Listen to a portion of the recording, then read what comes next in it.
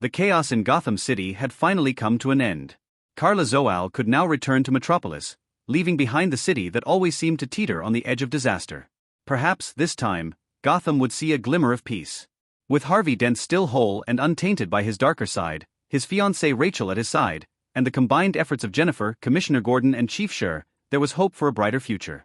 Karla left Gotham with a sense of relief, taking another vehicle back to Metropolis. The road home. Her return journey was uneventful compared to the stormy events of Gotham. Jennifer had offered to replace Karla's wrecked car with a brand new one, but Karla had declined.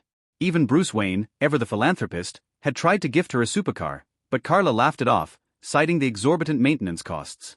Jennifer eventually helped Karla get her insurance claim settled, covering the remaining car loan. Karla refused further compensation, brushing it off.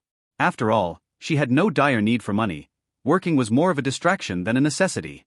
Reunion with family. Instead of heading to her apartment or the office, Karla went straight to visit her adoptive parents.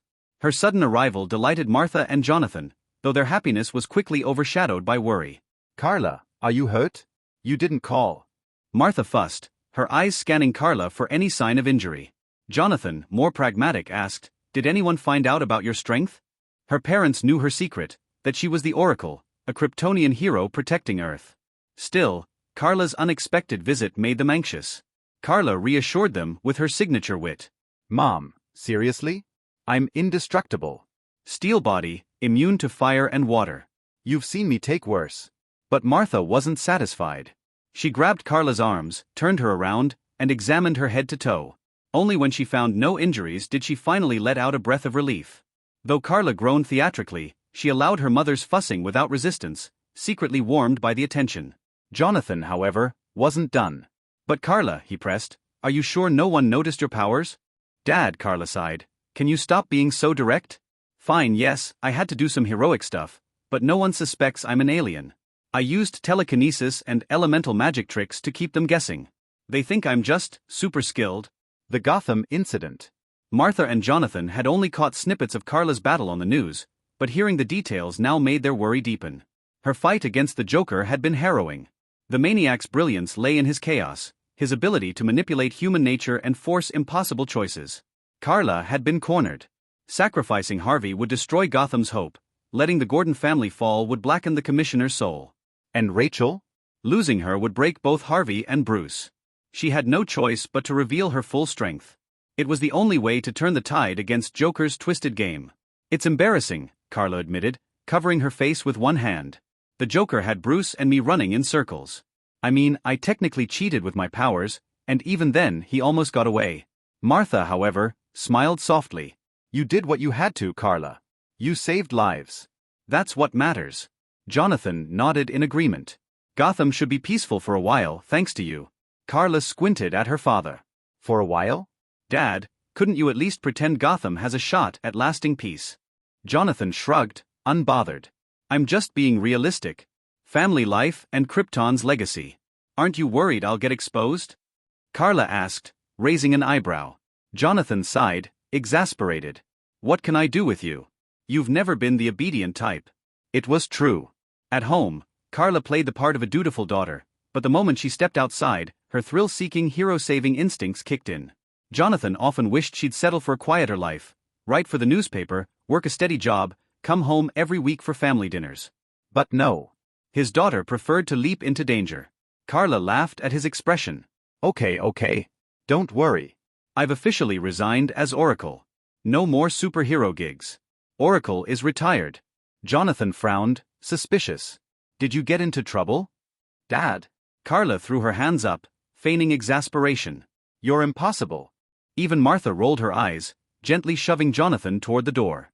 "Stop nagging, Jonathan. Go pick some vegetables. I'll cook Karla's favorite dinner tonight." Karla wrapped her arms around her mother, grateful for the reprieve. As Martha prepared dinner, Karla's dog Krypton came bounding up to her, tail wagging furiously. "Ugh, not you again," Karla teased, nudging the dog away with her foot. Martha scolded her playfully. "Stop bullying Krypton. He adores you." Named after their home planet, Krypton the dog was fiercely loyal to Karla, despite her teasing. The family joked that the dog must remember the day Karla had rescued him, forging an unbreakable bond. A quiet moment. Before dinner, Martha sent Karla to walk Krypton around the farm, calling it compensation for her relentless teasing. Karla grumbled but complied, secretly savoring the peaceful moment. For a while, everything felt normal. But deep down, Karla knew that her journey, both as a hero and as a daughter of Krypton, was far from over. Karla had taken a few days off to recover from the chaos in Gotham City. Having informed Perry that she would be unavailable for work, and mentioning her involvement as Oracle, he wisely avoided pressing her to return, pretending not to understand her situation. So, Karla decided to spend some time at home, away from the bustle of Metropolis. She planned to rest for 2 or 3 days before returning to her job. Thankfully, Perry had no idea she was already back in town. Otherwise, he might have lost his mind over her nonchalance. The next morning, Karla slept in until the sun was high in the sky. Slowly, she opened her eyes, yawning as she stretched in bed. But something felt off. Wait a minute, Karla muttered groggily, blinking at her surroundings. Was my room always this big? She sat up, realizing that the familiar space she had lived in for years now seemed enormous. No, it wasn't the room that had changed, it was her. I'm smaller. Karla gasped, leaping to her feet, or rather onto her bed. To her shock, her entire body had shrunk to the size of an ant. Ant-sized hero. Hovering in mid-air, Karla marveled at her situation. Somehow, she had awoken to find herself dramatically shrunken, though her clothes and belongings had conveniently shrunk with her. Great, she muttered, half in awe, half in exasperation. Did I turn into Ant-Man overnight? Before she could process the bizarre turn of events, Martha's voice called from outside the door. Karla? Are you still in bed? The sun's already drying your butt. Martha walked in, glancing around the room. She's up already? This girl is always off somewhere. Unaware of her daughter's predicament, Martha began to turn back toward the door. Mom! Karla shouted, her tiny voice just loud enough to catch Martha's attention. Martha froze, her eyes darting around the room. Karla? Where are you? Karla flew closer, intending to explain, but her small size confused her mother, who instinctively swatted at what she thought was an insect. Karla dodged in the nick of time, releasing her shrunken form and returning to her full size just before Martha's hand could strike. Karla! Martha exclaimed, startled by her daughter's sudden appearance. What on earth are you doing? Funny story, Karla began awkwardly, scratching the back of her head. I just woke up like this. No idea how or why. Dinner table discussions. At breakfast, Karla recounted the strange events to her parents. She explained how she had mysteriously shrunk to the size of an ant but had somehow learned to control the ability. She could now shrink at will and even revert to her normal size without difficulty. Jonathan and Martha exchanged looks of concern but tried to stay calm. Well, Jonathan said after a moment, at least you didn't grow bigger instead of smaller. That would have been a real disaster. His words sent a strange feeling through Karla, as though his comment had triggered a premonition. Dad. Karla said, her expression turning wary. I have a feeling that tonight, I might actually become a giant. Clink. Martha's spoon fell onto her plate, her face a mix of shock and disbelief. Titan-sized awakening. Karla's hunch wasn't wrong. That night, she flew to an isolated forest to sleep, just in case her transformation caused any destruction. Sure enough, the next morning, she awoke to find herself towering above the treetops. Her new size was staggering, easily over 80 meters tall, possibly even 100 meters. Though her clothes had grown with her, sparing her embarrassment, Karla was left crouching in the forest, her massive form blending into the landscape like a mountain. Nearby, a black bear ambled past her feet, oblivious to her presence. To the bear, Karla's legs seemed like massive trees, her toes indistinguishable from boulders. What is happening to me? Karla whispered, hugging her knees as she tried to make sense of the situation. While these new abilities were startling, Karla quickly discovered she could control her size, shifting between her ant-sized form, her normal height, and her towering Titan state. The ability wasn't passive, unlike some of her other powers, which gave her a sense of relief. After spending the morning practicing her transformations, Karla shrank back to her regular size and returned home, flying into the kitchen where her parents were waiting. As I thought, she announced, sitting down at the table. I can become a Titan. I can also shrink to ant size. It's official, I have 2 new abilities. Family reactions. Martha and Jonathan took the news in stride. As parents of Kryptonian children, they had grown used to unexpected developments. Well, Martha said, her tone practical, at least it's not a bad thing. Now, eat your breakfast. Karla grinned, relieved by her mother's calm reaction. Over the meal, Karla shared her plans. She intended to rest for another day or 2 before returning to work. You should stay a little longer, Martha suggested. Your brother Clark will be back tomorrow. Why not wait for him? Then you can return together after the weekend. After a brief pause, Karla agreed. Fine. One more day won't hurt. Reflection and newfound strength. Though Karla wasn't entirely sure how or why her new abilities had awakened, she suspected it was linked to her Kryptonian physiology adapting further to Earth's environment. Whatever the cause, Karla knew one thing for certain: her journey as a hero was far from over, and her growing powers were only the beginning of what was yet to come. Hello everyone, and welcome to another video of FanFic Canon. Before we dive in, I want to remind you to subscribe to the channel if you enjoy our content. It really helps a lot.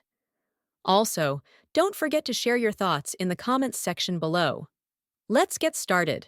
Before Clark came back, taking advantage of having nothing to do at home, Karla gained some understanding and proficiency in the two super abilities of the new awakening. Then Karla discovered that when she became smaller to the size of the ant file, her attack power would be even more terrifying because of the higher impact power and the condensed quality. To put it simply, even if an ordinary person is reduced to the size of an ant, the power of a punch is almost comparable to that of a pistol bullet, and it can easily penetrate a person's body. Not to mention Karla. If she didn't pay attention to protecting from her own biological standpoint at this time, she might inadvertently land on the ground and cause a major earthquake, and a punch could even easily penetrate the earth. On the contrary, when it becomes larger, it is like an increase in quality and strength, which will also increase the power of terror. It's just that when it becomes smaller, it is concentrated in one point, but when it becomes larger, it is comprehensive. If it is said that becoming smaller can easily penetrate the earth, then becoming larger can smash half of the earth. It is equivalent to the difference between a sniper rifle and a rocket. One is better in penetration, and the other is better in strike area. For now, that's all she has.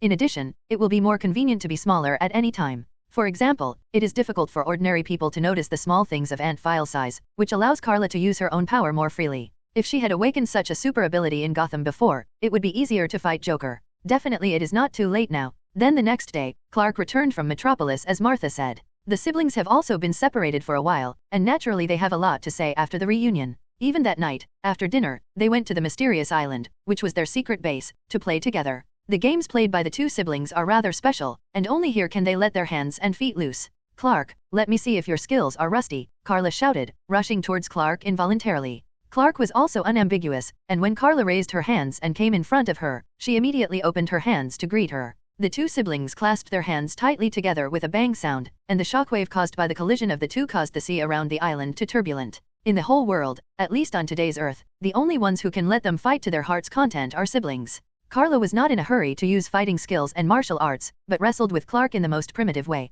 Both of them flew in midair with their feet off the ground, and two pairs of forehands tightly held together to wrestle. At first Karla didn't dare to use all her strength, but she found that with the growth of age, Clark's strength has not been what it used to be, and now he has grown up. Clark is 10 years younger than Karla, and has never been able to challenge Karla's absolute status, but I don't know when. Clark is catching up with his sister's footsteps bit by bit. Even Karla stared in a daze at Clark, who had turned into a handsome file-size guy in front of him. He didn't know when he was already 1.92 meters tall, surpassing himself. Karla has already passed the physical development period, and her height of 1.9 meters will not grow taller unless she becomes a titan. Clark surpassed Karla and reached 1.92 meters. I don't know when. Clark and her family has grown so big. Maybe because he noticed that Karla was distracted. Clark was stunned for a moment, and the strength in his hands could not help but loosen. Karla snorted coldly. It's now. Boom. Karla suddenly used a strong force to push Clark down, and fell to the ground so hard that even the whole island shook. Clark lay powerlessly on the ground, but said dissatisfiedly, "Sister is too rascal, it doesn't count." Karla felt funny and said angrily, "Although I am distracted, it is because I have the qualifications. But you dare to distract yourself in front of me? If I am the enemy, you are dead, Clark." Clark was unconvinced. "Only my sister has the power to hurt me, but you won't kill me.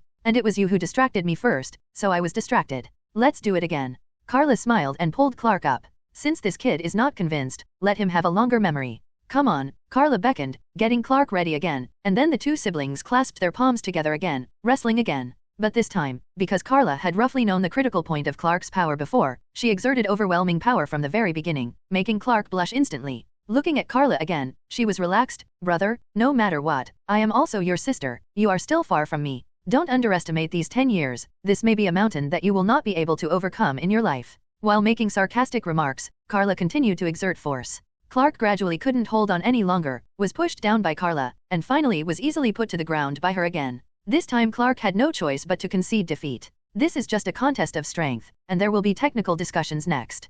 Karla has taught Clark many fighting techniques and martial arts that she has learned, hoping that he can master more fighting skills and force-generating techniques. Now is the time to check. From Taekwondo to Karate, to Muay Thai, Sanda, and even Tai Chi, Bajikwan, Tankai, Hongquan Lian. Karla and Clark seem to have a big fight on the mysterious island of their secret base, but in fact it is more like letting go of all restraints and letting go of themselves to relax and play. As long as they don't really use all their strength, they won't hurt each other, especially Karla, who is actually the only one who can hurt Clark, and it's impossible for Clark to hurt her. Because Karla is stronger, faster, more defensive, and everything she taught Clark. So most of the 550 is when Karla grabs and beats Clark, she doesn't use any force, and Clark doesn't feel any pain. This was to train Clark's combat experience, so as not to be at a loss when he actually encountered an enemy. In the end, Karla also had a confrontation with Clark with the same super ability. They both have heat vision rays, but Clark's heat vision rays are red, and Karla's heat vision rays are blue from the beginning for some reason, maybe because of gender? There is also a super breath. Their breath can easily create a hurricane, or blow out a super freezing breath,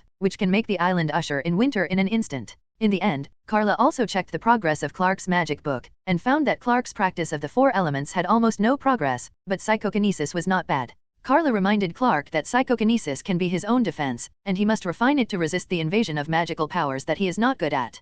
Clark was also very obedient, saying that he would practice hard. Finally it's Tonta, Karla exhaled. Only Clark in the whole world could afford to play with her, and she was worried about accidentally slapping Batman to death for others, even Batman. No one in the world knows their horror, except their adoptive parents. Let's go, you can go back, Karla greeted, and the 2 siblings were about to go home. But at some point, a group of uninvited guests came to the island. In order not to be discovered, and to take care of their adoptive father Jonathan, even if the siblings found this uninhabited mysterious island as a base, they would only come here at night. It's not that they haven't been here before, but most of the time they play here for a while and then leave. Only today was different, they had a less intense contest, although it was already terrifying for ordinary people. And this has caused some unusual changes, or unusual things. When Karla and Clark were about to leave, a group of dark shadows approached them quietly in the dark night. Suddenly, Karla turned her head to look. As mentioned before, with her supervision, even if she dives into the deep sea at night, she can see the surrounding scenery as clearly as daytime. So now Karla can see even more that there is an ugly and weird monster coming straight ahead.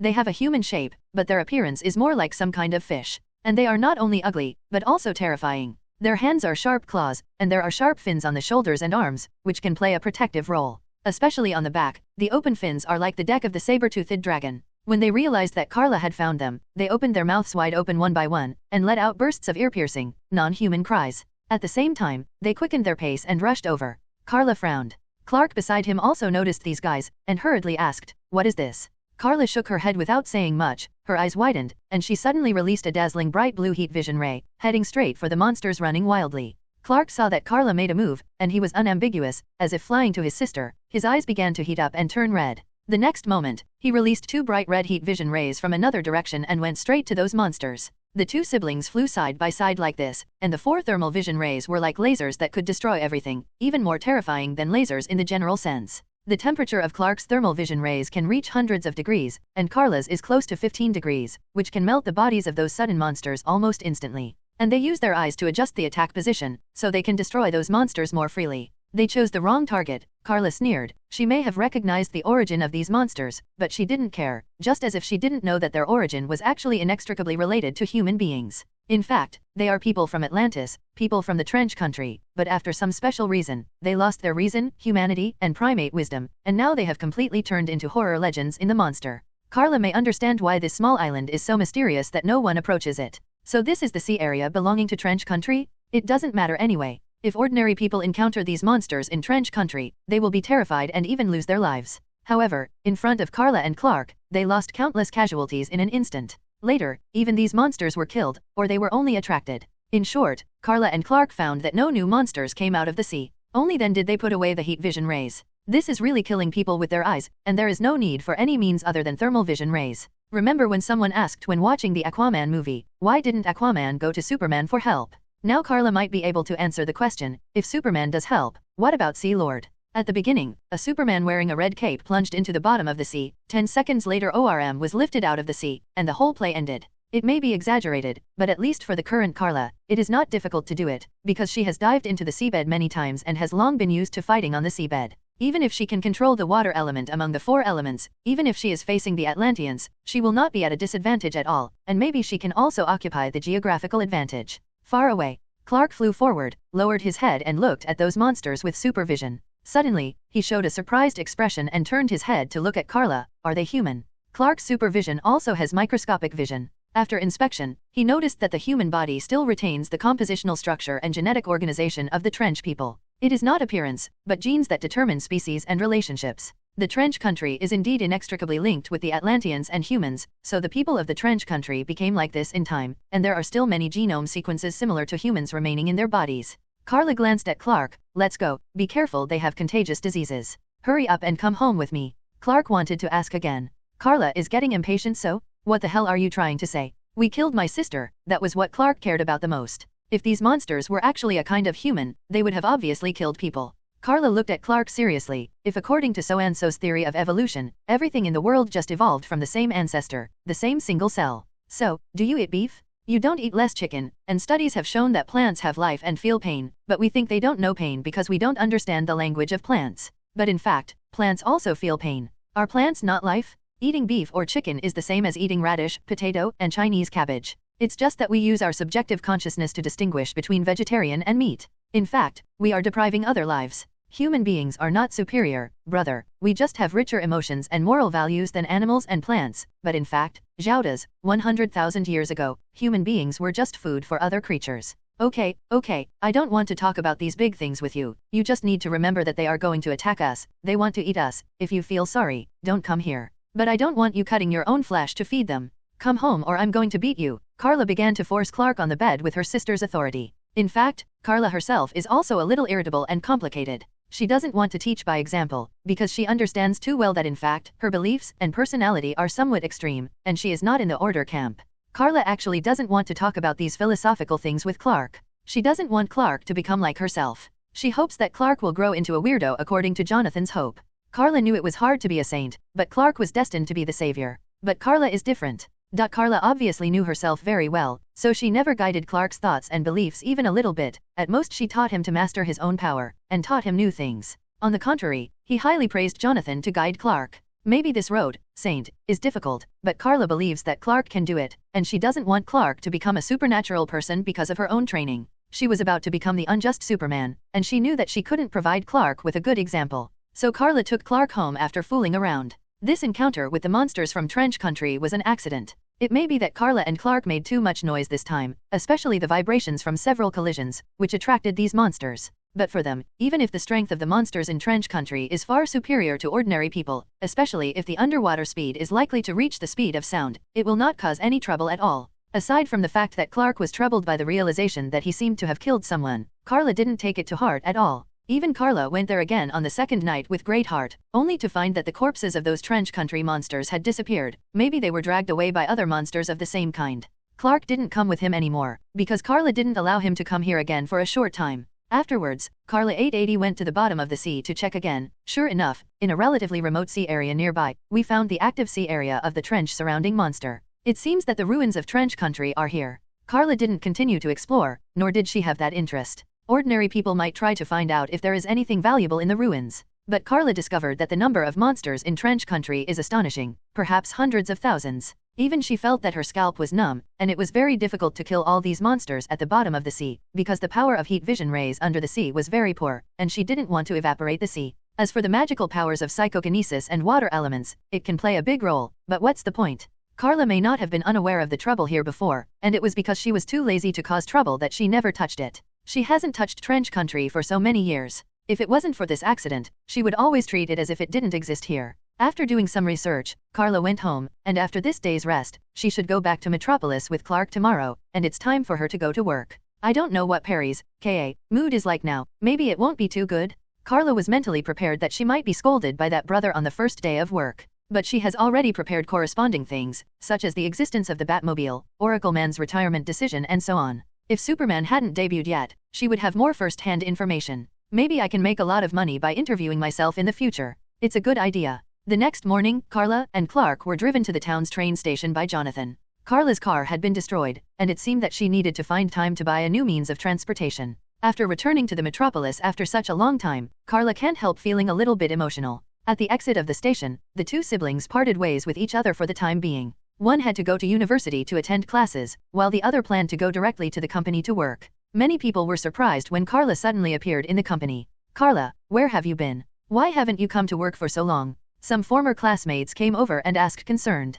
Perry had brought in some of his former club classmates, who were definitely Karla's old classmates. Karla smiled and responded casually, because something happened. I took a long vacation, and I have already talked to Senior Perry. At this time, someone pulled Karla aside and reminded quietly, during the time you were away, Grant, Perry's assistant before, Kate Grant, maybe someone forgot, has been in charge of your affairs. The column, apart from the sudden death of sales for a period of time due to the change of author, has gradually recovered a lot, so you have to be careful. These are some twists and turns in the workplace. Karla didn't understand, but she just didn't take it to heart. She smiled and nodded at the man. I know. After finishing speaking, Karla turned to look at her original position. Sure enough, she found that Kate was sitting in her position and was busy with something. Karla smiled and walked over. Others in the company are paying attention to Karla directly or secretly, consciously or unconsciously. Karla soon came to Kate, or her original position, and stood condescendingly in front of Kate. She was 1.9 meters tall, and she still felt very oppressive. Kate raised her head in response, as if she had just noticed Karla, and said, hello, you're back, Karla. Oh, by his first name? Karla continued to laugh, turned over Kate's table with her hand, and asked, is it all right? Kate nodded, thanks to your guidance and the materials you suggested, otherwise I would have been fired a while ago. Now that you are back, I can also take off the burden. Karla stretched out her hand to hold Kate. It's rare that readers have begun to accept you, it would be a pity to reopen the column. Kate showed a surprised expression and looked at Karla in disbelief. Karla shrugged nonchalantly. Kate became excited. Karla's meaning was already too clear, but she was planning to give this column to herself. This is what Karla has managed for many years. But this is your painstaking effort. Kate was not so self-conscious, she knew how valuable this gift was. Karla felt amused. Is this a bloody thing? Don't worry, I plan to start a new column in the future. Recently, I suddenly became interested in food. Wouldn't it be great to be able to teach others how to cook and taste food by myself? Karla seemed to have thought about it for a long time. It turns out that Kate is not a dove, but that Karla's sudden departure must be filled by someone, and this person is Kate. She had been following Karla before, and Perry simply promoted Kate. In addition, when Karla was in Gotham City, she would give Kate some ideas when she was free. In addition, Kate's level is also good. Unexpectedly, it really got her up. Others didn't know about these situations, and thought there would be a good show to watch, or they were really worried about Karla and it wasn't worth it. But Karla didn't care at all. At this time, Perry also noticed that Karla was back, and saw that although she came back, she didn't come in to say hello to him, but chatted with Kate. He didn't bother, knowing that they would have something to explain. But after waiting and waiting, Karla still didn't come in, and then she simply crossed her legs and sat on Kate's table, and finally couldn't help but come out on her own initiative, saying, Karla, Kate, come in for a while. Down. I thought you could sit still. It turned out she did it on purpose. In Perry's office, Karla and Kate sat across from each other, and Perry sat at the desk. You're finally back. Perry glanced at Karla, and there was worry in his eyes, but he didn't dare to ask too much. Perry is very smart. At that time, Karla made all kinds of explicit statements, but he directly said that he didn't know anything. If it were someone who was more unscrupulous, wouldn't Karla's identity be known to the whole world? But the clever thing about Perry is that he knew through Karla that Batman might be Bruce, but with Bruce's financial resources and contacts, it is still very easy to bring him down. What's more, if Karla is really Oracle Man, and he gets stabbed out again, how will he be treated with Oracle Man's strength and ruthlessness in attacking Lars and the Shadow Warrior Alliance before? He is not Joker, he is not as crazy as Joker, and he is not as fearless as Joker. So Perry would only help Karla keep the secret, glanced at Karla who didn't care, and asked while feeling a headache, what should I do next? Let Kate continue to help you. Kate keeps her head down and doesn't make any comments. In fact, she is still a newcomer. Karla has only been to Gotham City for more than a month. She is not qualified to express opinions, let alone argue with Karla. The reason is that Karla's previous column has better data than Kate's, that is, more profitable. No need, Karla said without double-sidedness. Since she had promised Kate before, she would not regret it now, and expressed her thoughts. Kate did a good job in that column, so why not let her continue to operate? As for me, I plan to continue come out with a new column. Haven't you been criticizing me for not working hard enough? Then start over. Oh. Perry's eyes lit up. Are you finally willing to publish a new column? What are you going to do this time? Food, Karla says, her eyes sparkling as she talks about the food. Perry paused for a moment, then continued to ask with a normal expression, what's the style like? Karla continued to talk about her thoughts, combine local characteristics with food, and then write my comments on the food and the general method and process of the food. I think it will be very good. To put it bluntly, he is a food blogger. The difference is that there is no live broadcast industry yet, so Karla plans to do it in newspapers. But Perry showed a disappointed expression, and asked questioningly, are you sure there will be people who want to watch it? All TV programs have food programs. Karla shrugged, you have to try. If it's a big deal, you can write about other things, such as fashion trends, or gossip columns. I can do it. Kate on the side opened her mouth and hesitated to speak. Karla glanced at Kate, smiled and took the initiative to comfort her. Don't worry, I'm not reluctant at all. In fact, I've only been doing things in one field, and I feel tired. Otherwise, I'll just change jobs and write screenwriters. For example, for Marvel the comics line up with a live-action movie or something. There has always been a tradition that there are Marvel comics in the DC world, and DC comics in the Marvel world, which can be regarded as a small linkage between the two companies. As a result, Karla found that there are Marvel comics in her world, and the sales are still very hot. I believe that the DC comics in the Marvel world are also popular, but I don't know if there is a separate publication of its own. Karla is really tempted. Maybe she can create a Marvel movie universe with 20 movies in 10 years? It would be best to create another Avengers. As for the startup capital, you don't have to worry about it. You can ask Bruce to invest, or you can get some gold yourself to realize it. To be honest, what should I do if I get more and more excited? Perry was taken aback. His famous brand actually wants to quit? That is definitely not acceptable. Don't forget that you still have a contract, Perry reminded the little junior. The contract should not be vague. Before Karla said that she could afford the liquidated damages, Perry quickly agreed. Okay, I get it. Since you have to mess around to be satisfied, then start a food column according to your idea. But the ugliness is in front of me. If your column is not satisfactory for 3 consecutive periods, you will write a gossip column for me in a weird way. No problem, Karla agreed without any hesitation. With her newly acquired ability to become an ant file size, plus perspective, acute eyes, and acute ears, she is actually more suitable for gossip magazines. Also, here, Perry suddenly reached out to Karla, as if asking for something. Kate looked puzzled. It wasn't until Karla fished out a set of photos from the pocket of her suit jacket and handed them over that she didn't notice. Was that a photo of Batman? Kate covered her mouth with her hand and almost exclaimed, "Ask for flowers." But she might have misunderstood, thinking that Karla was going to catch the latest news. But how did she know that Karla just asked Bruce to pose for some casual photos, including a few photos of herself? By the way, Karla revealed a big news by the way. Tomorrow's headline can be written like Oracle Man decides to retire. Perry shook his hand and looked Karla straight in the eyes. Karla smiled and nodded, meaning she was fine. Only then did Perry feel relieved, excited like an unscrupulous businessman, and shouted, "Great Karla, you have brought a big news, and it will definitely be a big sale tomorrow." Kate couldn't help but complained, "Editor-in-chief, that's Oracle Man. Please be a little concerned if she's in some trouble, or if she was injured in the battle with Joker.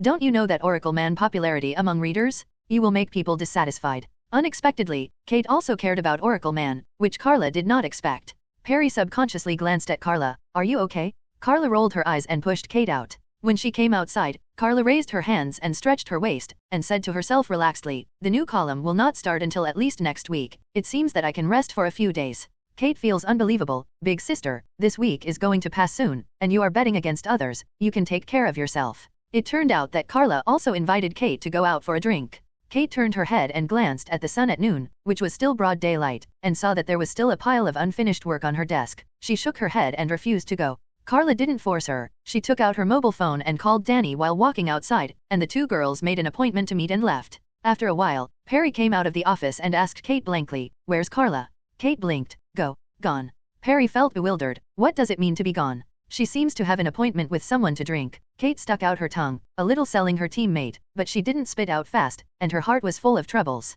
Perry almost vomited blood out of breath. "She prepared the design of the column and the outline of the copywriting for me, and she doesn't want the desk? You damn girl." As soon as Karla came back, she ran away again, and went to a party and drink with Danny, whom she hadn't seen for a long time. Later, it was Perry who called Karla and made all the preparations. For example, Karla's desk has been given to Kate before, and she needs to arrange a new one, but this time, Perry even arranged an office for Karla. In terms of Karla's qualifications, it's actually not enough. She has only been here for more than a year. But Karla's achievements are obvious to all. She is already one of the signs of Planet Daily, and it is normal to have her own office. Definitely the size of the office is definitely not as good as Perry's editor's office. "You don't always make things difficult for senior brother Perry." Even Danny couldn't stand it anymore. Perry's voice came from the phone in Karla's hand. "Danny, tell me more about her." Karla hummed 920 and hung up the phone. The two women looked at each other, then laughed together. "But I have to say that Perry has always been very kind to Karla, and even the interview opportunity was arranged by Perry. It can only be said that his vision is really unique, and Karla deserves his special treatment.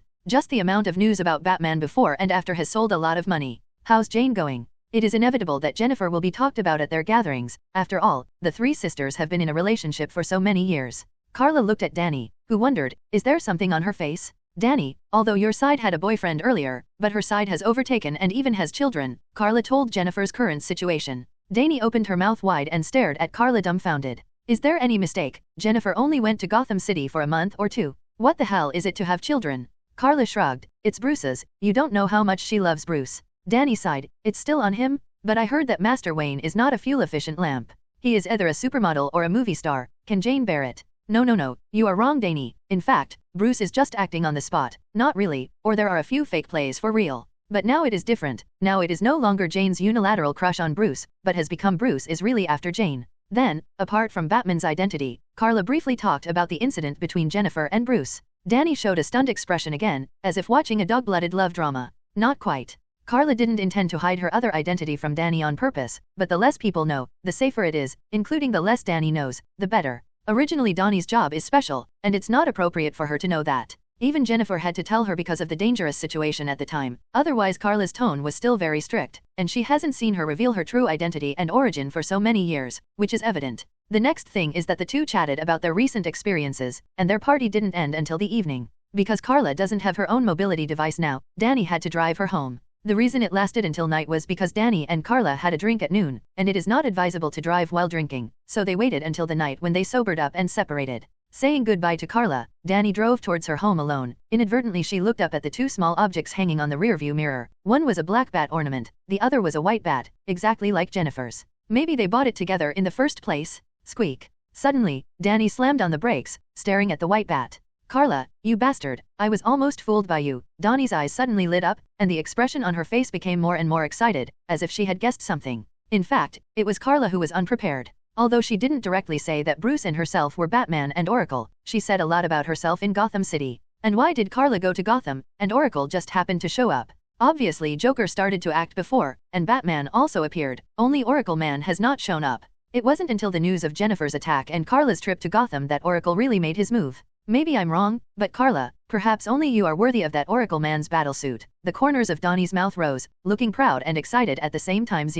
The proud thing is that she guessed it. Maybe she guessed it wrong, but there is a high probability that she guessed it right. Maybe her best friend is that Oracle Man. The exciting thing is that it seems that she is also a fan of Oracle Man, at least she also admires and respects this female superhero. But when Danny took out her phone, she hesitated again. Then Danny decisively put away her mobile phone. She didn't call Karla to confirm. She knew that if she asked, Karla would definitely tell the truth, but she didn't call. I don't know if she was afraid of guessing wrong or she was afraid of guessing wrong. At the same time, she didn't call her boss. Normally, she should have disclosed this idea, but Karla is her best friend, so she chose to hide it, as if she didn't know or guessed it. Then Danny restarted the car and drove away, and finally disappeared in the distance of the street. On the other side, Karla didn't know that her friend had vaguely guessed her identity. In fact, this is a reasonable explanation, as if Superman was once suspected, because for those who are familiar with Clark, every time Superman appears, Clark will disappear miraculously, and once Clark appears, Superman will leave again. So some people once suspected that Clark was Superman. But then Clark always had a way of avoiding the past.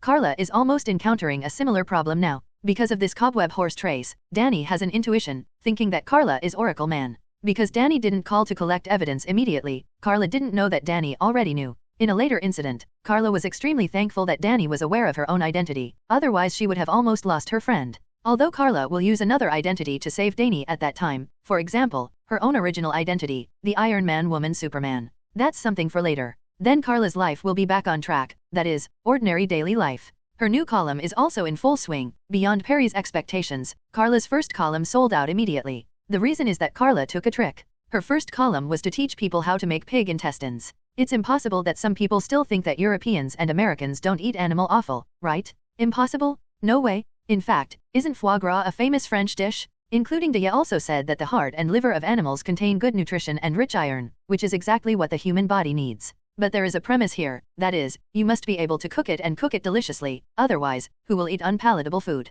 It just so happens that a certain countryman really can't do anything. In a real sense, those who don't eat internal organs are actually people from a certain country. For example, the pork among them only eats bacon, ham, and pork chops, and the pork chops among them are still all lean meat. That is lean meat. I especially like bacon. 2 slices of bread for breakfast, a piece of bacon and a glass of milk are enough. But Karla chose how to cook pig intestines in her first column. The name of the title alone is full of gimmicks, but it is not a good gimmick, but it has aroused the disgust of many people. Including 20 Perry and many colleagues almost threw up when they heard the title. We all know what's in the pig's large intestine, and you actually eat this thing? Everyone thought Karla was crazy, including her former fans, and Perry even thought Karla had given up on herself. But Karla took out 2 photos, one is braised pork intestine and the other is stir-fried pork intestine. If you only look at the finished product, the braised picture looks brownish-red, oily and shiny. In the picture of stir-frying, there are green peppers and red peppers, which look very appetizing, making people forget what the ingredients are made of.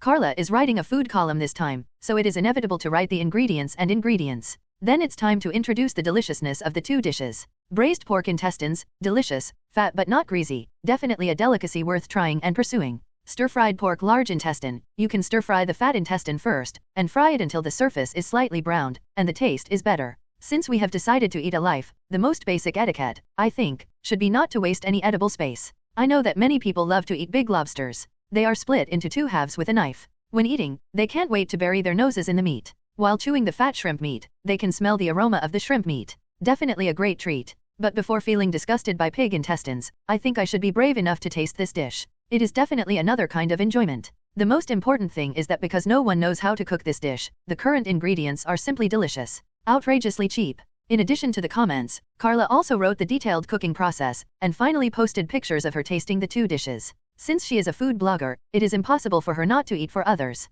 After the publication of this issue, everyone thought that Karla was absolutely crazy. No one was optimistic about her, and it was even less likely that anyone would dare to try. Even some news and talk shows on Metropolitan TV began to make fun of Karla. Don't look at Karla, because the Metropolis has only one news agency, the Daily Planet, and she is one of the golden signs of the Daily Planet. It's just that this time her reputation is no longer praised and supported, but ridiculed uniformly. The next day, Perry looked at the latest data report and felt his head was blown. Because the newspapers sold yesterday were arguably the worst ever. Even many people just came to read the news after receiving the news, but deliberately did not buy the newspaper, but laughed at the headline. He felt desperate. Maybe this column was going to die from Karla's death from the first day. The gimmick of the title did come out, but it wasn't good, it was terrible. Among all the people, only Karla showed the least concern. She clearly had a 3-term bet with Perry, but she simply proposed to stop this column at the meeting and did not do it.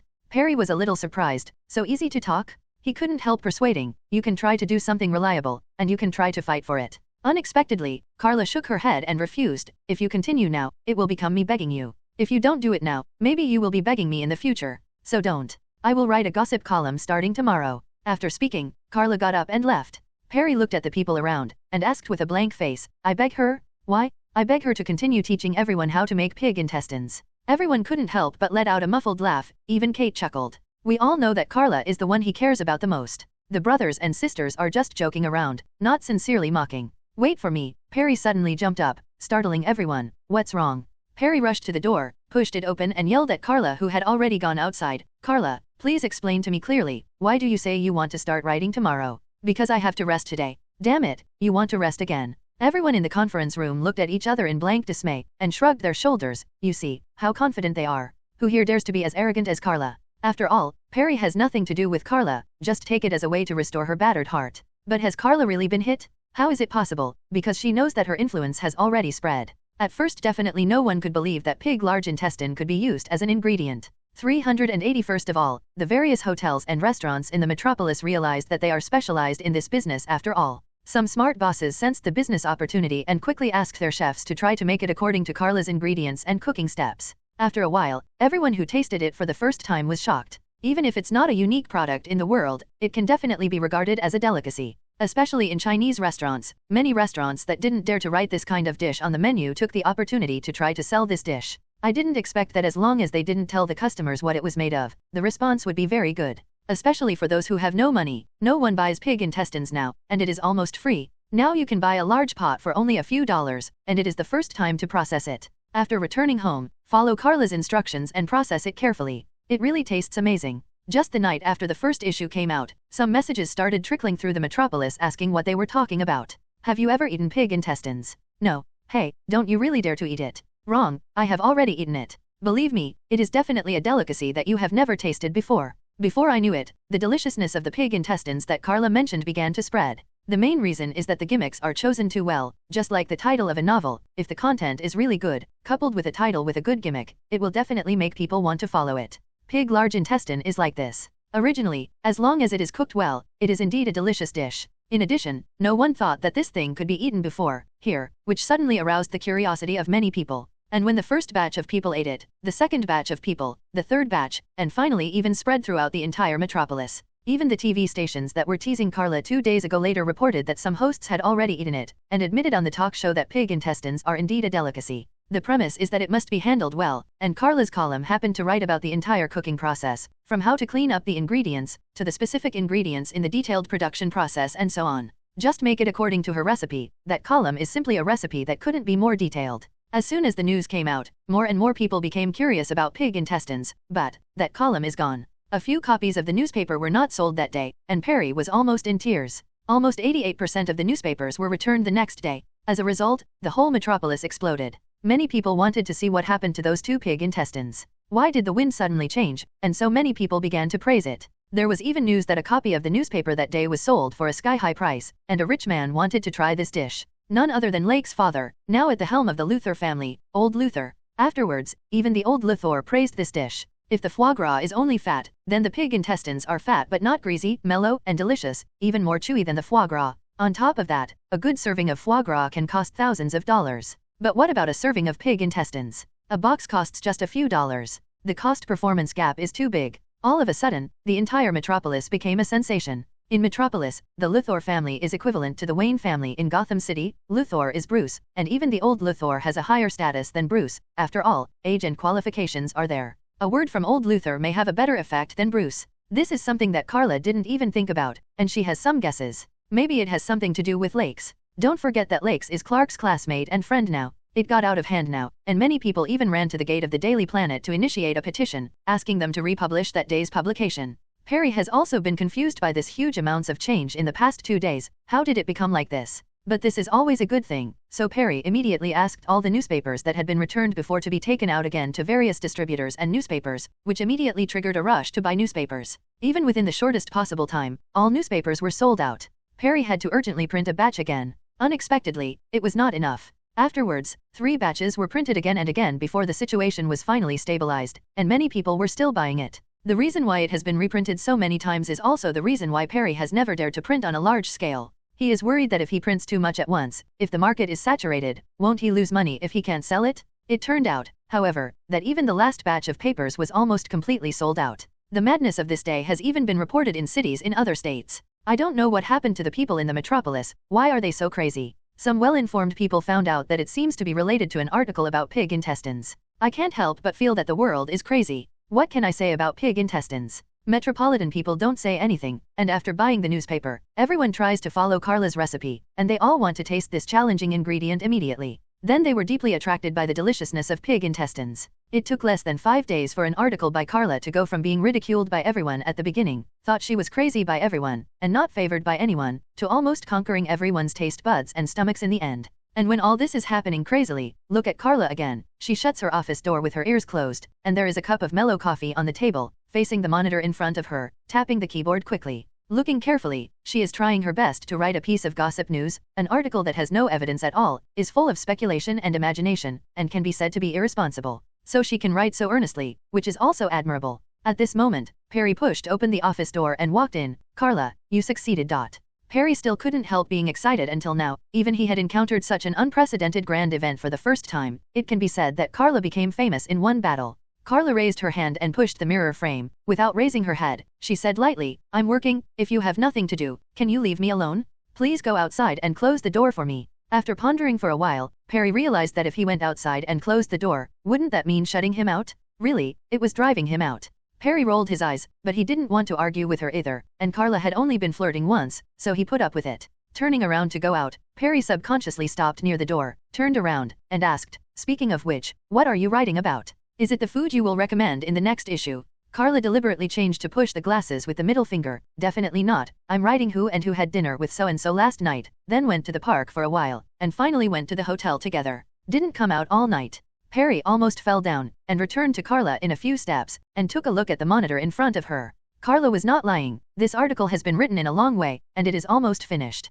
Perry looked at Karla speechlessly. You don't really want me to beg you. He remembered what Karla had said at the meeting the other day. Karla suppressed a smile, pretended not to understand and said, I don't know what you are talking about. Zhao, didn't you agree that I would write gossip? My aunt, your pig intestines are going to sell like crazy. What kind of gossip are you writing? I don't care who and who went to the hotel. Hurry up and write me another one, Perry said. It's going to be crazy. Now ghosts want gossip news. How many people are waiting for Karla to bring a food that no one has eaten before to the metropolis? Karla looked sideways at Perry and blinked. What are you talking about? I can't hear you. Perry gritted his teeth. It's too much, Karla. I've always taken care of you like that. Do you really want me to beg you? Oh, who will write this article after it's finished? Karla continued to put on a show. Perry couldn't do anything about her, so he had to make a plea. Okay, I beg you, come back and continue writing your new column. Only then was Karla satisfied. Actually, I'm already ready. The next article will be about chicken ass. Perry was speechless. Do you have to be so challenging? Is it okay to write chicken butt after writing pig intestines?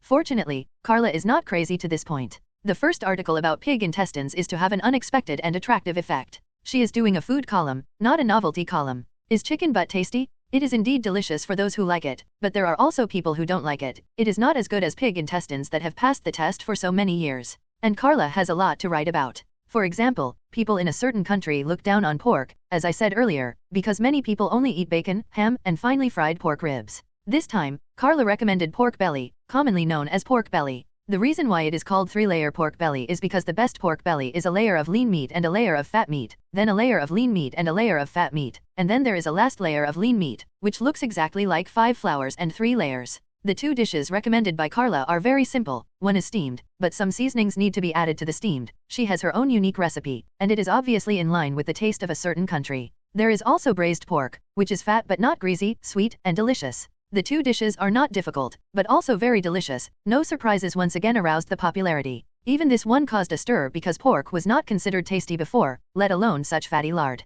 390 But I didn't expect that after making it according to Karla's recipe, it turned out to be so delicious. Many people wrote to accuse Karla that she shouldn't write a column about travel scenery, otherwise everyone could eat this delicious food a year earlier. However, this also had an unexpected effect, that is, the price of pork in the metropolis began to rise, and more pork had to be transferred from other cities. Fortunately, cities in other states don't know the news about the 4 dishes, and the metropolitan people tacitly decided not to spread the news, and just eat delicious food in silence. In short, Karla has fulfilled her bet and commitment, and there is no need for a 3rd installment. She only needs 2 installments to prove herself. Everyone was convinced, and those Karla's colleagues had to admit that Karla did have the qualifications for the privilege. Perry is now staring at Karla every day, lest she run off to write a gossip column again. Seeing that she wrote so happily that day, he had to beg her to get the new column down. Karla can't laugh or cry. Actually, she doesn't want to offend people like gossip columns, mainly because what she writes is true. Later, when the news released the so-and-so and so-and-so, they were photographed by the paparazzi the next day.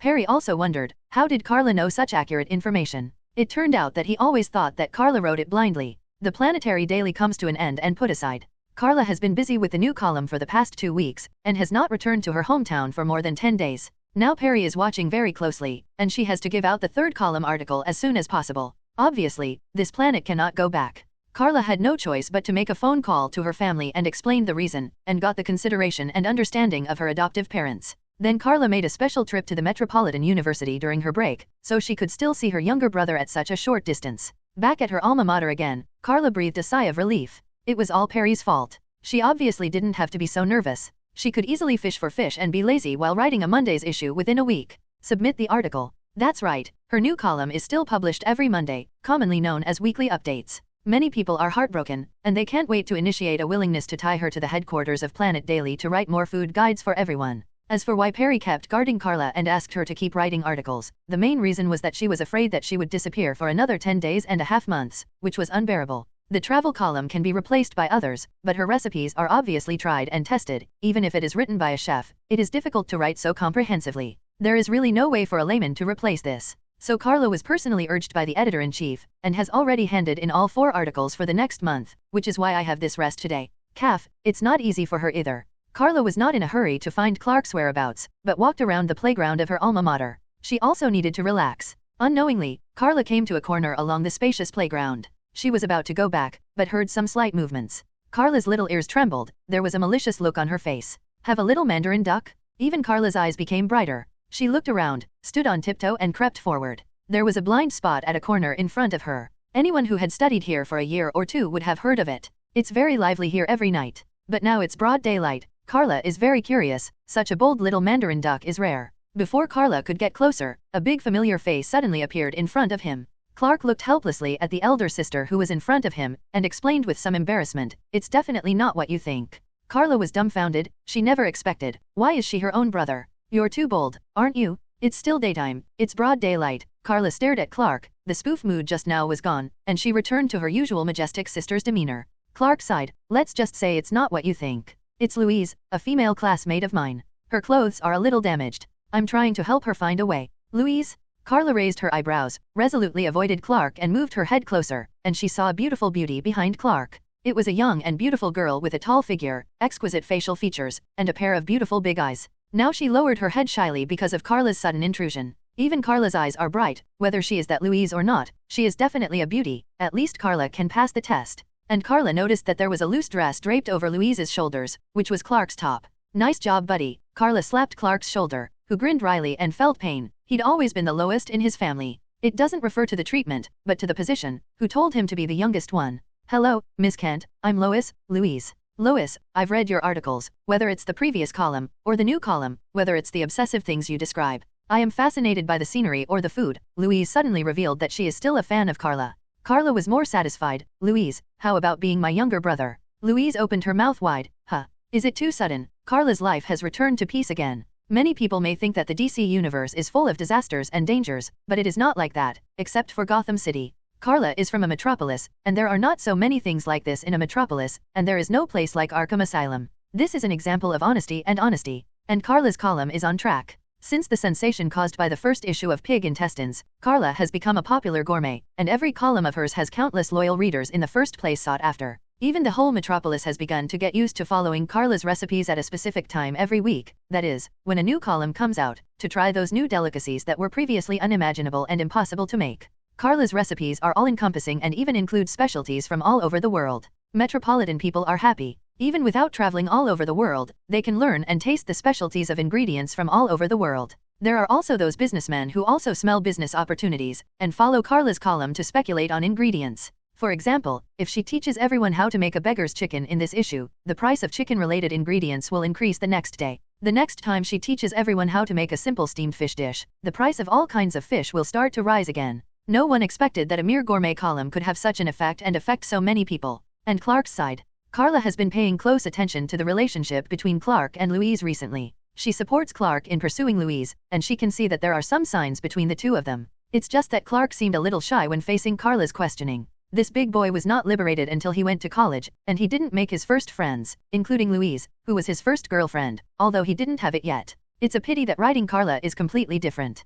Karla also found time to visit Gotham City a few times later. Since the Joker incident, almost a year has passed without knowing it. Time flies. Karla definitely has to go to Gotham, and Jennifer is still there. Sure enough, the girl never came back, and she was completely captured by Bruce after all. 1 year, just over 2 months ago, Jennifer gave birth to a boy safely and smoothly, named Damien. Wayne, Karla gave him a nickname Rice. Because this is Bruce and Jennifer's first child, the eldest son, so it's called Rice. In order to allow Damien to enter the genealogy of the Wayne family smoothly, Bruce has gone through countless efforts this year, and finally moved Jennifer with his sincerity. The two have completed the registration, and even Jennifer accepted Bruce's marriage proposal, and a not-so-exaggerated diamond ring was put on her left ring finger. This is Jennifer's choice. If it is according to Bruce's intention, I would like to put a diamond the size of a palm on her, if there is one. Jennifer would definitely not do that. She is the Chief Justice of Gotham City. What is it like? If people see her, they think she has accepted a bribe. In short, during the time Karla returned to Metropolis, various things happened in Gotham City. It is said that Joker was sent to a lunatic asylum, that is, the Arkham Asylum. Considering his madness and neuroticism, it seems that a psychiatrist was arranged for him. The Scarecrow is Jonathan Lois, who was originally the psychiatrist in charge of Arkham, but he has been trampled to death by Karla, and there will be nothing for him in the future. Karla heard that the doctor was a very pretty woman, who seemed to be called Harleen Quinzel. Karla wondered, isn't it Harley Quinn? That should be fine, right? Karla felt relieved, but Karla didn't know that Harleen was actually the later Harley Quinn. Harleen was her real name, and she changed her name to Harley Quinn after becoming Harley Quinn. Having said that, she still became Rice's godmother after all, and when Danny found out, she was almost envious to death. But there is no way, Donnie seems to be busy with something recently, so there is no way to come, so I can only congratulate Jennifer on the phone. So Danny can't be a godmother. Jen, I'm expecting your second child, Danny said, beginning to set her sights on the Wayne family's second child. Jennifer was speechless. What did she think of her? But Bruce showed thoughtful eyes. He has been chasing Jennifer for more than a year. He has always kept himself clean.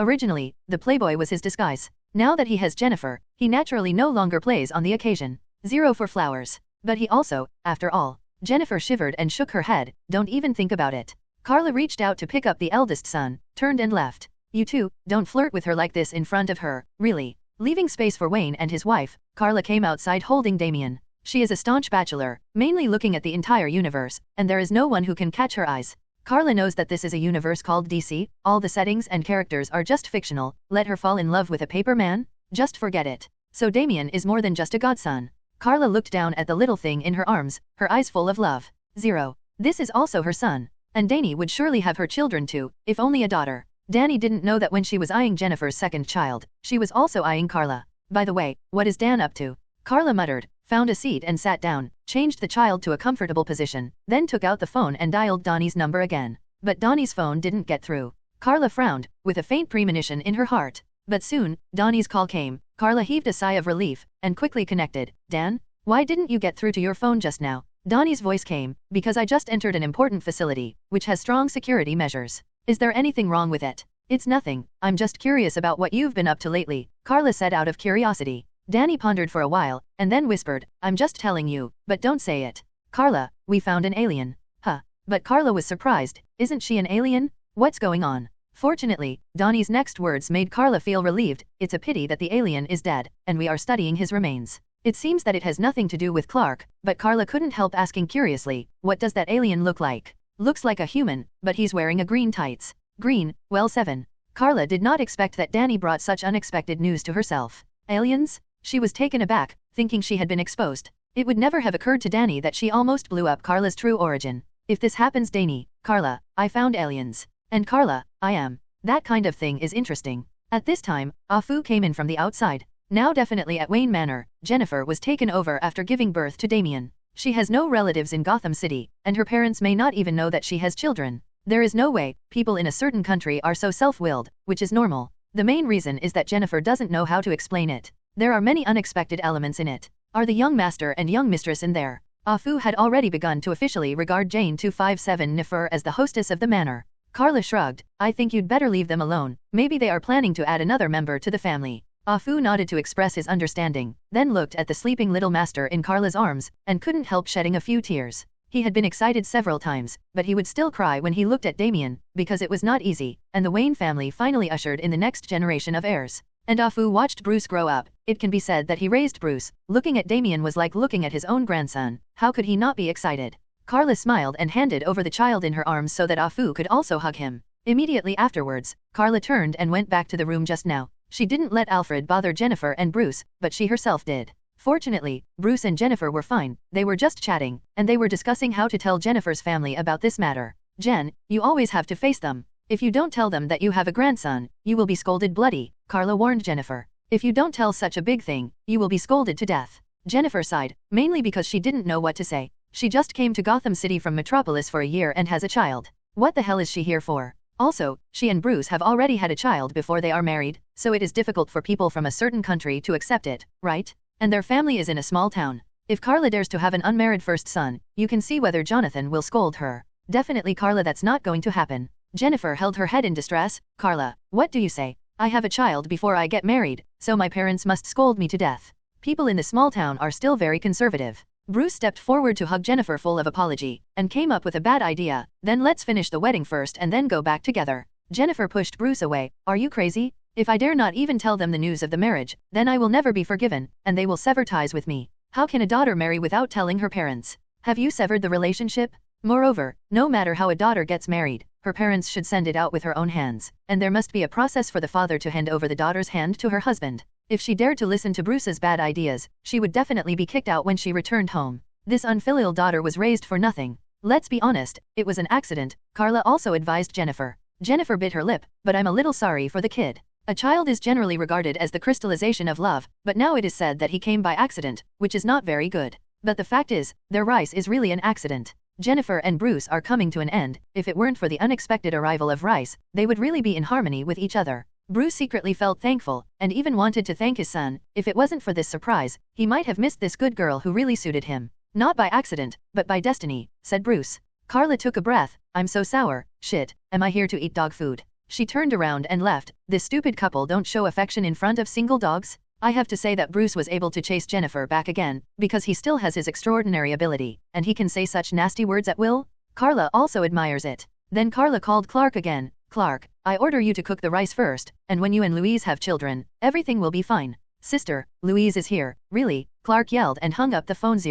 Clark is 20 years old this year, but there is still nothing he can do with Karla. Yes, it's only been a little over a year since the Joker incident, but Karla is turning 30. Before that, she was 28 years and a few months old, not exactly 28 years old, and now, after more than a year, she is finally 30 years old. Bruce and Jennifer are also 30 years old. This child is the best gift for them. At night, Wayne Manor is brightly lit, and Karla cooks in the hall herself, preparing a large table of delicious meals. But there were no guests. If I have to say, only Karla is the only guest. According to Bruce's wishes, he really wanted to send out invitations so that all the respectable people in Gotham City could witness the birth of Damian Wayne. But Jennifer disagreed. She thought it was their family business and there was no need to tell outsiders. Even if she had to introduce Damian to outsiders, she would wait until a few days later. Damian has just been born. It is not good to let him appear in front of too many people now. In case someone has a cold virus, a child's resistance is too bad. So even Harvey and Rachel weren't invited. It was enough for the family to celebrate. It's not Jennifer's narrow-mindedness, but Bruce's self-consciousness.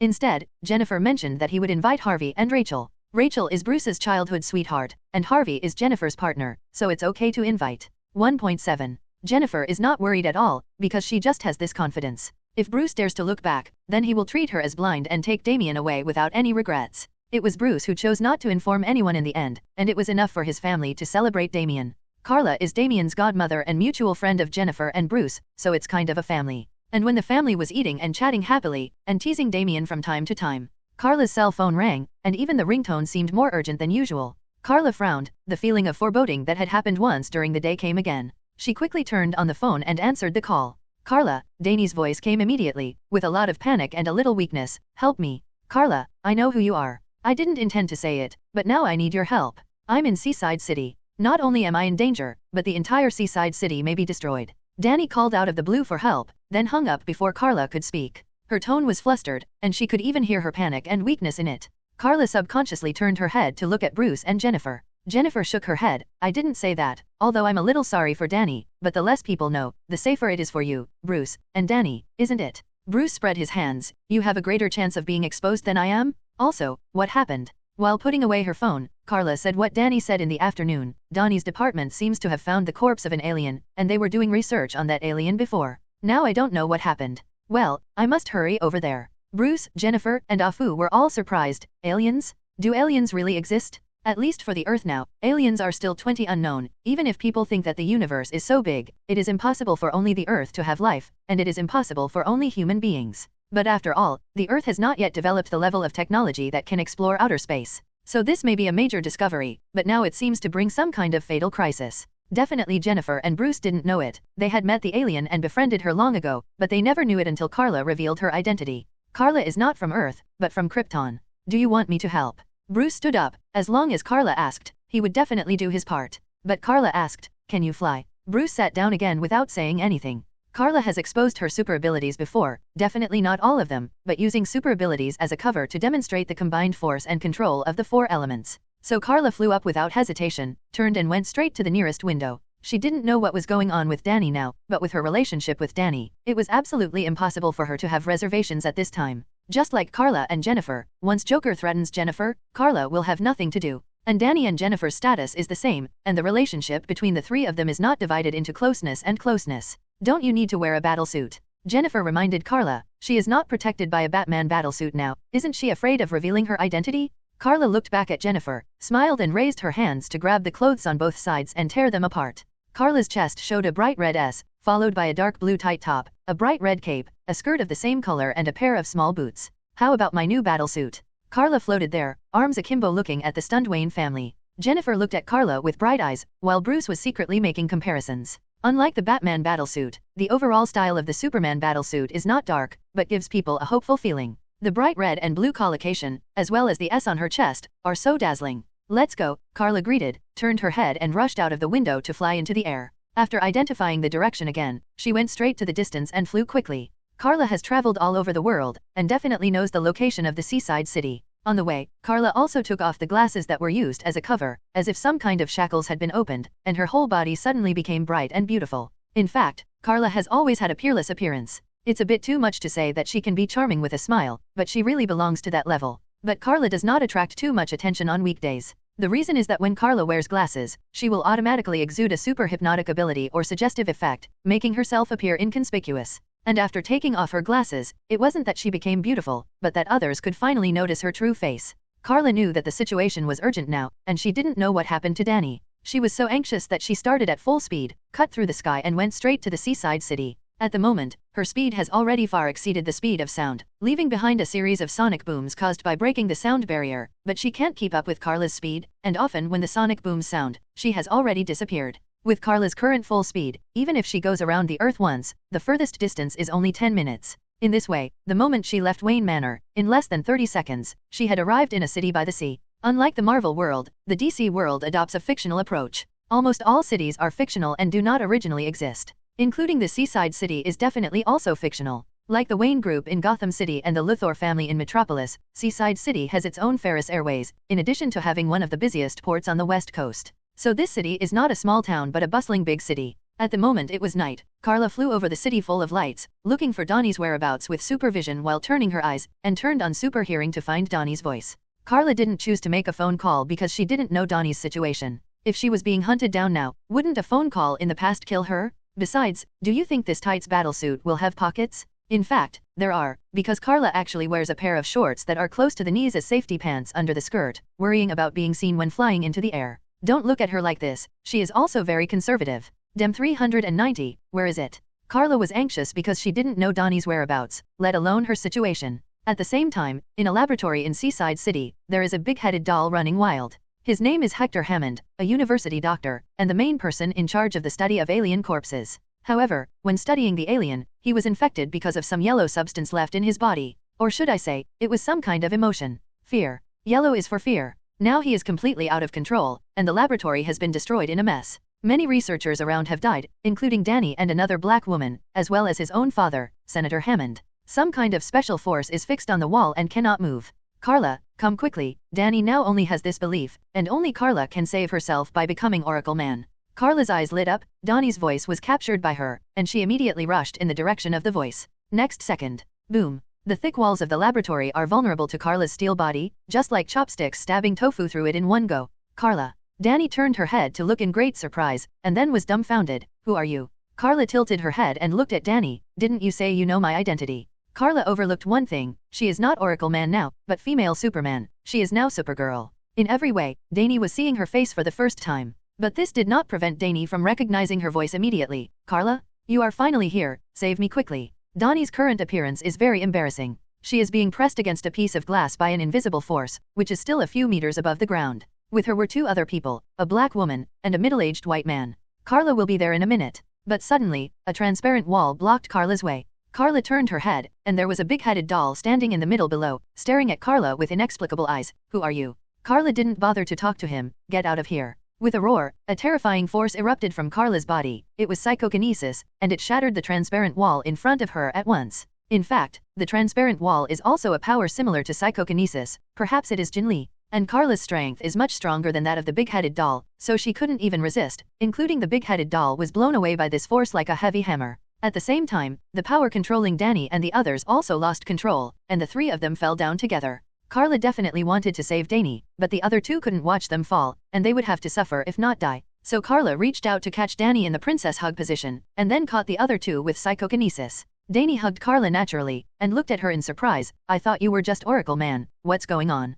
Karla shrugged. In fact, she didn't make a mistake. She also guessed that Danny guessed that she was Oracle Man. But in an emergency situation, she had to risk her identity and come here as quickly as possible. It's all like this now, all she can do is to continue to cover up her Kryptonian identity as much as possible. Let's not talk about this, what's the matter with that big-headed doll? Karla hugged Danny in midair and turned around, looking at the big-headed doll that got up from a distance. In fact, they have a name, called Heike Joe Wenmund, also called Dr. Hector. He is the son of that Hammond MP, and he is also the person in charge of dissecting alien corpses, but for some reason, he seems to have been infected with some kind of alien substance, so he lost control and mastered some kind of the special power is the same as your power just now, Danny briefly explained, and then looked at Karla with surprised eyes. That's psychokinesis. Well, I actually have a super ability, Karla finally confessed to Danny. Otherwise, why do you think those brats wrestled dozens of times because of it? It was already when they were in middle school. Because Karla is so beautiful, someone will always confess to her. If it is a good boy, Karla will directly refuse repeatedly.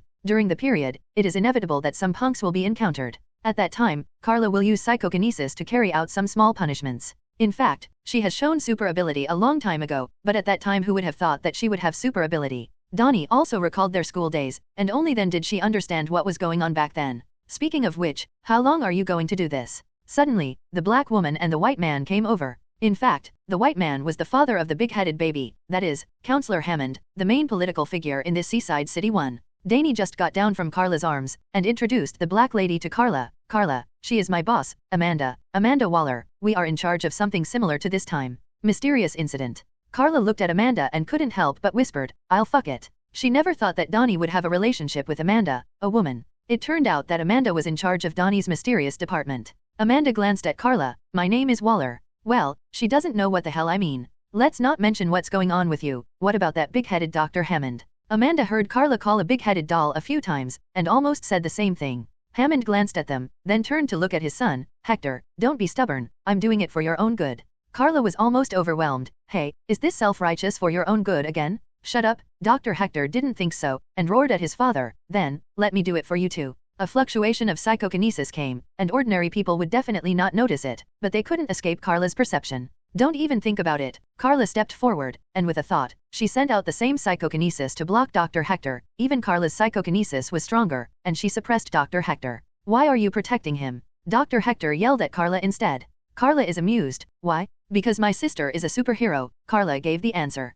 Whether she is Oracle Man or the female Superman, she is a superhero, and she will definitely not watch him hurt others. Dr. Hector's eyes widened like a pair of brass bells, and strangely, his eyes turned completely yellow. He didn't have yellow pupils, let alone the whites of his eyes, but now there is such a change. Obviously there is some reason. In an instant Karla sensed a change. Dr. Hector's psychokinesis was increasing in intensity. Karla was a little surprised, feeling that Dr. Hector's behind might be connected to another more powerful force, just like the relationship between the power station and the voltage transformer. Dr. Hector is a transformer, and his power actually comes from the existence behind him. But Karla immediately stabilized again. That's all. You're not qualified enough, Karla sneered. Want to hurt me? Or break through my psychokinesis defenses? Let the guy behind you come right in, and maybe get me serious. At least the power that Dr. Hector can unleash cannot shake Karla's power at all. At this moment, a green figure flew in from the hole that Karla broke in before. Wow, what happened here? Karla glanced at him subconsciously. It was a guy in a green tights, with a green eye patch on his face around his eyes. Maybe it was used as a mask.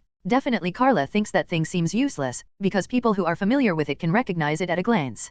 Karla glanced at the other party, and even though she didn't know him, she could guess his identity. Green Lantern? Dr. Hector also noticed the person coming, and noticed that Karla was a little slack because of Green Lantern's intrusion, so he immediately gave up confrontation with Karla decisively, turned around and ran away. If Karla wanted to, the big-headed doll had no chance of escaping. But Karla watched him run away. The reason is that the big-headed doll is not important. Karla may have noticed something behind him through the big-headed doll. Is that an octopus? Karla didn't know if it was an octopus, but it was very clear that the thing was terrifying and could even threaten the life and death of the entire Earth. So the big-headed doll ran away. Then Karla turned her head and looked at Amanda and Senator Hammond beside her. Suddenly, Karla made a move, raised his hands and grabbed the heads of the two at a speed that caught people off guard. Karla! Danny exclaimed. I won't kill them, I just want them to forget who I am, Karla said without looking back. And you, Danny, can't you keep calling my name, idiot? Why did you dare to expose your identity? This Danny is also real, just call her full name. Karla can't. Is it because I am afraid that others will not know who she is? Danny was a little embarrassed. Then how should I call you? Looking at you now, aren't you Oracle Man? Wow, Oracle Man. Don't forget that there is a little green man not 140 away. It's just that Karla and Danny didn't pay attention to him. Karla thought for a while, just call me female Superman. After all, she debuted as such. No way, just like Karla can't leave Jennifer alone, she has to come over when Danny is in danger. Female Superman? Meaning, there are male Superman. Danny was smart enough to notice the loophole in Karla's words. Why is it a female Superman and not a Superman? Is it because there are male Superman, so it is a female Superman? Clark. Danny asked tentatively, watching Karla's expression carefully. Karla pretended not to hear, obviously already pretended not to hear. But Danny still clapped her hands. Understood. I haven't changed my expression, have I? Karla turned her head and looked at Danny speechlessly. But Danny reminded, based on our friendship for so many years, if I still can't see it, I don't deserve to be your friend.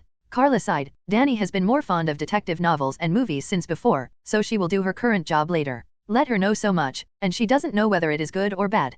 Ki. After a while, Karla let go of her hands, and had already finished the psychological hint to Amanda and Senator Hammond. They would not remember Karla, at least they would not remember that the female Superman is a doctor. Okay, I'll leave for a while, and come find me after you've dealt with these two people, Karla told Danny before turning around and flying towards the little green man. So you are the Oracle Man, I've heard of you. The little green man, Green Lantern, expressed great interest in Karla. Karla glanced at him. Are you planning to talk here? Don't make me busy just now, come with me. With that said, Karla flew out first. Green Lantern followed suit. Danny glanced at the figure of Karla and the others leaving, turned around and began to explain to Amanda what happened just now, because Amanda and Senator Hammond almost lost their memory of what happened just now. On the other side, Karla took the Green Lantern to the high altitude of Seaside City. In this era, there are not so many artificial satellites, and they are not afraid of being discovered. Green Lantern has himself, he introduced himself. His name is Hal Jordan, who is considered the most classic Green Lantern. But now Hal has only just become Green Lantern. I actually discovered that dead alien first. His name is Abinsu. This ring is, halfway through the conversation, when Hal was about to introduce the green light ring on his hand, but he suddenly realized that when he pointed the ring at Karla in front of him, the ring suddenly burst into light and was about to fly away. It's like a dog fostered at a friend's house sees its owner whom it hasn't seen for a long time. Although it may be a bit weird to describe it this way, it feels like this to Hal. The green light ring in his hand seems to regard Karla as the master, and he can't wait to get rid of Hal, and wants to fly to Karla. It even succeeded. Taking advantage of Hal's absent-mindedness, the green light ring broke free and was about to go to Karla's finger, and it chose Karla's left ring finger. Karla clenched her fist just in time, allowing the green light ring to be emptied. Looking down at the green light ring with a blank face, Karla looked up at Hal, who lost the green light ring and turned back into an ordinary person, and almost fell off. It was Karla who caught him with psychokinesis. Karla asked curiously, "What's going on?" Hal definitely couldn't figure out the situation even more, because he was still a newcomer himself. How could he possibly explain it clearly? But immediately the green light ring settled down, returned to Hal's side, and was grabbed by him and put back on his finger. Hal tentatively gestured at Karla again, but this time the ring didn't respond, as if the situation just now was a hallucination.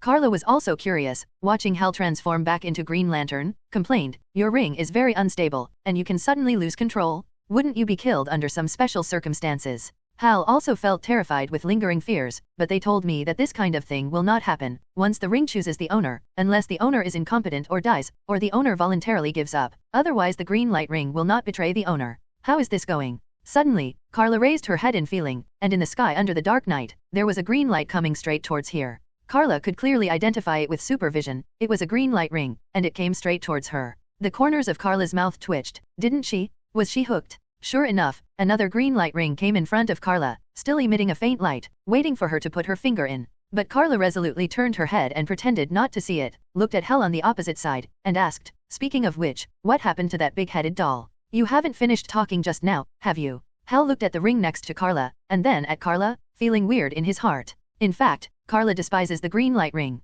Perhaps for ordinary people, it can be regarded as the most powerful weapon and power in the universe. However, it is nothing to Karla who has the power of Superman, and it is better to use her own power. The most important thing is the trouble. Even if Karla has never been a Green Lantern, she still knows that the power of the Green Lantern ring comes from the spectrum of emotion, and even needs to be recharged every 24 hours, and because the charger is similar to a lantern, it is called Green Lantern. If the energy is used too quickly and consumes too much energy, it will have to be recharged in less than a day. What about playing? Who has to stop charging in the middle of a fight? Do not make jokes. In fact, what Hal said is correct. Once the Green Lantern ring selects someone as Green Lantern, it will not easily dissolve the relationship. The reason why such an accident occurred was because when Hal was first selected, there was a loophole. At that time, or on Earth at the moment, there were at least 3 strong-willed people: Superman Clark, female Superman Karla, and Batman Bruce. The willpower of these 3 people is definitely not worse than Hal's, or even higher. Even if Clark hasn't grown to a mature mind yet, what about Karla? What about Bruce? None of them were selected, but Hal was selected.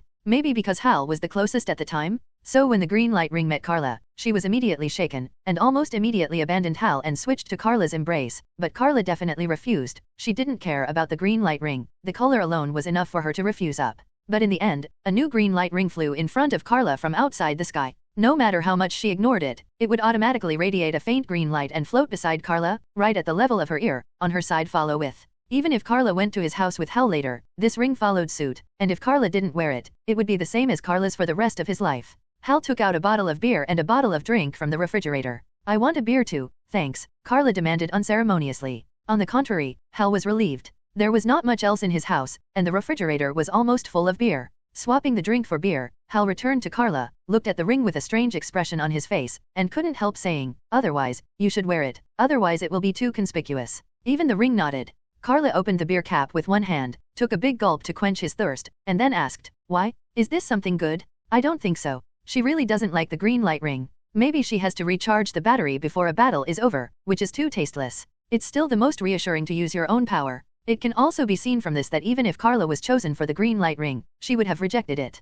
Karla is more concerned about the big octopus now. "By the way, I noticed on that big-headed doll that he seemed to have a connection with some kind of alien creature. He didn't use his own power, but borrowed it. Even I noticed that thing is rushing to the Earth. Once it comes to the Earth, the whole world is in danger of extinction. Do you know what it is? It seems to be an octopus. Can it be eaten?" It seems that she is still obsessed with octopuses. Hal's expression became even more weird. "Wanting to eat? I don't know if I can eat it or not, but it's very dangerous," Hal said. After all, he is a Green Lantern, so he still knows a little bit. "Maybe you don't know, I once went to an alien planet named Oa Star Planet." "No, I believe it." Karla nodded to express her belief. "Let me tell the truth, I'm not from Earth, I'm from Kryptonian." Hal opened his mouth wide and stared at Karla dumbfounded. The reason why Karla suddenly met Hal frankly was because Hal, as a Green Lantern, must have seen many aliens of all kinds. This universe is vast and boundless. It can be said that the entire universe is divided into 3,600 sectors by the Asgardian on the Oua star. Note that it is not a galaxy. The Milky Way where the Earth is located belongs to Sector 2814, and the galaxy where the Apocalypse star is located is Sector 38. The Green Lantern Corps, which is under the umbrella of Asgardian in the universe, has at least 3,600 people, and almost every sector has one or two Green Lanterns as partners to guard it together. At the same time, Hal should be the first Earthling to become a Green Lantern, so all Green Lanterns except him are aliens. Since he has been to Oa, he is willing to go and see too many aliens. Besides, the reason why Karla didn't want to reveal her identity was to protect her family, and because Clark wasn't ready yet, it was definitely not because of shame. So why not tell Hal? As long as he can keep it a secret. After Hal finally could accept the setting that Karla is actually an alien, he began to tell what he knew about the monster. In fact, that big octopus is a parallax monster. In fact, the form of the parallax monster should be an insect-like creature with multiple limbs and a multi-section body, but for some reason, the parallax monster here is a big octopus. Zero seeking flowers. Maybe it's because of years of sealing? Mutation? Or was it something that happened after it escaped? Or was it because it was too free after running into outer space? In short, this is indeed a parallax monster. The parallax monster is an entity formed by fear, that is to say, it is the embodiment of the emotion called fear, not an ordinary life form. If the emotion of the green light is will, then the emotion of the yellow light is fear, which is one of the indispensable emotions. In some respects, will and fear are opposites. So will and fear are opposites, and before this, the green light of will has been sealing the yellow feeling of fear. And the person in charge of sealing the parallax monster is Abin So. Unfortunately he is already dead. It was also because of his death that the parallax monster broke free and escaped, and now it is rushing to the Earth because of its connection with the big-headed baby. The Earth is the only planet with life in the nearby universe. To gain power, the parallax monster must spread its terrifying feelings, which requires the fear brought by countless lives. So in other words, the Earth is facing a huge amounts of crisis. Karla sighed and called Perry. "Boss, I'm going to save the world again." Perry was already asleep, and was dumbfounded when he heard this, but he didn't say much, and murmured feebly, "Don't forget to bring the photos back." Then hang up. He is used to it. "So, what now? What should we do?" Karla put away the phone, she was using Hal's home phone, and turned to lean on the table. Karla threw the question to Hal. Hal said, "No, I don't plan to do anything for the time being. After all, there are so many Green Lanterns in Oa Star, and it has nothing to do with me." "Really?" Karla interrupted Hal, looking at him seriously. "If you really planned to do nothing, you wouldn't know so much. Also, Hal, the Earth is your hometown, it's also my second hometown. I won't let others destroy her, and I don't think you will either. Even if there is such a legion, we shouldn't pin our hopes on others. I prefer to take the initiative. Parallax is coming, and even Karla finds it tricky, because she's not worried about herself, but the countless lives on Earth. Parallax monsters are the embodiment of the emotion of fear that is unavoidable to all living things. Especially when creatures face death, they will have huge amounts of fear, which will also become the food and power of parallax monsters. We've got to take the initiative, Hal. Karla reminded Hal that they had to take the initiative. How to attack? Let's not say that it is in outer space. Can you survive in outer space? Hal digressed while talking. Karla just squinted at Hal. Are you dead or Hal? Tell me clearly. Now we are talking about a major crisis that may have a bearing on the life and death of the Earth. How can this be beside the point? Well, I'm not sure, Karla had to admit. In fact, she never dared to try to leave the 380 layer of the atmosphere. At the highest point, she only touched the edge of the atmosphere, but never broke through. So Karla is really not sure if she can survive in outer space. The two fell silent for a while, and the atmosphere was awkward. Theoretically speaking, Superman definitely can survive in outer space, but who would dare to risk their lives to try before they are sure? Even if Karla is so powerful now, she doesn't want to do that. The main reason is that it has never been necessary, unless she wants to run into the sun to bask in the sun.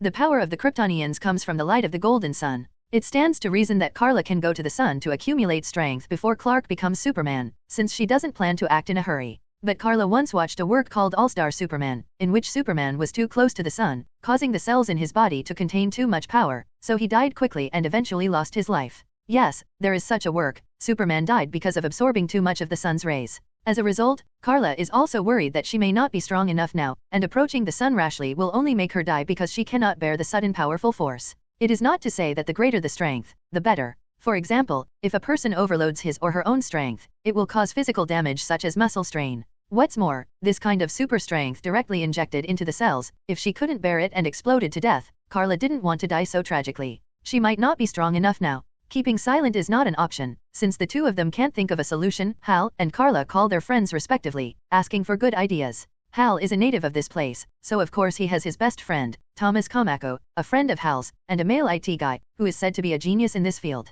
There is also Carol Ferris. She is the daughter of the Ferris Group behind Ferris Airlines, and is also the current executive director, similar to Bruce of the Wayne Group. I have to say that Carol is very beautiful, and Hal has never left her eyes since she came. The latter rolled his eyes several times, but in the end it just didn't matter. It seems that there is drama between the two. At the same time, Karla also contacted Danny and asked her to come directly to Hal's house together. Karla didn't call anyone after that, neither Bruce nor Clark. She could settle this matter. She didn't want to disturb Bruce's rare reunion, and she didn't want to prevent Clark from picking up girls. Now Clark's most urgent task is to quickly take Louise down. The children of the Bruce family next door have come out. If Louise is not allowed to hurry up, how can he form a team of extraordinary twins? When the friends of the two came one after another, Danny hit Hal strangely. Is he the little green man just now? Karla suppressed a smile and introduced Danny. His name is Hal, and his name is Green Lantern. Okay, Danny said casually, then looked back at Karla, pointed to the green light ring floating above her head, and asked, "What's going on now?" Karla sighed. "I don't know, it seems to be entangled with me, insisting that I also be a Green Lantern." "Didn't he propose to you?" Danny asked in a low voice, and gave Hal a look with her eyes. Karla rolled her eyes. "Two things. Well, this is coming from outside the universe, definitely not. Each of the green light rings is single and independent, and there will be no situation where one ring selects two people. What's more, this is the universe, the most powerful weapon. The meaning of the representative is not what the Earth thinks." Danny showed a disappointed expression, while Carol was visibly relieved. It turns out that Carol has been secretly paying attention to this beautiful woman who suddenly appeared, guessing what the relationship between Hal and Karla is. Hal is also introducing Karla to his friends. She is a female Superman, at least you can call her that. Zero, and now we have reached a consensus that there is a huge amounts of threat approaching the Earth, and we have to figure out a way together beat your opponent. Before Carol and the others arrived, Karla and Hal reached a consensus on how to explain Karla's identity. For others, Karla's identity is better kept secret. Don't look at her face without any mask, but still the same sentence. As long as she wears glasses and cooperates with psychological hints, there will be no problem. No one will see that she is the heroic female Superman. This is the best cover-up. Hal first narrated the matter about the parallax monster, so that others can also understand what the situation is now. Why don't you ask the Green Lantern Corps for help? Carol and Karla have different ideas. She hopes to find more reinforcements and help to protect the Earth. Hal shook his head. They have already acted, although I was not there, but I received news that a team had planned to block and reseal the parallax, but the group was wiped out. After 5 years, the regiment will be destroyed. They don't understand. Karla even complained in a small way. This is because Green Lantern usually refers not only to a single person, but to the entire Green Lantern Corps. Once the Green Lantern Corps needs to be dispatched collectively, it means that a major event has occurred, so the Green Lantern Corps has been wiped out many times. Record. So there is such a saying, the green light is no more than 5, and it will go out after 5. Even 1.0 has the words that the green light does not exceed 100, and it will rain if it exceeds 100, ring rain, because the ring will automatically find the next owner after Green Lantern is dead. It looks like it is raining. Hal obviously didn't understand this talk, but he also knew that it was not a good word, so he pretended not to hear it smartly, and continued, "Now we have been abandoned, and the Green Lantern Corps will not make unnecessary sacrifices anymore. I think they will have their own plan, but apparently saving the planet is not part of their plan." Karla said at the right time, "That's why I said, we don't need to rely on others, we need to take the initiative, we can save ourselves. It's just that there is still a problem now. If they want to fight the parallax monsters, they will inevitably enter outer space. However, Karla is not yet sure whether she can survive in outer space." Hal said seriously to Karla, "So I want you to think about wearing that green light ring. Under Karla's enlightenment, or reminder, Hal understands that he has to rely on himself now, because the Green Lantern Corps and the Asgardians on OA obviously do not intend to sacrifice those so-called elites in vain in order to protect the Earth. But the only problem now is that Karla may have to rely on the Green Light Ring to have the ability to operate in outer space. For some reason, the Green Light Ring seemed to have self-awareness, and came to Karla's left hand with a beautiful green arc and light. A ball of green light held Karla's left hand up, and then the ring was about to align with Karla's left ring finger. But Karla broke away easily. Rolling my eyes, what's the matter with the ring? Isn't it too vivid? Is it so free? I can take a chance, Karla said, still not intending to accept the green light ring. Karla, Danny whispered, and said worriedly, that's outer space, are you sure you can survive? And it's okay even if you wear this ring. Danny didn't know why Karla was so resistant to the Green Lantern ring. 20 if I could, I would really like to replace you, but it chooses you, Danny said, not because she peeped at the power of the green light ring, but because she really wanted to replace Karla, wanted to help her, and wanted to protect the Earth. Make an effort. However, it is for the green light ring to choose the qualified person, not the qualified person to choose the ring. This order must be clarified. The ring I chose was Karla, and others couldn't get close even if they wanted to wear it. Even Hal was puzzled. When he was selected by the ring, he was taken away by a green force. He was brought to Abinsu and took the ring from the dying Abinsu. Even when Hal got the qualification and the choice of the ring, there was no such situation as Karla. The green light ring was spinning around Karla's left hand, like a puppy coquettishly. Even this green light ring no one knows where it came from, only outer space. There are huge amounts of difference between Karla and Hal. Karla raised her left hand, and the ring was correspondingly too high, but it still turned around her left hand, staring at her left ring finger all the time. Karla rolled her eyes. Why did she have to choose this finger? Everyone else in the room looked at Karla, wondering why she'd been so resistant to the green light ring, especially Hal. Was there something terribly negative about it? But Karla murmured, it's so ugly to be dressed in green. What? Everyone showed incredible expressions. What did she just say? Because of what? I said, wearing green is simply the color of forgiveness. It's so ugly. And why choose green as the color of willpower? Does it take a lot of willpower to forgive others? It really is will. Karla, as soon as he opened his mouth, he complained. But everyone is looking at her with black lines all over their heads. Why do you resist so much? Because the color doesn't suit your liking. Even the ring stopped, as if it was inconceivable, so it froze in midair and did not move. Danny came up and hugged Karla dumbfounded. Big sister, the Earth is going to be destroyed. Do you still care about this? By the way, she took Karla's left hand to help her put the ring on. But Karla said, you have to wear it yourself, and you have to take an oath. Danny had to let Karla go. It seems that he looked up at a few people, sighed, and finally stopped losing his temper. In fact, she is confident that she has the power to defeat Parallax Monster, but after all, she has never encountered an opponent of this level. What if she can't beat it? Karla is confident that even if she can't defeat the Parallax Monster, she will not be in danger. But what about the Earth? The power of the green light ring is a trivial matter, and Karla doesn't like the power provided by the green light ring. However, the willpower of green can suppress the fear of yellow, and maybe it can really help Shang a lot. Even Karla has to admit that if the opponent is a Parallax Monster, the power of the green light ring is indeed the best. Slowly raising her right hand, Karla finally grasped the ring. Suddenly, an ancient voice sounded in the room. No one knew where it came from, but it appeared clearly in everyone's ears. Daughter of Krypton, Karla Zo-Al, you have infinite and steadfast willpower. Welcome to join the Green Willpower Army. Karla almost threw the ring away. What the hell should I use you to introduce to me? Karla. Danny stared at Karla. Krypton's daughter? Aren't you the daughter of Jonathan the farm uncle? Karla gritted her teeth. I'll explain later. She gritted her teeth and firmly put the green light ring on her left index finger. In the next moment, a relevant oath appeared in Karla's heart. Having reached this point, Karla naturally will not resist any more. She reads slowly, Proxima Midnight is boundless, the sun is never extinguished, and the evil spirits appear in their original form. Keep my oath, eradicate devils and traitors, and shine forever. Hal is surprised because Karla's vows are completely different from his. Hal's oath is the day is bright, the night is vast, there is nowhere to hide from demons and monsters. The aliens rebel against the party, fearing my divine light. The green light is always bright, and it will shine forever. But the oath is nothing. The most important thing is that when Karla completed the declaration of the oath, Hal was about to take out his own green light charger to charge Karla. But suddenly, the green light ring Karla wore on her left index finger, not the ring finger, burst into a dazzling green light. That was even brighter than Hal's light. Before everyone could react, Karla flew up violently. Even Karla herself was baffled. She realized that it was the power of the green light ring that was driving her flight, not her own power. Karla was bold and didn't fight or stop her. She also guessed that the green light ring was going to take her to a star, so she simply wanted to see it. When Danny and the others were at a loss, Hal quickly changed into his battle suit and turned into a green glowing little green man. Hal, that Ms. Karla is right, it's really ugly. Thomas Kamaka, Hal's IT friend, complained. Hal didn't have time to argue with him, so he confessed, I'm going to chase her, don't worry, I will bring her back. After speaking, Hal also turned into a green light and flew away. But Hal soon discovered that he flew out immediately after him, but Karla was nowhere to be seen outside. Even when he was running at full speed, he was so far behind Karla that he couldn't even see her. But Hal didn't panic, because he also knew that the destination would definitely be OA Star, so he just went straight to OA Star.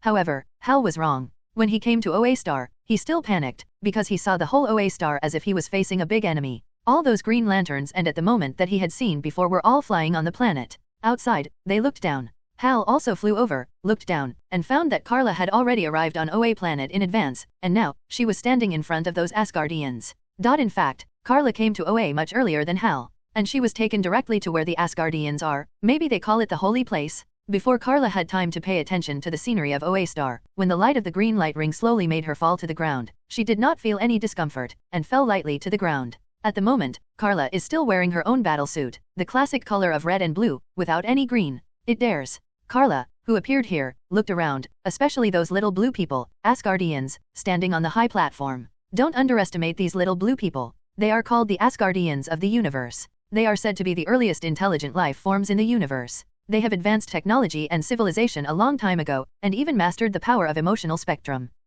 Even in the early setting, there was a scientist named Karana in Asgardian. He wanted to find out the mystery of the origin of the universe, so he ignored the ban and forcibly conducted research, and accidentally created an explosion. It was in this explosion that the multi-universe and the antimatter universe were born. This shows how powerful they are. Definitely, just like that Karana, in fact many big incidents were caused by themselves, even including this parallax monster incident. As mentioned earlier, the real body of parallax monster should be an insect-like creature with multiple limbs and a multi-section body. But why did Karla see a big octopus? Then asked the Asgardians. Among the surrounding Asgardians, a high platform was broken from it. It was the Asgardian who peeped at the yellow power of fear, not for himself, but to prove that the power of fear can also be used by them. As a result, he was swallowed by the power of fear, and he turned himself into the carrier of the parallax monster, becoming the parallax monster. Therefore, the parallax monsters seen now did not eat books or change settings, but there are reasons for this. Although Karla arrived at a strange planet and a strange place, she was not panicked at all, but looked around curiously, even those little blue people.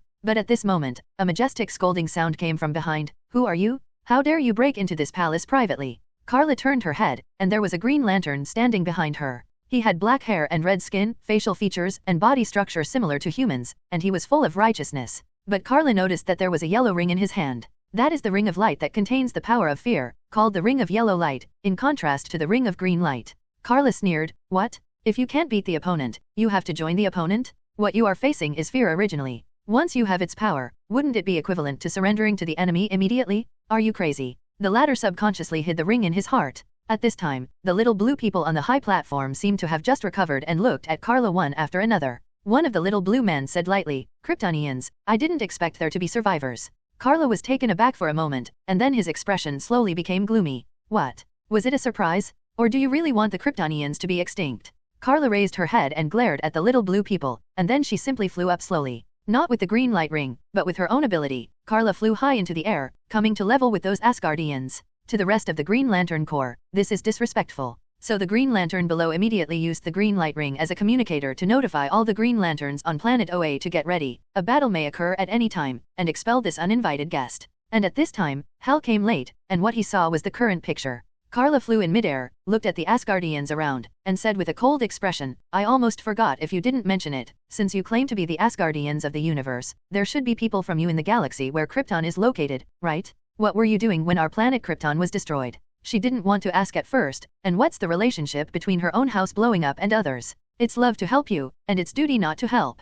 But the little blue man's words made her unhappy, so could it be that the Kryptonians have some quarrel with them? At this time, another little blue man spoke. Before then, we need you to hand over the green light ring on your hand. That is not an ordinary green light ring, but the original CUN green light ring, the first green light ring. Unlike other green light rings, there is no need to supplement willpower. You can directly communicate with the green power of will, and directly use the willpower in the emotional spectrum. No one is eligible to get it. Karla was a little surprised. Is there anything so extraordinary about this green light ring? But Karla laughed again immediately. Want to take it back? Then answer me a few questions and tell me, what role did you play in the destruction of Krypton? Tell me. Not to blame her for thinking too much, but the attitude of the Asgardians is terrible. Bold, in the surrounding sky, thousands of green lanterns flew over one after another, enveloping the surrounding area. Some people shouted angrily, how dare you contradict the Asgardians like this? I think you are looking for death. Then I'll kill you first.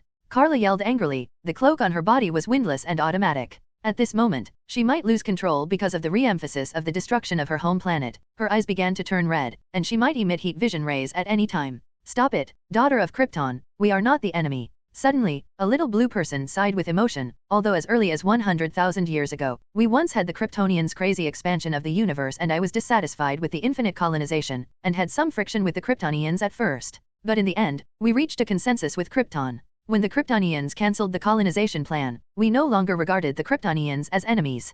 Karla sneered. Oh, it seems that there was a friction? The colonization plan was stopped by you. What happened back then? And what was your attitude when Krypton was destroyed? I will see your answer will decide whether to destroy you. You are too, Qian Wanghao, arrogant. The Green Lantern below finally couldn't stand it anymore. In fact, his name is Sinestro, and now he is even equivalent to the captain of the entire Green Lantern Corps. He is very strong, and after seeing Karla's domineering arrogance, he was so angry that he wanted to teach Karla a lesson. But before Sinestro flew up, his vision blurred. Karla instantly fell in front of Sinestro, and stepped on Sinestro's chest. Boom! The whole holy place shook for a while, even Oua seeing seemed to vibrate. Karla raised her head, her golden long hair fluttering high. Karla shouted, if you don't give me an explanation today, I will bloodbath all of you. I will do what I said. As soon as Karla's voice fell, somewhere in the Oua star suddenly exploded, and two lights and shadows, one red and one black, quickly came to Karla. The expressions of the Asgardians all changed. That is the red light ring representing anger, and the black light ring representing death. Karla didn't use the so-called original Green Lantern ring, but with her own personal power, defeated Green Lantern, who can be considered the strongest and most outstanding Green Lantern Corps today. Even Sinestro lay there recklessly, and even this so-called holy place collapsed at one corner, sinking into a deep pit.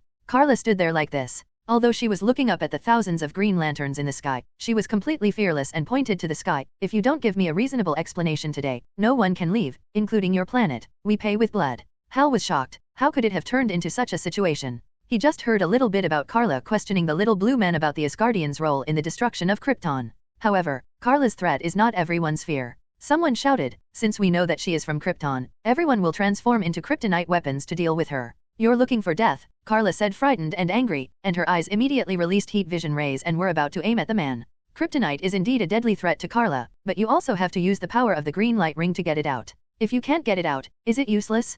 Karla has already planned to act first, and it is a killer move. But at this moment, two rings, one black and one red, flew over from the sky 540 meters away, and for some reason they just blocked Karla's attack, and even resisted Karla's attack and came to her. Forward. Daughter of Krypton, your heart is full of rage. You belong to the Red Lantern Corps. A terrifying roar, as if of an ancient beast, rang in everyone's ears. But before the Green Lanterns could react, there was another deep and hoarse voice that made everyone shudder. Daughter of Krypton, you will surely bring death to this universe. You belong to the Black Lantern Corps. This time, even those Asgardians panicked. The red light of anger and the black light of death? Haven't they been sealed? Why do they appear now? Some Asgardians exclaimed. And they are the most original red light rings and black light rings. Once she wears them, there will be endless troubles. Daughter of Krypton, don't be blinded by anger. Things are not what you think. We don't want Krypton to be destroyed. There has been no conflict with Krypton in the past 100,000 years. The little blue people panicked, because they knew very well that these two light rings were terrible, and the power of the red light ring, which represented anger, even far surpassed that of the green light.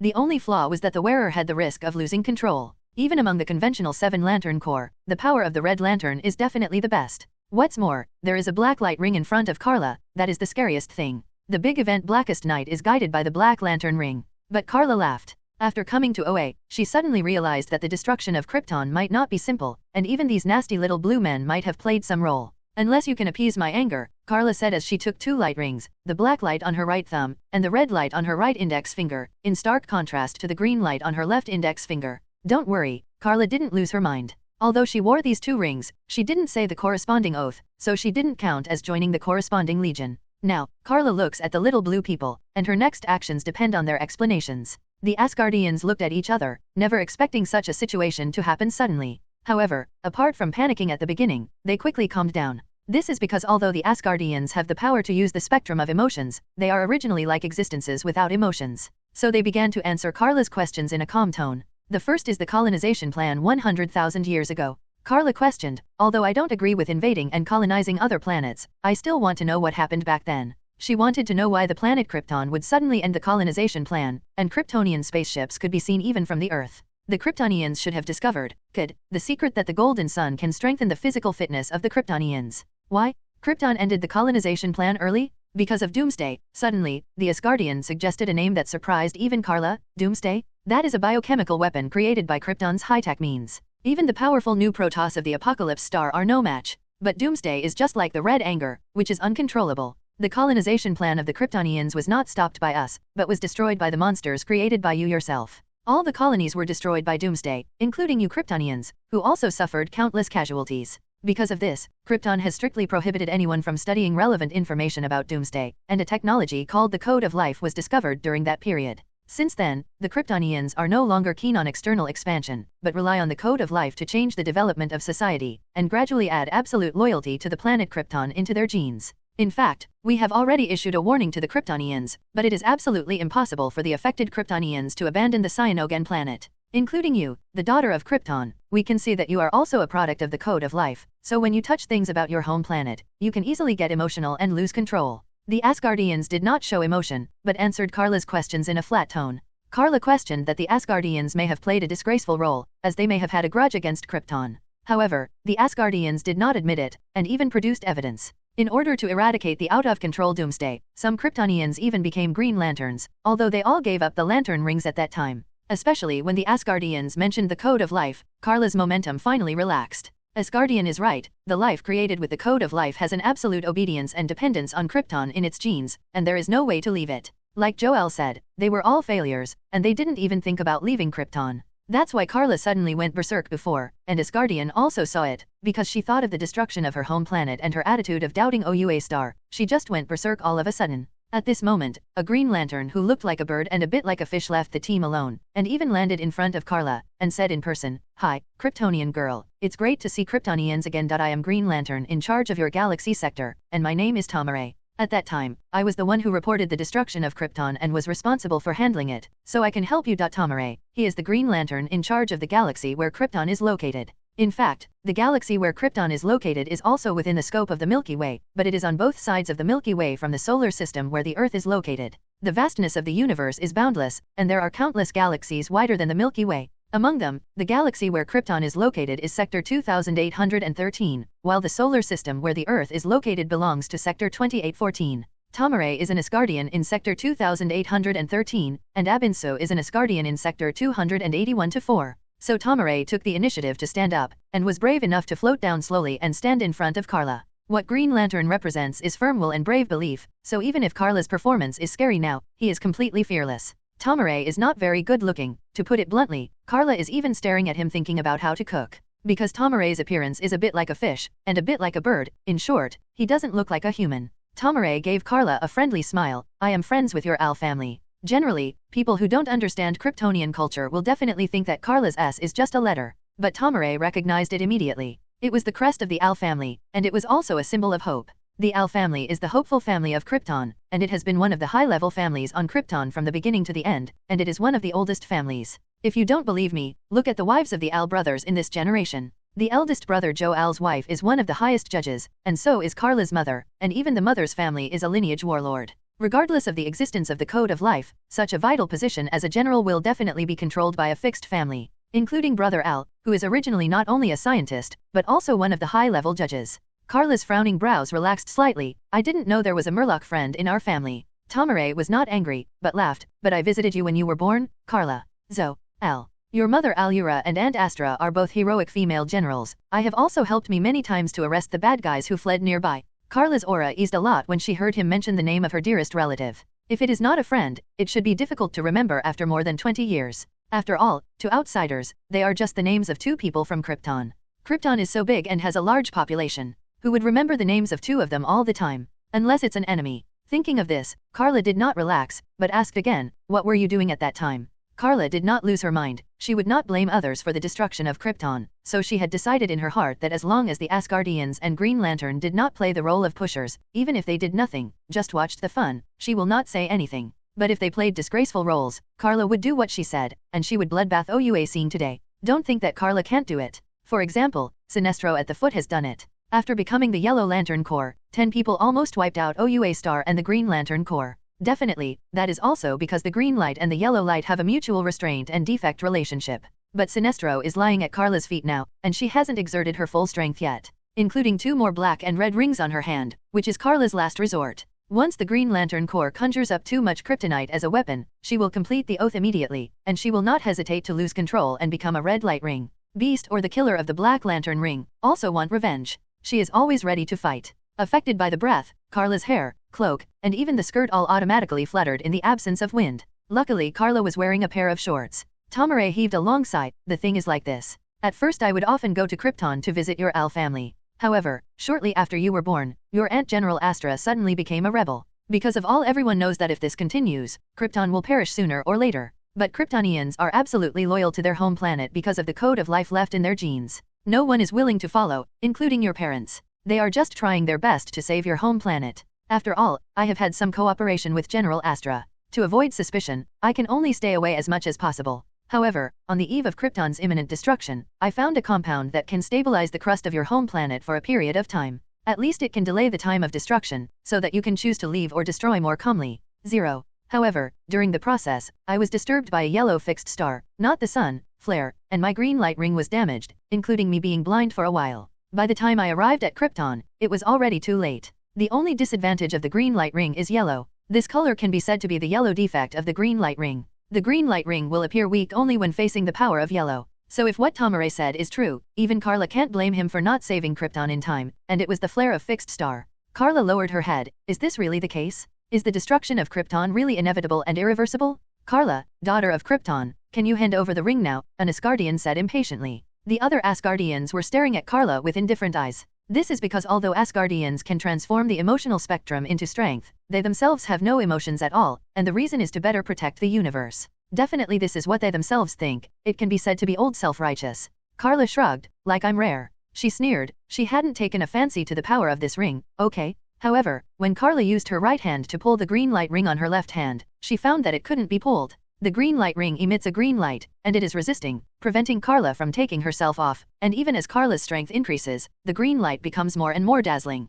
I still don't believe it. Karla gritted her teeth, her temper suddenly came up, and she tried her best with both hands in the opposite direction. Just when she released the greatest power that she had never dared to use until now, the sky above Oua star was suddenly illuminated by green light. Stop! Suddenly, an Asgardian yelled, the original green light ring can directly communicate with the green power of will, and she is fighting against the will of the entire universe. If it continues, even Oa star will be destroyed. Once. Since she is the one chosen by the will, there must be some reason. So it is enough to take off the red light ring and the black light ring. Karla glanced at the little blue people, shrugged, and changed her left hand to pick up the 2 rings on her right hand. Then Karla was dumbfounded. Can't you take it away? Karla can hear Tomare's sincerity. Maybe he really made these efforts in the first place. And that's the same sentence. Karla actually doesn't like these so-called lantern rings, so let's return them. Karla has absolute self-confidence. Even if there is a conflict after taking down the lantern ring, her own strength is enough to let Oxing see the power and horror of the Kryptonians. However, neither the green light ring nor the red and black lights can be taken off.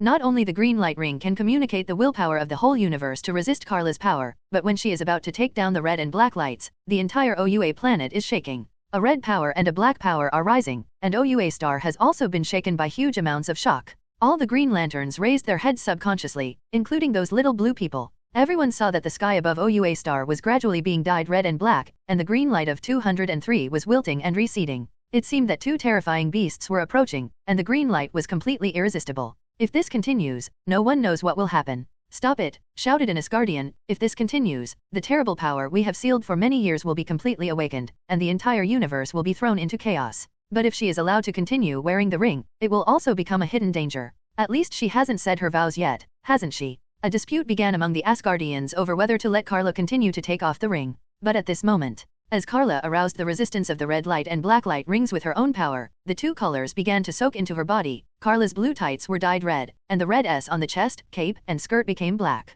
Karla's eyes also gradually changed color. She lost self-awareness for a short while, and murmured to herself, the hot blood and scarlet anger are taken from the place where the bones are not cold, the deep hatred boils the heart and soul, and it will kill your generation's Huang Quan Road, red light oath. The red light not only represents the power of anger, but also contains the meaning of revenge. Just as the green light represents both will and courage. In an instant, Karla felt that all the blood in her body seemed to be boiling. What was frightening was that the red power even entered her body from outside the body, especially in her blood vessels, as if to replace Karla herself with the red angry power. Blood. Once this process is completed, Karla will be completely unable to get rid of the red light ring, because her blood has become the power of the red light, and she will die if she takes the red light ring. But when the red power was about to invade Karla's blood, Karla's whole body burst into a terrifying golden radiance. She has been immersed in the golden light on the earth for more than 20 years, and the condensed terrifying power burst out at once, and even the red light power that contains the anger of the entire universe cannot invade. Even when Karla continued to read out the declaration of the black lamp ring in a daze, a white light and shadow was coming straight here at a speed exceeding the speed of light.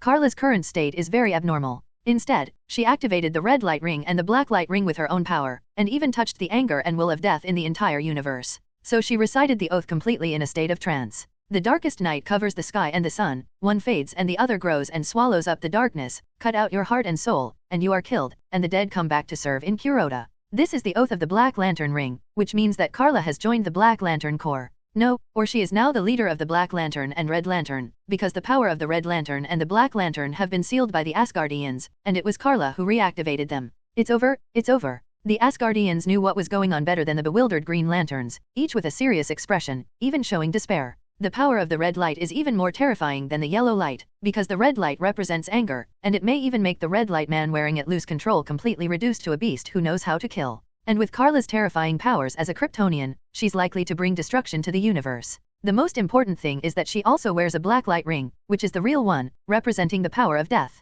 Suddenly, Karla's voice continued, and she didn't end yet. Just listen to her reading. In the whitest day, there will be light at last, to cleanse the soul and correct mistakes. When darkness comes, look up, and a new day comes with boundless light. In an instant, the red and black radiance on Karla's body was replaced by a piece of milky white radiance. A gentle, spring-like voice said softly, "Daughter of Krypton, you will bring hope to the universe, and you will become the Asgardian of countless lives. You are welcome to join the White Lantern Corps of Life 0 degree." It was shocking, even the Asgardians couldn't believe it, and even they who claimed to have no personal feelings were all dumbfounded, and everyone looked at Karla. When all the lights dissipated, Karla did not lose control, and the red light ring and black light ring were obediently worn on her right thumb and index finger. Similarly, Karla's clothes were not stained in any color. Everyone noticed that besides the green light ring on her left hand, Karla had another ring, a ring that was worn on the little finger of her right hand, exuding white light. That is the white light ring representing life and the opposite of the black light ring representing death. Even the finger positions chosen by the two are exactly opposite. The black light is on the thumb, while the white light chooses the little finger.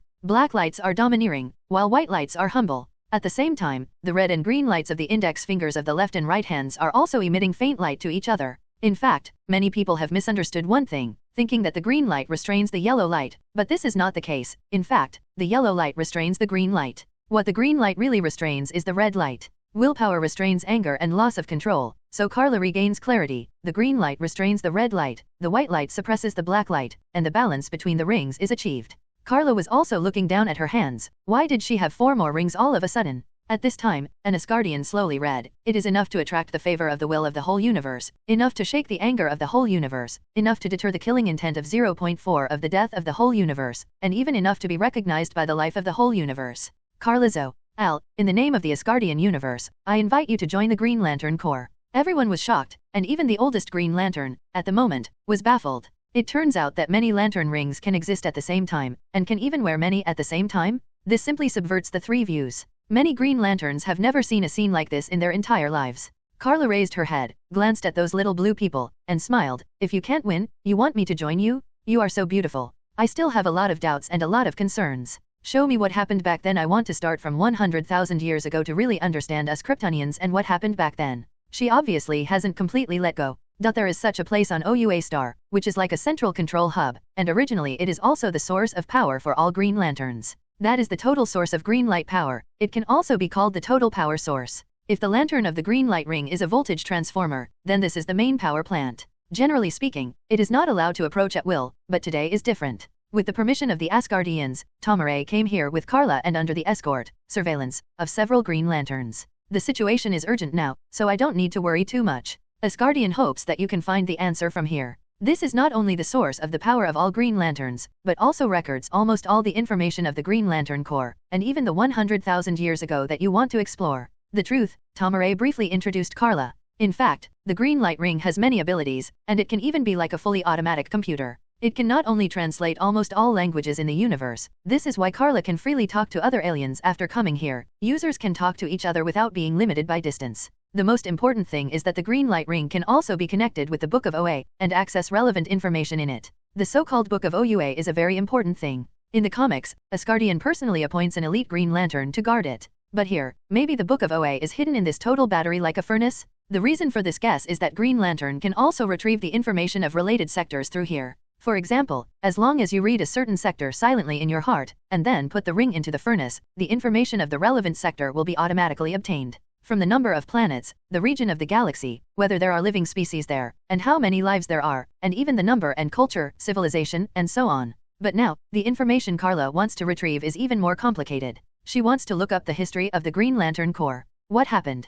Just listen to Asgardian's one-sided words, and you must not trust them easily. In this way, under the guidance of Tomare, Karla finally came to the front of the total battery. Needless to say, the total battery of the Green Lantern Corps is also green. It is a huge amounts of device, which looks a bit like a work, but it is two vertical bars more like the two in Roman numerals. Something like a furnace door opened, and a thick green glow, as sticky as a sheet of slime, appeared in front of Karla. That's green willpower, an emotional spectrum that was supposed to be invisible, but now it's an entity. After all, this is the total battery that replenishes the power of the Green Lantern throughout the universe. Karla breathed a sigh of relief, stepped forward, raised her left hand and pointed the green light ring towards the furnace and handed it forward. Being bold, she didn't worry at all that this might be a trap, because they didn't dare. Just when Karla's green light ring touched the solid green will, Karla's mind suddenly drilled countless data. That's information from 100,000 years ago, and it's all related to Kryptonians, and that's exactly what Karla needs. She finally saw it. She saw Krypton 100,000 years ago. Although the technology level of Krypton at that time was already very advanced, after all, it was possible to explore and even colonize the universe, but Krypton at that time was very beautiful. Far from the tragedy of the later destruction. At that time, Krypton's crust was stable, its scenery and climate were normal, and it was even considered a beautiful planet. However, the fixed star in the galaxy where Krypton is located turned out to be a red light as early as 100,000 years ago. After all, the age of fixed star is often measured in hundreds of millions of years. From a young golden ray to an old red ray, a mere 100,000 years is not enough. It must have been millions, tens of millions, or even hundreds of millions of years ago, that's it. The Kryptonians at that time had already noticed that fixed star had entered his later years, and that he might turn into a black hole and swallow up the entire galaxy at any time. The Kryptonians are not ambitious to invade the outer planets, but want to escape from their own home planet that is about to perish. The Kryptonians have predicted the demise of Krypton from 100,000 years ago, and there is nothing they can do about it. At that time, there was no code of life. Although the Kryptonians at that time had not discovered the unusualness of the Kryptonians, they were still full of confidence that they would find new homes on other planets in the universe, relying on their superb technology. However, an accident happened, and an older life discovered the behavior of the Kryptonians and made a stop. The Asgardians of the universe, that is, the little blue people outside, they are more ancient beings, and they have begun to use the emotional spectrum to build their own legions a long time ago. Even at that time there were not only the Green Lantern Corps, in fact, they had 7 kinds Legion of Colors. At that time, the power of Asgardian in the universe can be said to be extremely powerful, even the Kryptonians could not resist. However, the Asgardians in the universe did not think of the power of the Kryptonians. The first group of Kryptonians who explored abroad sent back a message that they found that once they were irradiated by the golden sun's rays, they would gain unparalleled power. Moreover, the gravity of planet Krypton is almost the strongest in the entire universe, which allows them to greatly improve their physical fitness once they enter a planet with lower gravity than planet Krypton. Scientists on Krypton immediately developed an artificial sun that can emit golden light, and countless Superman troops suddenly appeared on Fengxing. However, when the Kryptonians faced the red sun from 147, and even kryptonite, they turned back to ordinary people. In fact, at the beginning, when Krypton faced the Asgardian 7 Lantern Corps, it was completely powerless to fight back. Seeing this, Karla's cloak was windless and automatic, and strong murderous intent and angry emotions emerged from her body. She's almost going to be Red Lantern and Black Lantern. However, the scene changed immediately. In order to defeat this sudden enemy, Krypton also considered its own weakness, so it created a biochemical system with a large number of Kryptonian corpses who died in the war and had been strengthened by the golden light. Arms. That's right, that Day of Doom. There are 2 most famous biochemical weapons in the DC universe. One is naturally the Apocalypse Monster, which is the main army of Darkseid to invade other planets. A planet can turn captives into new monsters in the future, so it can be regarded as one of the main vanguards. In addition, we will talk about the Doomsday of Krypton. When the Doomsday was the strongest, it once killed Superman and even defeated Darkseid. Although this kind of biochemical weapon cannot be produced on a large scale, its individual strength is extremely terrifying. Why did the Asgardians end up with only the Green Lantern Corps? Because as soon as the Doomsday Army came out, the Shenshengshuan wiped out 6 of the legions, and even the Green Lantern Corps was disabled. Karla finally knew how Doomsday came about. Damn it, she knew that those little blue men and dwarves were unreliable, and that disasters in the universe, especially the big events related to the green light, were almost all caused by the little blue men.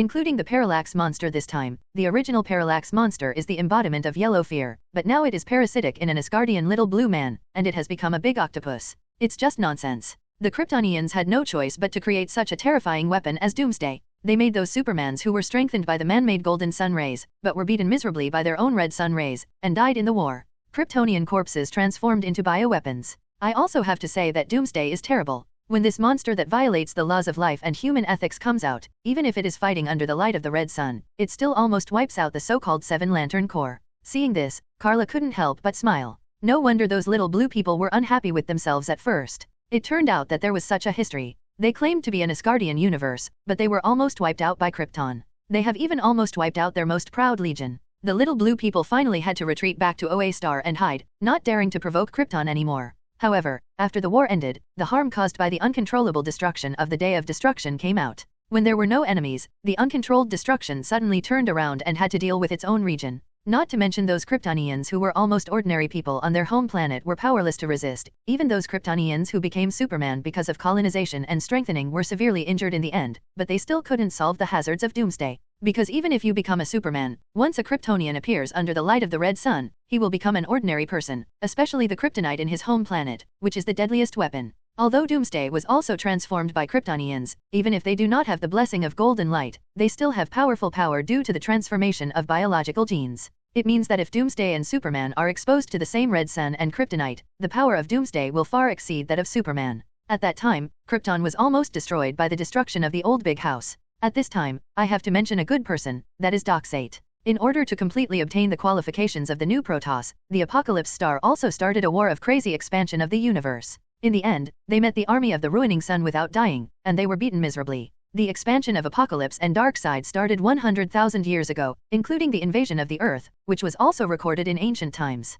The 3 mother boxes are still left on the Earth and cannot be taken back. However, the reason why the Apocalypse Star has not invaded the Milky Way on a large scale is precisely because the Apocalypse Star had a war with the Hydrogen Star 100,000 years ago. Krypton had a chance to replace Apocalypse, at least to qualify for the new Protoss. That battle also allowed Darkseid to see the power of Kryptonian genes and the horror of biochemical weapons. Maybe demons are such products? Including the original purpose of the big event Darkseid War. In fact, Darkseid wanted to capture Superman's Kryptonian genes, including Karla, who is bound to win. Also because Apocalypse became a good person, many Doomsdays died in that war, which shared a lot of pressure for the Kryptonians. Karla wants to find an opportunity to thank Uncle Da. If there is a war with Apocalypse in the future, do you want to be merciful? For example, don't beat the Steppenwolf too badly. Just beat him to death? No more torture? While thinking wildly, Karla continued to watch those historical materials. Then Karla discovered that although those little blue people were unreliable, they were right in saying that there were indeed many Kryptonians who became Green Lanterns.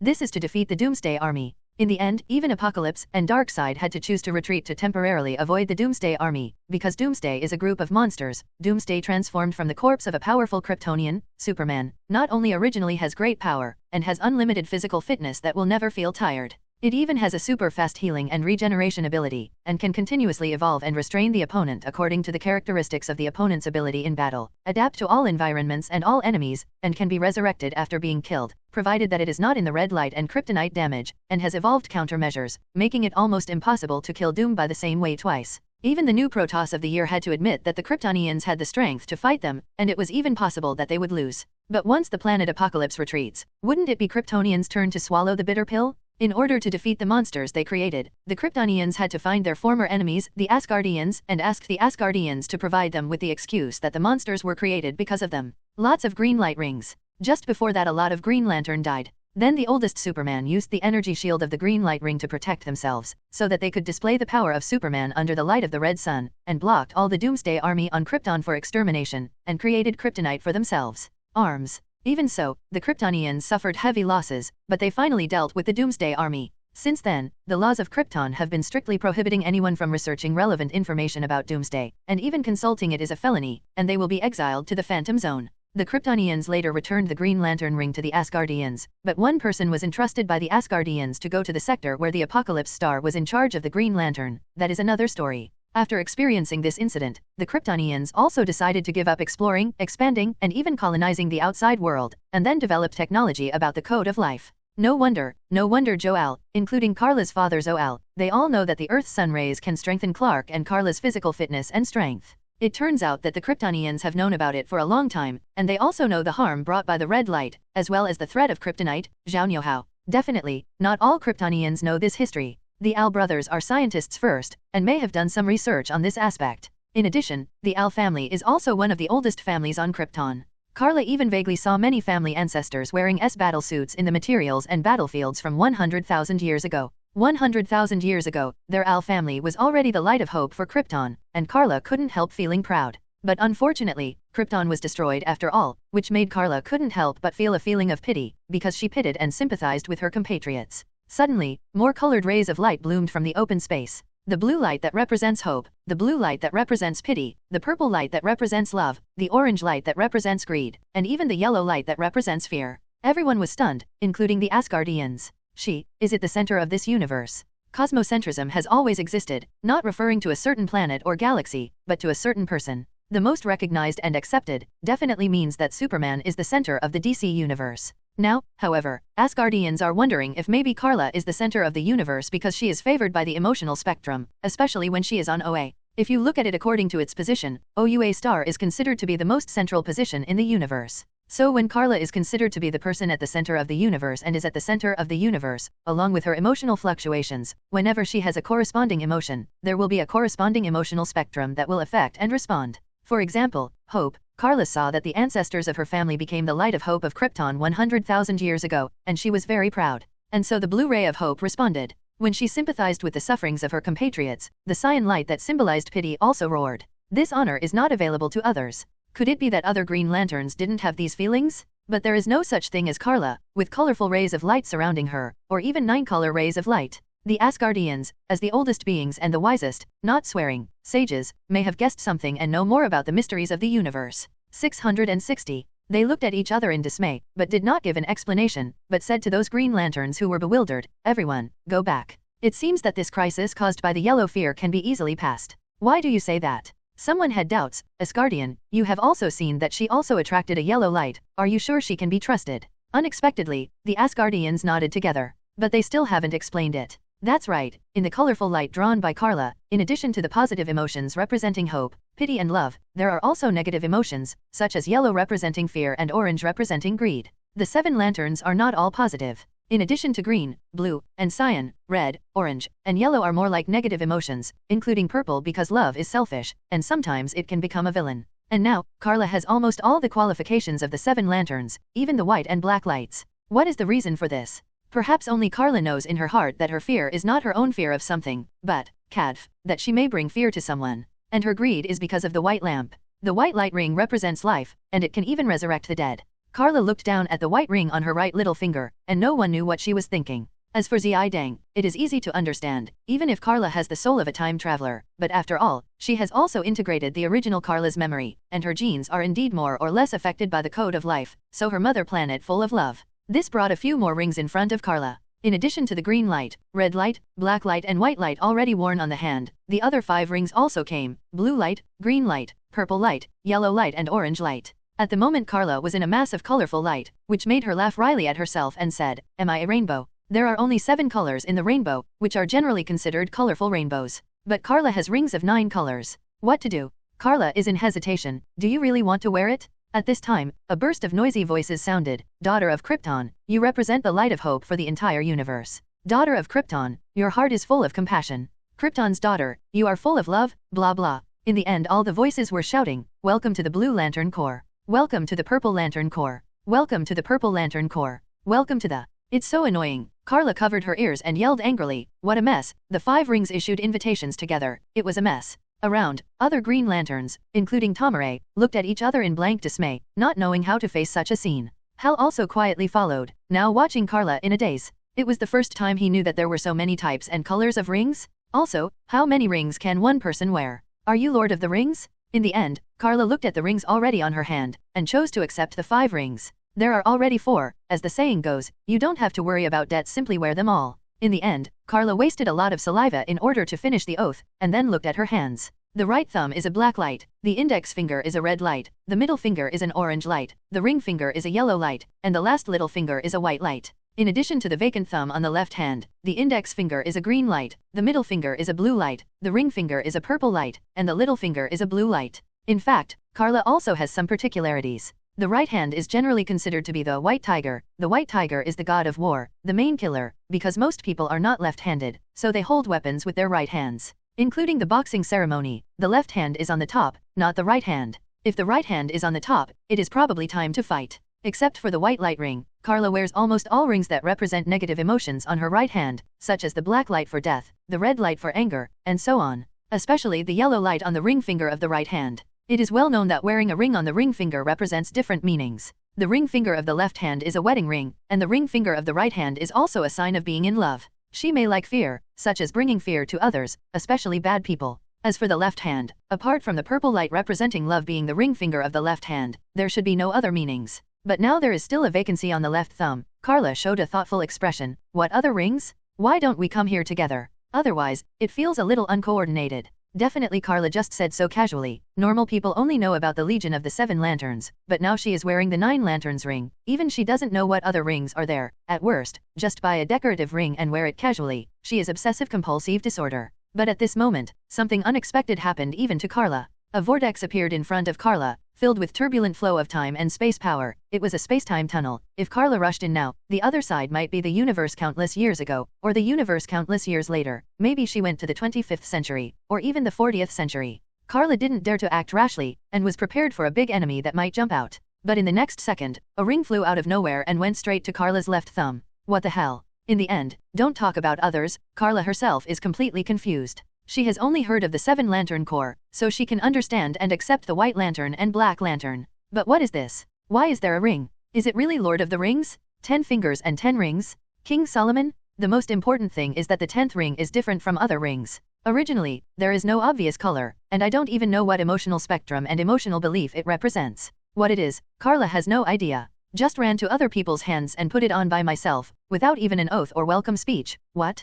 Karla raised her left hand and looked at the ring on her thumb in wonder. What kind of ring is this again? Looks like I have to find those little blue men, Karla muttered. In fact, not just this ring, but all other rings dash. Karla can't figure out the situation. Why is she recognized by these rings at the same time? What is the reason? And the power of these rings and all that. Now that he has chosen to accept it, he has also seen that the power of the green light ring seems to be able to resist the rays of the red sun. Maybe it will really play a big role in the future. And Karla has solved the doubts in her heart. The Kryptonians did have grievances with the little blue man, and it was because of the little blue man that the Kryptonian created such a terrifying biochemical weapon as Doomsday. Sure enough, the little blue man will make trouble. But later, because Krypton cancelled its external expansion and colonization, its relationship with the Asgardians also improved, at least not as an enemy. The testimony of Tomare is also true, and Karla confirmed it in Curry's information. At that time, Tomare really wanted to help Krypton, but it was a pity that he had an accident on the way. Then there is no other way. Karla, are you okay? Hal saw that Karla had recovered, so he dared to go over.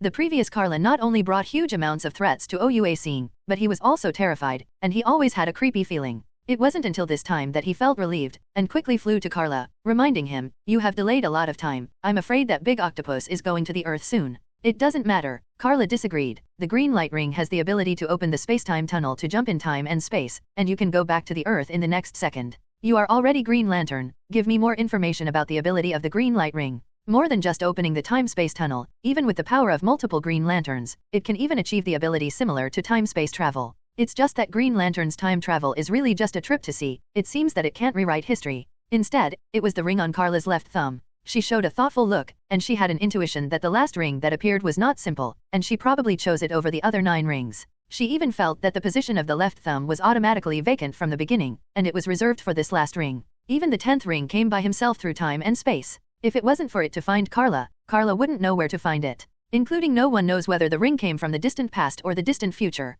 Everything is still a mystery. So Karla decided, I'm going to check with those little blue guys again. Little blue man? Tomare and the others looked at each other in blank dismay. From just now, Karla called Asgardian the little blue man. Although it was very vivid, it was still a bit rude. But it's hard to say anything. As for why Karla knew the ability and effect of the green light ring, it was because she knew it when observing those data before. Those massive amounts of information would be unbearable for ordinary people, but Karla is not an ordinary person. She almost browsed through the major events 100,000 years ago, and also appreciated the glory of Krypton 100,000 years ago. Krypton almost trampled on Apocalypse, and almost even pulled down the new Protoss to replace it. If that is the case, all history will be rewritten. It is a pity that 100,000 years later, Krypton has become a speck of dust in history and the universe, but Apocalypse is still alive and going on. Karla snorted coldly in her heart. Now it's not a trouble for them, it's more important to figure out her current situation. So Karla flew up, and went straight to the holy place where she came over with her own strength. When Karla went back and forth, she found that the Green Lanterns had all dispersed, including Sinestro, who had also been taken away for treatment. Karla was the one who hit Sinestro, definitely knowing that she didn't kill him, the kick just hurt Sinestro badly. If Sinestro had been killed at that time, the situation would have gotten out of hand. The Asgardians were not surprised when Karla came back again, because they had also noticed the feet picture caused by Karla before. Zero looking for flowers. But when they realized that Karla wasn't 9 rings, especially the one on her left thumb, everyone panicked again. How did you have that ring? Again the Asgardians showed huge amounts of reaction. According to the rules of the Asgardians, they have actually failed their duties several times in a row, but now they don't care about it. The reason is Karla's 10th ring. Oh? You really know what this is, so, what's going on with this ring? Karla gave a thumbs up on her left hand, showing off the ring. The expressions of the Asgardians were flustered, everyone was flustered, even desolate. Chu Dang, we call him Huo wrong, why is it in your hands? An Asgardian muttered to himself, but his words were already incoherent. 0. It wasn't until they calmed down a little that they told Karla that the other people were all driven away by the Asgardians. Only after the Asgardians and Karla did they reveal the origin of the 10th ring. It was in the distant past, when the little blue people didn't call themselves Asgardians of the universe, and they were just an ordinary alien race at that time, and they didn't have access to the emotional spectrum. Then one day, a human being traveled from an unknown future to the age when the Asgardians were just rising, and it was he who helped the Asgardians master the power of the emotional spectrum. And this ring is the first lantern ring born at the beginning, so it is called the first lantern. It's not the power of a certain emotional spectrum, but a power that overrides all emotional spectrums. All other lantern rings later were made according to the first lantern, including the 9 original lantern rings in your hand. Chudang can not only possess the power of all emotional spectrums, but can even use this power to rewrite reality, and even travel through time and space, rewrite history, and even reshape the universe. It should have been sealed until billions of years. Why did it appear now? Could it be that the evil dragon has come out? Whoa, wrong, he is the human who got the first light and helped the Asgardians. Later, because the Asgardians feared the terrible power of the first lamp, they sealed the evil dragon away. Karla showed a thoughtful expression. It seems that Chu Dang came from the future through time and space, and in the future, she might face the Chu Lantern Man, right, through these little blue people who are known as the Asgardians of the universe, but they specialize in troubles, and they can be said to be the cause of almost all major events. Karla still learned something.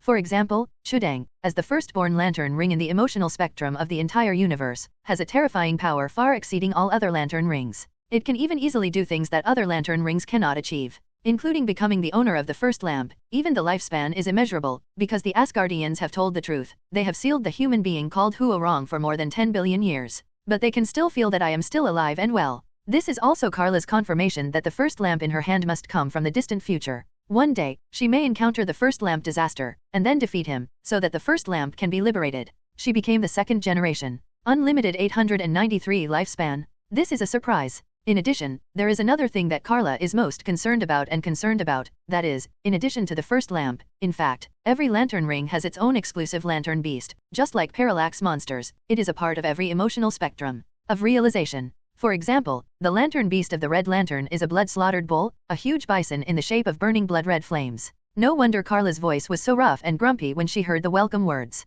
Correspondingly, the lantern beast of the orange lantern is a python in the form of a huge and fat snake. Among them, the most well-known one is probably the lantern beast ion shark of the green lantern. It is a shark that looks like a green color. It is very cute, and it is the most reliable among all the lantern beasts. Even the spirit of existence of the lantern beast of the white lamp is actually very dangerous, because if you follow the normal process, you need to be given by the spirit of existence if you want to gain the power and recognition of the white lantern ring. However, all those selected by the white lantern ring must obey the will of the spirit of the white lantern beast, and they cannot do whatever they want. Karla was taken aback at the time, and felt puzzled. Although she had heard the welcome speech of the 9 lantern beast, she had never felt the real 9 lantern beast's existence. The Asgardians confuse her. It turns out that this is the special feature of the original lantern ring. The 9 light rings in Karla's hand are the first light rings of each emotional spectrum after the first light, so they are called original light rings. And what is special about them is that although they are indeed born from the power of the corresponding emotional spectrum, they are not subject to these powers. To make a simple analogy, the lantern beasts are the embodiment of the corresponding emotional spectrum, which can be regarded as the will of the emotional spectrum.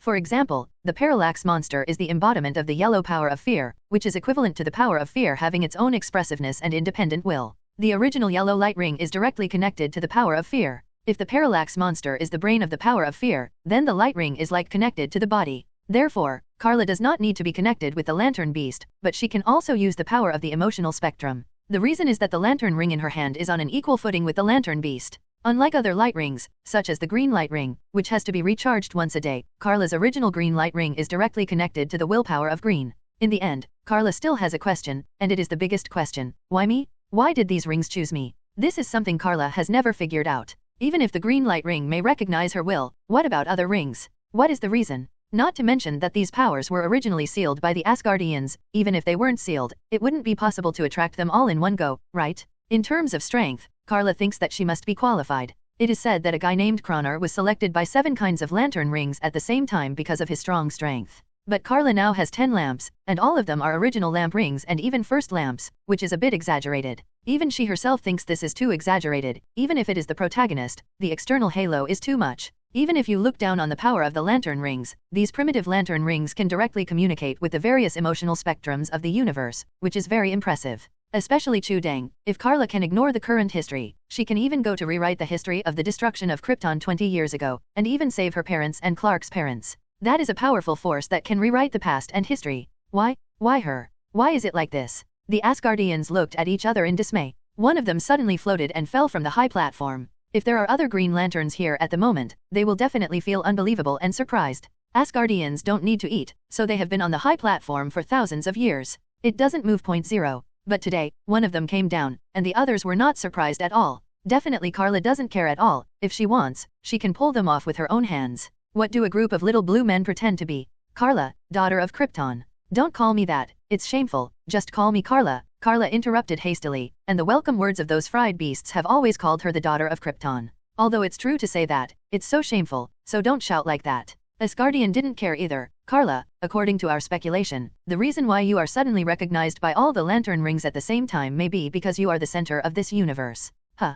Karla tilted her head, looking puzzled. The Asgardian came here to confuse Karla, and they didn't hide anything, and shared their previous speculation. Looking at the coordinates, there is no doubt that the OUA star we are in is the center of the entire universe. But for life, you are the center of this universe, and you can also be called the protagonist. So when you come to the center of the universe as the center of life, especially the place closest to the emotional spectrum, when your emotions generate corresponding fluctuations, you will get corresponding approval. Karla half understood Asgardian's words. But in the last 5.7 sentence, she understood that the location of OUA star is indeed the center of the universe, and it is also the place closest to the emotional spectrum, so it is easier to be recognized by the emotional spectrum. As for the protagonist or something, Karla just felt amused. Don't be kidding, in everyone's story, only oneself is the protagonist. However, Asgardian didn't think so, but looked at Karla seriously, and said, although we don't know who it is, we can feel that you have been favored by a certain existence. Or it can be said to be shelter. Karla was taken aback when she heard this. In the end, the Asgardian said something more. If you want to find the truth, maybe you can go outside a wall.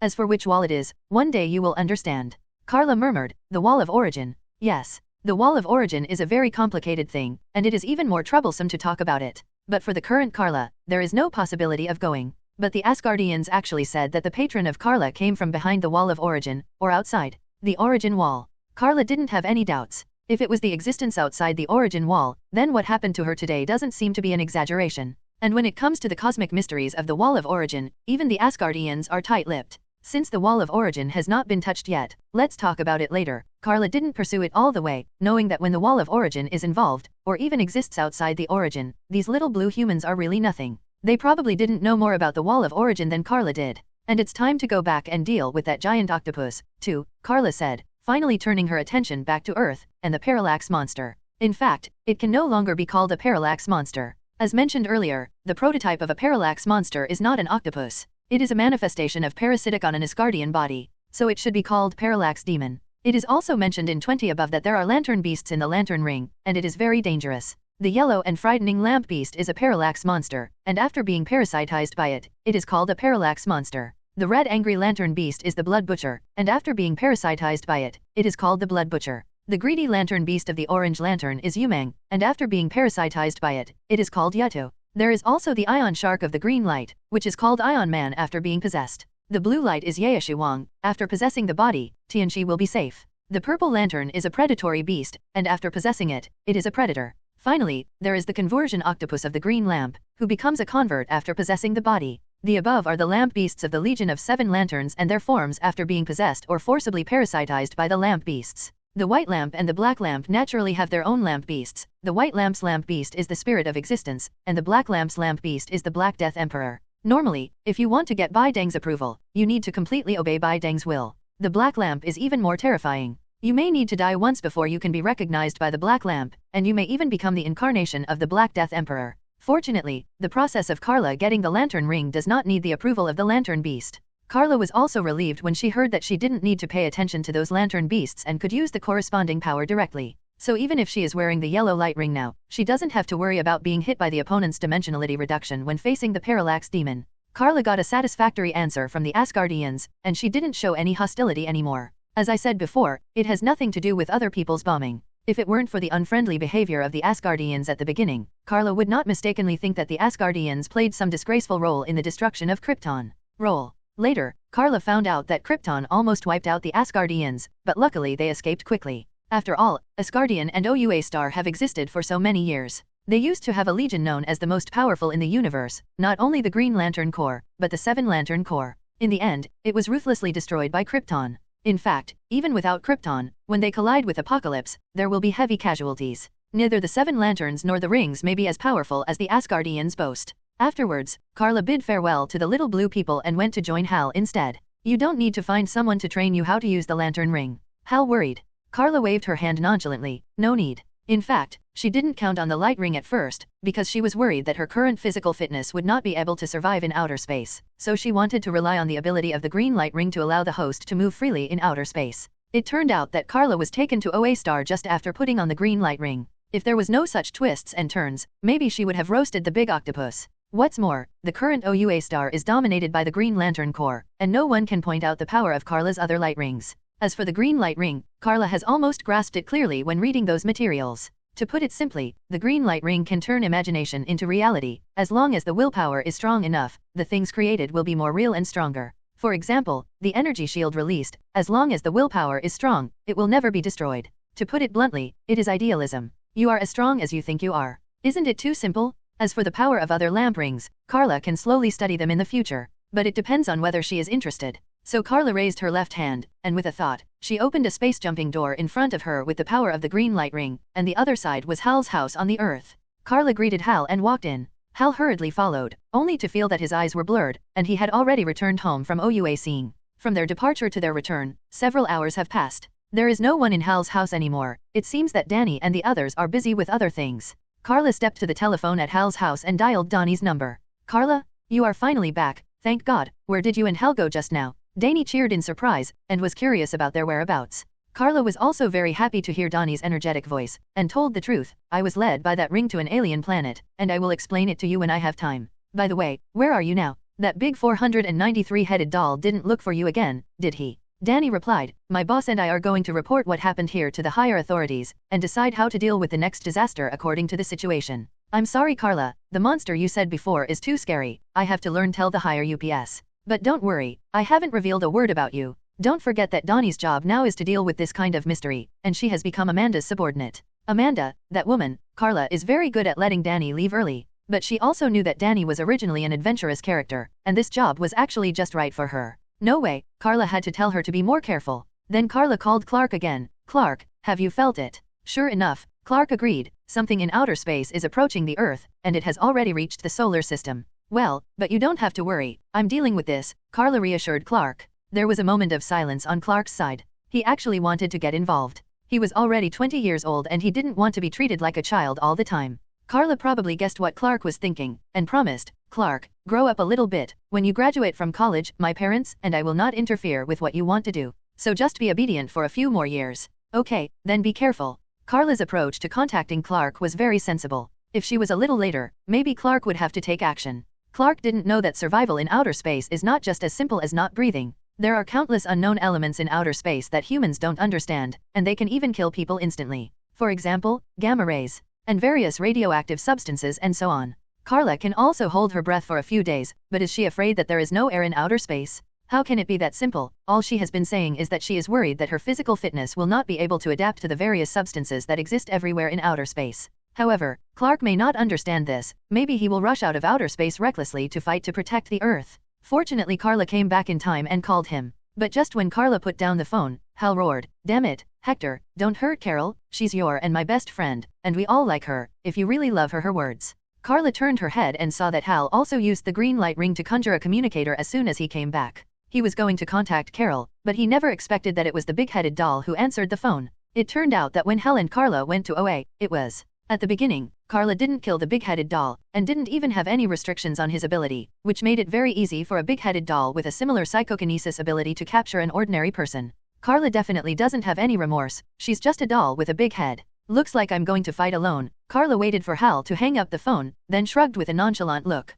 Hal said apologetically, "I have to save Carol." I know, it doesn't matter, otherwise, if I take you with me, I will have to take care of you. "Go save your beloved woman," Karla said as he floated up and flew out of the open window. Carol was kidnapped by the big-headed doll, and Hal must not just sit idly by. And just like what Karla said, she doesn't pay much attention to Hal's power, and it doesn't matter if he is there or not. So she decisively flew to the sky alone, and went straight to the atmosphere. With Karla's speed, it took almost a blink of an eye to come to the front of the atmosphere. She didn't have the slightest hesitation, and directly broke through the atmosphere and came to outer space. After leaving the Earth's atmosphere, Karla's entire body was exposed to the vacuum of outer space. But immediately, a mass of colorful power surrounded Karla, not only allowing her body to move in the vacuum space unharmed, she could even breathe freely. This is the power and benefit of the light ring. Not only the green light ring can make people move safely in space, but other light rings also have the same effect. For a moment, Karla was wearing a blue tight top, a red cape, a red skirt, and a pair of red boots, surrounded by colorful lights. He looked extremely heroic. After Karla simply adapted to the situation of people in outer space, she turned her head and looked into the distance. "I saw that at the other end of the solar system, a giant like a black cloud was flying here quickly, and its flight speed could even reach the speed of light, or even exceed the speed of light. So its speed is very fast, and it is estimated that it will reach the Earth in a few minutes." A sneer appeared at the corner of Karla's mouth, and he immediately went forward to greet her. Karla's speed is faster. Even without the blessing of various light rings, she could already circle the Earth in 30 seconds. Now she even has the power of 10 rings, her speed far exceeds the speed of light, and she almost crashed into the sun after a few seconds. Luckily, Karla braked in time and made an arc around the sun and rushed over. And Karla noticed that at the moment she just passed the sun, it was only a moment, but all the cells in her body suddenly became vigorous. Now she feels that she is full of strength. If the previous strength was 10, then now, her strength has increased to at least 300. SHHH. Karla even felt it, and waved away the colorful, in fact, it should be said to be colorful, shield, completely active in the outer space with her own power. Karla has become more powerful, and she has confirmed one thing, in fact, her worries are not unfounded. The reason why she was able to go around in front of the sun in time was because she had a dangerous premonition that if she rushed into the sun with her current strength, she would definitely die, and even cremation would be saved by then. Unless she can completely grasp the power of all the lantern rings now. But after experiencing such a close relationship with the sun this time, she will become stronger and stronger, and even if she walks on the surface of the sun for 10 days, she will be fine. Looking back at the sun that was left behind in a blink of an eye, Karla yearned for it. After going back this time, maybe she will find an opportunity to get close to the sun. At this moment, a terrifying roar reached Karla's heart. "Green Lantern, you are courting death." Karla turned her head back and looked forward. In just a few seconds, Karla has already crossed half of the solar system and came to the edge of the solar system at the other end. This is already exaggerated. It is generally believed that it takes 8 minutes for the sun's rays to reach the Earth. And now Karla is centered on the sun, which is equivalent to spanning twice the distance from the Earth to the sun. But the time was less than 10 seconds. The distance of 10 seconds would take 16 minutes even at the speed of light. If 1 minute is 60 seconds, 16 minutes is 960 seconds, divided by 10 is 96. Does it mean that Karla's speed has reached 96 times the speed of light? Her speed of light in 1 second needs 16 seconds to complete. Karla stopped in front of the big octopus parallax demon. Although this guy was so terrifying that ordinary people would die immediately just by looking at it, because fear was its food and would be devoured by it directly. But Karla raised her hand and plucked her ears. "Don't yell so loudly, I'm not deaf yet." She didn't take parallax demon seriously at all. Instead, the parallax demon felt a little uneasy. "Who are you? You're not Green Lantern." It finally noticed that Karla's uniform couldn't possibly be Green Lantern's attire. That's Superman's classic battlesuit. Karla shrugged. "Definitely can't be Green Lantern, because my sister has 10 rings, why don't you call me 10 Commandments?" While talking, Karla still showed the same thing, showing the 10 rings on both hands to the parallax demon. Parallax demon was dumbfounded. "Impossible, how could you have a yellow light ring?" Before Parallax Demon turned into this appearance, he was actually an Asgardian among the group of little blue people, and the reason why he became this appearance was because he wanted to prove that even the yellow fear power will also be used by them. The result is that he is consumed by parallax monsters and fear, even parasitized. So when he saw the yellow light ring on Karla's hand, he was particularly frightened and angry. If the Asgardians were willing to recognize his ideas back then, he wouldn't have to prove anything alone. So, the little blue people are really cheating, and almost all big events are related to them. At the moment, in the eyes of Parallax Demon, he only focused on Karla's yellow light ring, and he roared angrily, "This is impossible. Why are you wearing a yellow light ring? I want to eat you." Huh. Karla sneered, "You think it's my sister who wants to wear it? It's these rings that I found my sister, and I can't drive her away. Also, you want to eat my sister 1 universe too early, even if it's 10 universes later, 100 universes, it is also impossible to fit, but you hurry up and put it in the bowl for sister." With a soft drink, Karla's body began to change. I saw that she went from 1.9 meters to 5 meters, then 10 meters, and finally surpassed the previous 100 meters, and finally reached a height of 300 meters. She can grow taller. Moreover, Karla acted like a mischievous, using the green light ring to conjure up a large bowl in her hand, and holding 2 chopsticks over 100 meters in her right hand, she stabbed at the Parallax Demon in front of her. 020 should be clip?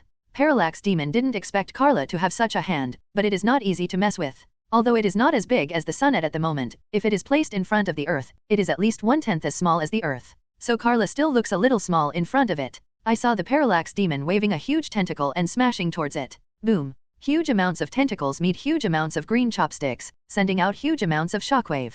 Karla was unmoved, turned the chopsticks in his hand, just caught a section of the Parallax Demon's tentacles, then put away the sea bowl with his left hand. A red light flashed out. Karla conjured up a huge amounts of battle axe and slashed down in the air. Pissed. The tentacles of the Parallax Demon were cut off by her neatly. Unlike Parallax Demon's useless attack, Karla's attack cannot be blocked at all. But before Karla used chopsticks to pinch Parallax Demon's tentacles, the tentacles suddenly turned into a ball of yellow light and returned to Parallax Demon's body, and grew back. "I am a pure energy body, the incarnation of fear. You can't kill me, but I can kill you." Parallax Demon let out a triumphant cry. In the end, Karla put away the weapon in his hand, clenched his right fist and beat the palm of his left hand. "That's it. Then try that." Suddenly, the color of Karla's hands changed, and his hands transformed into 2 large knives hundreds of meters long with black brilliance. It's a bit contradictory to say, how can there be light in black? Moreover, this is in the outer space of the universe, and it is far away from the sun, so the reflected light is not obvious, right? But in fact, when Karla urged the black light ring, it really looked like light.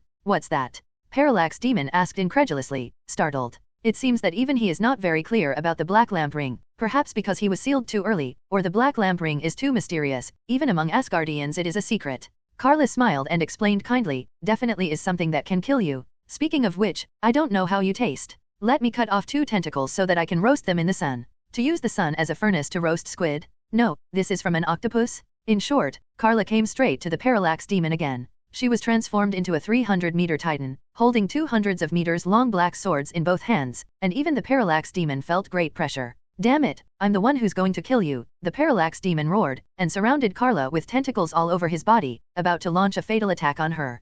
Karla's expression became ugly. "Hey, I'm not here to play a game of female Superman fighting tentacle monsters with you. You, go to hell with me." For girls, tentacles must be very unfriendly things, and Karla was more involved, so she broke out all of a sudden. Shua. Cadb saw that Karla disappeared in an instant. She didn't leave, but because the speed was too fast, even an existence of the level of Parallax Demon was hard to detect. When Karla reappeared the next moment, the Parallax Demon raised his head and let out huge amounts of pain. It turned out that Karla slashed at him at a speed far exceeding the speed of light, cutting off all the tentacles of the Parallax Demon. What shocked Parallax Demon the most was that he found that he had completely lost contact and control over those tentacles, and it was difficult for his injured body to recover. "How is this going?" Karla squinted at the Parallax Demon, and shook the knife in his hand. "This is the power of the black lamp ring that represents death. Even if you are a pure energy body that represents fear, you are not invincible in the face of the same power. Even either is the first light ring that constantly absorbs the emotional spectrum of fear around you, leaving you unable to recharge. Even I have the yellow light ring, which can leave you with nowhere to run. You think I'm talking big? No, I'm real came to kill you." The black lamp ring is already strong enough, and Karla also holds the Chudang ring, which can crush all rings, and even absorb the power of other rings. So Karla not only cut off the tentacles of the Parallax Demon with the black lamp representing death, but also made it unable to absorb new power around it, because the new power was snatched by her. "Don't you like fear? Then I will bring you fear." Karla showed a meaningful smile at the Parallax magic, conjuring dozens of colorful sticks out of thin air, not only stringing those tentacles one by one get up, and put the Parallax Demon's body on a stick. Immediately afterwards, Karla flew towards the sun behind her with the cut parallax. Wait a minute, you can't kill me. I am the embodiment and source of the power of yellow fear. Once you kill me, the source of yellow fear will be lost, and everything will be over. Parallax Demon was finally afraid, and roared, warning Karla. Karla shrugged, who are you scaring? I'm not alarmist, the parallax continued to roar. But Karla didn't care at all. I'll have to wait until I have a taste. And you are all sister's prisoner, or you were imprisoned by my sister for a second, and you dare to be arrogant? If my sister let you go, how embarrassing would you be? So let's taste it first. The parallax demon almost didn't vomit blood from the anger, and had to say, I said that I am a collection of energy, so there is no smell. Karla turned around and patted his big head. You have to have confidence in yourself. I believe in you. By the way, wait a minute and try to get a headshot. Parallax demon doesn't know what headshot means, but it's definitely not going to get any better. Help. In the face of Karla's terrifying power, Parallax Demon, which was supposed to represent the symbol of the power of fear, had to give in. Rather, if the little blue man back then could bear the fear, he wouldn't be possessed by the Parallax monster and become a Parallax monster. So once he found out that his strength was far inferior to Karla, and he was killed almost instantly by her, and his huge amounts of body were cut into countless sections, he immediately felt fear. That is the power he has been extremely familiar with for countless years, and it is also the power he has mastered now. But now, Karla has brought him long-lost fear, because Karla has brought him to the edge of the sun, and sent his body to the edge of the sun with those sticks for roasting. Did she really intend to eat herself? The Parallax Demon looked at what Karla was doing in horror, and had to continue to shout, you will make the universe collapse by doing this, stop now. In fact, the sun cannot completely destroy the Parallax monster, because the Parallax monster is the embodiment of the yellow fear, which is equivalent to a pure energy body without a body. But this doesn't mean that Parallax Demon can't be eliminated.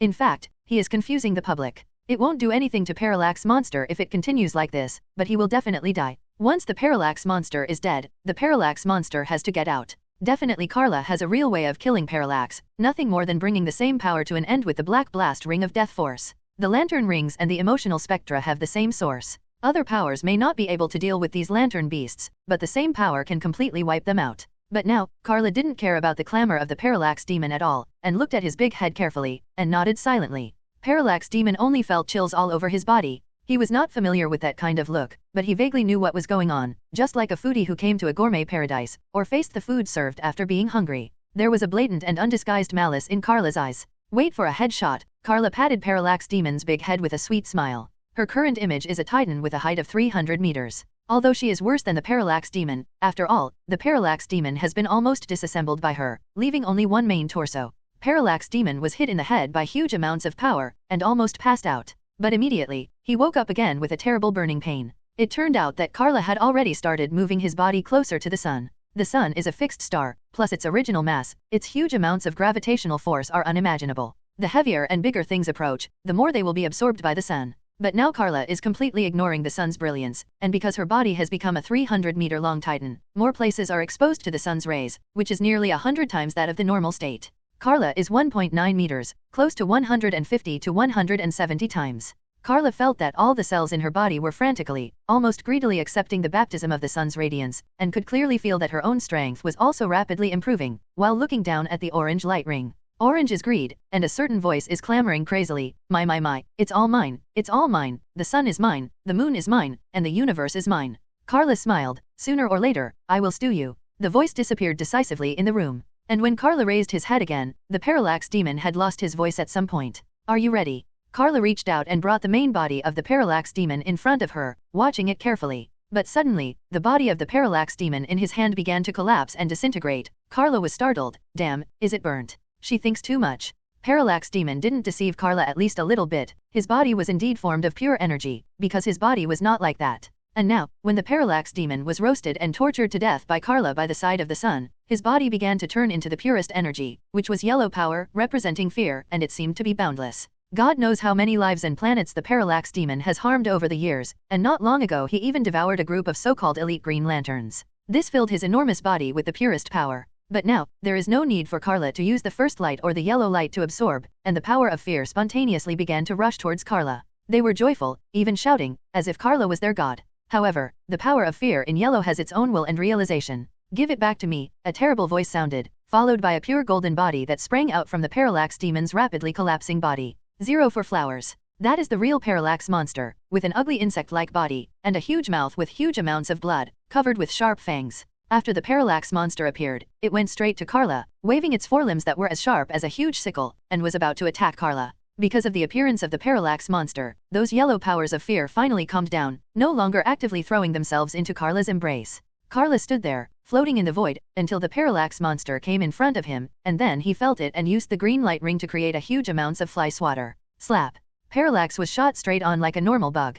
0. And without waiting for the parallax monster to react, Karla reached out and lifted its head easily. Although the parallax monster's body is huge, it is not as exaggerated as the parallax monster. Yes, it is exaggerated. The parallax demon is like a cloud. It looks terrifying on a large scale, but it doesn't really feel much. The parallax monster is full of strength, but its body is no more than 100 meters at most, which is not enough to see in front of Karla. Karla easily lifted the parallax monster like this, held its head in one hand, and opened the other hand, right hand, to create a pair of sharp black scissors, unceremoniously, cut off the sharp claws of the parallax monster. There was only a sound of click, click, accompanied by pieces of golden light flashing, and Karla cut off all the parallax's many feet. Although the parallax monster is an energy body, it still uttered a terrible scream under the damage of the same source of power. Seeing this situation, those yellow powers of fear started cheering again, rushing towards Karla full of joy. The file size of Parallax Demon's original body is 1/10 of that of the Earth, and now it can be said to be quite impressive when transformed into pure fear. Karla even feels that her own strength has improved significantly, and the most obvious is her mental strength. The strengthening. Needless to say, Superman's physical fitness, but mental strength has always been an obvious shortcoming. But now, Karla just moved his eyes, and a group of meteorites a few light years away suddenly turned into fly ash. That is because the mental power is too strong and directly produced the actual effect. Now she is equivalent to devouring a parallax magic mountain. After Karla finished pruning the parallax monster turned into a long worm, completely without limbs, and even the wings on the back were cut off by Karla. In fact, parallax monster does not need wings flight, perhaps to complete the image, so there is a pair of useless wings on the back. And after Karla was busy with these tasks at hand, all the power that the parallax demon had accumulated for many years was automatically absorbed into her body and became her power. This is simply like giving for nothing. And now, Karla is holding the body of the parallax monster again, and using the sticks made of the green light ring to control its limbs. It is about to be baked in front of the sun again. Don't look at Karla, she is a peerless beauty. But Karla also tasted a feast of bugs when she traveled all over the world. So she does not pretend to be a parallax monster at all. The 960 didn't taste the parallax monster just now, so let's taste the parallax monster now. But at this moment, a voice came, Karla, stop here. Just behind Karla, the little blue people left OUA Star for a rare occasion and came here in person. Some of them also found the body of a little blue man in the void, that is the body of Parallax Demon, which reappeared its original appearance after losing the power of fear. That was originally a supreme guardian on the OUA planet, but later he became possessed by a parallax monster and became a parallax monster that harmed the universe. He was finally freed until he was killed by Karla. Karla looked back at those little blue men. Why? The power of the emotional spectrum can be used to protect the universe, but it can also destroy the universe. If you kill it, the balance of the emotional spectrum will be broken, and the entire universe will be in danger of destruction. The little blues try to explain it to Karla. Unlike the parallax demon, the parallax monster is the incarnation and embodiment of the power of fear. It is not a serious problem to kill the parallax demon, so they did not make any noise before. But after noticing that Karla was going to kill the parallax monster, in fact, he was going to eat it, he couldn't sit still, and hurried over in person. It's not that the Asgardians are monitoring Karla at any time, but they know that there may be a big war here, so they paid attention to it early. Karla looked at the little blue people, then at the parallax monster in his hand. Except for the initial cry of pain, the parallax monster kept silent, but looked at her with cold and hatred eyes. Karla smiled. Don't worry, you'll be fine, Karla said as she continued walking towards the sun. Karla, exclaimed the Asgardians in unison. But Karla said without looking back, I have already made an enemy with it. If I don't solve it here, it will come back to take revenge one day. Then maybe the people I value will be hurt by it. If so, then definitely we must cut the weeds and eradicate the roots. Karla also showed a bright smile at the parallax monster in her hand. What's more, killing such a weak lantern beast can really collapse the universe? I don't believe it. I don't believe you are so important, so what if you are important? Because I can't, sister, shape the universe. Crazy, crazy, crazy, she's crazy. Stop her quickly. All the Asgardians were shouting anxiously. But who can stop it? She holds 10 lantern rings, and this is the horror of Kryptonians. It's not like you haven't experienced it. Damn it, that's why I said that the Langsing people must not become green men. One Asgardian seemed prescient. Karla glanced sideways at that guy. In fact, Karla has been suspecting that the Green Lantern in the sector where Krypton is located is Tomare, the guy who looks like a fish and looks like a bird. It stands to reason that the Asgardians in each sector should be selected from that sector. Why did almost no Kryptonians become Green Lanterns in the next 100,000 years? It turned out to be your rejection. Asshole, then don't let her stop. You can't kill me, the parallax monster in his hand suddenly said, sneering in a cold tone, different from before. This is my real body, as if even you can't completely eliminate the feeling of fear, you can't really kill me. And I already know what your fears are, your adoptive parents on Earth, Karla. Can't. Karla paused, holding the parallax monster's left hand involuntarily and slowly, almost crushing its head. But the parallax monster let out an even harsher laugh. Wait, I will definitely go to the Earth to find you, Karla. I found that I like you. Sooner or later I will make you into my own parallax monster. Let me destroy you with fear. Karla took a deep breath. Obviously she was in outer space, and she clearly saw the sun in front of her eyes, but she still took a breath. This breath almost caused the sun to be greatly fluctuated. Zero.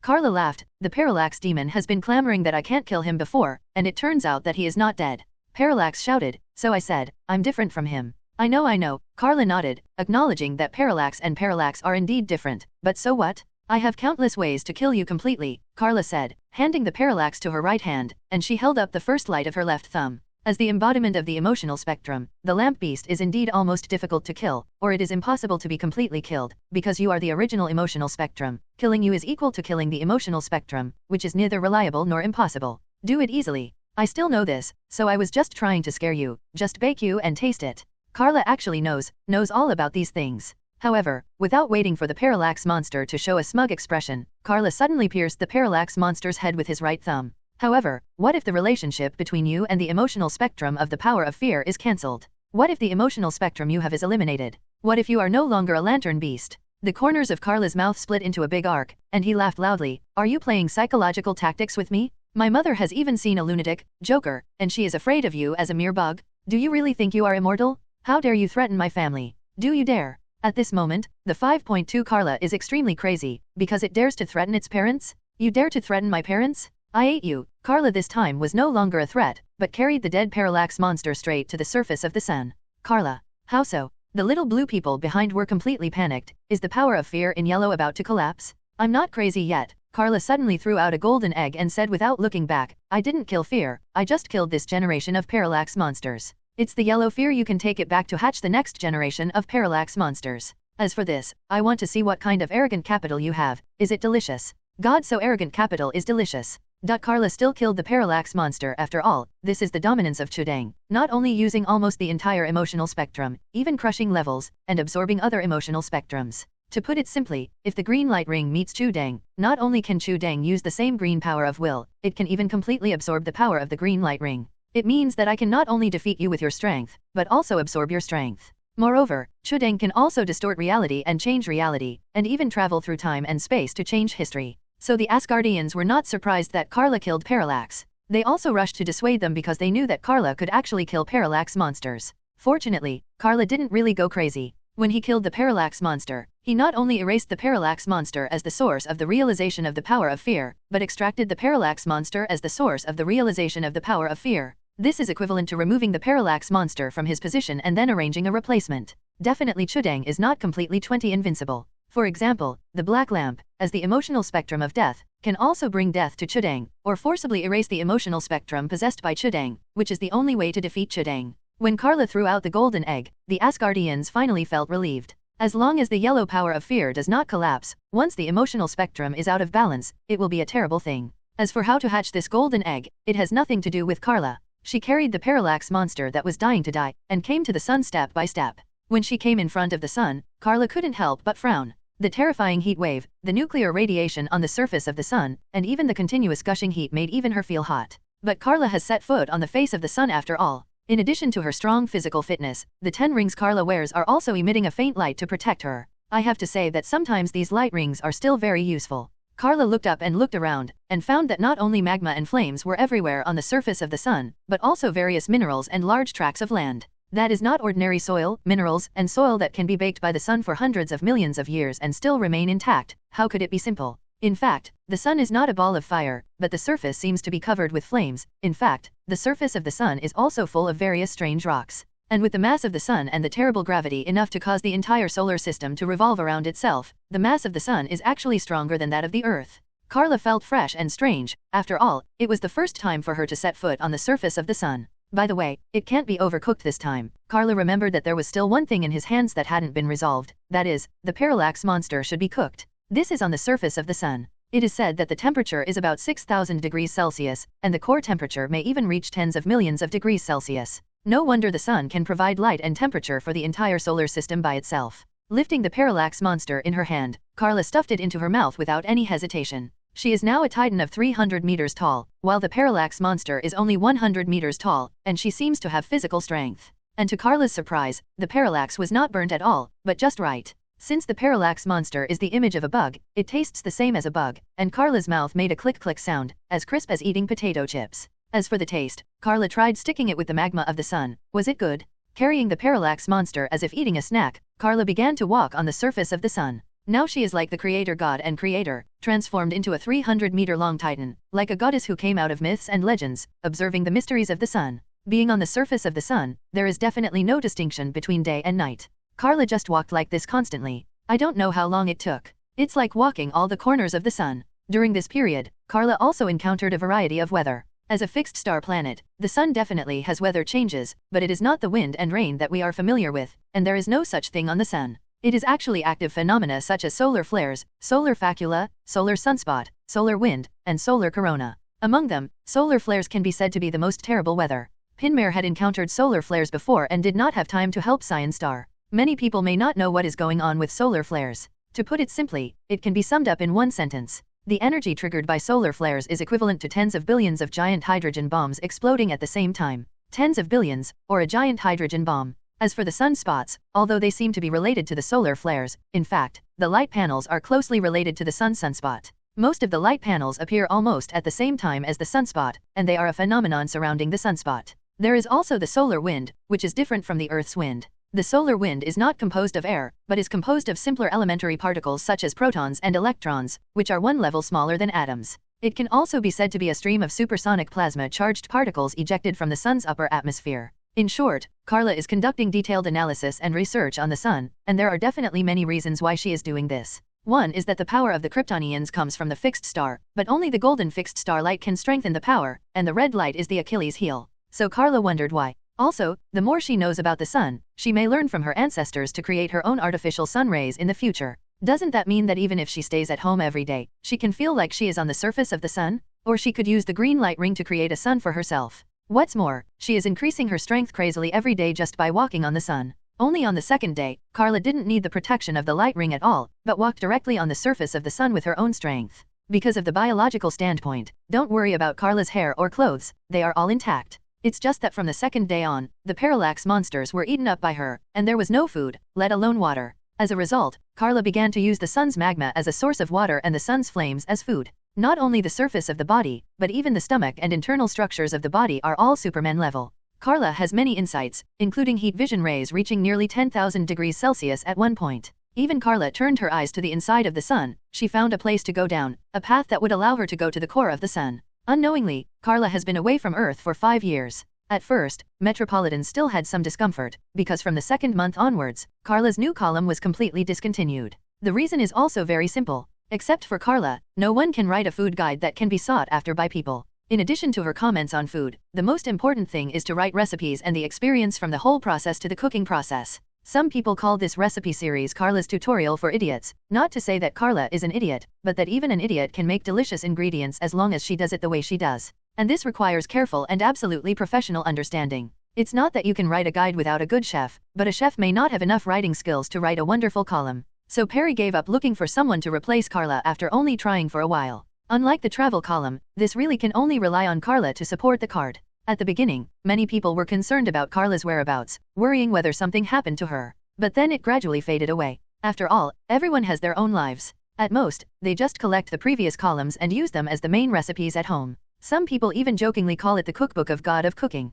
Karla's family and friends know her whereabouts more than anyone else. Karla uses the green light ring to ask Hal to use it as a transit signal, because the green light ring can communicate regardless of distance, so Karla can still call home. Others may not know it very well, but Clark and her adoptive parents already know that she is now at the core of the sun. Karla is still studying the sun. After visiting every corner of the sun's surface, she began to head towards the core of the sun. But the sun is so big that its mass volume is said to be 1.3 million times that of the Earth. So even if Karla wants to study thoroughly, she has to spend a lot of time, and this is the case that she has hardly slept much in the past 5 years. Karla is gradually analyzing the structure of each layer of the sun, and now it has finally reached the final core. The surface temperature of the sun is 6,000 degrees Celsius, while the temperature of the core can reach at least 20 million degrees Celsius, and its pressure is equivalent to 300 billion atmospheres. What is this equivalent to? It may be equivalent to Karla carrying the Earth forward with every step, or even more than one Earth. But for Karla, it is completely fine. At the moment, she is not only 300 meters high, but has reached 1,000 meters, an absolute super titan level.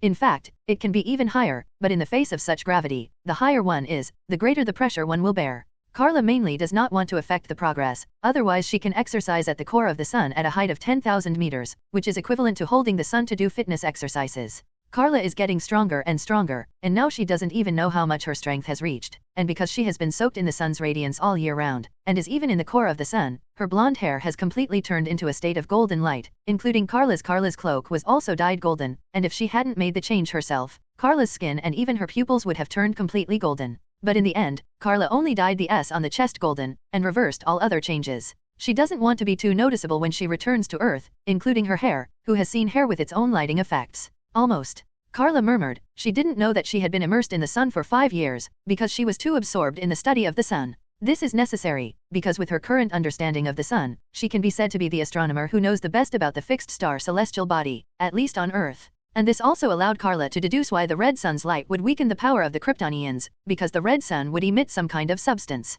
To put it bluntly, the golden sun rays are more youthful, full of vitality and strength, so the emitted substances are strengthening the cells of Kryptonians. The red sun is generally a red giant star that has entered its old age, and the emitted substances will only make the cells of the Kryptonians lose their vitality, so the Kryptonians under the red sun will only become ordinary people. Another point is that Kryptonians' home planet, Krypton, has things like kryptonite, and certain substances emitted by it are the greatest harm to Kryptonians. Moreover, the radiation from kryptonite almost fills the atmosphere of Krypton, which means that Kryptonians have been breathing radiation from kryptonite, so how could they still have a chance to get strengthening? The most important thing is that when Karla thoroughly studies the sun, she can even create a little sun of her own, so that she doesn't need to stay in the sun anymore. It's time to go home too. Stretched her waist long, Karla also felt tired. After more than 5 years of sleepless nights, most of the time, I only slept for 3 to 5 seconds. An ordinary person would have been exhausted long ago. However, Karla is gradually breaking away from the category of mortals. Not only can she not sleep, but in fact, she has long been able to stop eating.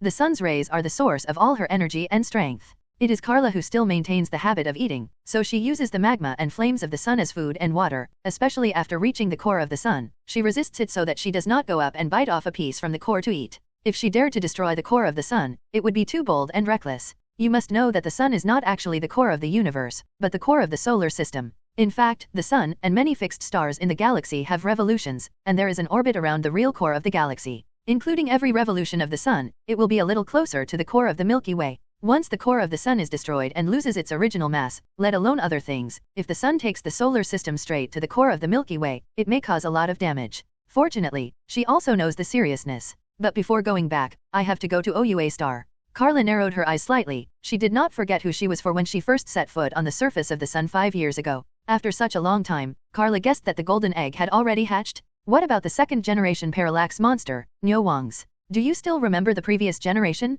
And do you still want to seek revenge on her? Karla's favorite style is to cut grass and roots, and she will never leave any hidden dangers. What's more, the parents of the Earth are just ordinary people. Once they are targeted by a guy like the parallax monster, it is almost a certain death situation. So Karla can't be careless. OA star, Karla returned to the surface of the sun, raised her head, and started searching in the universe. At the moment her supervision can even observe any corner of the entire universe, including superhearing can also accommodate the sound life of the entire universe. Definitely Karla must not dare to turn on full power, otherwise it will be annoying to death. Soon, Karla found the whereabouts of the OUA star. The last time it was taken by the green light ring, but this time, Karla floated gently on the sun, and then turned into a golden light, and came to OUA Asing. The whole process takes less than a second. Today's Karla can already operate normally in outer space without the defense of the light ring. Even at her current speed, it took less than a second from the sun of the solar system in the Milky Way to arrive at OU, which is known as the center of the universe. Asing. This terrifying speed alone is shocking. She didn't use the ability to jump in space or the technology related to the lamp ring, but flew all the way here, relying only on her own strength. After coming to OUA star, Karla went straight to the holy place of the little blue people. A few years have passed, and the little blue people have returned to their previous appearance, majestically standing on the high platform of the holy place, as if they should not be offended. But when Karla suddenly appeared in front of them, the little blue people couldn't help but twitched the corners of their mouths or eyes. "Why are you here?" an Asgardian asked, looking very unwelcome to Karla. Karla raised her eyebrows. "Huh? I was helping for nothing before. It's really crossing the river and tearing down the bridge. It's not easy to kill a donkey here. After all, you can't compare yourself to a donkey." But Karla still feels that she is being treated as a donkey, maybe because a donkey symbolizes stupidity, or being fooled. Karla doesn't talk nonsense with them. In fact, she also sees them as indifferent. 203, a group of guys who only make trouble. "I don't want to come here either, but what I'm more concerned about is, what happened to the golden egg? Has the new parallax monster hatched?" Karla mentioned her intention and purpose for coming. It's very simple, she came here for the second generation of parallax monsters. The Asgardians looked at each other. Another little blue man sighed. "Let her go and see it, otherwise we won't be able to drive her away." "It's mainly because you guys can't beat me," Karla proudly stuck her waist in. While this is true, Asgardians will not admit that they have been coerced. Because Asgardians have no personal feelings, they don't care about Karla's ridicule and provocation. A female Asgardian greeted, "Come with me." As she spoke, she drifted in another direction. Karla followed immediately, and recognized it on the way. This is the melting furnace to go to the Green Lantern Ring, which is the source of all Green Lantern Ring power bases. She has been there once, and there are still many materials and information about the history of the Green Lantern Corps and the entire universe stored there, but she doesn't know what to do there now. "Wait a minute, you guys are using ion, sharks to suppress parallax monsters." Karla thought of something. Ion shark, that is the lamp beast of the green light ring. If the parallax monster is the embodiment of the yellow power of fear, then the ion shark is the embodiment of the green power of will, and the two are the same existence. It's just that compared to the parallax monster who is bent on bringing fear to the universe, the ion shark is positive, including those who integrate with the ion shark. They will not lose themselves, but will become aliens. Medical. Ion Man is the high-level stage of Green Lantern. Not only does it retain all the abilities of Green Lantern, it even claims to be able to change reality and time. It seems that changing the reality is not a great ability. Not only the five-dimensional people can change at will, even Karla is now. Following the female Asgardian, Karla once again came to the total battery like a furnace. In fact, not everyone can use this total battery at will. Not only does it need the permission of Asgardians, but there are many secrets that only Asgardians know, including various light rings. In addition to Karla's original light ring and the first light, the green light ring also hides more functions that only Asgardians know and can activate. For example, in terms of data storage, Green Lantern's ring can only automatically store data, but it cannot be retrieved at will. At this time, the female Asgardian opened the melting furnace, and in a dazzling, rich green power of will that seemed to be solid, a yellow light was pulled out with some kind of force. Karla looked ahead and immediately recognized the parallax. Suddenly she reached out and grabbed it, and before the female Asgardian could react, she grabbed the parallax monster and pulled it out. At the moment's parallax is only slap file size, and it is almost exactly the same as the previous generation. Karla sneered and asked, "Little guy, tell me who you are, do you recognize me?" "Huh." The parallax monster trembled all over, and raised its head vigorously in Karla's hands. After seeing Karla's appearance clearly, he raised his head and pretended to be dead. The corners of Karla's mouth twitched, and he put away his sneer, and turned to look at the surprised female Asgardian beside him. "What's going on? Scared to death?" "No." While Karla was distracted by turning his head, the little parallax monster suddenly struggled to escape, and the direction of its escape was the main battery of the green light behind it. "Hey, that's the place to suppress you, it's like a seal." But the little parallax monster would rather be sealed and escape from Karla, and even dare not flee in other directions, which shows how much shock and even fear Karla has brought to it. The female Asgardian was stunned, as the embodiment of the power of fear. "You are so afraid of others? What did you do in the first place?" Maybe this female Asgardian didn't come together to stop Karla, so I don't know what happened at that time. Karla shrugged, pinched the parallax monster easily, and said casually, "It's nothing, but I ate the previous generation parallax monster. The taste is not bad, dipped in the sun's magma, it's not salty or bland, it's just right, crunchy." The female Asgardian almost passed out and ate Zang? What kind of werewolf is this? No, didn't she know, this is indeed a ruthless person. You see, she wears 10 lantern rings on both hands, and she was shouting to wash Oua Sing with blood. She almost lost control. It's no wonder that little parallax is so fearful. In fact, eating is a biological instinct, especially once the relationship between eating and being eaten is established as a natural enemy. Karla is now like a parallax monster's natural enemy. When any creature faces a natural enemy that can eat itself, it will inevitably feel fear, including the materialized parallax monster that represents fear. "I don't know how it tastes like now," Karla said, looking down at the little parallax monster in her hand. The little guy is a newborn. The previous generation didn't know how many years it lived before it was so big, but it was eaten by Karla as food, and now the only parallax monster is Karla's slap in the normal state. To be honest, if you don't consider its power and what it represents, it is actually quite cute. The color of Fear Force is yellow, but Parallax Monster is originally golden. It might be interesting to keep such a pet. But in Karla's eyes, it already showed what kind of dish it could be made into, and even materialized it. A dish of fried grasshoppers appeared in front of Karla. The little parallax monster fainted decisively. "Don't scare it to death," the female Asgardian said while wiping her cold sweat, wondering who is the embodiment of the power of fear. Even think Karla is more like a phantom beast in human form. But she dared not speak out. Originally a parallax monster that symbolizes fear and is the embodiment of the power of fear, at the moment is more like an ordinary bug in Karla's hands, and in Karla's eyes, it is also delicious. "I just cut it in half," Karla was discussing with the female Asgardian, asking if she could cut it in half and take it back for frying. She had only tasted roasted before, but this time she might want to try fried. The female Asgardian put her hand on her forehead and pressed her headache. "Karla, this joke is not funny at all. I'm not kidding. No, I took it as a joke, so please put it back." The Asgardian woman definitely knew she wasn't joking, but she'd rather it was a joke. Karla pouted, and threw the parallax back into the green furnace of willpower, letting it be sealed by the willpower inside. It is very likely that the ion shark is also playing a role, silently contributing its power. And Karla has already confirmed that this parallax monster obviously remembers her, but it does not belong to the previous parallax monsters. It is more like a second generation born from the former. This is also the situation that Karla guessed at the beginning. It seems that there is no need to worry about it retaliating. The main issue is whether it dares or not. As the embodiment of the power of fear, parallax monsters originally bring fear to others. Only Karla is different. She is now like the natural enemy of parallax monsters, only she eats parallax monsters, and parallax monsters can only be eaten. If you can't hide from her, you definitely don't dare to provoke her again. Then, the female Asgardian took Karla back to their holy place, not daring to leave Karla here alone.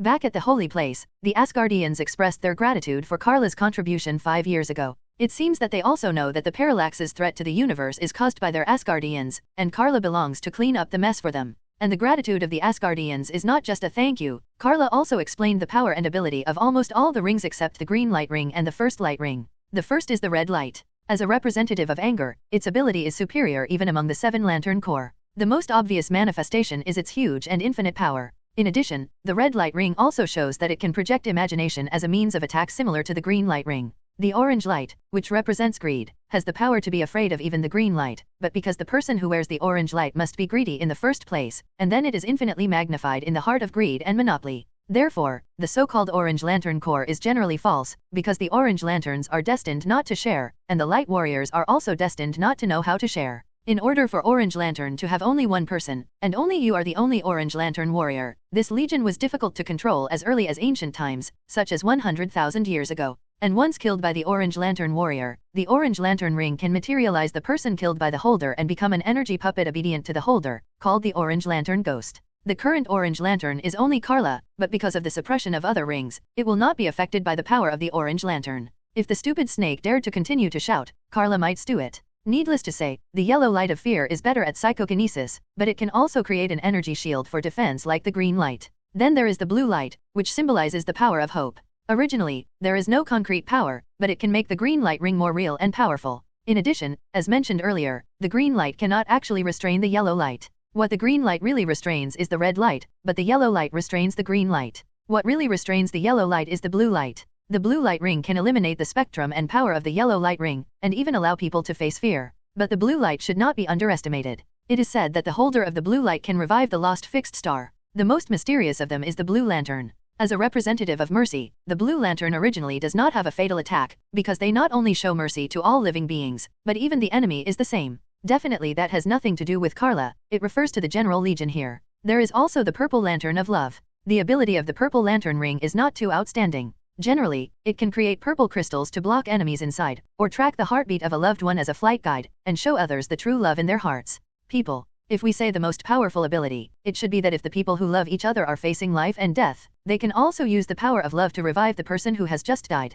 0 Looking for flowers. By the way, because the purple light represents love, so you can use this power to brainwash, for example, make the other party fall in love with you or something. Again, Jor-El is definitely not needed. The above are the respective strengths of the ordinary 7 Lantern Corps. There are 2 rings of lights at the end. Black lights and white lights. What is introduced here is no longer just the power or emotional spectrum represented by the lantern rings. The Asgardians are explaining to Karla the usage and abilities of these rings. This will make Karla more aware of how to use them to fight. The black lamp represents death. Originally, only those who had died once could be selected, but Karla was different. She was recognized by the original black lamp. Originally all the black lamp rings should be controlled by the lamp beast Hay-Sid, but the original lamp ring is different. Karla has mastered it. It is equivalent to sitting on an equal footing with the Hay-Sid and not being controlled. 0. Since the black lamp represents death, even people who claim to be immortal can give the concept of death, that is, even gods who claim to be immortal can be killed. In addition, the black light can also expel the emotional spectrum of all other light ring fighters, making them temporarily become ordinary people.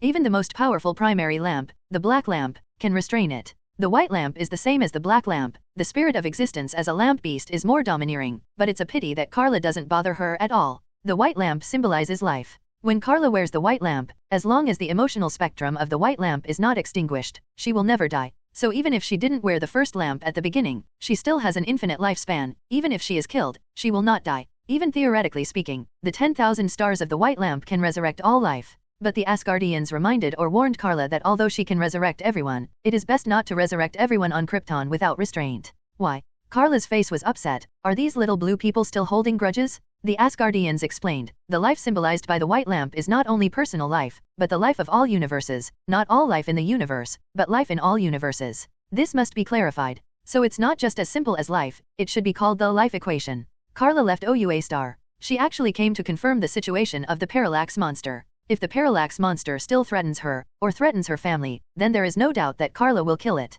At least one more kill until the newborn parallax dares not dare. But now it seems that it has not dared. That being the case, Karla felt relieved and was finally going back to Earth. She didn't expect to be delayed for 5 years when she came out this time. For 5 years, she has been analyzing all the structures and compositions of the sun on the sun, including any components and all particles. Those dangerous radiations are deadly to humans, but they are a source of strength to her. Especially solar flares. The smallest solar flare can be equivalent to the explosion of tens of billions of 100-ton hydrogen bombs, and a super-large flare can hardly imagine 883. But for Karla, it was a huge power boost, equivalent to the effect of hundreds of years of sunbathing on the Earth. So these 5 years of improvement are equivalent to Karla basking in the sun for tens of thousands of years on the Earth. Don't forget that she went to the core of the sun later. When Karla returned to Earth, it was already late at night. She came back at night specially, otherwise she wouldn't be too lazy to talk nonsense with those little blue men, and she didn't care about the power of those rings on her hands. Speaking up, Karla walked slowly towards the courtyard of her hometown, while looking down at the rings on her hands.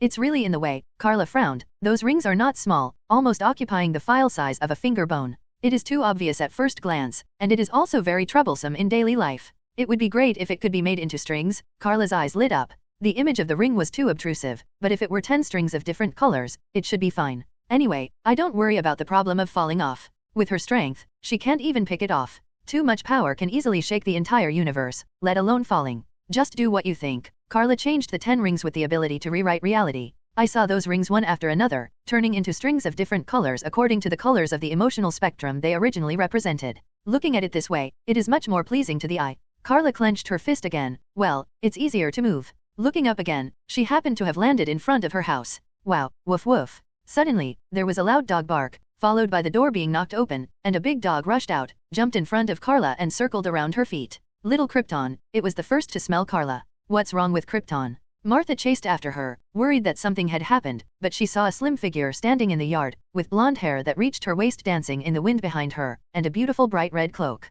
Fluttering in the wind, a heroic and valiant peerless beauty. Mom, I'm back. Karla greeted with a smile, slightly pushed Xiao Krypton away with her feet, and then stepped forward to hug her adoptive mother. Martha hugged Karla tightly excitedly, but she couldn't stop complaining. You're bullying Xiofen again. The eyes are so good. Karla chuckled. But Xiao Krypton didn't mind at all and just sat aside and wagged his tail. At this time, Jonathan also heard the voice outside, followed out and saw the daughter at the door, turned around and went back with a soft snort. The old man was angry. Karla didn't care. She knew it was because she hadn't come back for 5 years after going out this time, and she must be angry about it. Haven't you eaten yet? Come in, I'll prepare it for you. Martha got busy turning around and going into the warehouse, then went straight to the kitchen. Karla wanted to stop her from trouble, but after thinking about it, she hadn't eaten her mother's handicrafts for a long time, and she was a little greedy, so she stuck out her tongue and said nothing. Turning around, Karla picked up the dog at her feet, hugged her in her arms, and followed into the house. Jonathan and Martha didn't sleep, and the reason they came out so quickly was because they were watching TV in the living room.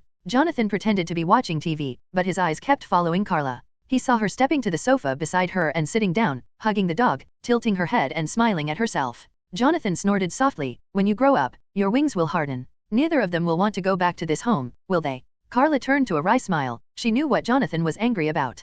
Karla is 35 years old today. Regardless of her appearance, she actually looks like a 20-year-old girl. People even believe that she is a high school student, except that she is a little taller. After all, Karla is no longer human, not cursing, and it is not an exaggeration to say that she is a god. With her power, she is not afraid of people on the apocalypse planet known as the New Protoss. Coupled with the effects of Chudang and Beidang, as well as the relationship between strengthening physical fitness and cells in the sun, she can almost be said to be immortal. Since Karla is 35 years old, Clark is also 25 years old now, and has already graduated from college. And when Clark was 25 years old, this year, maybe a few days ago, Clark finally decided to travel the world. He wants to learn from his sister Karla and travel to every corner of the earth to see the world with his own eyes. Karla had heard about Clark's decision before coming back, and she was very supportive of it. But looking at the adoptive father's attitude now, it seems that he is very dissatisfied with both his daughter and son leaving the house, and has a lot of complaints. At this time, it was Martha who poked her head out of the kitchen, and complained angrily, "This old man, my daughter came back after a long time, so don't scold her again.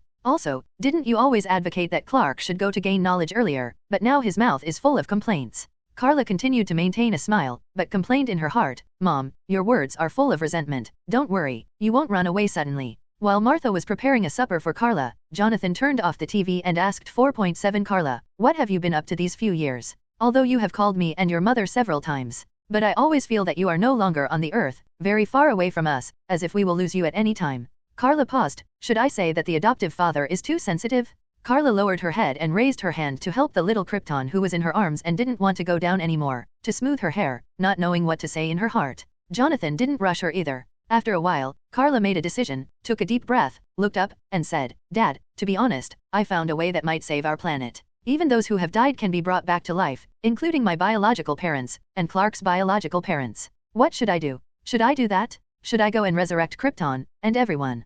Karla's words stopped Jonathan, including Martha, who also came to Karla with a plate of late-night snacks that were made on the spur of the moment from the kitchen, and looked at the daughter in surprise. After all, they are just two ordinary people, or farmers who are so ordinary that they cannot be more ordinary. Suddenly mentioning aliens is far beyond their common sense, let alone resurrecting a planet that has been destroyed, including everyone on it. This is unbelievable. Karla conveniently placed the plate on top of the dog's head. Martha took the dog away angrily, "The child."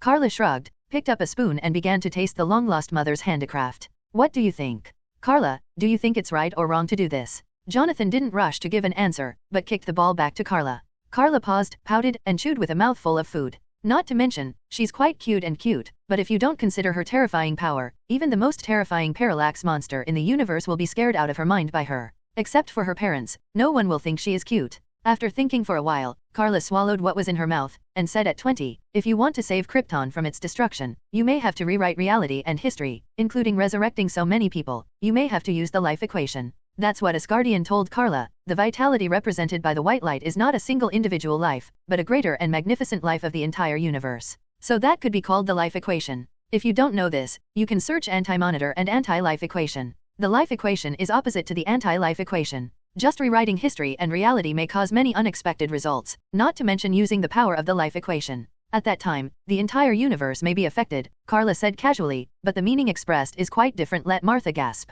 The whole universe? Isn't that too scary? But Jonathan kept his expression unchanged, and continued to ask, "It's not what the result will be, or what the universe will become. Karla, I'm asking you what you think. What do you want to do? What are you going to do? Mostly, do you think that's the right thing to do?" Karla stared deeply into her adoptive father's eyes, and suddenly she smiled. "Obviously, I have been worrying about me and Clark since I was a child, but now I have to choose." Jonathan also smiled. "After all, you have grown up." "That's right." Martha also wiped away her tears silently. "In the blink of an eye, you will be 35 years old." "Mom," Karla frowned, "don't mention my age, really. Young people can ignore and don't care, but they don't know why beating people care so much about age. But when the age reaches a certain level, especially around the age of 30, you will become more concerned, and even after the age of 30, you will inevitably sigh about your current age every year. Only when you realize that age is limited, you will pay more and more attention to the age that is increasing every day. Even Karla is not exempt from this. Yes, she is 35 years old. If Martha didn't mention it, Karla would want to play tricks at night and sleep with her foster mother for a rare coquettish moment.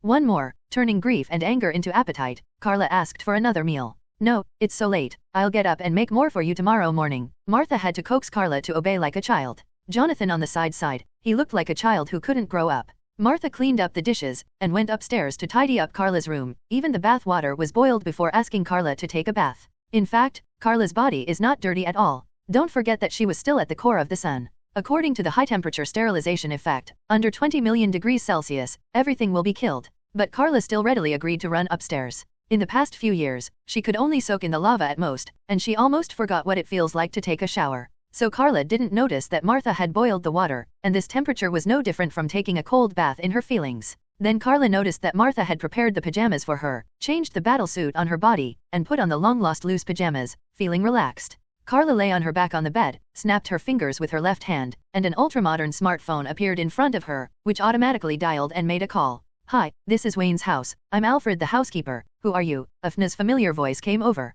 Karla continued to lie there, didn't even bother to move her position, and said weakly, "Afu, I'm Karla, call Jane for me." "So it's Miss Karla." Afu's surprise could be clearly felt, and before he agreed to come down, he heard an exclamation from over there. "Is it Karla? Is it really Karla? Has she come back?" Then there was a sound of crisp trotting footsteps, and Bruce's voice, "Be careful." "Oh?" Karla raised her eyebrows. "Have they become a loving and stupid couple?" In the next second, Jennifer's voice came over. "You are heartless and willing to come back? Where are you? Why didn't you come to see me? Do you know that during your absence, I even raised my son?" Hey, that's my son." Bruce 660's voice came from a distance, full of remembrance. Because Jennifer's words sounded as if the person on the phone was the father of his child. Fortunately, he knew that there was a more beautiful woman on the other side of the phone. Although a bit sorry for his wife, Bruce had to admit that Karla was the prettiest of the three of their girlfriends, and the prettiest of all the people he knew. Karla was also a little moved, and immediately said, "Wait for me, I'll go over right away." Saying so, Karla hung up the phone. Jennifer over there was taken aback. "Come here? What do you mean?" Seeing Jennifer's appearance, Bruce couldn't help asking, "What's wrong? Why didn't you speak?" Jennifer shook her head and put down the phone and said, "Karla said to come over. It's so late." Bruce looked at the moonlight outside the window, and said worriedly, "Why don't you let her come tomorrow, and I'll send Damien to bed later. It's not good if it's too late, why not?" "Oh, is this not welcoming me?" Suddenly, Karla's voice came from outside the window, and everyone turned their heads to look, only to find that she had already come, and now she was floating outside the window. Karla flew in through the window and caught Jennifer, who was rushing towards her. The two good sisters hugged each other tightly. Old Man Green. Karla's sudden arrival, especially her speed, made everyone unexpected. Fortunately, there was no one else in the room, only Bruce, Jennifer, Alfred, and a young boy. When Karla came here, she definitely scanned the situation and knew that there were no outsiders, so she flew here without hesitation. At the moment Karla's eyes focused on the boy, she knew that this was her godson Damien. Damien, Wayne, Bruce's eldest son, was also jokingly called Rice by her. "I hugged him when I was young, but I didn't expect him to grow so big in a blink of an eye." Karla was quite emotional.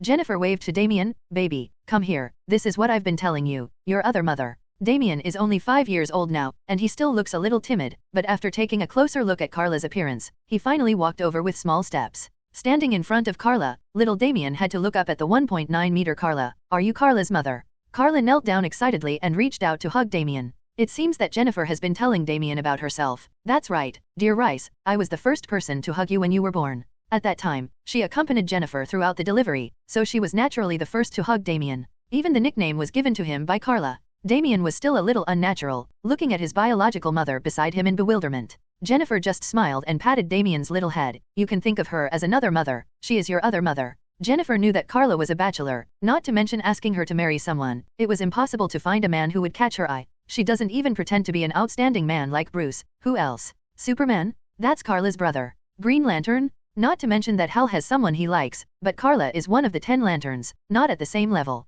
What's more, Karla has seen the vast universe and so many aliens of all kinds, and her vision is no longer limited to one Earth. But those aliens are not very good looking. In short, she doesn't plan to fall in love anymore. So Jennifer's intention is also very simple. Since Karla is a bachelor, then give half of her son to her. When Danny gets married and has children in the future, divide her half, and she will have more children. Needless to say, the relationship between the three of them, Karla almost exposed herself for them. Then Karla and Jennifer directly ignored Bruce and Alfred, and each of them took a small hand of little Damien, ran to the side and sat down to chat about their topic. Afu reminded Bruce, "Master, although Miss Karla is the second mother of young Master Damien, but you should not treat Miss Karla as your second wife, otherwise I am afraid that you may be beaten to death." Bruce couldn't laugh or cry. "Don't look at me like this, in fact, I'm also afraid of death." These two masters and servants are still so humorous, one complains at the right time and in place, and the other speaks the most embarrassing words in the most natural tone.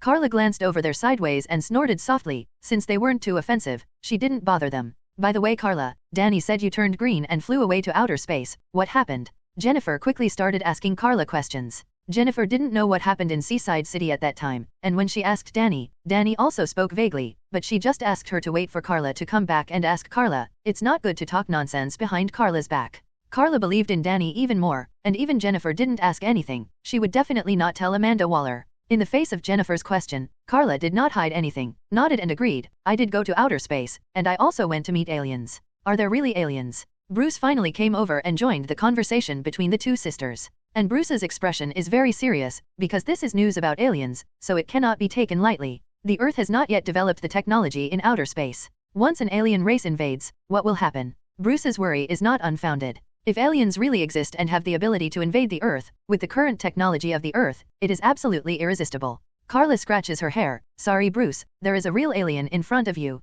Ahem, Karla coughed dryly, and calmed down. Actually, you don't have to worry too much, because there is an Asgardian in the area of the Earth, and it belongs to a huge legion, including many planets with advanced civilizations. Legion, they will protect us. Besides, there is me. Karla raised her hands to show her muscles, and said confidently, anyone who dares to invade the Earth beyond their limits will be punished even if they are far away. Although she said so, Bruce and Jennifer exchanged glances, still feeling worried. At this time, Afu went back and forth, pushing a dining car over. I think you guys would like to have a drink and chat. And young master, you should go to sleep upstairs, shouldn't you go to class tomorrow? After arranging things, Afu said, take Damien away. Karla looked at Damien's little figure in disappointment, wondering if she should steal him home. If you like my rice so much, then stay for a few more days. Jennifer took the opportunity to persuade Karla to stay. Karla shook her head and declined Jennifer's kindness. I still have to stay with my parents. They have been complaining about my whereabouts during this time. Also, I don't know if my job has been automatically taken by Perry. I resigned, and I hope to be able to work again when I go back. She, Zhao Wanghao, disappeared for 5 years at once, and I don't know how Perry will face her return. In more serious cases, you may even lose your job. Rather, it's normal to lose your job because of this, right? After all, she disappeared for 5 years without saying a word. Who can bear it? The next 3 people sat down around the table and raised their glasses to celebrate Karla's return. Then in the chat, Karla learned that it turned out that Jennifer and Bruce had completed their wedding a few years ago, and they were earlier than Rachel and Harvey. Later, I learned that Harvey took Rachel to another city to develop his career, hoping that he can change successfully. Finally, Bruce also brought a piece of good news. Joker broke out. Bruce says. Karla shrugged, not surprised at all. Isn't this normal? You don't really think that Arkham can imprison people for a lifetime, do you? Don't be kidding. It should be said that it is competent if it can be imprisoned for a year. To really think that Arkham Asylum could hold prisoners? That's crazy. But according to Bruce, Joker's jailbreak was helped by others. None other than Harleen Quinzel. She was originally the psychiatrist assigned to Joker, but during the treatment, it was the mental patient who drove the doctor crazy. After all, besides being a lunatic, Joker is also a prisoner with a high IQ. No one should underestimate his mind. Anyone who dares to underestimate Joker will suffer a lot. The origin of injustice and injustice is precisely because Joker gave up Batman and dragged Superman into the abyss instead. Joker's plan succeeded. He let Superman inadvertently kill his pregnant wife Louise, and blow up the metropolis he was supposed to guard. After Superman came back to his senses, he punched Joker through the heart. But since then, he has officially entered the root of the Injustice Alliance. As Karla guessed, Joker was not afraid of death, and his death also implanted a dangerous idea and signal for Superman. So Superman returned after 5 years of sinking, ruled the world with power, and attacked criminals with terror. Definitely, that's not why Karla didn't kill Joker in the first place. In the end, Karla laughed maniacally in the elevator alone, and she never explained the reason to 447. If I had to say it, it would be sad, right? Anyway, because Harleen Quinzel helped Joker escape from prison, he couldn't keep his original job. Not only was he no longer suitable for the job of a psychiatrist, he was almost arrested and imprisoned. And it is said that Harleen Quinzel is as crazy as Joker. She has now changed her name to Harley Quinn, and her alias is Harley Quinn and Joker. But Gotham City was messed up by them. Karla, we may need your help. Jennifer sincerely asked Karla for help. Karla shook her head straight. Don't, no, it's useless even if you look at me with pitiful eyes, Jane. I have conflicts with Bruce's ideas. To put it bluntly, the next time I see Joker, either he dies or I'm dead, because if I don't kill him, I'll probably be the next Joker, and you don't want to see 3 Jokers in Gotham. The so-called 3 Jokers, one is the real Joker, one is Harley Quinn, and the other is probably Karla. But if Karla becomes a Joker, she won't join forces with the Joker. The first thing she has to do is to rush to the Arkham Asylum and clean up all the criminals inside, leaving no one behind. At that time, the entire Gotham City will usher in the sun, not dawn. She will kill all the damned people, and she will definitely be 10,000 times more dangerous than Joker. Because Karla is not in the camp of order, what's worse, she is in the camp of chaos. It's just chaos. Good. Just like the Parallax monster this time, even though it might threaten the life and death of the entire universe, Karla still killed the Parallax monster. She will not leave hidden dangers. So Karla refused without hesitation. Don't think about me, you can find other helpers, such as how about getting Harvey back. In the current Gotham City, there are people who serve as the mayor, Gordon has been promoted to the director, and Jennifer is the chief justice. Although Harvey is also the chief prosecutor, he is not as good as the above-mentioned people. And if he wants to be promoted, he can only change to another city to work hard. Hope he doesn't become double-faced again. Bruce and Jennifer looked at each other. Karla raised her eyebrows. Isn't there already a helper? It turned out that Bruce had found a helper, and the first generation of Robin was finally born. It was a new police detective who joined the police department, not the original female police detective, but a young man who was said to have grown up in an orphanage funded by the Wayne Group. This also made Bruce and the child feel like a father and a brother. Bruce also complained that because the child was too young, he always felt that their actions were like an exciting game, and he also liked to say some cold jokes during the actions, which were very cold and cold. Karla was intrigued instead. That's not very good. It saves you from always being preoccupied, Cabj, and too lonely. In fact, it's boring to act with you, Karla complained. Bruce froze. Is he that funny? Jennifer sighed with her hands on her forehead. Karla, I already regret it. This man is so boring. Would you please put the smile off your lips first, Mrs. Wayne? Karla curled her lips. The reason why Jennifer fell in love with Bruce was not because of his humor, but because of his depression and sadness. If Bruce knows too much about style, Jennifer will look down on him instead. The three of them just drank wine and chatted, not to mention how happy they were. It's just that the content of the conversation can make people laugh. Gotham City did initially enjoy a period of peace after Joker was captured. But Gotham City is Gotham City after all, and its folk customs are famous. For example, there was a mercenary called Deadshot during the period. This mission is both good and evil. As long as you give money, no matter it is the remaining underground gangsters or Batman, he will dare to kill. Bruce has since been sent to prison. He even met a more difficult opponent recently, a guy who is more like an animal than a human, and he calls himself Killer Crocodile, because the Shadow Warrior Alliance had infected the underground pipelines extensively before, which may have caused him to mutate. In short, the Killer Crocodile not only occupies the city's sewers, but also because the Wayne Group occupies the main hub of all water sources in the city now it is creating trouble for Bruce constantly. When Karla asked how Bruce was doing, she meant that if it wasn't for the Joker, she would still be willing to help if this enemy was too difficult.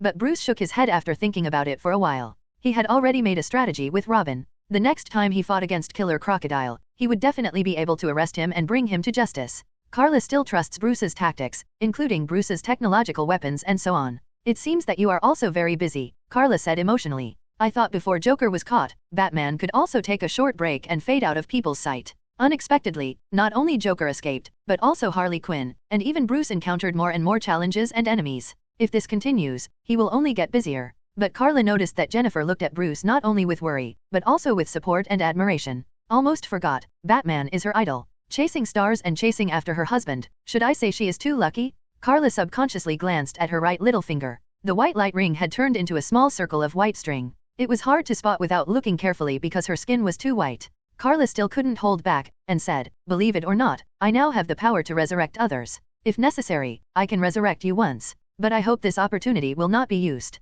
After staying as a guest at Wayne's Manor until midnight, Karla flew into the sky under Jennifer's reluctance, and flew home all the way under the cover of night. I have to say that after actively exposing my super ability, it is actually very convenient, otherwise it would take a lot of time to go back and forth. Moreover, Karla still retains her identity as an alien, only Hal and Danny know about it, and it was exposed when the Lantern Ion Shark of the Green Lantern Ring gave her a welcome speech. Speaking of Danny, Karla definitely called her and learned that Danny is currently busy with a task. Donnie's job is very special, she is now Amanda Waller's subordinate, that woman is not simple. Karla had inquired about some situations with Danny. Although the Sky Eye Society has not yet been established, the prototype and concept have already appeared. The Sky Eye Society, full name Advanced Superman Joint Research Group, is an organization that specializes in dealing with Superman-like incidents. In the comics, the Sky Eye Society actually proposed the concept because of the Dark Side War. It was originally intended to fully support the Justice League, as a backup for the superheroes, including exercising support and contact functions for the Justice League, and for the Justice League provide resources and do the aftermath for them.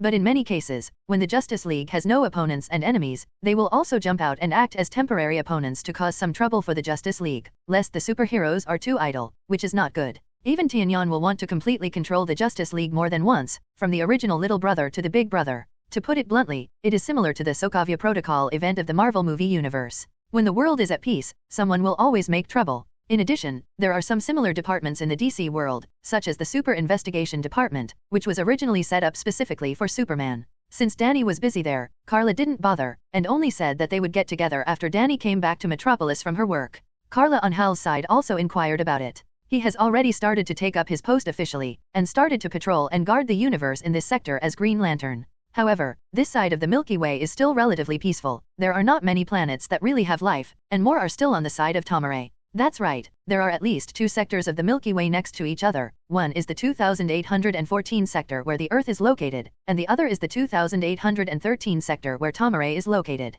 And Tomare's side is not only the other side of the Milky Way, but also the parent star of Karla and Clark, which is the galaxy where Krypton is located. Karla turned her head to look into the space with emotion, across the distance of the entire Milky Way, and could even easily see the galaxy where Krypton is located. There is a huge amounts of red fixed star, that is the sun of Krypton. That is the attitude of fixed star after entering its old age, a red giant star. Perhaps one day sooner or later, the sun of the Earth will also become like that, and then after expanding to the limit, it will either collapse and explode as a whole, or turn into a black hole after shrinking rapidly, sucking everything around it into it. However, because each stage change of fixed star takes at least several billion years, this kind of thing is still too far away for human beings, so there is no need to consider it now. It is said that the lifespan of the sun is at least 5 billion years, and this is still detected with the level of human technology. Karla said responsibly that the sun's light is in its current state, and unless something unexpected happens, it will have at least 6 billion years before it enters its old age, that is, it will transform into a red giant star. When it completely becomes a red giant star, it will be 300 million years later.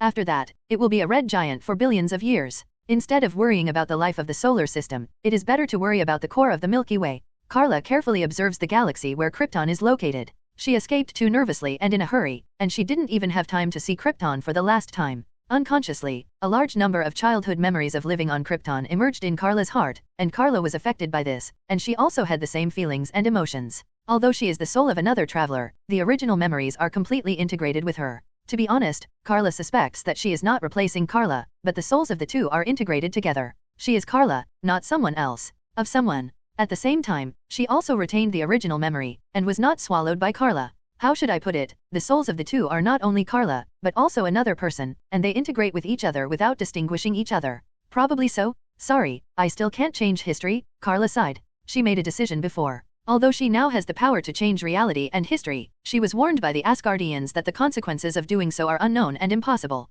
Expected. Including that she wants to reshape Krypton is no problem, but she wants to revive Krypton in one go, which may be as high as billions of people. Huge amounts of life energy will trigger the life equation, and it is easy to cause unexpected consequences. 0 for flowers. 0. To put it simply, the demise of Krypton is inevitable. If this ending is changed, the entire universe may be affected. What a sad thing this is. There may be infinitely many multiverses in the DC universe, or it may already be N52, that is, there are 52 Earths and 52 universes. But among these universes, is it true that none of them has a perfect ending on Krypton? It's really sad. If you let me know who did the trick and who sees Krypton so badly, I will definitely not let him go. Karla clenched her fists, and her eyes glowed red, which is not heat vision rays. Karla's heat vision ray is blue. 0. It was a flame of vengeance full of anger and hatred. In the real-world DC corporate headquarters, someone sneezes and feels chills all over. Looking back, Karla has already returned to the sky above her home. In order not to disturb her adoptive parents, Karla quietly went back to the window of her room, only to find that the window she had opened when she left was closed at the moment. Crack. The window was pushed open, and Martha poked her head out to look at Karla. Where did you go again? Really, even if you come back, you won't worry. It turned out that she had already found out that Karla had run away, and she was anxiously waiting in the room for Karla to come back. Karla flew in and hugged Martha, acting like a spoiled child. He's 35 years old, it's not good to act like a baby. Martha patted Karla on the back dumbfounded. Karla was frozen as if struck by lightning, which was real damage. Before she knew it, she was 35 years old, and she would be 40 in a few years. Ha, ha, ha. After a lot of emotion, the mother and daughter said good night to each other, and Karla was ready to go to bed. She had barely had a good rest for 5 years, and she was still in her own room, and fell asleep all at once. But soon she was woken up again. Karla, why are you here?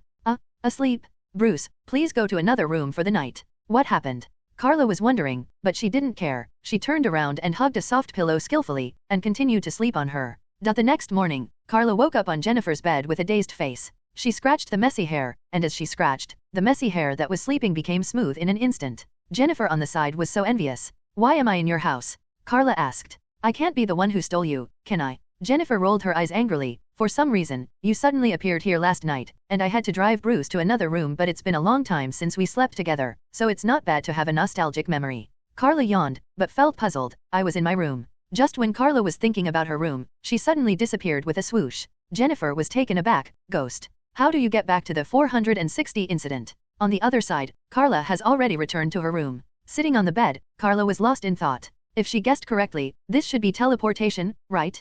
Karla put her hand on her forehead and lowered her head. Why? She couldn't figure out what was going on. Why could she suddenly move instantly? That was not her own flight, but an instant across space. The reason why it is called teleportation, and the place where it is embodied is instantaneous. But for Karla, it doesn't matter whether she has teleportation or not. She can now travel across half of the universe in less than a second, from the solar system in this part of the Milky Way to the OUA star directly, without even space jumping. So it really doesn't matter whether there is teleportation or not. She may not even need the instantaneous time to go around the Earth now. This ability is meaningless. Karla is not studying teleportation now. She is wondering why she suddenly has teleportation. It's as if it suddenly became smaller after awakening, and this is also the ability of awakening suddenly, Karla recalled, and it was almost like this when she awakened the ability that became larger and smaller. Awakening came, inexplicably awakening a new super ability. Even Karla herself couldn't figure out what was going on. Well, it's not a bad thing after all. Karla spread her hands and quickly accepted the status quo. However, she still needs to understand teleportation, otherwise, wouldn't it be very troublesome to teleport with a single thought?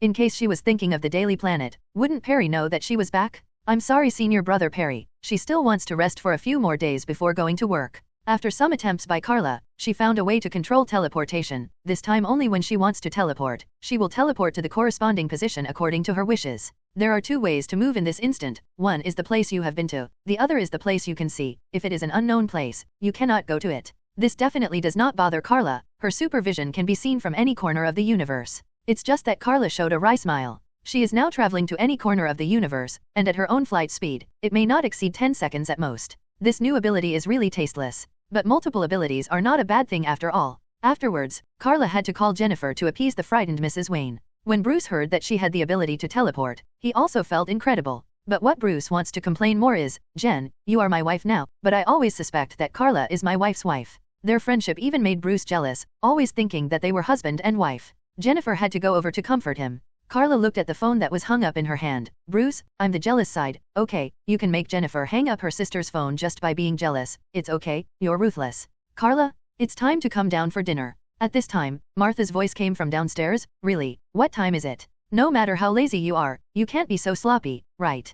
Karla wasted a lot of time in order to master the new awakening ability, at the moment ushered in the mother's accusation. After a brief wash, Karla came to the restaurant downstairs and found that Jonathan and Martha had not eaten first, but had been waiting for her. Karla walked to her old seat and sat down, reached out to take a glass of milk from Martha, and Jonathan pushed the bacon and bread slices in front of her. The family of three began to eat. What are you going to do today? If you're not in a hurry to go to work, you can stay at home for a few more days, Martha said just now because she hated her daughter so much, and now she's starting to keep her zero. Karla shook her head amusedly, and agreed, well, I also want to stay at home for a few more days. Anyway, I have disappeared for 5 years in one breath. If my job is gone, it should be gone by now. Don't worry. Is this a broken pot? Jonathan on the opposite side gave her an angry look. What a negative thought. Why don't you come back and inherit the farm? Jonathan always wanted to hand over the Kent family's farm that had been passed down for several generations to Karla or Clark. After all, he was the only two children of them. It's a pity that Karla just smiled, but didn't agree. Jonathan sighed. Maybe one day it will have to be sold.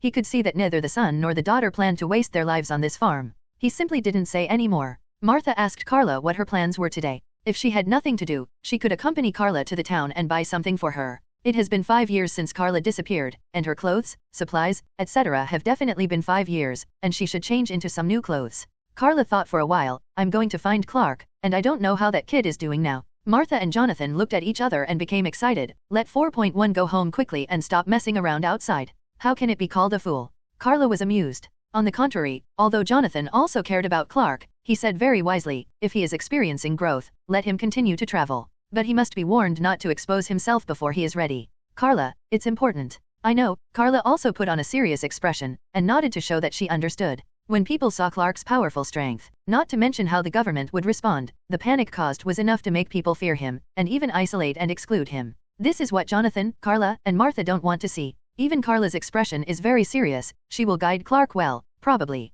After breakfast, Karla found out her previous clothes in the room and changed into them. Since her figure hadn't changed a bit, she could wear her previous clothes. Then Karla started to scan the earth with supervision, and finally found Clark's whereabouts in a small town by the sea. Call out. Karla disappeared out of thin air, and when she reappeared, she was already in front of Clark. At the moment, Clark was in a daze, sitting on a chair by the sea, looking at the sea in the distance, looking a little at a loss. Karla came to Clark and sat down beside Clark, and handed a lunchbox from her hand. What do you want? Clark noticed Karla from just now, showing a surprised look. Sister, when did you come back? Just yesterday, Karla agreed casually, and looked at Clark carefully, realizing that he was no longer the boy he was back then. Clark started his journey not long after graduation, and he didn't know what he had experienced, and there was a little bit of vicissitudes and maturity in his eyes. The main reason is that his cheeks are covered with whiskers, which makes him look very decadent. Karla couldn't see it, so she raised her hands to face Clark's face for a while, and helped him shave off all the beard. Really, where's the performance artist? Karla reprimanded dissatisfiedly. If Louise sees this picture, I'm afraid she will dump you. Speaking of which, how are you and Louise? Clark said with a wry smile. She's already dumped me. What's going on? Karla was taken aback. After Clark's explanation, Karla knew that Louise was dissatisfied with Clark's trip. What Louise meant was that she wanted to find a job with Clark, and then think about the future of the two of them. But Clark is not an ordinary person after all, so he chose to learn from his older sister to travel around the world to expand his knowledge. Even since Clark knew his own life experience, he never forgot to find his own origin. But Karla gave him a homework, and only when Karla felt he was ready, would he go to the North Pole to find the Kryptonian spacecraft. That was the spaceship used by Krypton to explore and colonize the entire universe. In fact, as early as 100,000 years ago, Kryptonians had already set foot on the Earth, and even discovered that Kryptonians could get strengthening through the golden sun. It's a pity that science has created a high degree of civilization on Krypton, but in the end it was also because of science that the planet was destroyed. If the Kryptonians were willing to abandon their home planet 100,000 years ago and transfer all the people to the Earth, there would be no such thing as apocalypse. The Kryptonians can be said to be the race with the best chance of replacing Apocalypse as the new Protoss, but unfortunately they played themselves to death. Far away, that spaceship was abandoned when Krypton first fought the Asgardians and the Seven Lantern Corps. At that time, all the colonists who went out to return to the mother planet urgently, so it was left behind. Even Karla found out that the spaceship belonged to their Al family. The Al family is an ancient family of Krypton, and has always been the light of hope for Krypton, including the ancestors of the Al family who discovered that the Golden Sun can strengthen the secrets of Kryptonians. No wonder Jor-El and Zo-Al Brotherhood sent Karla and Clark to Earth, even knowing early on that Earth's sun could strengthen their powers. Clark definitely couldn't explain this to Louise, which also caused misunderstandings between the two young lovers, and Louise announced her breakup with Clark.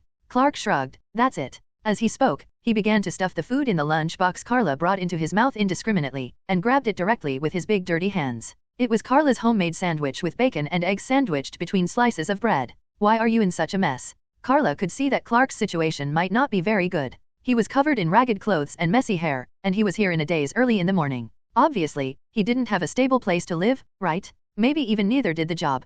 Karla recalled that she was not so miserable at the beginning. Even if she had no money for a while, she could go to the primeval forest or prairie to catch wild animals as food. Sometimes she was lucky enough to snatch a buffalo's calf, and once even met a huge lion group that hunted an adult giraffe, and then she also ate the giraffe's meat. The lions will definitely not be so kind. The problem is that this woman is not an ordinary person. The lions can't beat her. Later, several lion groups knew Karla, and once she came over, they all dispersed. Even if the prey was killed, they were not in a hurry to eat, but waited for Karla to pick out what she wanted, and the group went to divide the thick. Karla looked at Clark's appearance again, couldn't help but sighed and raised her hand to rub his messy hair. My brother is indeed my brother. Clark turned to look at Karla, wondering why she said that. Karla spread her hands. Actually, you don't have to avoid the crowd. Don't watch it as a bystander, but participate in it yourself. Karla knew that the reason why Clark was like this was because he was eager to travel around the world, so he didn't have time to stay to work and earn money, so naturally it wasn't much better. But Karla gave advice. You'd better be like a normal person, traveling while working part-time. Just watching and thinking blindly is not enough, you have to really participate in it. Clark showed a thoughtful expression. Maybe he was too anxious to go to the destination, but he ignored the importance of the process. He didn't come out to complete a week of traveling around the world, and traveling around the world for a week is not the purpose is to get something in this 220. Don't put the cart before the horse. But sister, you traveled to every corner of the world in only 3 years, Clark questioned suddenly. Karla smiled and patted Clark's head with her hand, making a bang sound, which was not light. If it is an ordinary person, this blow can smash the head. But to Clark, he just felt a slight pain. Karla reminded Clark with a half smile, I'm an older sister, so I don't advocate the idea of comparing myself to my older sister. Clark has a black hair, is it like this when it comes to him? And Karla definitely didn't have a double standard. She reminded Clark, we are different, and our goals are also different. Your goal is to grow and my original goal was to experience. How should I put it? Clark's travels are more like seeing people in the world and establishing a mature state of mind all at once. And Karla is different. She is more like visiting famous teachers all over the world. She just wants to learn the kung fu of being invincible all over the world. The purpose of the two is different, and the process is definitely not the same. Clark muttered, "You're right." Karla patted his younger brother's head again, but his eyes drifted to the side involuntarily, and he found a few blue light spots or traces of the prince's particles that were exploding and dissipating. Who is it? Those blue particles that only appeared for a short moment were only noticed by Karla, and she could clearly recognize that they were not ordinary particles, but quantum particles. Quantum science is very mysterious. Some people even call the quantum field the legendary theology. Some people think that once humans master the power of quantum, even the universe can be created. Because people think that everything in the world is composed of the most basic molecules and atoms, and once you master quantum mechanics, you can decompose and restore everything in the material world to the most primitive molecules and atoms. So definitely can use this method to build and construct the desired thing. As for whether it can be done, because no one can fully grasp quantum mechanics, so I don't know.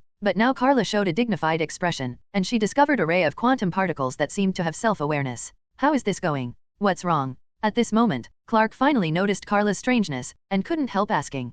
Karla came back to her senses, smiled and shook her head. "It's okay, I'm just thinking, my Clark is finally going to grow up. It is said that the eldest sister is like a mother. Although the siblings are not real siblings, they have the closest blood relationship as cousins. Moreover, there is a 10-year age gap between the siblings, and at first they only depended on each other for life. It can be said that Karla really wants to raise him as a son. The premise is that if it didn't fall in the yard of the adoptive parents' house, if it fell elsewhere, Karla would really have to take on the responsibility of her parents." Clark was powerless to refute, posing no threat to his sister's dominance. After that, Karla sat with Clark for a long time, and the siblings chatted a lot. For Clark, Karla didn't have any concerns or concealment. She told Clark all the things she had done in the past few years, and showed Clark the thin lines on the 10 fingers, that is, the 10-light ring. Karla also said that she wanted to save Krypton, but she was afraid of causing unforeseen disasters. Clark expressed his understanding. Compared to Karla, Clark actually doesn't care about Krypton at all, because Clark was sent to Earth after he was born. Clark may care more about Earth than Krypton. The reason why he wants to trace his own life experience is more because of his curiosity and concern for his biological parents. And don't forget, Clark is the first child born naturally after Krypton developed the code of life in 100,000 years. So Clark has absolute freedom and unforeseen ability. Karla is different, including Karla's genes also retain absolute loyalty to her home planet. Fortunately, her soul came from a traveler, so she was somewhat affected, otherwise Karla would definitely ignore it and remove the weight without any hesitation, shaping Krypton and resurrecting those brethren. And now, Karla has decided not to do that, although she is still thinking about it all the time, and she just can't let it go. "Okay, you go on wandering, it's time for me to go home too." Karla unceremoniously called his brother's trip a vagabond, because he looks like a vagabond now, no different from a vagabond. Clark could only smile wryly. After bidding farewell to Clark, Karla went home again with a whoosh. Doesn't it mean that teleportation is useless? Karla just doesn't want to be found out that she can fly, so sometimes teleportation may be useful. Back home, Martha took Karla in the afternoon, and Jonathan drove the pickup truck at home.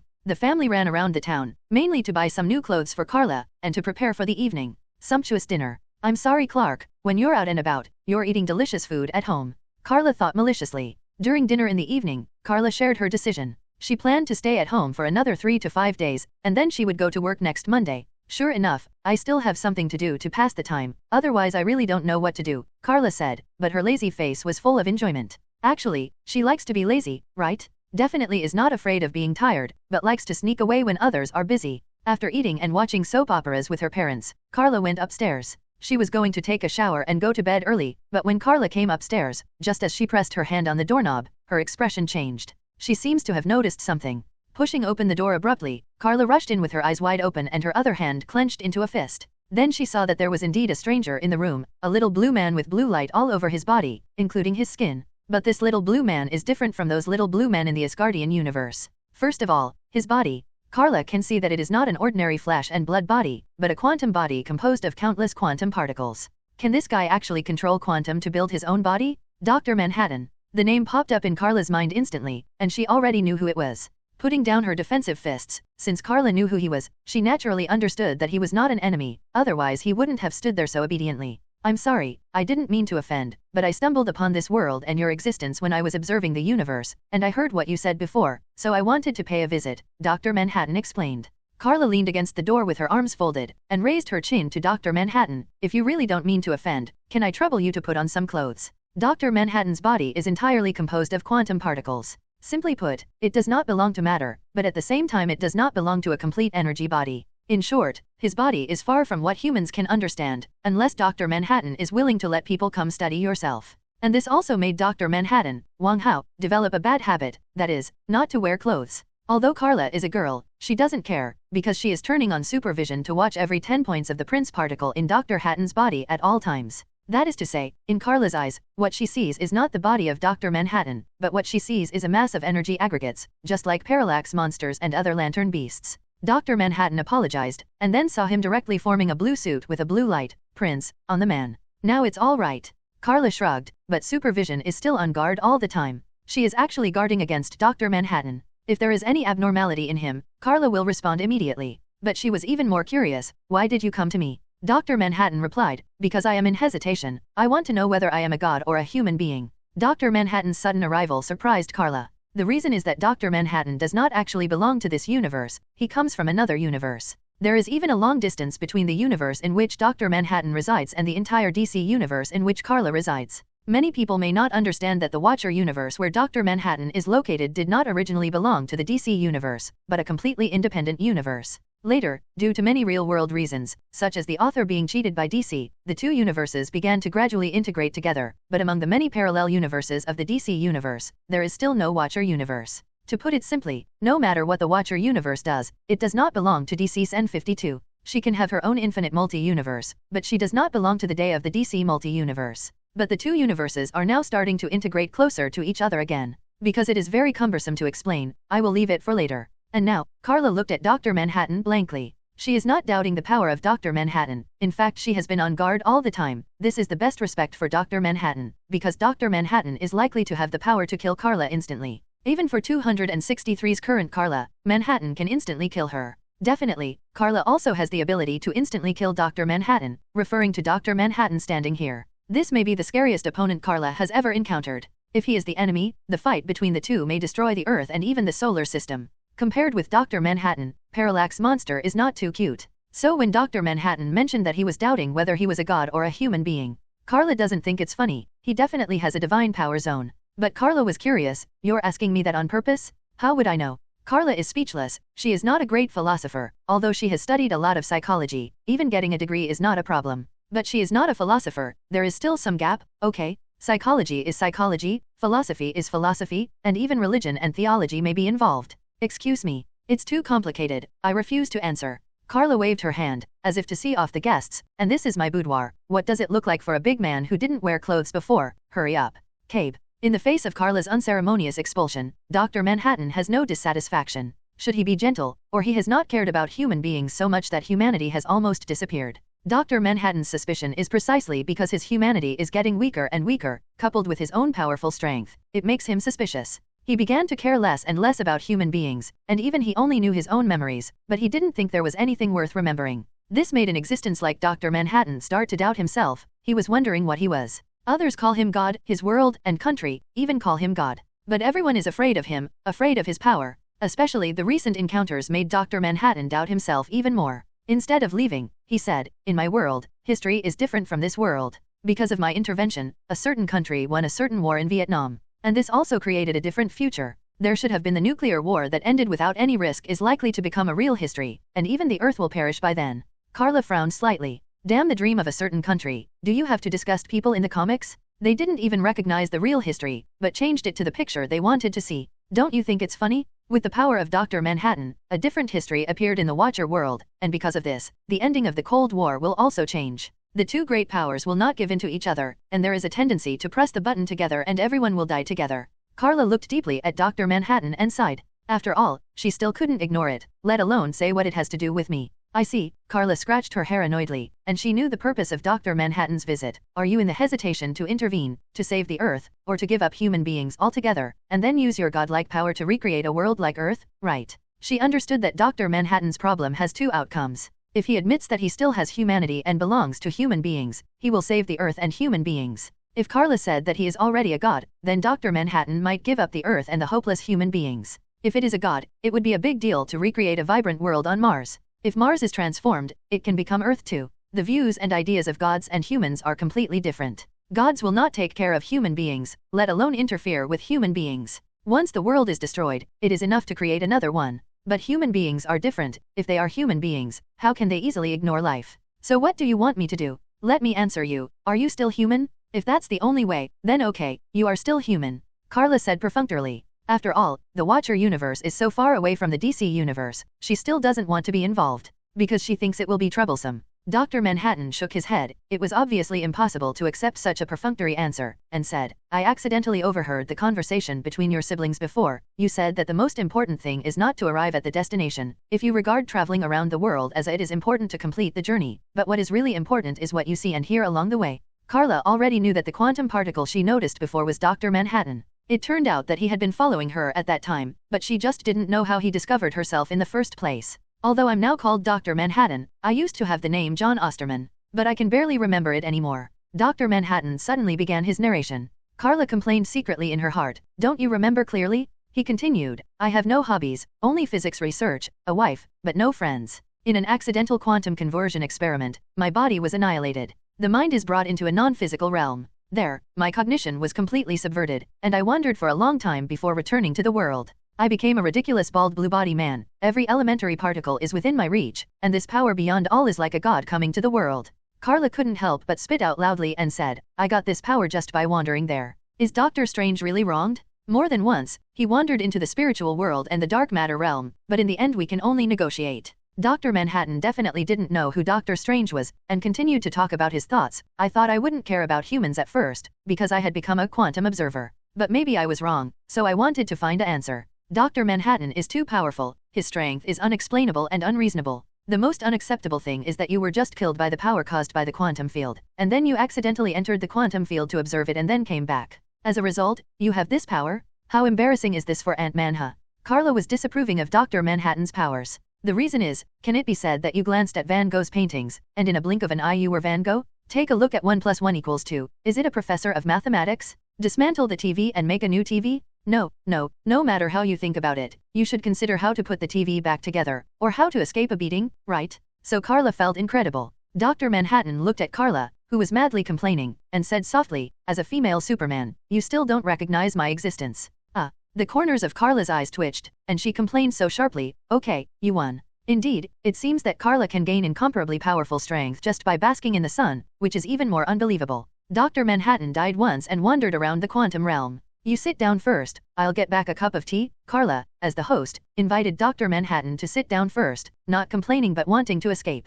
But Dr. Manhattan said, don't be so troublesome, actually I want you to go with me to my world, where the end of the world is facing, so I want you to help me. Sorry, I don't want to go, Karla refused without thinking. So to speak, Karla was defeated again, but you won't give up easily, will you? Dr. Manhattan didn't lie to her either, I will stay in this world. Or I will come to this world later, and for various reasons may bring a lot of trouble, even destruction. One day in the future, either you will destroy me, or you will destroy me. I bring doom to this universe. So I must ask you to come with me. Karla knows that Dr. Manhattan can see past, present, and future timelines, so what he says may be true. Doomsday clock?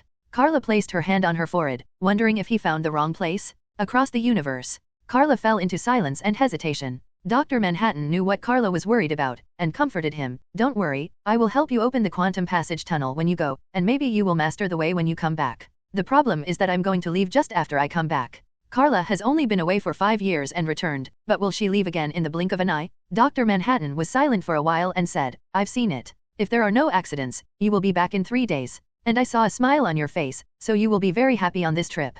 Karla looked at him from the side, confidently thinking that she would be happy or something in a flat tone, and really didn't know where his confidence came from. Okay, Karla said without refusing, I'll go say hello to my parents. Dr. Manhattan didn't say much this time. Karla turned around and went downstairs. After she got down, she took a long and sudden breath, and even a cold sweat broke out on her forehead. No one knew the pressure she was under just now. Once she and Dr. Manhattan fought, Karla had no chance of winning, and even the earth would be in danger of being smashed, not to mention that her adoptive parents were downstairs. Karla is not such an easy-talking person. You are a little blue person who popped up all of a sudden by yourself, without clothes on. If you say take her away, take her away. Don't talk to strangers, let alone walk with strangers casually. But Karla was actually helpless. Damn Dr. Manhattan, he's too strong. Karla doesn't want to get into an argument with him. But apart from being coerced, Karla is also curious about traveling through the universe. She knows that she may travel to another universe of Watchmen next, and she is also very interested in it. Karla, are you still not asleep? Didn't you say you were going to wash up and go to sleep? Martha and Jonathan downstairs hadn't gone to rest yet, and they were surprised to see Karla, who had gone back. Karla rolled her eyes and said to herself that there is a hentai upstairs, and she must not be able to take a shower. I have something to go out, and I may be back in 3 days. By the way, Mom, where is my battle suit? Karla took off the battle suit when she came back, and then handed everything over to her mother. Such a big person, and obviously he can manage his life in an orderly manner when he lives alone outside. But for some reason, she will rely on her parents as soon as she returns home. 0 looking for flowers. Going out again. Jonathan stood up worriedly. Martha worriedly asked Karla where she was going, and pointed outside. I cleaned the battlesuit for you. Should it be dried? Mom, that battlesuit is the most high-tech product on Krypton. Although it feels the same as ordinary clothes, it really doesn't need to be washed. Karla ran out quickly. Fortunately, Krypton's high-tech is still very reliable. Even after washing it, it's fine. Karla turned her head and forgot about the complaints she had just made in her heart. She held the clothes on her face and took a deep breath of the familiar scent of soap. Martha is responsible for all the clothes at home, which has a kind of mother's taste. In this way, Karla can feel much more at ease even if she is fighting in another universe. 0. After saying hello to the parents in the room, Karla flew directly to the upstairs room and changed her clothes before entering the room. Her method is also convenient. Put the skirt directly on the body, even if there are other clothes inside, it doesn't matter. Let's go. Karla shook her head. Since it has been decided, let's make a quick decision. Karla wants to see what is going on in the other world, which makes a strong man like Dr. Manhattan so troubled and confused. Dr. Manhattan was also unambiguous. His body suddenly brightened, and the dazzling blue light enveloped him and Karla, and they disappeared instantly. They didn't travel between universes all at once. In fact, they seemed to enter a quantum realm. It is a mysterious world, and the quantum realm can be regarded as a microcosm originally, but the scope of this microcosm is extremely large and vast. Karla was exposed to the power of the quantum realm for the first time, and suddenly she discovered that the quantum realm is actually colorful. Even out of her feelings, she got rid of Dr. Manhattan's power in the middle of the journey, and adapted to living in this world with her own standpoint. At the same time, Karla has a vague feeling that her previous ability to shrink was the smallest ant file size, but after this mysterious experience, she may be able to enter the quantum realm again with her ability to shrink. That is to say, she can reach the quantum level at least, which is smaller than molecules and atoms. Although with the power of Dr. Manhattan, the two easily entered the quantum realm, and even gave them the power to travel through the universe. But it is not that simple to travel through the universe casually. For example, Karla suddenly saw the shadow of a wall in front of her. The Wall of Origin. Although it was the first time I saw it, Karla still said the name of the wall. That's right, it is the Wall of Origin. The existence of the Wall of Origin is particularly complicated and will be mentioned later. And now, Karla asks Dr. Manhattan, how do you deal with this? She didn't ask how to get there, because since Dr. Manhattan has been here, there is naturally a way to go back. Dr. Manhattan said without thinking, go around. Go around, past. Karla rolled her eyes and said to herself, do you think this thing is an ordinary wall?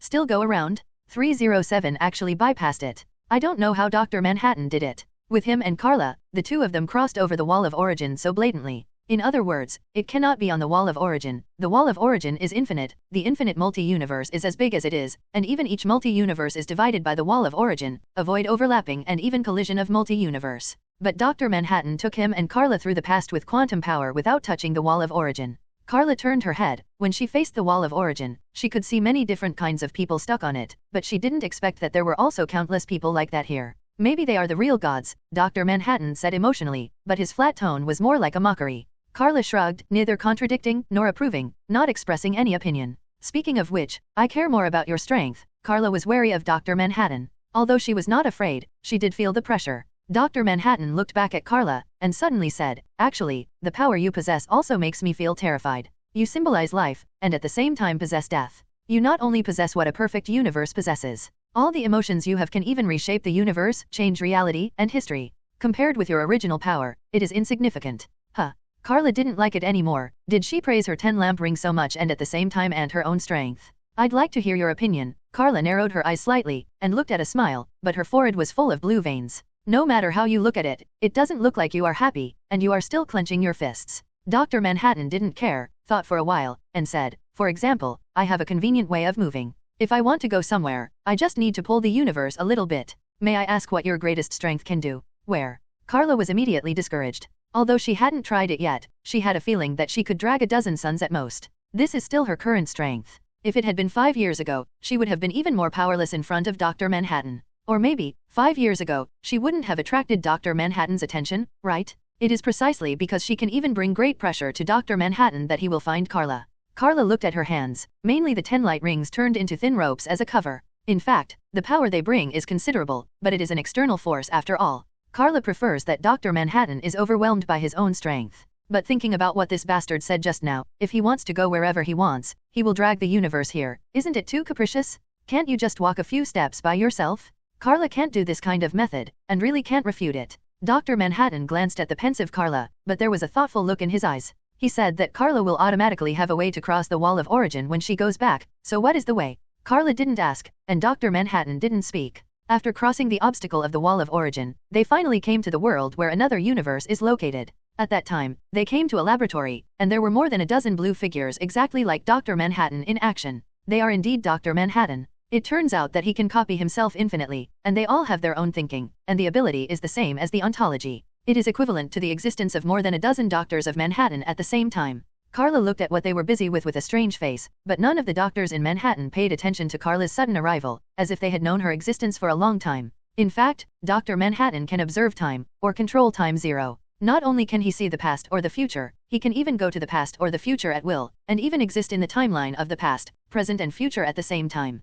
To put it simply, you see him now, but he can not only see you now, but also see you in the past and you in the future. He can talk to you in the past, you in the present and you in the future at the same time. So sometimes it feels weird to talk to Dr. Manhattan, because what he said at this time is likely to talk to you in the future. In short, it is very troublesome. So these doctors in Manhattan probably knew she was coming, so they weren't surprised. Karla glanced at what they seemed to be busy with, and lost all interest. She turned her head and looked into the back room, only to find that there were two doctors of Manhattan who were beating a woman. That lady is actually Dr. Manhattan's current girlfriend, so don't make a fuss, she's legal. Karla covered her eyes with her hands, but the eyeballs were exposed between her fingers. What are you blocking? At this time, Dr. Manhattan stepped forward and said to Karla, sorry, we came to the wrong timeline, it should be in the next few days. Speaking, Dr. Manhattan could not help but take Karla through time and came to Mars. If ordinary people came to Mars suddenly, they would definitely lack oxygen, but Karla didn't care.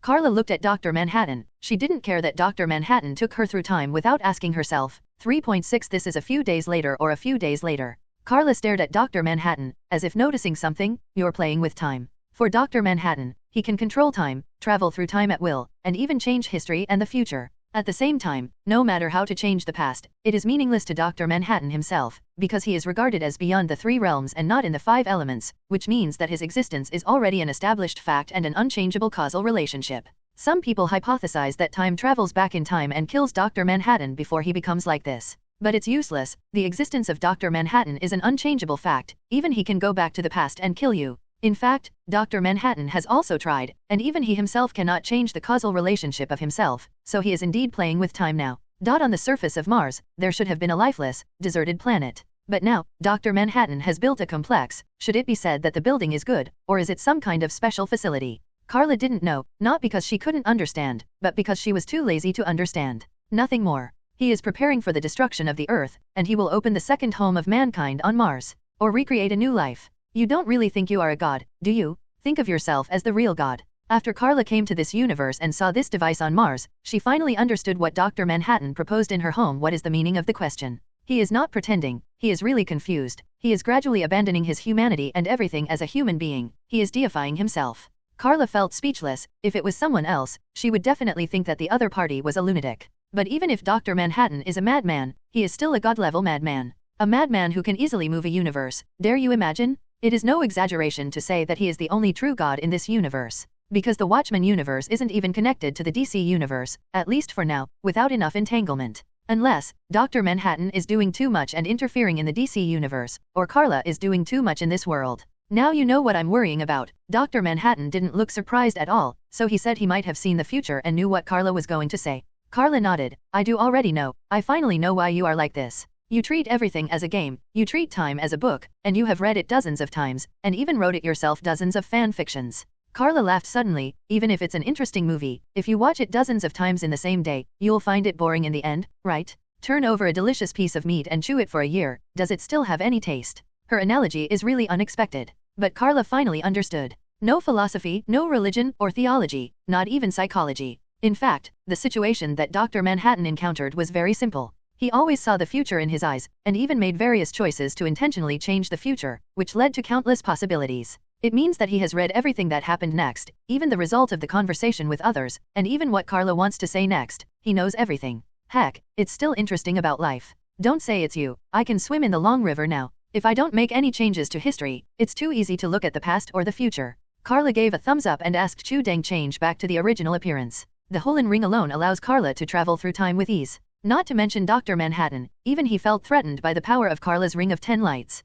If I also observe things that have not yet happened over and over again, I will lose interest in the future. What is the most important thing in life? It is surprises and changes, but you turn all possibilities and unpredictability into the way you want to see it. Do you know what the most boring game is? Karla asked. Dr. Manhattan followed suit with what Karla was about to say next. Play chess with yourself. Don't show me what I'm going to say, isn't it a little bit of anticipation? Karla complained angrily, if you can even know when your girlfriend cuckolds you, wouldn't it be too boring? Unexpectedly, Dr. Manhattan suddenly lowered his head.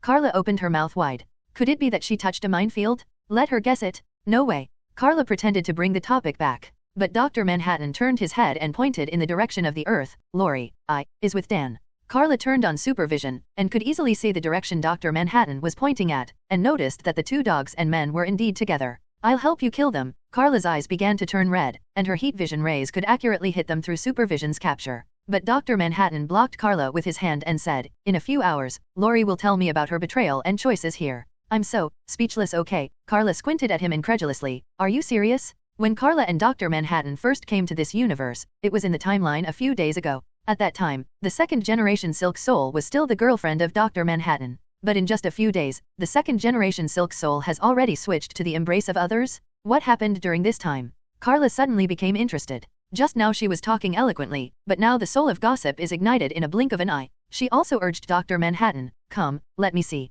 Dr. Manhattan did not refuse Karla, raised his hand to put on her delicate forehead, and tapped L on her forehead. Karla felt it, subconsciously said, don't leave me with your ugly mark. Karla didn't notice that Dr. Manhattan froze, and his expression was a little unnatural. Before Karla noticed, Dr. Manhattan had already shared his time. Karla does not need Dr. Manhattan to share his power of time 170, but Karla has just come to this world, and if she rushes to open the long river of time, it is likely to cause confusion in her own consciousness due to causality, and it takes a long time to adapt to see more clearly past. But Dr. Manhattan is different. He is sharing what he experienced and what he saw with Karla. Even Dr. Manhattan's ability is more convenient than Karla's. To put it simply, if you use dimensions to describe two people, with Karla's own strength, she is still in the third dimension and close to the fourth dimension. If she does her best, she can touch the fifth dimension in front of her. Dimension door. Unless you can easily enter the field of the fifth dimension and even higher dimensions by using the first light. But Dr. Manhattan is different. He is already a higher dimension. Starting from the fifth dimension, for example, the most famous troublemaker can easily change history and even distort reality, and even view time as a movie or an ebook at will. In our third-dimensional world, we cannot see time, let alone understand what the concept of time is all about. But for the fifth-dimensional creatures, they can control time as they like, fast forward time to millions of years later, or turn back time to millions of years ago. It's all casual. It can also be seen that although Karla's power is getting stronger and stronger, there is still a big gap between her and Dr. Manhattan. Through Dr. Manhattan's sharing, Karla has almost learned about his entire experience. Actually, you don't need to let her see so much, do you? Karla secretly complained with a wry smile. At the earliest time, Karla even saw Dr. Manhattan's memories when he was little John, including when he was studying with his father who was a watchmaker since he was a child. And Karla also knows one more thing, John's name can also be translated as Jonathan. Really, Jonathan is too much, isn't it? Because of time and war, little Jonathan's childhood was not peaceful. There was no other way to do this, as it was the same all over the world at the time. And his father also changed his mind because of the explosion of the world's first atomic bomb, and finally chose to send him to study atomic physics instead of inheriting the family's watch repair shop business. This change also completely changed Jonathan's fate, and he later became Dr. Manhattan. In this independent universe, Dr. Manhattan can be said to be the only known super ability person, and he is directly dubbed the strongest by the author. It is true to say that, as long as the Watcher universe and the DC universe do not integrate together, then he is indeed the only true god in this world. But Dr. Manhattan did not have the consciousness of being a god. He chose to obey a certain country, and helped a certain country to participate in the war. He helped a certain country win a certain war that it lost within a week. Karla couldn't help sighing, this is the turning point of fate. Because of your power, the politicians of a certain country began to look down on everything, and even the ambitious ones even ignored another big boss. It goes without saying who the other boss is, because the name of the real country is not allowed to be mentioned.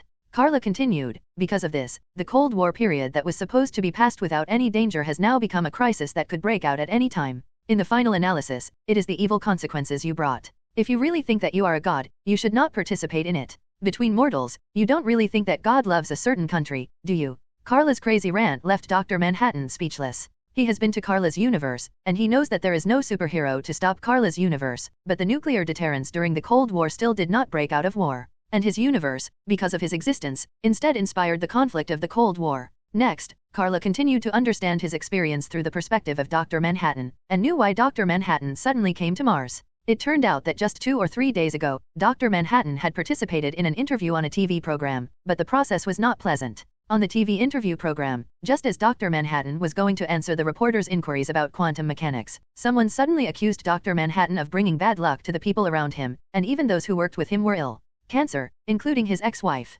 Dr. Manhattan originally had a beautiful wife, but later he fell in love with the more beautiful and younger second-generation Silk Soul. Karla pouted, "Scumbag." After being separated for many years, Dr. Manhattan discovered that his ex-wife was also suffering from cancer. This shocked him deeply. Could he really bring bad luck to the people around him? Everyone present, including those present, were excited about the news and asked to be held accountable. Dr. Manhattan came here because he couldn't bear the blow or was annoyed by the question, and completed the device on Mars. The experience about Dr. Manhattan ends here. Karla was dissatisfied, so why did the second-generation Silk Soul want to green you? She didn't see the cause and effect. Dr. Manhattan was silent. Is this what she cares more about? Well, you have to be strong. Karla patted Dr. Manhattan on the shoulder, telling him to be strong. But I always feel that this sentence has been somewhat ambiguous. Dr. Manhattan shook his head. I didn't bring you to this universe to make you laugh. You also understand the current situation. Once a nuclear war breaks out, the whole world will face doomsday, and everyone may die. Dr. Manhattan didn't forget his purpose of bringing Karla into this world.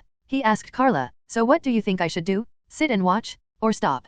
Karla knew that what he wanted was not only an answer, but also a reason. If Karla asked him to make a choice, he had to let him know the reason for that choice. So Karla didn't rush to answer, but shrugged. "This is your world. You should ask yourself what you want to do. What do you want to do most now?" Dr. Manhattan thought for a while, and said without any hesitation, "Go and ask Lori why he betrayed me." Pfft. Karla quickly covered her mouth, almost burst out laughing. She even wanted to suggest that Dr. Manhattan could dye his blue skin green. "Why don't you go soon? Don't worry about me. I can't die, and if I want to go back to Earth, I'll be fine." Karla waved her hand to let Dr. Manhattan do whatever she wanted, and now she obviously cares more about what Dr. Manhattan worked out before. Dr. Manhattan saw Karla turn and walk up to his device, turning her head and looking in the direction of Earth. Suddenly, Dr. Manhattan turned into a blue light and disappeared. At first glance it appears that nothing has happened, everything remains the same, no one feels the difference, and even the universe as a whole remains the same. But only Karla was affected, as if standing on the carpet, someone suddenly pulled the carpet away. Karla lost her balance and fell down.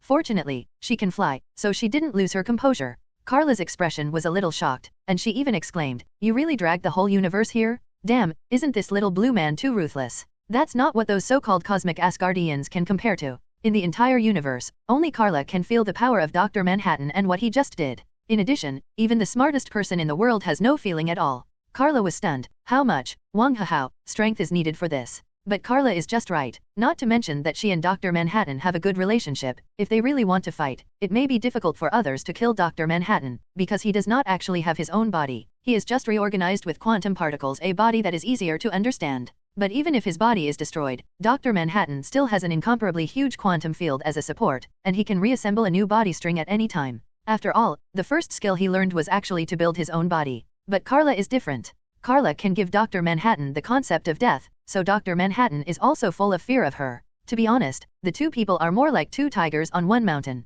They both say that one mountain cannot accommodate two tigers, but some people have overlooked another saying, that when two tigers fight, one will be injured. When the strength of two people is not much different, it is difficult to fight, otherwise one will die, which is really impossible. It didn't take long for Dr. Manhattan to come back with what should I say, a beautiful young girl in very sexy clothes.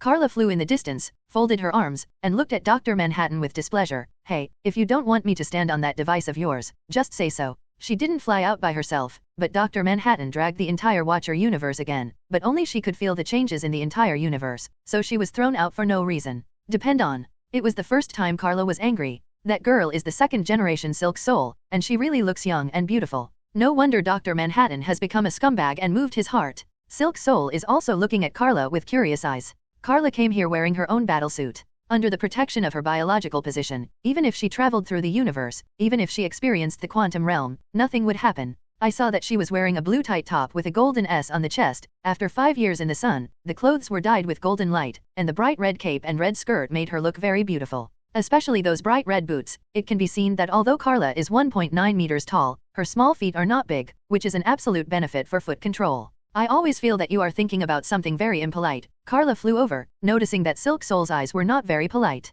Si-hun opened her mouth to speak, but suddenly squatted down. If she couldn't breathe. No, she couldn't breathe in the first place. Regardless of the fact that Karla and Dr. Manhattan have been communicating with each other in good health before this, but in fact, there is no oxygen on Mars that allows humans to breathe freely. Even though Mars is said to have an atmosphere similar to that of Earth, there is more carbon dioxide, which humans cannot absorb. Karla spread her arms out to Dr. Manhattan. Dr. Manhattan quickly opened up a quantum standpoint, and analyzed and constructed an air shield composed of molecules, atoms, and even quantum particles, and then he took a long breath. Almost suffocated. I'm actually on Mars, Si-hun exclaimed.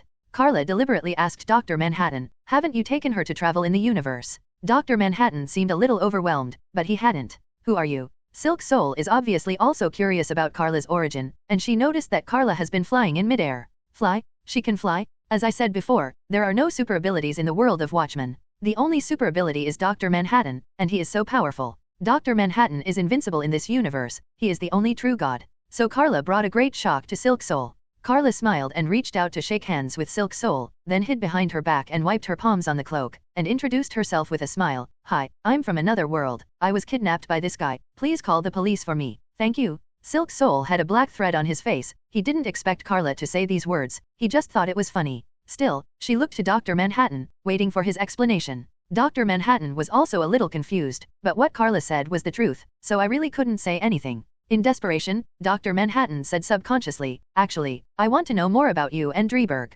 Daniel Dreiberg, the real name of the second-generation Night Owl, but familiar friends usually call him Dan. It's as if Silk Soul's real name is Laurel Jane Jaspiksak, but everyone she knows calls her Lori. Si-hun froze immediately when he heard this, and hurriedly asked, you know. Dr. Manhattan added, I don't know, but you'll tell me later that you slept with him. Karla tilted her shoulders in midair, but this time she didn't say anything, but flew to the side and squatted on a big rock, resting her cheeks on her hands, looking like she was watching the show. He was holding a handful of popcorn in his hand. Silk Soul remained silent, watching Dr. Manhattan without speaking for a long time. Finally, she took a long breath, nodded and admitted, yes, I slept with Dan. Be strong, Joe, Karla said, covering her mouth with one hand, and with the other hand she deliberately released, Kai, green light with the green light ring, which symbolized will, just as Dr. Manhattan might need affection. However, no matter how you look at it, she seems to be gloating. Dr. Manhattan and Silk Soul ignored her, and it can be seen that Dr. Manhattan is very angry. He turned his head, and even made an angry panting movement. Si-hun was surprised, are you angry? You don't really think I've completely abandoned my humanity, do you? Lori, I said you were my only connection to the Earth and the only reason I remained human, but you betrayed me. If so, why should I do you want to save the Earth? Dr. Manhattan at the moment is like a child who is angry. Karla tilted her body again. What's so cute? A little blue man with no clothes on, and a big bald man with a muscular body. Can you be more fierce, please? Where do wayward kids come from? However, Silk Soul was startled. John, how can you say that? If you still love me, you should save the Earth for me, right? Karla's three views are shattered. Girls, what are you talking about? If it is said that Dr. Manhattan is a scumbag who abandoned his wife, then Silk Soul is now the most standard statement of a scumbag. So there really are such people? Karla couldn't help but put the hand that she had shaken with Silk Soul just now in front of her face, lowered her head and released blue thermal vision rays with a temperature easily over 10,000 degrees from her eyes, and scorched that hand severely. Fan. She doesn't want to eat her hands, but to sterilize them at high temperature. I have been to the core of the sun at 20 million degrees Celsius, and a mere 10,000 degrees is really only the degree of sterilization. She feels sick. No matter what Silk Soul is saying these words for now, you can't say that you are doing something for yourself. You can use saving the Earth and the lives of countless innocent people as an excuse. You can say don't look at me but pity those innocent people. How is it better than this? Do you really think it's for you to save the world? Are you the Holy Mother? If you are really the Holy Mother, why do you still want to put a hat on Dr. Manhattan at this time when you know how important he is? Can't we just wait a few more days? Must it be at this critical moment? Karla can't understand the thinking of this kind of person, because she is a bachelor herself and doesn't know what love is. And the friends around me, Jennifer loves Bruce for 10 years, Danny is also a good girl, not to mention Louise. In almost all Superman stories, Louise and Clark are a couple. So Karla really doesn't understand what kind of brain structure Silk Soul is. Just when Karla was about to continue complaining about Silk Soul's thoughts, she suddenly turned her head to look in the direction of the Earth, and changed her expression because she felt something. Something happened. It can make Karla's expression change drastically, which is enough to foresee that things must not be simple. Dr. Manhattan didn't care about arguing with Silk Soul anymore, and turned their heads to look in the direction of the Earth. Suddenly, it seemed as if a roar could be heard, and brilliant blue fireworks erupted suddenly on the earth. That's your power. Karla turned her head and glared at Dr. Manhattan with sharp eyes. What did you do?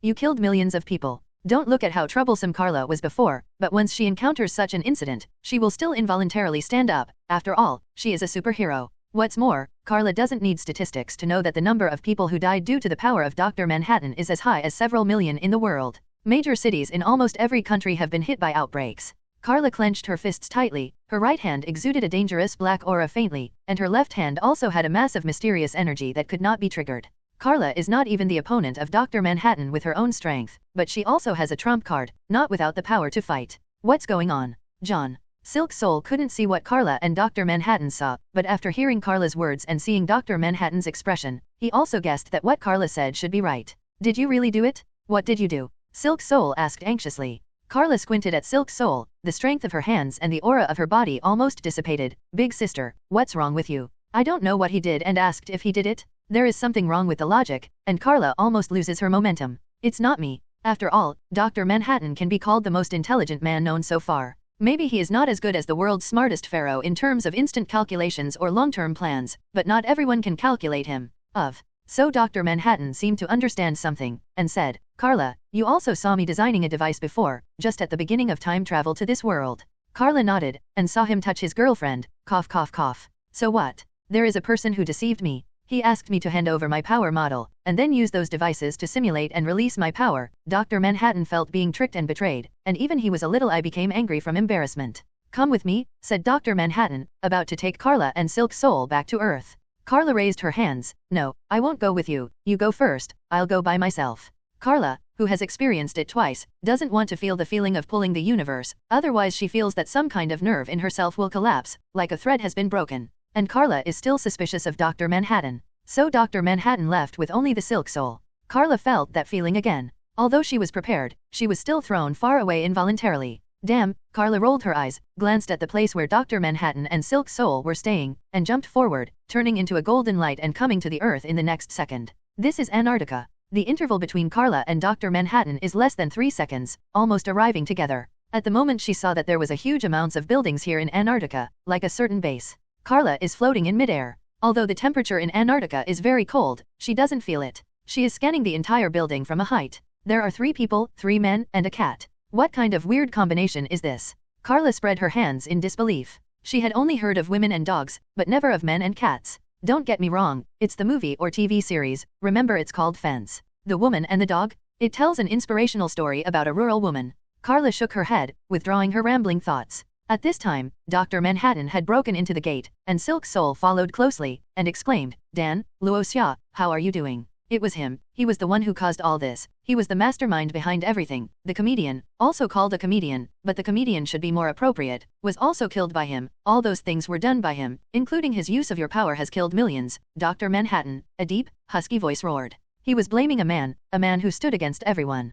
Karla flew in from the outside out of curiosity, and landed on the ground without a sound. She noticed that, except for Dr. Manhattan, everyone in Curry is just ordinary people. 0 for flowers. 0. At most, it is healthier than ordinary people, with stronger muscles and bones. Especially the person who stands on the opposite side of everyone at the moment. His physical fitness can be said to have reached the limit of human beings. If he goes to the sports meeting, he will undoubtedly win the championship in all sports and break the existing all records. This is not an exaggeration at all. Maybe even Bruce can't reach such a perfect level, because Bruce is in the same grade as Karla, and he is also 35 years old. No one noticed Karla, not even noticed that she flew in, and the reason is that in the eyes of everyone in this world, is there anyone else who pays attention besides Dr. Manhattan? Do they care about anyone else? No, not unless Karla flew over Dr. Manhattan's big bald head. Definitely Karla wouldn't do that. John, you're here. The man opposite seemed to want to get closer to Dr. Manhattan. After all, he could make Dr. Manhattan willingly cheat himself for him. Are you a bloody pit? His name is Pharaoh, which is definitely the title he uses, but his real name is Adrian Witt. He claims to be the smartest person in the world. Although he doesn't have super abilities, he still manages to get along like a fish in water. The original Pharaoh came from an ordinary family, but later when a certain country in this world proposed a bill that all so-called superheroes must reveal their true identities and were not allowed to wear masks. He was the first to respond and disclose his identity, so he made a lot of money because of the reputation of the Watchman, and even developed his own super business empire. Then I don't know when he started, he has been designing and calculating. But doesn't he know that he has provoked someone who shouldn't be provoked, or even can't afford to provoke? John, listen to me. Pharaoh remained calm when facing Dr. Manhattan, and he had to say that he was actually very brave. Then under this courage, I heard the Pharaoh say, "Have you found that you can't see the future? Yes, it's my fault. Do you hear? This is the power of human speech. Although the Pharaoh does not have any super abilities, he has the most intelligent intelligence. He can even develop a tachyon flow to interfere with Dr. Manhattan's observation of time, which means he cannot see what will happen in the future. This also caused Dr. Manhattan to have no idea, note the quotation marks here, that such a disaster would happen, and he even cooperated with the Pharaoh to deceive himself. Not long ago, all over the world, especially the Vuchang Kingdom, were attacked by the Pharaoh with the same power as Dr. Manhattan, and the death toll exceeded several million people. Maybe even more. Including a certain country itself has also been attacked. The cauldron was so big that even Dr. Manhattan was furious, and went straight to Pharaoh without any explanation. The Pharaoh also knew how much trouble he had caused. If Dr. Manhattan wanted to, he would have died, and he would have died at 1:30 the first time they met. But Dr. Manhattan did not rush to take action for some reason, but let the Pharaoh find the right opportunity to escape into the facility. From the outside, this huge amount of building is completely built according to the image of the pyramids, and the internal structure is extremely complicated. Did the Pharaoh think that he could avoid Dr. Manhattan's pursuit? If you really think that, he is not the smartest person, but the stupidest person. Karla stood there with her arms folded, watching the Pharaoh's actions with supervision. He and his pet cat, an apparently modified lynx, quickly fled to a special device inside the facility. Karla narrowed her eyes slightly, and suddenly showed a sneer. She recognized that it was a device similar to the one that caused the previous disaster.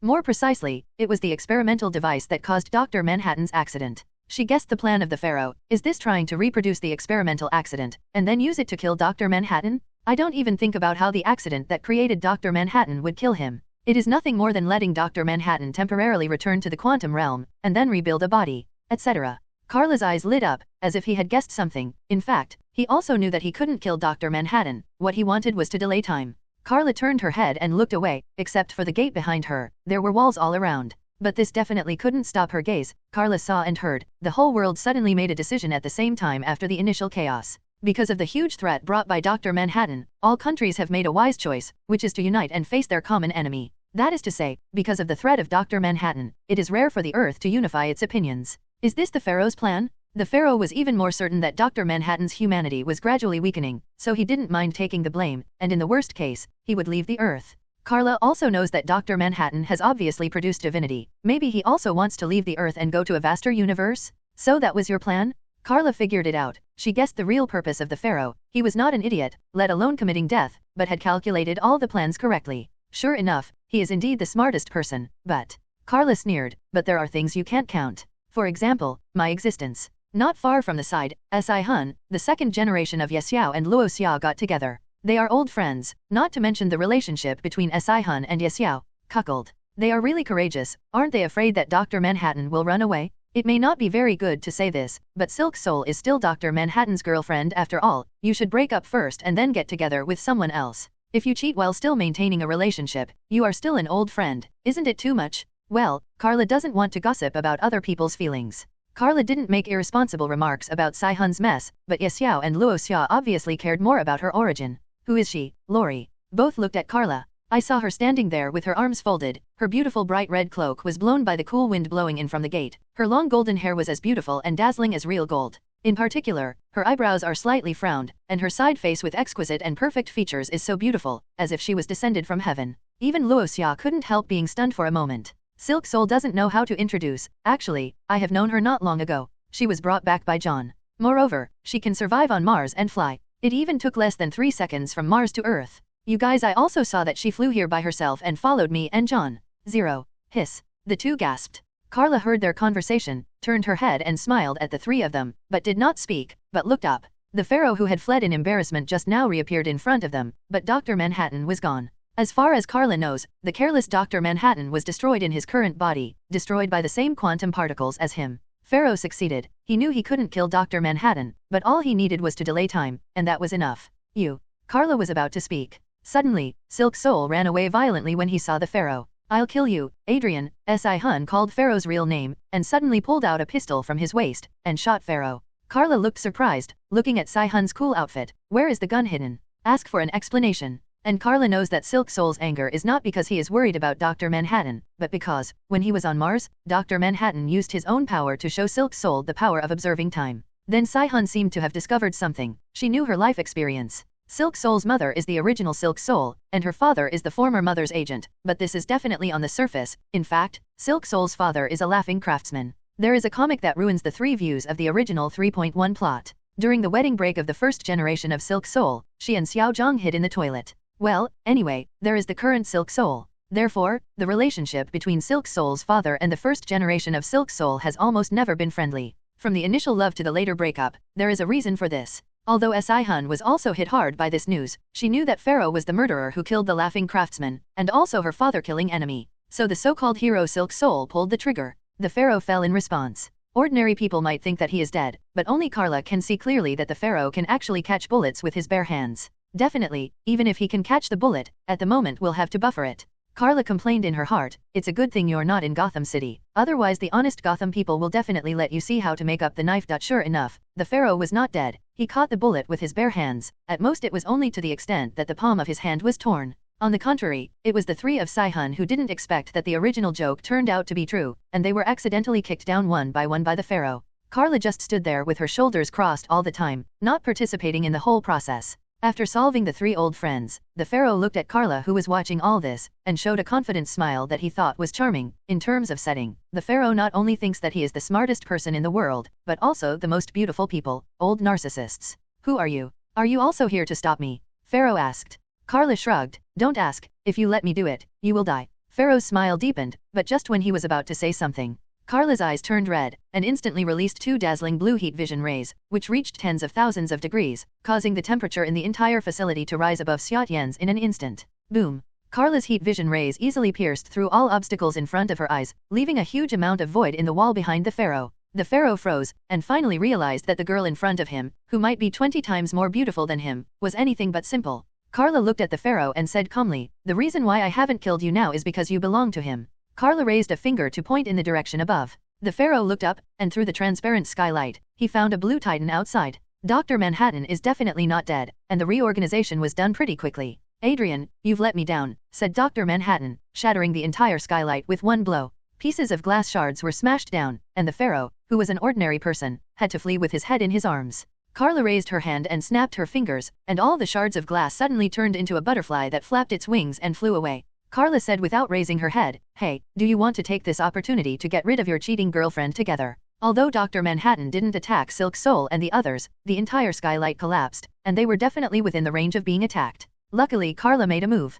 Definitely, even without her, Dr. Manhattan wouldn't just watch them die. If he really wanted to kill his cheating girlfriend, he wouldn't have to go to such trouble. Dr. Manhattan disintegrated his huge body with a swish, and then rebuilt beside Karla. Karla put her hand on her forehead. Please, can you put on some clothes? Even she is a girl. Dr. Manhattan nodded to Karla, then walked towards the Pharaoh. When the Pharaoh was avoiding the shards of glass, he was a little embarrassed to grab something. At the moment was lying in front of a video wall composed of dozens of TV screens. He didn't get up, knowing that resistance was meaningless, so he just calmly watched Dr. Manhattan walking towards him. Adrian, although you claim to be the smartest person in the world, it means nothing to me. Do you think that will kill me? Maybe you have forgotten that it was the accident that created the current me, and the first thing I learned was how to rebuild my body. Dr. Manhattan wasn't trying to sarcastically say about the Pharaoh, but he was telling the truth. Even in your wits it is impossible to imagine the world I see, or even to believe that I have ever walked on the surface of the sun, said Dr. Manhattan exactly. Karla applauds, it's warm up there in the sun. Especially the core.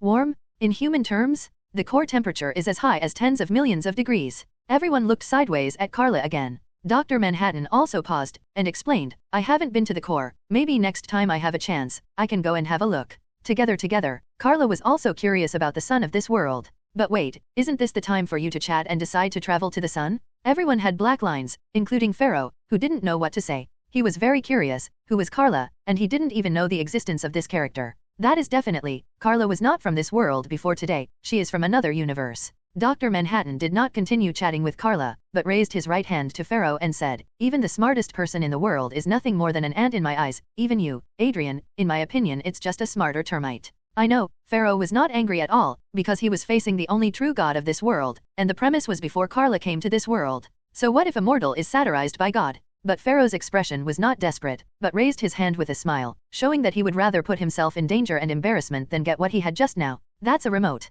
Dr. Manhattan expressed disdain, is this some kind of ultimate weapon? Pharaoh agreed, that's right. As he spoke, he connected the switch to the TV wall. In an instant, all the TV walls that had been prepared for a long time lit up, and the screen of the official speech of the press conference held at the first time was played. A certain country speaks, and now Dr. Manhattan has become the public enemy of the whole world, and he has indeed killed millions of people around the world. So a certain country 163 and another big country decided to cease the war, and called the whole world to face this powerful enemy that could threaten the whole earth. The speech of a certain country immediately caused reactions and echoes from all over the world. Everyone thought they had seen the horror of Dr. Manhattan, which made it rare for the earth to have such a unified opinion. Pfft, came an unbearable sneer from behind. It was Karla. She covered her stomach with one hand, waved her hand with the other, and said with a smile, "Don't talk to me, don't talk to me, you talk about yourself. I just think, face for a person who can destroy the entire earth in a single thought, if he is really an enemy, instead of thinking about how to surrender. Do you have the courage to continue to provoke? Don't think about it.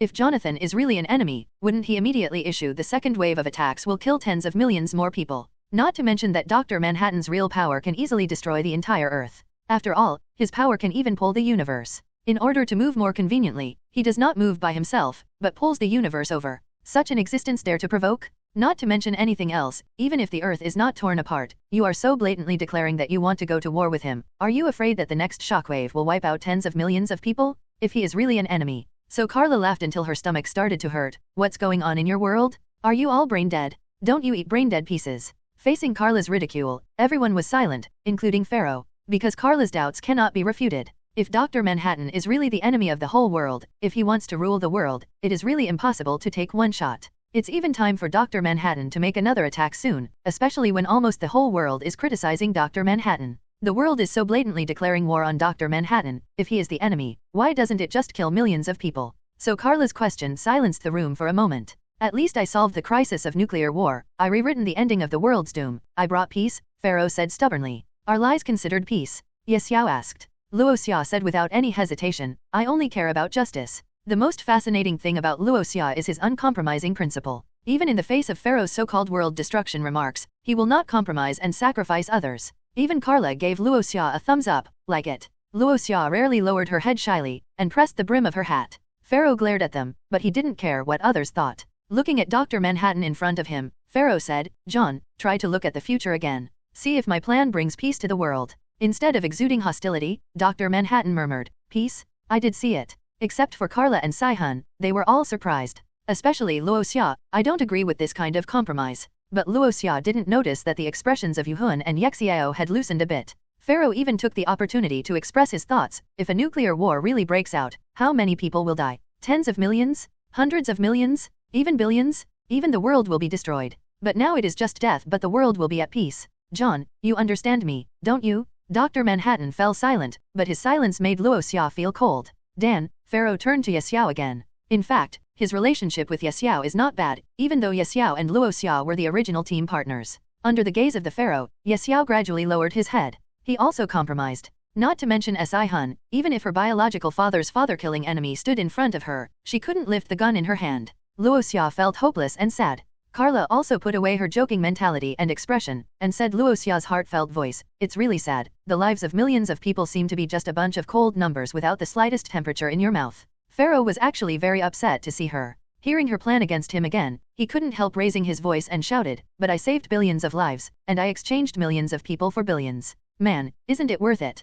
Karla glared at him, if you want to yell at me, do you dare to get up from the ground? What's the matter with lying there? The Pharaoh is still in his previous position, which looks funny as he confronts and yells at Karla lying down. Karla thought it wasn't my sister who bullied you, what are you yelling at me for? Pharaoh definitely wouldn't dare to shout at Dr. Manhattan. But Pharaoh didn't know that if Karla wanted to kill him, it would be easy, even Dr. Manhattan couldn't stop him. Dr. Manhattan's power is only his own, if Karla goes to war with him no one knows what will happen. But if Karla wants to kill others, Dr. Manhattan can't stop him, unless Dr. Manhattan suspends time, but he can suspend time, but it may not work for Karla. The Pharaoh quickly got up from the ground, stood there, and looked at Karla coldly. I would like to hear your opinion. Do you think that other than this method, other than making John sacrifice himself to become the enemy of all mankind, is there any other way to prevent nuclear war by forcing all nations to unite?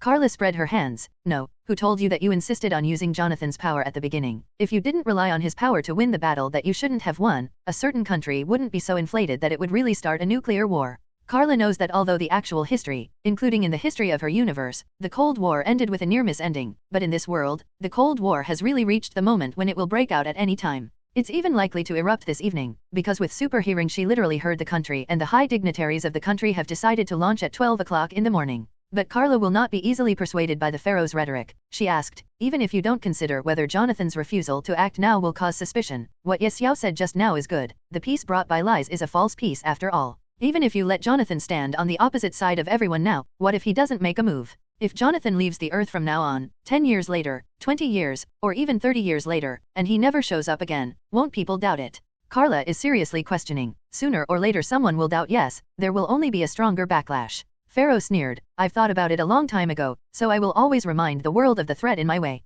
For example, using the method of raining octopuses? Well, you can barely explain the past, although Karla is more curious about the brain circuit of the pharaoh. What is the relationship between octopus rain and Dr. Manhattan? Then I'll ask one last question. Karla made a micro-expression change of narrowing her eyes, but the pharaoh noticed it, and felt that the hairs were standing on end, and the entire brow seemed to be split. He noticed that Karla was exuding undisguised murderous intent all over her body now. Karla looked at the pharaoh so coldly, and asked, why do you have to choose civilians? Why can you only choose to sacrifice civilians? The pharaoh was taken aback, and was about to explain that although he was responsible for placing the devices simulating Dr. Manhattan's power all over the world, he didn't know who he would choose, and he didn't specifically, Wang Hazeo, appoint anyone. But Karla raised her hand to stop him, and continued, I once knew a lunatic, a joker. He was crazy and always said some inexplicable things. But there is a sentence I agree with. He said even if you kill another, if there are too many civilians or soldiers, no one will care, but if a commander is killed, everyone will be afraid. Karla re-raised the question just now, why did you choose to sacrifice the lives of millions of civilians?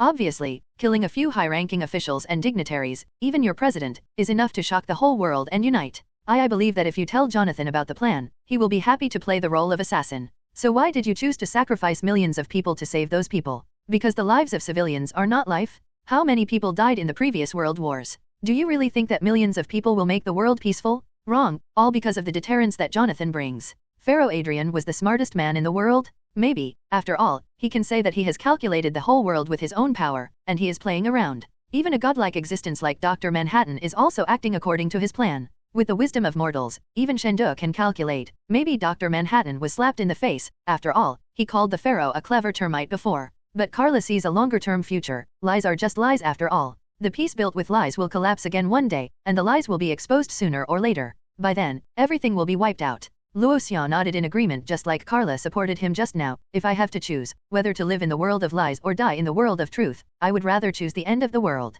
After all, that is also a human choice. But other than that, Karla cared more. There is no need to be so troublesome at all, and there is no need to use lies to bring peace. Since you have already thought that you can use Jonathan's power to deter the world, why don't you let Jonathan, who doesn't care about these at all, to kill all the responsible politicians of the two countries, even the highest authority? That's the most intuitive, right? The two world wars cost hundreds of millions of lives, but did this stop the war? No, it didn't. The current crisis of nuclear war still occurred, and the 210th World War III may also start here. Do you really think that the lives of those millions of innocent people united the world? No, you know that the only thing that really threatens the world and makes all countries unite is the power of Jonathan. You actually knew and understood from the very beginning that there is only one way to make the world peaceful, and that is Jonathan's king of power. Yet you choose to arrange what you think is the perfect plan in the most stupid way. When Karla said this, she couldn't help but sneered again. The reason is actually very simple, because you are a high-level person in society, you are a capitalist, and you are a qualified capitalist, so you would not consider risking the lives of a few people.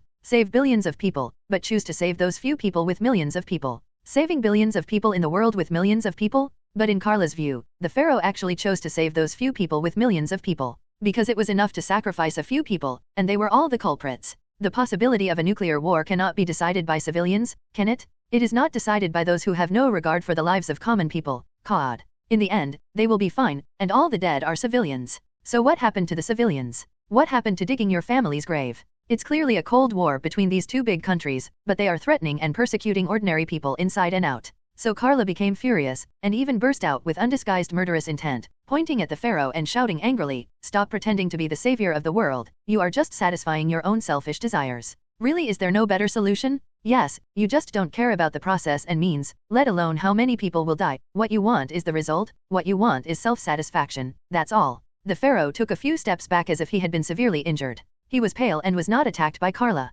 If Karla had shot, he would not be so relaxed. The pharaoh's expression and eyes became absent-minded and empty, but he couldn't find any excuse to refute Karla. As Karla said, is there really no hole in his plan? Is there even something that could be improved? Definitely there is. The humanity of Dr. Manhattan is disappearing. If Pharaoh seeks Dr. Manhattan's help in the name of saving the world and asks him to play the role of a villain who threatens the world, Dr. Manhattan will never refuse. Because it doesn't matter to him. But the Pharaoh chose another plan, and for this reason all the participants in the plan were killed. Those who helped him complete the various steps of the plan, for the sake of absolute secrecy, the Pharaoh killed all the participants. How many lives is this? Superhero. Karla laughed. Don't make me laugh, although I can kill people, but I kill people who deserve to die, and now you are the people who deserve to die. As she spoke, Karla finally couldn't bear it anymore. Her eyes turned red again and released 2 blue heat vision rays. No, Dr. Manhattan subconsciously reached out to stop him. But it was too late. The moment the thermal vision rays exceeding tens of thousands of degrees hit the Pharaoh, they dissolved his whole body. That's right, it's melting, like a hot knife cutting butter. That's a beautiful picture. I don't want to mention it. You killed him. Dr. Manhattan seems to have recovered. Karla put away the heat vision ray, and said without looking back, if you wanted to stop me, you would have shot or made a sound a few seconds ago. In fact, you have already seen the future, right? His self-righteous plan, it will definitely collapse in the near future, and his utopia will not last at all. Dr. Manhattan remained silent. No matter what Karla said, he didn't contradict. However, Karla refused to let him go, and continued to ask, so, how many years did his plan last? Dr. Manhattan keeps his head down, and with the Pharaoh's interference with Dr. Manhattan over, he can see the future again, and as Karla said, he sees a very bad future. 30 years, after 30 years the lies will be exposed, and the world will truly enter the doomsday stage. Dr. Manhattan's words made Karla sneer. So she said, the Pharaoh's plan is simply nonsense. After all, he's just an ordinary person. No matter how smart he is, he's just a smart termite, isn't he? Karla looked at Dr. Manhattan, repeating what she said just now. Actually, as long as you really go in front of everyone, killing some people would do a lot better without all the trouble and all this money.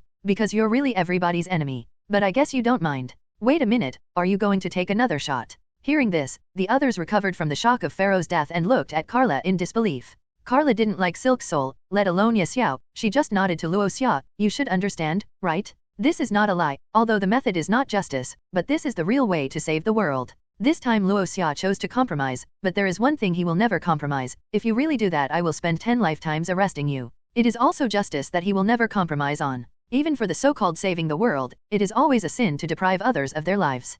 Facing Luo Xia's threats and warnings, Karla and Dr. Manhattan didn't care. It's not that they looked down on Luo Xia's threats, but even if he threatened them like this, they still had to do what they had to do. Enough, this is enough, Silk Soul shouted loudly. Millions of people have already been sacrificed, don't make more sacrifices. Without looking back, Karla raised her hand in the direction of Silk Soul. Sai-Hun's mouth was suddenly blocked, and a green energy shield blocked her mouth, making her unable to speak anymore. Because Karla will not threaten Silk Soul's life, Dr. Manhattan doesn't care. You want to save those people. Dr. Manhattan should have seen the future, so he knows what Karla will do next. But Dr. Manhattan was puzzled. Why? Because of humanity, but also for justice. Karla knew why Dr. Manhattan asked why. He felt that those people were already dead, and there was no need to make any changes. At least the next 30 years could lead to a peaceful period. If according to Pharaoh, if the king is fully prepared and plans to carry out. It's not that Dr. Manhattan can't rewrite history, it's just that he doesn't think it's necessary. He also indeed saw that in the next 30 years, the utopia established by the Pharaoh would collapse and disintegrate. But for Dr. Manhattan, 1 second of peace and 10,000 years of peace mean little, and he is becoming more and more inhuman, so he doesn't want to do anything. This is also Pharaoh's self-confidence. He knows that once Dr. Manhattan knows all the truth, Dr. Manhattan will definitely choose to compromise. This is Dr. Manhattan. He has gradually begun to look less like a human being, and is moving closer to the realm of God. But Karla is different, because human beings are doomed to die. Is there no value in saving them? Because they are already dead, can they ignore what they have suffered? Or is it because they know that even if this situation is changed, there will be a new one in the end? War, or even destruction, so do nothing? If everyone thinks like this, it will be the end of the world. Karla shook her head while talking. The greatest advantage of human beings is their outburst and courage in desperation. The elegy of human beings is bravery. In addition, welcoming the future in the unknown, whether it is surprise or fright, is a fresh and interesting story. Fun. That's why I keep saying you don't know all the future ahead of time. It takes a lot of the fun out of it. Even Dr. Manhattan will make changes and choices according to different futures. Sometimes he will choose not to make choices, and sometimes he will make changes. But Karla did not approve of his approach. I never look at what tomorrow will look like, so my current thoughts are the most authentic thoughts, and I don't care what tomorrow will become because of my current decision. The reason why you gradually lose your emotions and humanity is because it is precisely because you let yourself give up your ego. Jonathan, what self-consciousness do you have left? You don't even have a choice when you go to bed tonight, and you even decide what to say next according to the future. Know what you look like to me? A blue energy body. Human? No, you are not a human. God? No, you are not a god. You are just a man named Dr. Manhattan. Actually, you are actually a tool of the spokesperson of the quantum field. You are not using this power, but are driven by this power. Do you think you see fate? But in fact fate is manipulating you. Do you think you have lost your humanity? That is just a reason and an excuse for you to escape. Otherwise, tell me, Jonathan, why this photo is always in your beside. Every time you unconsciously move a step, one will appear. Karla suddenly took out a photo to Dr. Manhattan. That was Dr. Manhattan before he became like this, when he was still an ordinary person, and his ex-wife, a beautiful young woman who was more beautiful and younger than the current Silk Soul. Do you really think you don't love her anymore? Think about it, Jonathan. How many years has this photo accompanied you? Karla handed the photo to Dr. Manhattan, turned to look at the others, especially Silk Soul with complicated expression. Karla finds it interesting that she first took someone else's husband, and then she betrayed Dr. Manhattan, and now she is showing a bad look. Should it really be worthy of being the child of that pair of dogs and boys? The relationship between the original Silk Soul and the Laughing Craftsman was first known from the Militia era, which was the predecessor of the Watchmen, and it was not this group at that time. After taking a photo at a rally, the Laughing Craftsman almost raped the first generation of Silk Soul, but fortunately he was stopped by the hooded judge. But later, the first generation of Silk Soul still had a meeting with Xiao Zhang, and at the wedding of Silk Soul and his manager, there was a second generation of Silk Soul. Zero looking for flowers. Karla looked at Ye Xiao again. He was nothing more than that. He didn't have Luo Xiao's persistence and uncompromising belief, nor did he have the maturity and rationality of Pharaoh. As a student of superheroes, he is more suitable to fall in love with Silk Soul. That's right, that's it. Finally Karla nodded to Luo Xia. Luo Xia, come with us, and come with me to reveal the truth to the world, bring justice to those innocent people, and bring real justice and peace to this world. Perhaps means have nothing to do with justice, but these are extraordinary times, and I can only use extraordinary means. Luo Xia looked at Karla deeply, and finally he chose to walk over with unwavering steps. 00. Ye Xiao paid more attention to the meaning of Karla's words. You said you want to save those who died. Karla shrugged. I have to explain that God is not the only one in your world, and it's not just Jonathan who is God. Although I'm not the real God, I might still be able to do it temporarily by role-playing. Karla has already said her origin she is not from this world. Because it is not, she seems to be able to do as she pleases. Let me go too. Suddenly, Dr. Manhattan held the photo and came to Karla's side. Karla was a little surprised. Did she wake up so quickly? Dr. Manhattan looked at Karla and said emotionally, I still have something to witness. Witness what? Karla asked. But Dr. Manhattan has already refused to answer, but turned his head and said to Silk Soul, Lori, I thought I fell in love with you, but now it may not be the case. Maybe I just liked younger time at that time. It is derived from the pursuit of youth by quantum power. In fact, Dr. Manhattan, who is human, has never put down that photo from the beginning to the end. The photo of him and his ex-wife. When he decided to let go of his humanity on Mars, it was this photo that he left behind. And at the moment, Karla brought it back to him. Dr. Manhattan finally recognized his true heart. It's time to say goodbye, Lori and Dank Hang. In a dazzling blue light, in the headquarters of the Antarctic Pharaoh's base, in front of Silk Soul and Night Owl, Karla and the three left. They left those two there, and Ye Xiao had flown his plane, so don't worry about them. Speaking of which, when Luo Xia was investigating the death of the Laughing Craftsman, he also went to look for Ye Xiao, but Ye Xiao sent him away with a few words. Later, Si Hun went to find Ye Xiao, and the two of them were immediately overjoyed, and they flew out in a plane to fight for justice. I really don't know what to say, but now is not the time to think about it. When Karla landed, she was unstable and almost fell, so she immediately escaped the gravity and flew into the air, lowered her head angrily and shouted at the big blue bald head. Damn it, I told you not to use your method to move me. Sis can fly and teleport herself. Okay. She missed the 933 plan. She didn't expect Dr. Manhattan to move the entire universe so quickly, and moved them from the South Pole to the metropolis accordingly. Since the Watcher universe is a member of the DC universe anyway, and the city used is definitely fictional, so let's treat it as a metropolis. After Karla complained, she looked up and looked around. The explosive point of one of the devices was in the metropolis. The terrifying power of shockwave caused huge amounts of damage. The originally prosperous city was in a mess, and many people even died. Now there are countless people who are treating those injured, but no one knows how many people can survive, and many people are directly turned into fly ash. After all, they are quantum particles that are more terrifying than nuclear bombs. In theory, it is terrifying to be able to break down anything into the most basic molecules and atoms. Karla's sudden appearance was beyond everyone's expectation, especially since she was still flying in the sky, which frightened everyone who had just been attacked. Especially the figure of Dr. Manhattan, who has now become the public enemy of all mankind. But at this moment, Karla activated the green power of will with the blue light of hope. That is, there is a setting to increase the green light. In an instant, Karla enveloped the whole world with boundless green brilliance, and then, she created countless screens in the sky, which is equivalent to a global live broadcast. Flying in the air, Karla's appearance clearly appeared in front of everyone. My name is Karla, you can also call me female Superman, but I want to use a more shocking name to let you instantly understand my position and meaning. How about using a female god from another world? Karla said it as a joke, but everyone didn't think it was a joke. Because of what she is doing now, everyone is horrified. Wouldn't it be impossible for anyone to do this? Maybe she really is God? Could it be that God is a beautiful girl? Karla didn't come to show off. She waved at Luo Xia and let Luo Xia fly with her own strength. She continued, just now, a disaster happened all over the world. Some people say it's Manhattan, Dr. Manhattan. This is definitely wrong, because with the power of Dr. Manhattan, such a small scale is too small. He can even destroy the Earth and then reorganize, and even create life. Karla is not exaggerating the power of Dr. Manhattan in business. In fact, Dr. Manhattan has been able to produce proteins, and even develop single cells, and further evolve life.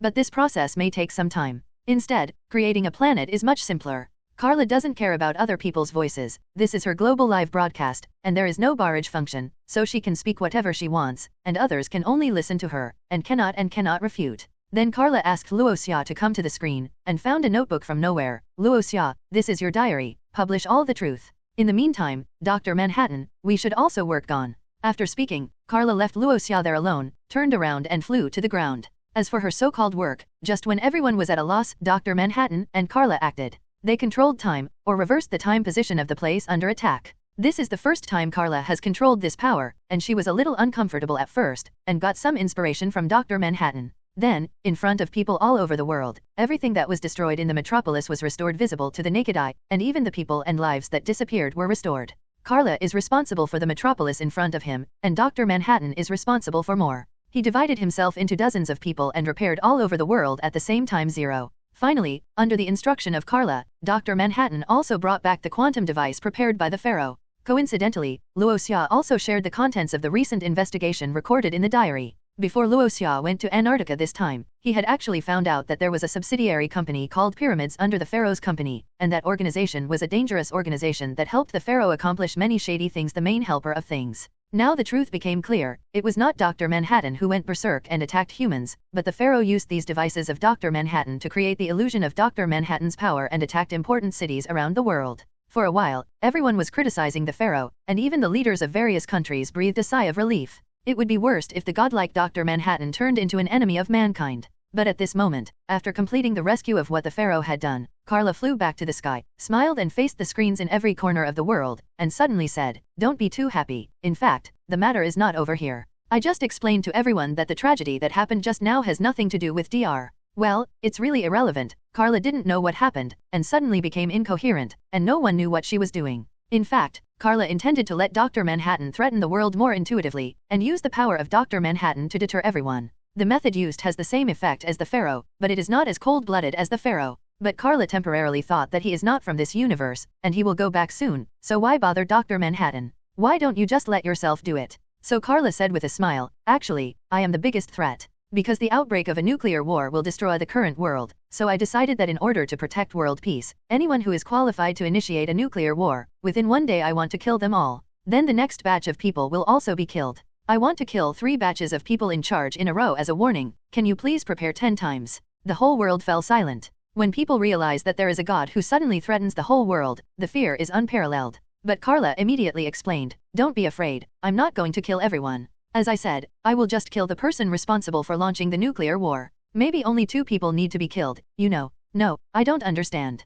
Well, it doesn't matter if you can't accept it. Karla continued to maintain a beautiful bright smile. I never thought that someone could understand or support, because there is no need. If you don't do this, the world may be destroyed. That's something I don't want to see, because countless people will die, which is more terrible than any war before. So let me bear everything, bear your fear, bear your resentment and hatred, and even bear everything. Let me do all the crimes. Who called me a female Superman? At this moment, Karla does not have any negative emotions on her body. On the contrary, the green stew, blue stew, purple and green are all emitting light. It's the emotional spectrum of will, hope, love and compassion. 20. In addition, even the white light is shining, but the black light representing death has been silent. This means that Karla is not acting with the will of any personal grudge. On the contrary, it just proves that she is full of great love for the world, full of hope for all people, and a huge will of compassion. She definitely also knows that what she does must not be understood. But it is Karla's strong will. She doesn't need to be understood. As a superhero, she is always more or less not understood by others. If you can't even bear this, then don't be a superhero anymore.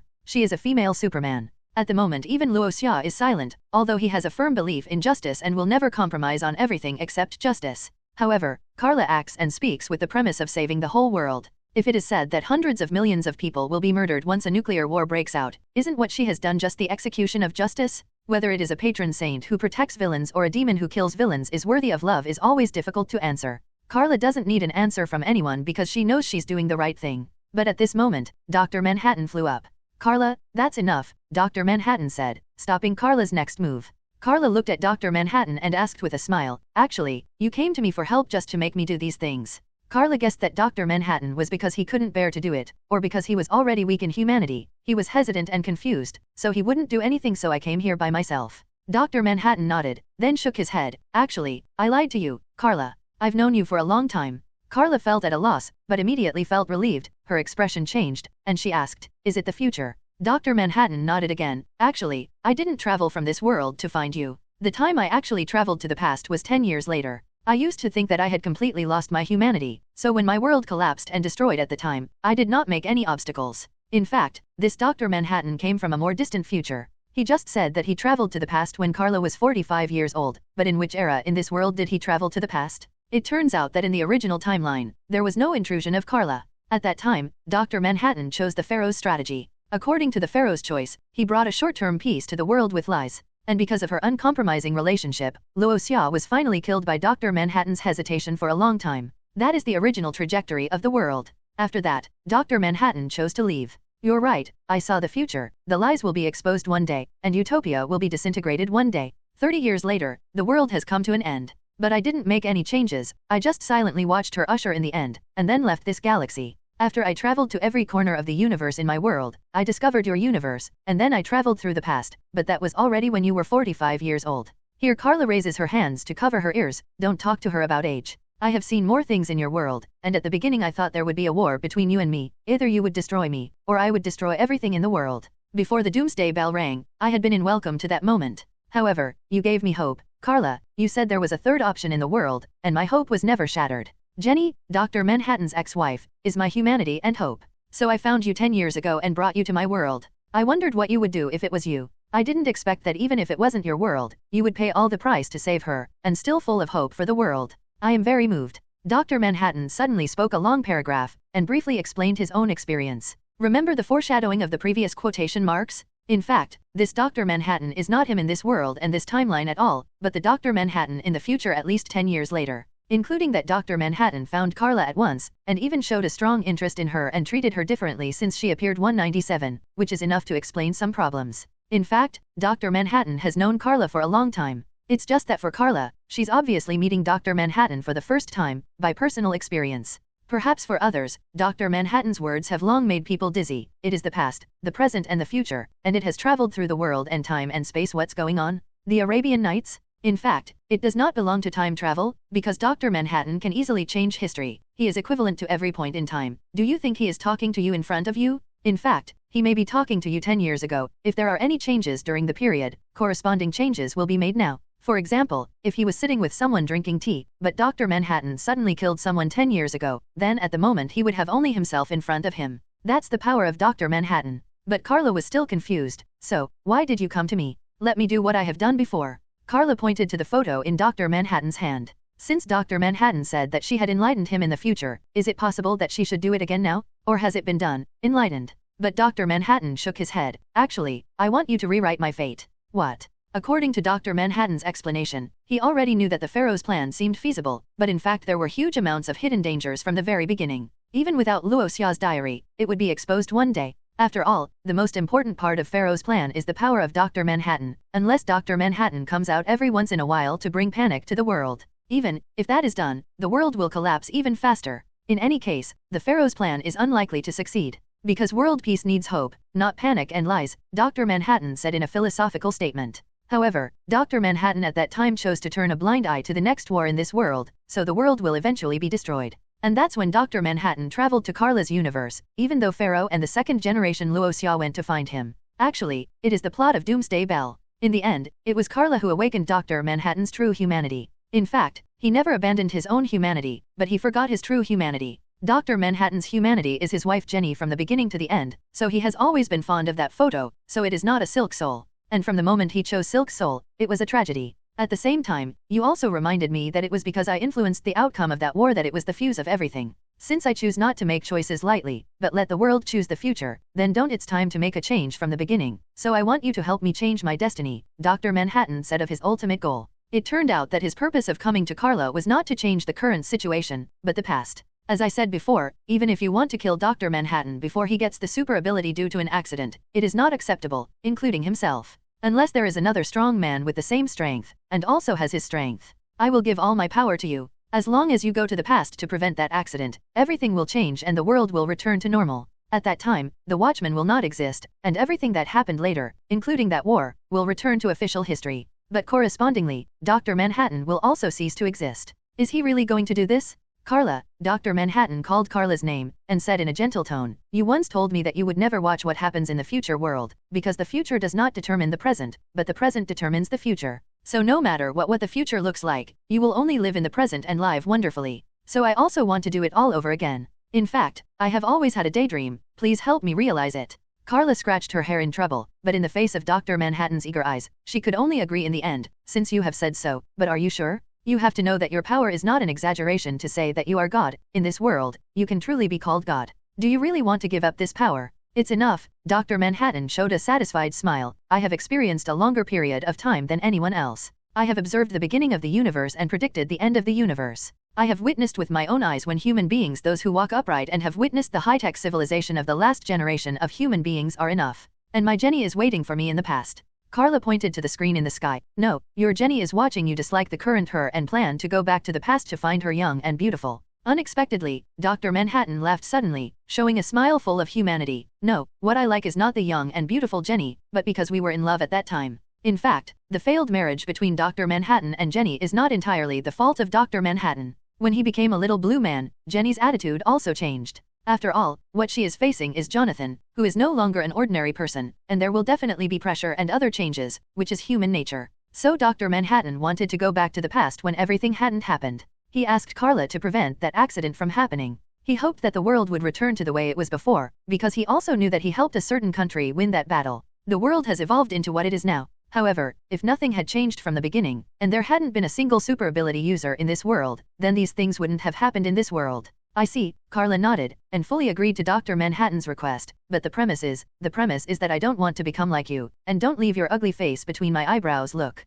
Suddenly Karla was taken aback, and Dr. Manhattan looked at her and smiled. Did Karla expect it? I will transfer all my powers to you, but don't worry, because you don't need to reorganize your body, so you won't become like me, and you will retain your own humanity. Don't worry about losing you. Relatively speaking, me and the quantum realm are integrated with each other, and you are more like controlling this power. As Dr. Manhattan spoke, he took Karla's hands gently, and it was about to start. Dr. Manhattan's body suddenly burst into dazzling blue light, and even turned into countless lightning-like electric lights visible to the naked eye, guiding immeasurable quantum particles to transfer to Karla's body. When Karla first came into contact with the power of the quantum realm, and when she began to accept and obtain the power of countless quantum, her eyes turned blue, and the blue tights on her body also began to emit blue light. Finally, it wasn't until Dr. Manhattan slowly disappeared and turned into a crystal-clear spot of light that Karla gradually regained her composure. She looked down at her hands. Unlike before, she only saw the quantum realm for a while. At the moment, she can already completely control the power of the quantum realm. If she was just a passerby before, then now, she, Wang Zhao, is more like the queen of the quantum realm.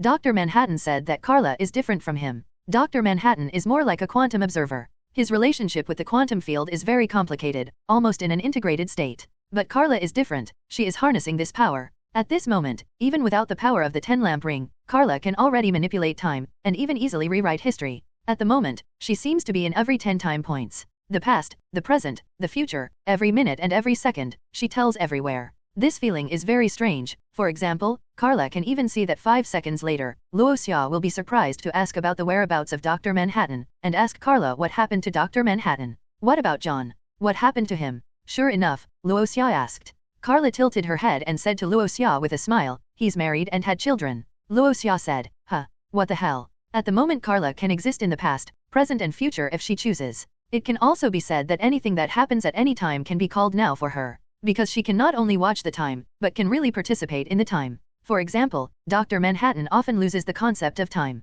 Sometimes he will say some inexplicable words, which actually creates confusion. He regards what happened at a certain moment in the future as the present, or to him it is now. But Karla shook her head and put away the ability. Dr. Manhattan was right, Karla didn't want to do that. If you watch a movie over and over again, and watch it all the time, it's too annoying, right? Karla snorted lightly. She wouldn't do that, otherwise it would be her, will gradually lose the interest in the world. The most important thing is that she will not let the so-called future affect her current choice. She will not let herself lose the opportunity to choose now because of the future like Dr. Manhattan. In that case, 953 would rather not know what will happen in the future. Is it too bad to kill the present self for the sake of the future self? After putting away the supernatural power, Karla suddenly noticed that the surrounding area was full of people at some point. Those are all the people she and Dr. Manhattan just rescued. They were killed by the Pharaoh's conspiracy, and now they are all resurrected.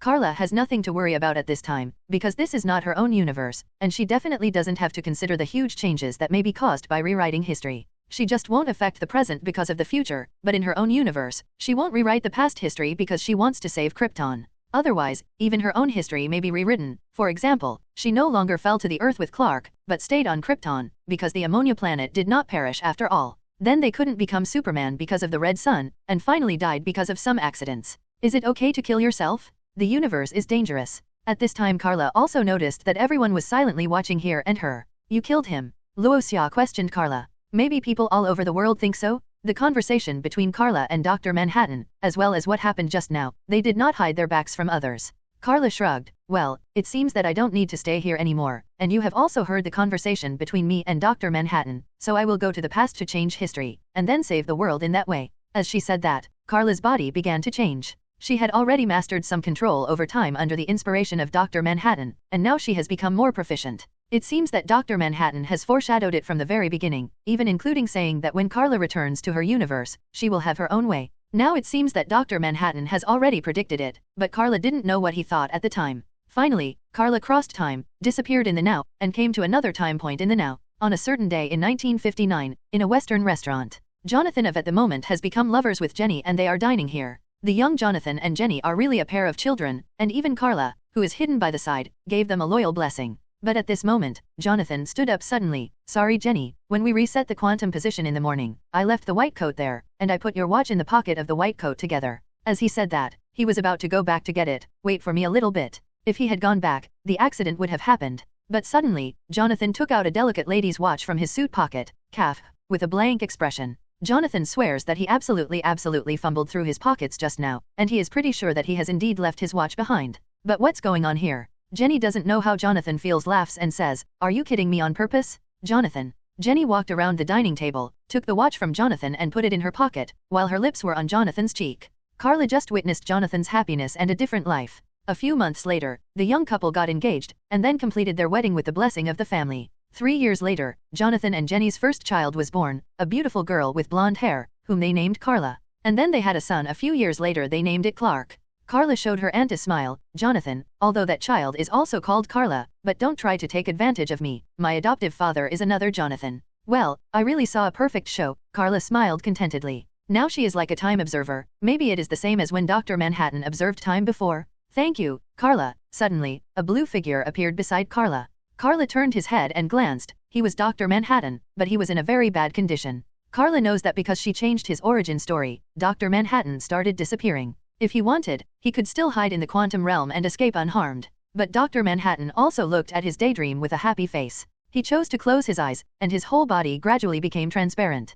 Eventually, Dr. Manhattan disappeared completely. Karla didn't leave in a hurry, but looked forward to the future of the world for a rare moment. Because there is no Dr. Manhattan to help a certain country win the losing war, the world is back on track, and everything develops as it happened in the real world history. Although a certain country still took the opportunity to develop and became the hegemon of the world. However, at least during the Cold War, there was no crisis of nuclear war breaking out, although it might also break out, but in the end it still didn't happen. Karla felt relieved. She finally lived up to Dr. Manhattan's request and entrustment. I can finally go home. Karla didn't take any pictures. After silently saying goodbye to Jonathan's family, she used the power of a prince like Dr. Manhattan was at her house before. Opened a tunnel that can travel through the universe. Karla stepped in without any hesitation. At the moment, she even surpasses Dr. Manhattan's relationship with the quantum field. Perhaps her control of quantum mechanics is not as proficient as Dr. Manhattan. But Karla believes that sooner or later she will master this power, and it won't be too long. Once again venturing into the quantum realm, Karla is still amazed and fresh about the world around her. And unlike the outsider who seemed to be out of it last time, at the moment Karla seemed to be able to feel that the huge and microscopic world in the entire quantum field was all cheering. The world is welcoming their queen, and Karla is now equivalent to the queen of the quantum realm. She can control everything in this world, provided that she needs some time to adapt. Now she can decompose and analyze any form of existence, as well as understand its principle and essence, and can also reorganize it. Theoretically speaking, through the combination of elementary particles, it is even possible to create a new life. The previous Dr. Manhattan has reached this level, but he hasn't had time to conduct experiments, and it will take a long time. In addition, there are many newly acquired abilities, such as the power that may be infinitely larger than that of an ordinary universe, the ability to read the potential memories hidden in the thinking of all living beings, and the fact that Dr. Manhattan can copy himself infinitely, the ability blah blah blah. Even Karla's sense of reflexes has become faster, and her reaction speed can now be said to be on the level of Planck time. For ordinary people, the shortest time may be 1 second. However, few people know that there is a shorter time in the second. Milliseconds, a second 1,000 seconds. And 1 millisecond is equal to 1,000 microseconds, 1 microsecond is equal to 1,000 nanoseconds, 1 nanosecond is equal to 1,000 picoseconds, 1 picosecond is equal to 1,000 femtoseconds, and 1,000 femtoseconds is equal to 1,000 attoseconds. According to rumors, it is completely rumors. Some experimenters and laboratories have used stable high-speed lasers to generate light pulses that last only 250 attoseconds for experiments. Don't ask me why it is 250 attoseconds. So this experiment successfully verified the existence of attoseconds. But although this time interval is unimaginably short, it is not very long compared with the Planck time. Simply put, 1 attosecond is equivalent to 10 to the minus 18th power, and Planck time is equivalent to 10 to the minus 43rd power. If 1 attosecond is to 1 second of time, it is like 1 second to 31.7 billion years, that is to say, 1 second to the senses of ordinary people, and the senses in 1 attosecond have already passed more than 30 billion years. Then, relative to the Planck time, it is likely to be multiplied by several thousand. 1 attosecond may be billions of Planck times. Even if it has not reached the point where time stops, but for the observation of Planck time, it is no different from time stop. Because a Planck time, perhaps equivalent to the time from the birth of a universe to the present, can easily exceed hundreds of billions of years. This is Karla's awareness and speed of reaction now. Perhaps the senses are too exaggerated, but in fact it is not exaggerated at all. To know the fastest speed force, let alone the ability to travel through time and space, the speed alone can reach a speed far exceeding the speed of light. It is rumored that at the fastest time, it is speculated that it may reach a speed of 13 trillion times the speed of light, or even 9 trillion times the speed of light. Definitely this is fan speculation, unofficial setting. But it can also be seen how fast this speed is. And Superman has always claimed that it can be compared with the power of the speed force, and it can be seen that the speed of Superman originally is not slow. Karla just increased the speed to this level ahead of time. Even without the power of the quantum realm, she would be able to reach it sooner or later. While observing the quantum realm that now belongs to her, Karla strolled on the road home. Suddenly, with a bang sound, Karla only felt a pain in the forehead, and involuntarily took several steps back.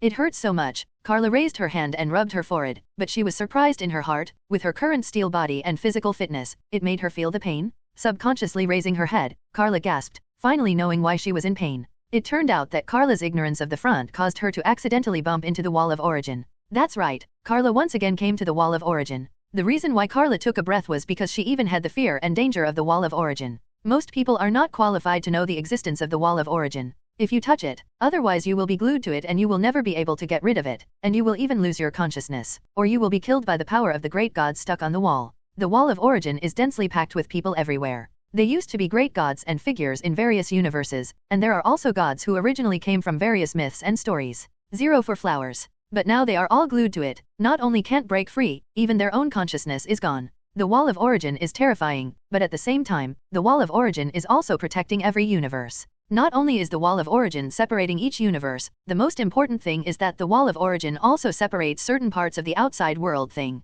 But what was even more strange to Karla was that she raised her hands, subconsciously pressed them against the wall of origin in front of her, and then took them away. Sure enough, she was perfectly fine. Oh, didn't it stick to it? Karla was both surprised and happy. She was so surprised that she bumped into it without noticing just now. Isn't she too stupid? What if she gets glued to it? The good news is that she doesn't seem to be bound by the wall of origin. How is this going? Karla fell into deep thought. It has nothing to do with the power of the quantum realm. It should have nothing to do with the quantum realm. So what is going on?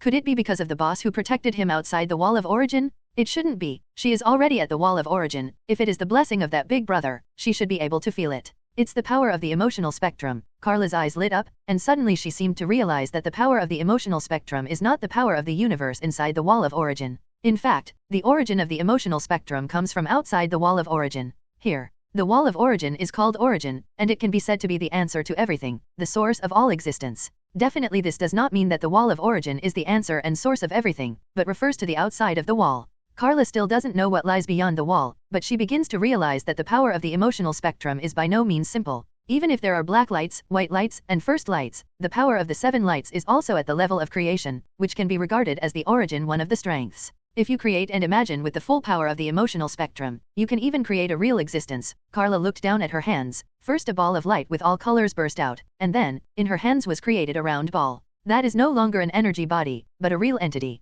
Karla is in creation, and she has had initial contact with the reality-altering power 9. Karla at the moment is right in front of the wall of origin, which also allows her to understand the power and origin of the emotional spectrum more clearly. In fact, the emotional spectrum comes from outside the wall of origin, and even has an inseparable relationship with the wall of origin. For example, the Asgardian little blue people have warned that if the emotional spectrum is abused, it may lead to the destruction of the universe. However, Karla can now know that the first to be destroyed by the abuse of the emotional spectrum is actually the wall of origin, which will lead to the collapse of the wall of origin. However, no one knows to what extent this so-called abuse refers to. At the same time, Karla understands better that the emotional spectrum is by no means simple, and even involves the power to create the world. Therefore, the ability possessed by Chudang can actually be achieved as long as it is combined with the power of the emotional spectrum, because Chudang is also a collection of all the powers of the emotional spectrum. So Ka-170 after some experimentation, she created a planet. That small ball is not an ordinary stone ball, but a planet, which has all the ingredients and structure of a planet, but the file size is too small.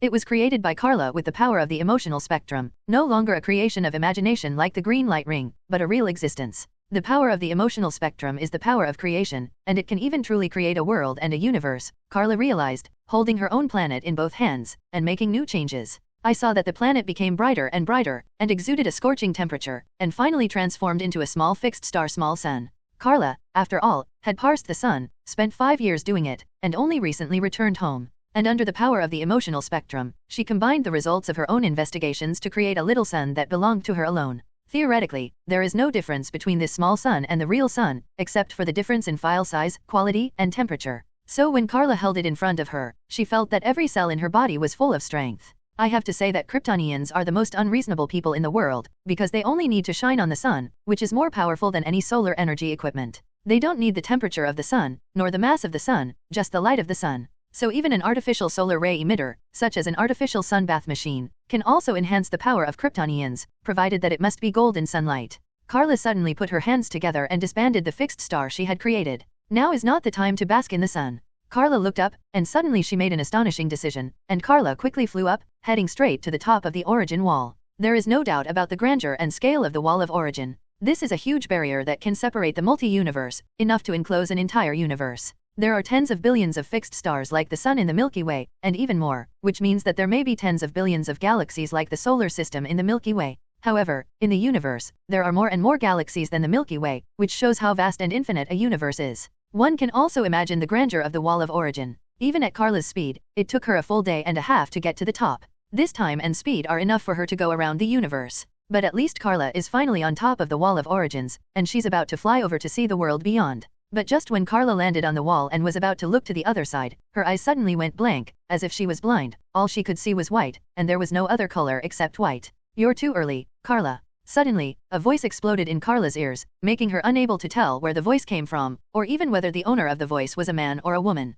And Karla faintly noticed that she couldn't understand the other party's language, but it wasn't that the lantern ring had the effect of translation, it was more like the other party wanted her to understand clearly, so she understood. Karla, keep growing. Although you have reached the 5th dimension, you are only at the level of a single universe. I need you to reach the supreme, at least the 10th dimension of the omnipotent universe. I need your help, Karla. I will continue to bless you until you reach the level I need, and I will come to you. So now you go back first. Suddenly, all the white in front of Karla's eyes receded, almost disappearing in an instant. Then what appeared in front of Karla was an Earth, or another universe 0. In the DC universe, no matter how big the galaxy is, or how vast the universe is, however, the Earth is considered to be the center of the universe. The Asgardians think that the OUA star is the center of the universe. In fact, they are wrong. Even though there are infinitely many infinite multi-universes, what Karla sees are Earths one after another. The Earth represents the infinite multi of DC universe, even the 52 universes later. So it's not new 52 yet. Karla frowned. She was more concerned about the white just now. That whiteness made her unable to even have any feelings. At that time, she seemed to be nothingness, as if she didn't exist, but she did exist. She can hear but cannot speak, she can see but cannot recognize, she can imagine but cannot associate with whiteness. What is that? Some unknown being? A new piece of the universe? Or something else? Karla doesn't know, but she only knows that her patron is very big, very big. The almighty universe? 10th dimension? Supreme? You really think highly of me? Karla put her hands on her forehead and showed a wry smile. If it is said according to the dimensions, the third dimension is the level of ordinary people, the fourth dimension can already observe the concept of time, and the fifth dimension can distort reality, change time, and even easily eliminate a universe. For example, the Troublemaker and the Batmite are the most famous people in the fifth dimension. 2.1 The white voice said that Karla has also reached the fifth dimension, so she can easily do those things now. Definitely Karla wouldn't do that. And above the fifth dimension, there is also the sixth dimension, and even the 10th dimension. People from the 10th dimension have appeared before, and they especially like to eat people from the 5th dimension, almost driving all troublemakers out. So if you ask if there are people from the 10th dimension, it seems that there really are. Including the higher dimensional Karla that appeared in the comics, even the troublemaker is as small as a mosquito in her hands. However, for the current Karla at the moment, let alone the 10th dimension, she doesn't even understand the 6th dimension. It may be difficult to understand dimensions, but Karla has a little understanding of cosmology. It is not cosmology in the ordinary sense, let alone astronomy or space science, but personal strength. According to the division of strength, you can do this. The level of ordinary people is the strength of normal and healthy ordinary people. Then there is the Superman level, which has power beyond the level and scope of ordinary people, such as Batman Bruce and Pharaoh Adrian have reached the limit of human beings. In addition, it can be divided into city level, power can destroy a city, national level, can destroy a country. Then to the level planet, you can already blow up a planet. At the galaxy level, the power of an individual is equivalent to a galaxy, from a single solar system to the largest galaxy and so on. Then there are level single universes, multiple level universes, super level universes, super universe levels, and finally the almighty universe level. According to the theory that there are infinite multi-universes can form a super universe, and a super universe is an infinite number of super universes, and finally the infinite number of super universes is the last 20 omnipotent universes. The omnipotent universe can create countless multi-universes and even infinite super universes at will. Definitely, if the timeline develops to New 52, this setting will lose its foothold, but now it seems an infinite multi-universe appeared in front of Karla. According to the latest comics, the New 52 was led by Dr. Manhattan. He stole 10 years of time from the main universe, and single-handedly led out many major events and the concept of the New 52. Now, the timeline from 10 years ago has changed. At least for now is the concept of an infinite multi-universe. Karla took a deep breath. The pure white voice had completely disappeared, and it seemed that the other party would not appear again until she reached the so-called supremacy. Who is that voice? Karla may have a vague guess, but she feels it is absurd, so she doesn't think about it. In short, it shouldn't be a bad thing. With the blessing of that existence, Karla will be much more convenient. At least for now, I should go home, Karla said with averted eyes, and turned to face her own universe. In fact, she doesn't even grasp the corresponding power of the fifth dimension now. It should be because she doesn't touch it herself. She doesn't want to manipulate time at will. People who play with time will not end well in the end, because time will play jokes on you. The most important thing is that Karla doesn't want to lose hope and surprise for the future. She doesn't want to end up like Dr. Manhattan, lose fun, and even despair about the future. If you knew that something bad might happen when you go out 1 second late, what would you choose? You wouldn't make a good choice, would you? But isn't it that I have obliterated my own choice? I have obliterated the future that I would go out 1 second late. Karla didn't want to do that. So she temporarily ignored the words of the pure white voice, turned around and flew into the wall of origin, and was about to go home. But at this moment, a terrible violent wind hit. Karla was shocked, and with a thought, she had already gone away, flying to a place several light years away. Turning her head to look, Karla found that there was a terrifying big hand, almost brushing past her position just now. On this side of the wall of origin, there is a guy with huge amounts of, a pair of terrifying long horns on his head, and a mouth full of fangs, staring at Karla fiercely. You thief, what did you take away? Did you steal my power of origin? It is unforgivable. Yuga-Khan's power must not be peeped at by anyone, roared. That terrifying existence even from the power of origin support your upper body against the wall. Shouldn't he be glued to the wall of origin? Even Karla was terrified. What a terrifying existence. Can it even break free from the wall of origin? Karla didn't even think about it. Her eyes turned red, and in the next moment she released 2 heat vision rays with a temperature of 20 million degrees Celsius, and went straight to the opponent's chest. Boom. The huge amounts of body were slammed against the wall by Karla again, and were stuck there firmly. Karla breathed a sigh of relief. If he escaped, maybe there would be a lot of trouble. Your strength is too weak, but suddenly, that terrifying existence named Yuga-Khan sneered. So, I thought you stole my strength, but now it seems that I think too highly of you now, little bug, you are not qualified to touch the power of Yuga-Khan. And your ray is far inferior to my son, his name is Darkseid, and he is the new king of gods on Apocalypse, you should listen. Have you said that? Darkseid? Is that him? Karla was shocked, she finally knew who Yuga-Khan, that is, who this guy was. He is Darkseid's father,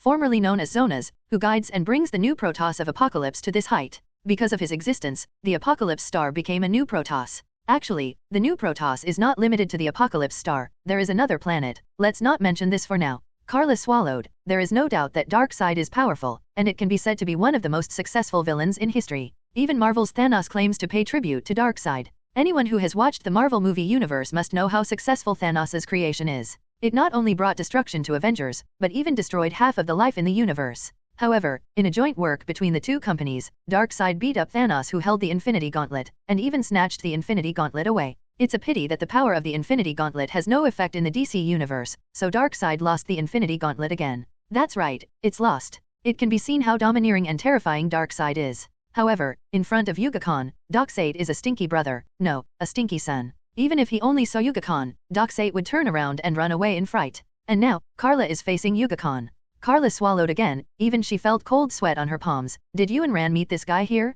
But she cares more about one thing, why are you glued to it? Yuga-Khan snorted coldly, I was glued on purposely, because my power comes from the power of origin, including the power of my new gods, all come from the wall of origin. How can you mortals come from the wall of origin? You will understand that the gods of the universe, the old gods and the new gods, have all been blessed by the wall of origin. Even if the gods die, they will return to the wall of origin and will not really die. This is where the old gods retire place. That's it. Karla raised her hands in shame and wiped off the cold sweat. Except for Yuga-Khan, she believed that no one would be willing to stick herself to the wall of origin. Having said that, so the so-called Protoss got the blessing of the wall of origin. So what if the Earth got the blessing of the wall of origin? Just when Karla had a whim, if the Earth was blessed by the wall of origin, wouldn't it be that human beings would become a new race of gods? It's not that simple, unless you can defeat us, and we defeated the old gods to become the new gods. Can you do it? Yuga-Khan laughed loudly, mocking Karla wantonly. Karla let out a cold snort. What's the air? 100,000 years ago, I don't know whose army was beaten to pieces by our Kryptonian.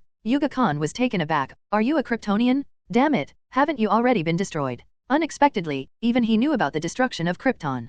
And 100,000 years ago, Yuga-Khan at that time should not have been glued to the wall of origin, and he might even have participated in the battle with chlorine. At least Yuga-Khan knows the horror of Krypton, especially the doomsday created by the corpse of the Kryptonian who turned into Superman, which is the most terrifying biochemical weapon in the universe. Normally speaking, the power of Doomsday is stronger than that of Superman, because Doomsday was transformed based on the power of Superman, so can you imagine the horror of a 100,000 Doomsday army? That is the power that can easily destroy a galaxy civilization. Even the Apocalypse Star, which is a new Protoss, was stopped by the army of the Doomsday to expand the universe. It also includes Krypton's own space-wide colonization plan. As far as the civilization that can pose a threat to Apocalypse, there is only Krypton at present. One is that Krypton is absolutely not bad in terms of civilization, and the other is in terms of strength. With enough rays of the golden sun, everyone will become Superman one by one. It's a pity that Krypton still missed the opportunity to replace the new Protoss. Yuga-Khan was stunned for a moment, then immediately sneered, if it's only with your strength, it seems that Krypton is nothing more than that. Karla frowned, and boundless anger rose in her heart. How dare you look down on me and Krypton? I'll kill you. As she said that, Karla's hands lit up in all kinds of colors, even activating the power of the entire quantum universe. Yuga-Khan's complexion finally changed. Maybe Karla's thermal vision rays were not taken seriously by him, because Darkseid's Omega rays were indeed stronger than Superman's thermal vision rays in terms of setting. However, Karla's powers go beyond her heat vision ray, which is just one of her many abilities. In particular, the power of the entire emotional spectrum and the power of the quantum realm completely changed Yuga-Khan's face. Damn it, you crazy woman, are you crazy? How dare you arouse the power of such a huge emotional spectrum at the wall of origin? Are you going to destroy the wall of origin? Even Yuga-Khan startled by Karla's actions. As mentioned above, there is a close relationship between the power of the emotional spectrum and the wall of origin. Even abuse of the power of the emotional spectrum may lead to the collapse of the wall of origin. At that time, no one knows what crisis will happen, and it is possible that the universe will perish. Karla clenched her fists and glared at Yuga-Khan. Apologize. Huh.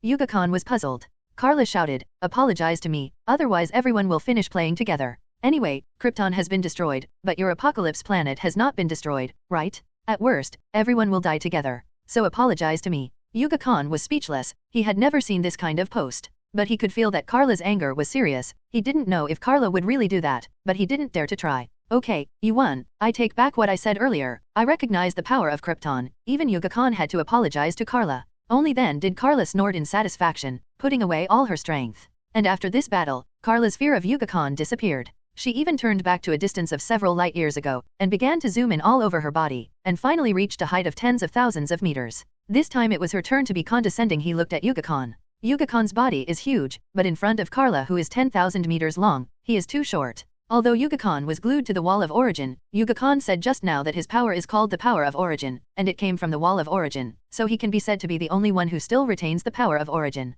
self-awareness, and the existence that can barely move the body. Even in the fury of mistakenly thinking that Karla was here to steal his power, he almost got rid of the wall of origin and came down from it. No wonder even Karla was panicked at first, but it was not enough to be afraid. Karla looked at Yuga-Khan nearby, and became very interested in him. So, you stuck yourself to death. Like a moth to a flame? Yuga-Khan snorted angrily. The origin of my power comes from here. This place is not any threat to me. As long as I understand the power of origin, I can naturally get rid of the power of friction at any time. She actually said that he was trying to die or something. What a bold woman. Even that Xingquang Shixing and Heavenly Father would not dare to do so. Finally mentioned. In fact, the new Protoss has not only the Apocalypse Star, but also the new Creation Star. The two planets can be said to be brothers, including the relationship between Yuga-Khan and the so-called Heavenly Father. They originally defeated the old gods together and became the new gods. But later they separated and became opposing camps. If the Apocalypse Star is hell, or even an evil god that is infinitely worse than hell, then the new Creation Star is the so-called heaven.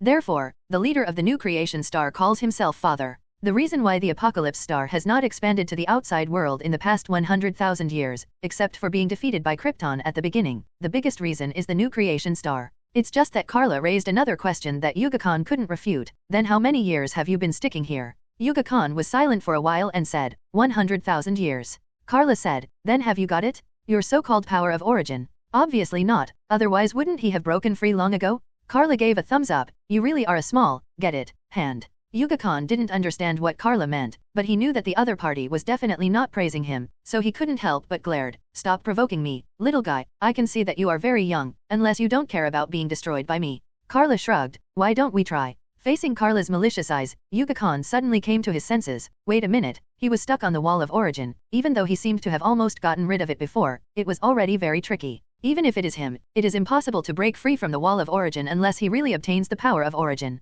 So when he saw Karla approaching little by little with clenched fists and a sneer, Yuga-Khan yelled angrily, "Stinky girl, how dare you take a position? Bang bang bang. What did you say? I won't let you go. Bang bang bang. Not this one. I dare not." For Yuga-Khan, this day was definitely the most humiliating moment in history. Karla was taking revenge. She didn't let it go. It was obviously retaliation for Yuga-Khan's daring to belittle Krypton, and she didn't care that Yuga-Khan was trapped on the wall of origin and could not move, almost riding on him, with both hands bowing left and right. Yuga-Khan's nose was bruised and his face was swollen. This is an invincible victory, and Yuga-Khan was stuck on the wall of origin, unable to fight back at all. And Yuga-Khan underestimated Karla's power after all. If her power is exerted on the Earth, it can even tear the Earth into pieces easily. Don't forget that Dr. Manhattan can move the entire universe. Now that power has been inherited by Karla, plus her own original power, it is equivalent to the power of more than a dozen universes acting on Yuga-Khan. No matter how powerful Yuga-Khan is, he cannot withstand such a terrifying attack. Karla was able to shred the Earth 5 years ago, and even claimed to be able to drag dozens of suns to fly 5 years later.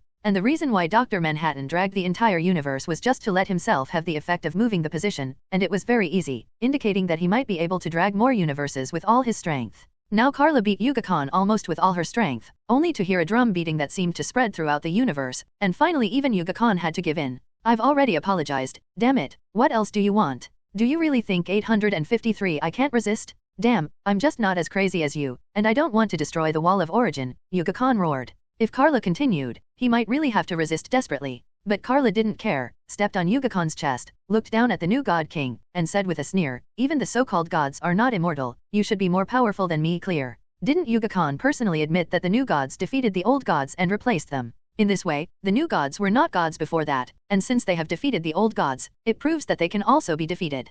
Karla has a deeper understanding of the power and mystery of the emotional spectrum. At the moment, she raised her right hand, activated the power of the black lamp ring, and created a sickle. Do you think I really can't kill you? Karla's expression became a little ferocious, and she pointed the sickle in her hand at Yuga-Khan. The black lamp represents the concept of death. Even the existence that claims to be immortal can give the concept of death. Even Karla knew that all the emotional spectrum comes from outside the wall of origin. To put it bluntly, the emotional spectrum is also a kind of source power. That's why Yuga-Khan mistook Karla for stealing his power. But now, Yuga-Khan's expression changed, and the black light made him terrified. It's strange, how can there be light in black? But in fact, it emitted black light, and Karla tilted her head, as if looking for where to start. Yuga-Khan finally felt threatened, and it was fatal. But he didn't beg for mercy anymore. That's not his character. The reason why he begs for mercy just now is because he doesn't want to be beaten by a junior who almost rides on his body with old fists. That's even more embarrassing. But now, he has nothing to fear. Suddenly, a hoarse and icy voice sounded that made the hair stand on end of ordinary people. Yes, that's it. Kill everyone. Bring death to everyone. Let this world perish. Ha ha ha ha. Fuck off. Karla turned her head abruptly, and cursed at an empty void. In the next second, a black figure suddenly appeared in the place that should have been empty. It was a skeleton in a black robe. That's right, it's a skeleton that seems to be alive, or in fact, he symbolizes death. He is the real body of death, the Black Death Emperor. The Black Death Emperor suddenly appeared in front of Karla, with his own logo engraved on the forehead of the skeleton, which is the pattern represented by the black fried ring. And in the hands of the Black Death Emperor, he also held a huge amounts of black sickle. Kill him. The Black Death Emperor came in front of Karla and seduced Karla with a bewitching tone. He is the God King of the new God race. He has huge vitality and is almost immortal. But as long as you kill him, Karla, that power belongs to you. You can devour all his life, and the new gods will drop their godhead after death. You can become a new god. You can become a real death god. So Karla, kill him, and you will become the master of the universe. Kill him, and you can gain power beyond 1,000,000 years, beyond tens of millions of years. Kill him, and you can even make the Kryptonians a new Protoss. You, Kal-El, and the rest of the survivors will all become new gods. So kill him. Black Death tried his best to seduce Karla. To tell you the truth, my sister's heart is really moved, Karla said honestly, and her heart was moved. If it is really possible to devour Yuga-Khan's power, and even get Yuga-Khan's godhead, maybe even the power of origin can be obtained. Who wouldn't be moved? But, who are you so meowing at? Karla swung his hand fiercely and slashed at the Black Death Emperor. When? The Black Death Emperor's reaction was already very fast, and he even blocked Karla's attack. But Karla's strength was beyond his ability, and he was sent flying by one blow, and even crossed half of the universe, returning to a certain place in the universe. Karla picked her ears. I'm so annoying. My sister has principles. No one who should be damned will be spared, and anyone who shouldn't be damned will not kill innocent people indiscriminately. As for you, Karla glanced at Yuga-Khan in front of him again, and snorted softly, at least the crime is not worthy of death, and I'll beat you up too, so we'll be clean. God damn it, it's clear, you put people on the wall of origin and beat them up, or are you taking advantage of people's dangers? How come you are clear? Yuga-Khan was so angry that he almost vomited blood. We are not finished, Kryptonian stinking girl, I will find you. Karla shrugged. Uncle, we don't have a date. Also, don't threaten me anymore. I like to cut grass and roots to avoid future troubles. Or do you want to give me godhead and your power? This is also one of Karla's principles. If Yuga-Khan is really a master of death, she will never mind taking the opportunity to let him die successfully. Yuga-Khan finally stopped talking. Regardless of what Yuga-Khan thought, Karla didn't take the matter of beating him up to heart. Because it is impossible for Yuga-Khan to obtain the power of origin, so if he always wants to obtain the power of origin, he may have to stay here for a lifetime. Karla could forget him in an instant. Karla is not talking nonsense. The real power of origin is terrifying. It even involves the creation of the multi-universe, the power of the entire DC universe, and may even touch her white patron. As for the identity of the white, perhaps Karla has already guessed. If it's him, then the fun will be great. I'm afraid my sister will be invincible. Karla bid farewell to Yuga-Khan. She did not kill Yuga-Khan after all. But Karla is not worried about Yuga-Khan's revenge. One is that Karla did not disclose her information. The universe is so big that it is difficult for Yuga-Khan to find herself. What's more, he probably won't be able to escape the wall of origin in this life. In other words, the power of origin he wants to obtain is far from being so easy to obtain. So Karla left with peace of mind, and did not kill Yuga-Khan because of the bewitchment of the Black Death Emperor. In fact, she was not sure whether she could really kill Yuga-Khan. Leaving the wall of origin, Karla flew to the distance quickly. Instead of returning to the Earth, she released the quantum realm and flew into the universe. Karla came from the direction where Hayseedi was knocked into the air by her, and her speed was far faster than that of Hayseedi, and she had already caught up with Hayseedi while he was still flying backwards in the universe. Even Karla intercepted the Black Death Emperor even faster. Tell me, how many Kryptonian survivors are there? You seem to know something, Karla said. There is a reason for chasing after the Black Death Emperor. She just heard the Black Death Emperor mention the Kryptonian survivors. Not counting Karla and Clark, there is at least one named Hall, and there seem to be other survivors. What Karla came to ask was the whereabouts of those survivors. Did she not expect that there are other survivors on Krypton? But the Black Death Emperor looked at Karla with a sneer, and suddenly roared, "You don't deserve it." Huh. Karla tilted her head, and the sickle in her hand was replaced by a big sword. Are you courting death? So what if it is the embodiment of death? The black lamp of death held by Karla is as powerful as the Black Death Emperor, and what she holds in her hand is the original lamp ring, which is on an equal footing with the lamp beasts. So even the Black Death Emperor, who is the embodiment of death, she can kill. Don't you dare to tell me. Karla narrowed her eyes slightly, the cloak was fluttering wildly with a strong murderous intent on her body. This is a more direct and terrifying killing intent than Yuga-Khan just now. Yuga-Khan only offended Karla verbally, but the Black Death Emperor is really trying to die now. You want to threaten me? But we are also going to settle accounts with you. The Black Death Emperor was not afraid at all, and with his loud shout, the surrounding space was suddenly illuminated. A ball of white dazzling light illuminated the place, and a beautiful girl in a long white dress came over. She was walking in the void of the universe. She was still a few light years away in the last second, but she was already here in the next second. She is not the appearance of the Earthlings, but the image of an alien, but she is also very beautiful from the aesthetic point of view of the Earthlings. The spirit of existence. Karla recognized her identity. It is the white lantern beast that represents life, and it is also the embodied existence that represents life. The Black Lantern Black Death Emperor is a skeleton dressed in black, which symbolizes death. The spirit of the existence of the white lamp is a woman in white, which symbolizes life. Kryptonian Karla, you did not get the approval of the spirit of existence, and privately stealed the power of the white lamp. I am here to judge your spirit of existence, said in a flat tone. Karla suddenly felt that the spirit of existence might be more difficult to deal with than the Black Death Emperor, but she definitely didn't take it to heart. Then you come and take it. Karla sneered and handed out her right hand, pointing her little finger at the spirit of existence. It not only showed the white light ring of the little finger, now it looks like a white string, but also had another meaning. Just like raising the middle finger, it's impolite to raise the little finger to someone, so don't imitate it. The spirit of existence frowned, with an ugly expression on his face. At this moment, suddenly more colors rushed to sleep here. Karla looked subconsciously and found that it was 7 colors, which corresponded to the colors of the 7 Lantern Corps. But Karla frowned again, and found that among the 7 colors, there was another color that shouldn't appear, that is the yellow of fear.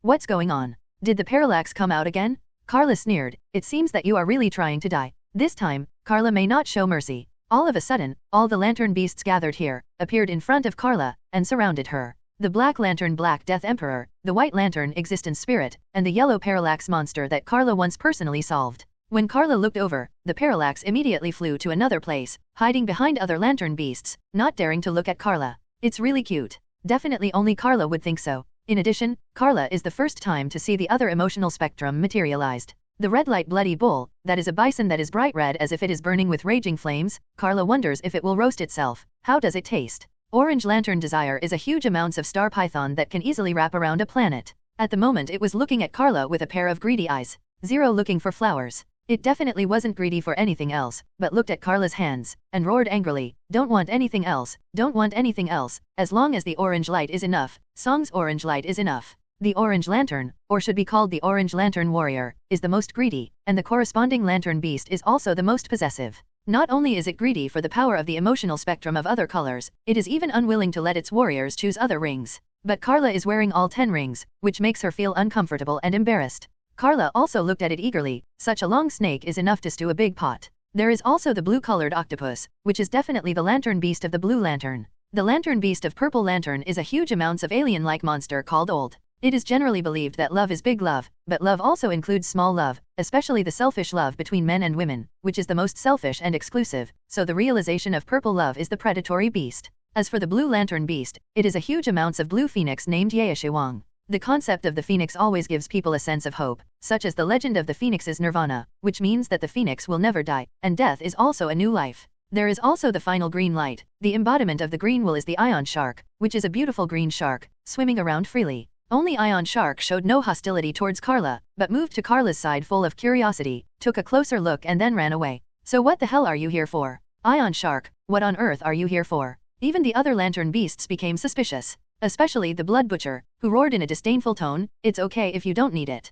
Krypton girl Karla, your anger has already calmed down in your heart. If that's the case, hand over the original red light ring to me. Karla understood that the reason why these lantern beasts suddenly appeared collectively was that they had only one purpose, and that was to take back the crucial original lantern ring from here. Karla now also understands that the power of the lantern ring and the emotional spectrum is far from that simple. It is not an exaggeration to say that it is a kind of power of origin, and it can even create the world. That being the case, she definitely will not give up easily. Karla glanced at all the lantern beasts with deep eyes, and licked her lips inadvertently. Hey, how about letting me taste your taste? All the lantern beasts were taken aback. Among them, the parallax monster, which represents fear, even turned around and ran away. No person knows Karla's horror better than Parallax Monster. Even if it represents the power of fear, it also produces instinctive fear from the bottom of its heart. Because Karla is its natural enemy, Karla aided and preyed on the previous generation of Parallax Monsters, so Karla began to become the natural enemy of Parallax Monsters, and she made the fearful Parallax Monsters feel fear. This is simply unbelievable, and even the lantern beasts showed expressions of disbelief.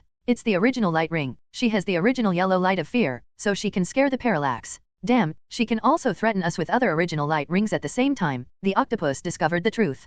Can make Parallax Monsters who are originally fearful. Definitely can't be done by ordinary means. But what if Karla had the same powers as Parallax? Originally, the original Lamp 557 ring can sit on an equal footing with the Lamp Beast, and Karla's power exceeds that of the Parallax Monster, so it can naturally bring fear to fear. So this is why we came here. To defeat her, we must replenish our original power. The original lamp ring must not be worn by anyone, because no one is qualified, said the blood-slaughtered cow, the grumpiest one, because it's exactly what anger originally was. I don't think there is any benefit in doing this, but there is also a gentle voice among them saying this, not the spirit of existence representing life, but Yaeshiwang representing hope. She spread out a pair of beautiful blue wings, and when the other lantern beasts showed hostility, she spread her wings to stop Karla, and said to the other lantern beasts, since she has been approved by the original lantern ring, it proves that she has enough qualifications. Obtain this power. Even we cannot have the will of the emotional spectrum. Although they are various manifestations of the emotional spectrum, even they cannot fully control the original power of the emotional spectrum, otherwise the original lantern ring would not appear.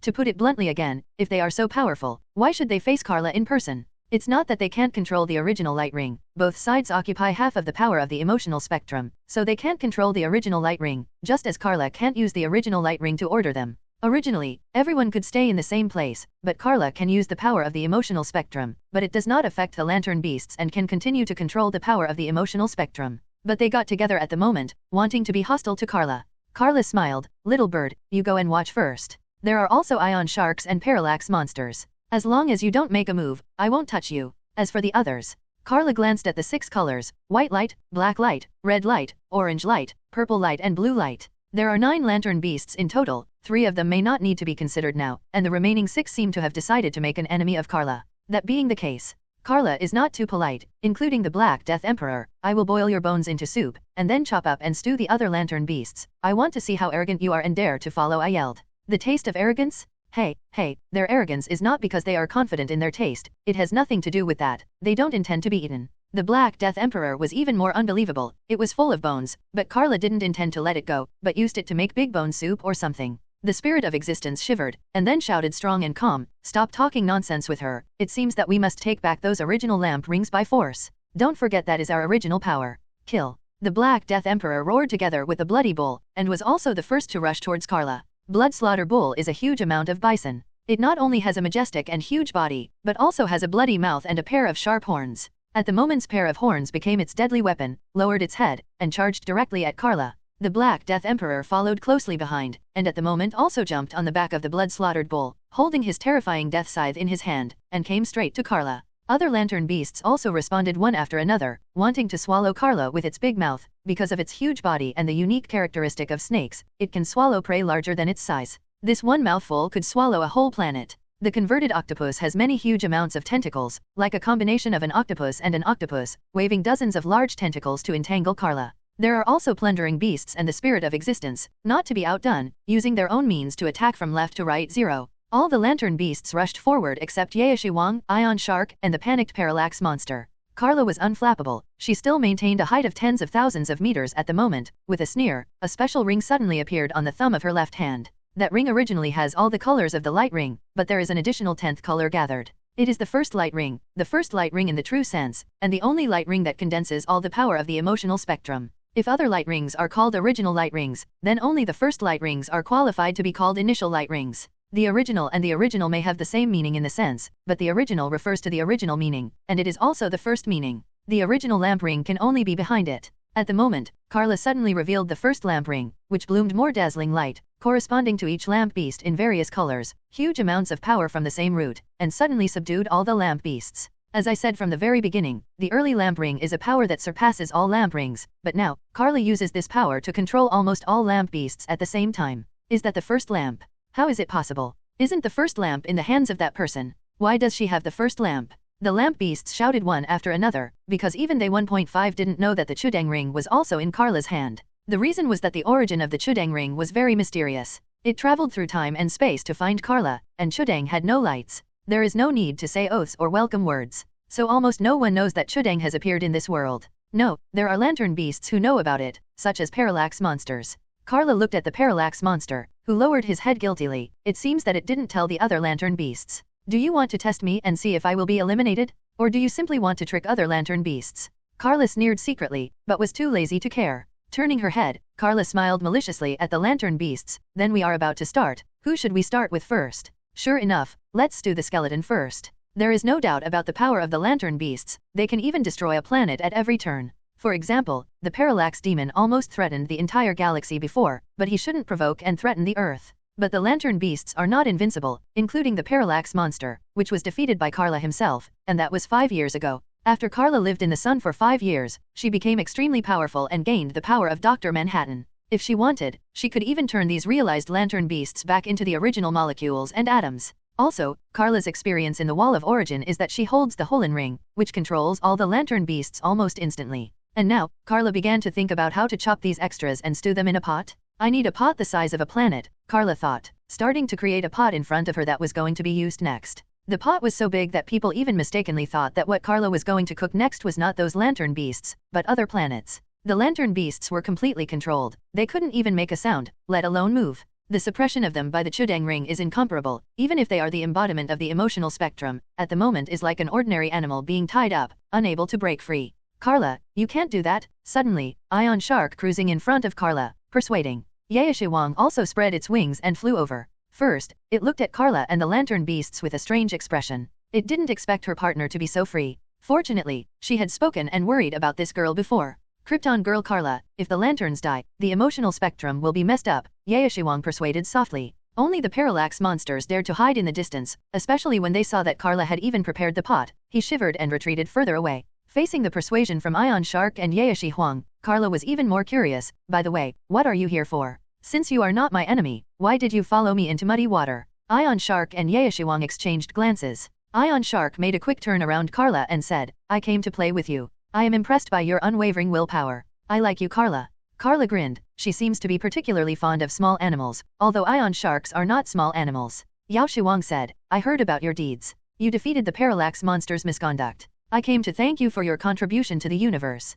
At the same time, when I heard that they wanted to recover, I also planned to help you when I heard about the original lantern ring. But now it seems that I don't need it. Karla pointed at the parallax monster. Ion Shark, no matter what, you shouldn't let it run around casually, right? If it takes the opportunity to escape, how will you explain to me? Unexpectedly, Ion Shark suddenly said these words. Actually, it also wants to see you very much, so it begged to come together. And it is not your enemy, Karla. It originally wanted to help you. Huh. Karla was baffled. Why? Because to it, you may seem like a mother. Are you kidding me? Karla was almost overwhelmed. But the Ion Shark is not like a joke. It's like the first person they see when the chicks are hatched, or when the cubs just open their eyes. Although you are not the biological mother of the parallax monster, you are indeed. You gave birth to the second-generation parallax monster, so you exist like its mother. Didn't you say that it respects and loves you and fears you? Wait a minute, the last time I met it, it was scared twice by me and passed out. Karla disagreed. It's not like she hadn't visited the second-generation parallax stall when it was scared to death up. The Ion Shark looked at Karla, and said in a strange tone, it just saw its mother grow up like this, so it felt desperate and distraught. Karla used to be self-righteous and thought that the little parallax remembered the fear that he brought to it like a natural enemy, thinking that it was scared to death by herself. But that doesn't seem to be the case at all. Karla, the parallax monster is not what it used to be. The previous generation of parallax monster was killed by you. This generation of parallax monster was completely evolved by you and was born in your hands. You are like its mother. Even if it represents the embodiment of fear, it still respects you, Ion Shark said to Karla seriously. No matter how life and death are fought between the Lantern Corps, and no matter how antagonistic the Lantern Beasts seem to be, it is undeniable that the relationship between the emotional spectrum is inseparable. Including the Lantern Beasts, they also fought back and forth, but they always had a tacit understanding and size. That's why Ion Shark interceded for Parallax. But Karla's expression is very strange, joking, let her recognize such a worm-like son? She is not the heroine of the opposite sex, please stop joking. In other words, in fact, from the perspective of parallax monsters, she seems to be hard to see. It's just that once this incredible relationship is revealed, it always feels unacceptable. But what the ion shark said made Karla unable to refute, because she did eat the previous generation of parallax monsters, and then helped to promote the birth of the second generation of parallax monsters in order to prevent the universe from dying. How should I put it? I wasn't the one who hatched it, Karla shrugged, remembering that what she handed over was a golden egg, so it's only right that someone else hatched it. The ion shark asked back, you don't really think we are animals, do you? We are not ordinary creatures. We have existed independently since the beginning of consciousness. Since you created it in the yellow spectrum of fear, it is hatching. And you are the first person to touch it, and the first person it recognizes and remembers the smell and information. Karla's shoulders slumped. Don't be kidding. Don't you want me to recognize this son? Don't make trouble. I'm a bachelor. I don't even have a boyfriend, and I don't plan to have one. Ion Shark quickly explained, it's not like that. I just want you not to have too much hostility towards Parallax Monster, and don't have too much opinion on us. It turned out that it was a matter of avoiding the important and taking the light of the light, going around in circles to intercede. Karla was relieved, as long as she didn't recognize a bug son.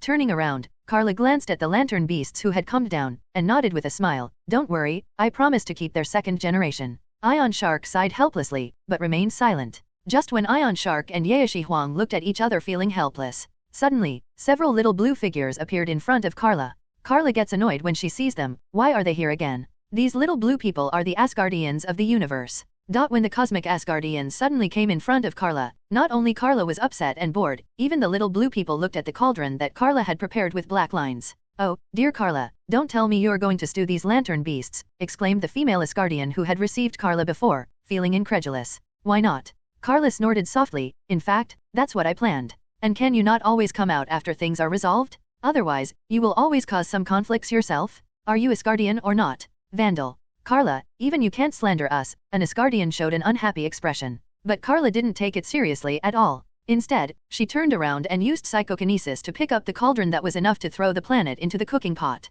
After watching it carefully, she nodded, it should be able to be stewed in one pot. Everyone, including the beasts, was covered in cold sweat. They finally knew Karla was serious. Karla, give them to us, we promise that no lantern beast will escape and harass you again. The little blue people tried their best to persuade Karla. Even if you do what you did before, at least you have to keep new dire beasts, an Asgardian said, referring to what Karla did with the Parallax monsters. Although she killed the Parallax monsters at the time, she created new ones. Karla shivered, subconsciously glanced at the Parallax monster hiding in the distance, and then at the Ion Shark. She had to admit that the Ion Shark actually scared her. Did the little Parallax think of herself as her mother? But looking at the little Parallax monster who obviously had the opportunity to escape but didn't do that, but looked at himself secretly, it seems that there is something like what the Ion Shark said. Karla quickly waved her hand. Damn Ion Sharks, why do you have to say that? Damn it. Well, I won't eat them. Ion Shark boldly walked around Karla, and said with a smile, Karla, I knew you were not bad. Yaoshi Wang also smiled and flapped her wings. I praise you, Karla, you are so beautiful. Karla sneered in her heart. Forget it, she might be ugly in the eyes of the lamp beast. She knew it from the mouth of the Ion Shark, so the last time the little Parallax monster fainted was because of her ugly relationship. Damn, that unfilial son. Karla gritted her teeth and stared at the Parallax monster in the distance. Is she ugly? The Parallax monster looked at a loss, and wanted to get closer, but was timid and didn't dare to approach easily. But before letting go of the lantern beasts, Karla didn't forget that she still had questions to answer. She came in front of the Black Death Emperor, stretched out her hand and pulled the Black Death Emperor's collar. She didn't even need the Black Death Emperor to speak. She had already explored his thoughts with Dr. Manhattan's ability. Then Karla found the memory she wanted. With its special power, when Krypton was dying, the Black Death Emperor felt inspired to go to the vicinity of Krypton, cheering for the life of a planet that died at once. Karla gritted her teeth, seeing Krypton's demise again, almost made her want to slap the Black Death Emperor to death, because he dared to cheer. But at this moment, a scene appeared in the memory that shocked Karla. Just when Krypton was about to collapse and be destroyed, a mechanical spaceship suddenly broke in outside the atmosphere of Krypton, which looked like a human head. Then the spaceship emitted a shrinking ray, which actually reduced the capital of Krypton to a sand table file size, and then was placed in a bottle-like device and taken away. Karla's eyes widened, and she froze there for a moment. Did the capital of Krypton survive? No matter how the Black Death Emperor jumped on his feet and yelled and cursed in his own memory, the image of that moment was deeply imprinted in Karla's mind. The capital of Krypton was taken away by someone who turned it into a city in a bottle by special means. By the way, when the Black Death Emperor was yelling and cursing, he called the name of the owner of the spaceship, which seemed to be Brainiac. Well, no matter who you are, and no matter what your original purpose is, you'd better make sure you didn't destroy my hometown and my parents there, or I'll let you know. Sometimes death is the ultimate relief, Karla thought silently in her heart. She already knew who it was, Brainiac, a collector from cities who liked to collect civilizations. And when Krypton was about to be destroyed, Feng Xing's capital was also taken away by him. But for Karla now, this is really a good thing, because of what Brainiac has done, at least the capital of Krypton does not have to be destroyed with Krypton. And most importantly, Karla's parents and family, as well as Clark's parents, they are all people who live there. Maybe her and Clark's parents are still alive? Thinking of this, Karla couldn't help being excited, and she didn't care about those lantern beasts anymore. Then I'll leave it to you, Karla said hastily before turning around and leaving. By the way, before leaving, Karla did not forget to leave a threat to those lantern beasts. Next time you dare to provoke me, I will definitely eat you. If these little blue people dare to hinder me again, I will even kill them. Read it together. Do what you say. The Asgardians looked at each other, knowing that Karla was already dissatisfied with them. But they shrugged and didn't take it seriously. And the Parallax, Karla noticed, the little Parallax with a look of disappointment. She just felt weird in her heart, but she still turned around and said without looking back, Parallax, don't make any wrong decisions again, or I will kill you anyway. Then she flew away without looking back, turned into a ray of light, spanned countless light years in an instant, and almost traveled through the entire universe to the extent of the Milky Way. Karla glanced at the direction of her home planet, Nyo-Wang, from a distance, but was threatened by the red sun's rays. She just took a long look and then retracted her gaze, and then continued to fly in the direction of home. After crossing the Milky Way and coming to the starry sky of the solar system on the other side, Karla returned to the Earth smoothly. As Dr. Manhattan said earlier, when Karla returned home, it was exactly 3 days later. The first day goes to the Watcher universe, the second day rewrites history for Dr. Manhattan, and the third day is all the encounters before that. Karla just got home. Before she could change her clothes, she opened the door and called downstairs, Mom, don't forget to bring my dinner tonight. Immediately downstairs came the echoes of Martha and Jonathan. Karla shouted again, I have something to say to Clark, and I'll talk to you when I get back. Then she left the house again to find Clark, to share the good news with her brother that their biological parents might still be alive. After Karla's previous suggestion, Clark finally started working while traveling. He is different from Karla. Clark's travel is more like the improvement of life experience and the maturity and growth of mentality. He needs to walk around and see. So Karla suggested that Clark should live among the crowd instead of avoiding the crowd, which would make him more and more distant from humanity. The biggest difference between Superman and Dr. Manhattan is that although Superman has the power of God, he maintains the most perfect quality and humanity of human beings. Dr. Manhattan suddenly changed from an ordinary person to a god, and then lost his humanity, and was more inclined to divinity. Karla didn't want Clark to become such a cold existence in the end. It's not that injustice goes beyond the world line. What Clark was looking for was a temporary job. He worked in a hotel, the kind of tavern that was built near the road, and drivers of long-distance trains often came to take a rest when they stopped. Karla found Clark, but she didn't disturb his work. After all, she was still wearing a battlesuit, so it was not easy to show up. So Karla shrunk down to an ant file size, sat on the roof, raised her head with her hands on her chin and looked up at the sky, with a smile full of 917 expectations on her mouth. Because of the time zone, the time here is a few hours behind the metropolitan side. It was already late at night, and the sky was full of bright stars. Karla found the galaxy where Krypton was located. Because Krypton in this world is self-destructive, not because of the destruction of the sun, so it is just that Krypton exploded, but the red sun is still alive. Karla looked at the place where Krypton was before it was destroyed, which is now a cemetery, and the debris of Krypton's destruction is everywhere around it. But Karla didn't feel sad anymore, because she found clues that maybe her biological parents were still alive, including the capital of Krypton, even the parents of her cousin Clark, and the Krypton survivors in the whole city. Next, as long as you tell Clark the good news, and then go back and tell the adoptive parents, Karla may embark on a space journey again to find the whereabouts of the survivors in her hometown.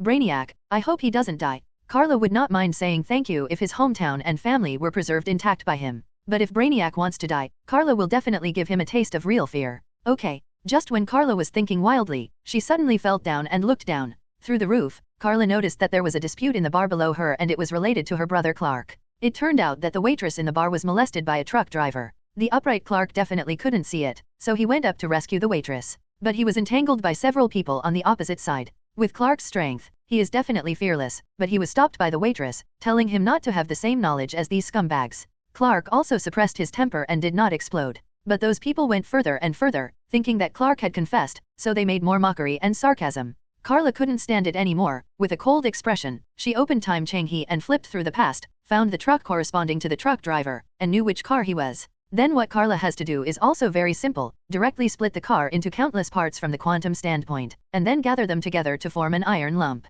Dr. Manhattan once achieved a similar effect, even what he squeezed into an iron ball was a tank. Karla snorted softly, but didn't do anything to those scumbags originally, but this lesson should be enough. After a while, Clark bid farewell to the boss here, changed back into his own clothes and walked out. Karla jumped straight off the roof, onto Clark's head. Clark stood in front of that iron lump, and said with a wry smile speechlessly, "Sister, you've gone too far." Karla sat cross-legged on top of Clark's head, hid it in his hair, and snorted softly, "Stop talking nonsense. How dare you bully my younger brother? You're courting death. I'd done my best not to throw them on the moon." Clark just smiled and shook his head, almost throwing Karla out. Karla grabbed one of Clark's hair and protested, "Be careful to pull out your hair." "Okay Clark, find a place where no one is around, I have something to say." Clark agreed, but didn't dare to nod, and walked stiffly and quickly in a remote direction. Karla suppressed a smile. It seemed that Clark didn't want to be bald either. After Clark left the nearby small town and hid in a nearby forest, Karla appeared and changed back to the original file size in front of Clark. "Karl," Karla called the name she hadn't called for a long time. It was Clark's Kryptonian name, and Clark was stunned for a moment before realizing that her sister was calling him by that name. "Karl," Karla grabbed Clark's arm, exchanged his Kryptonian names again, and then said excitedly, "I found it. I know a clue. Maybe Krypton is not completely destroyed. At least there is a city possibly survived. Even my parents and your parents are still alive, and there are survivors in 10 cities. Clark's eyes lit up when he heard this. "Is what you said true, sister?" Karla nodded heavily, but shook her head immediately. "Actually, I haven't fully confirmed it yet. I want to share the good news with you first. But it doesn't matter, I will confirm it right away, and then find the survivors, and then help them rebuild the homeland again. I will take you home after all this is done. But we will not give up our second home on the Earth, and we can live back and forth between the two hometowns." The more Karla talked, the more excited she became, and she even began to plan for the future, but in fact she was right. In fact, she had not confirmed the situation in that city, and she was not sure that the people in the city were still alive. After all, the city was laid off. Leniac took it away. But Karla is unwilling to give up hope. She hopes that everyone is still alive. In that case, she and Clark can have 2 hometowns.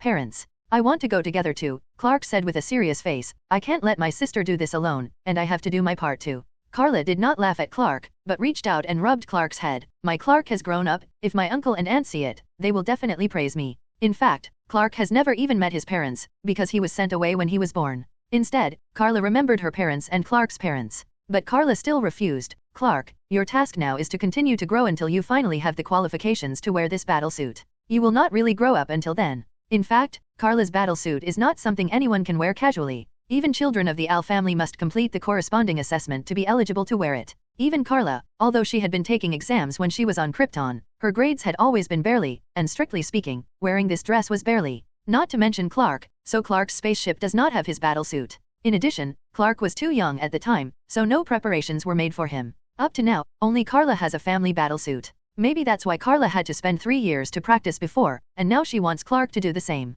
Karla hopes that she won't feel unqualified when she wears this dress. Although Karla shared the good news with Clark, she also said that it has not been confirmed yet, and she will go to confirm it and then tell Clark the good news. As for Clark, he still needs to continue to complete his experience. After that, Karla said goodbye to Clark. She doesn't need to worry about Clark. He is Superman. There is nothing to worry about. Back home, a sumptuous dinner is ready. It smells so good. Karla followed the smell to the kitchen, and couldn't wait to secretly pick up a piece of meat and put it into her mouth. Martha gave her a funny and angry look, but because of Karla's compliment, she didn't reprimand her daughter for stealing, but asked her to help deliver the food to the dining table. "How is Clark?" Jonathan sat on the sofa and watched TV, pretending not to care, but he cared more than anyone else. Karla suppressed a smile and said something about Clark's current situation. "He's fine, Dad. Why don't you guys care about me more? Are you in trouble again?" Jonathan turned off the TV, and looked at Karla with concern. But Karla was upset. She didn't mean this kind of concern, and why did she say again? "Do I often get into trouble?" Karla snorted softly, turned and went into the kitchen, and complained to Martha, "He's too much. I'm a superhero. I'm a female Superman."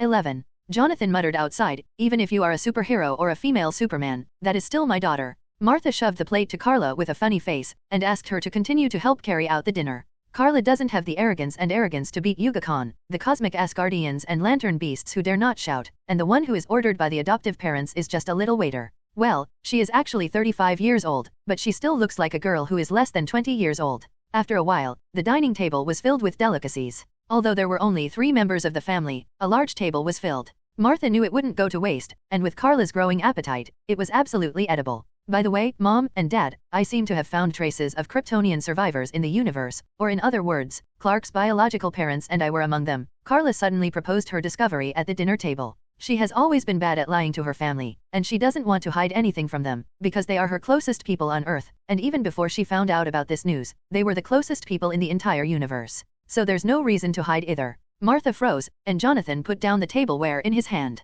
The old couple looked at Karla together. "We'll be happy for you," Kid, Jonathan said earnestly, and if that was true, he would just wish his daughter's family was still alive. Martha's expression became a bit reluctant. Karla, are you going to leave us and this house? Are you going home? And you want to take Clark away? Martha, don't be so excited, Jonathan hurriedly called out to Martha. But Martha shed tears and felt very sad. Karla quickly stood up and went around Martha, squatted down on her lap, raised her head, just like she liked to do when she was a child, and wrapped around Martha in the afternoon, watching her hug the young Clark, waiting for her to tell herself a story. How come, Mom, although you and Dad are not the biological parents of me and Clark, but you are the adoptive parents who raised us. If you don't have the gift of procreation, you have the gift of nurturing. How could we leave you? It's just a second home. The Earth and Krypton are our home planets. Here and another home are our home. You and our biological parents are our parents, Karla said sincerely. Martha finally couldn't bear it anymore, put her arms around Karla's shoulders, and cried, I'm sorry, I don't want to do this, but as long as I think that I may lose you at any time, I can't help it.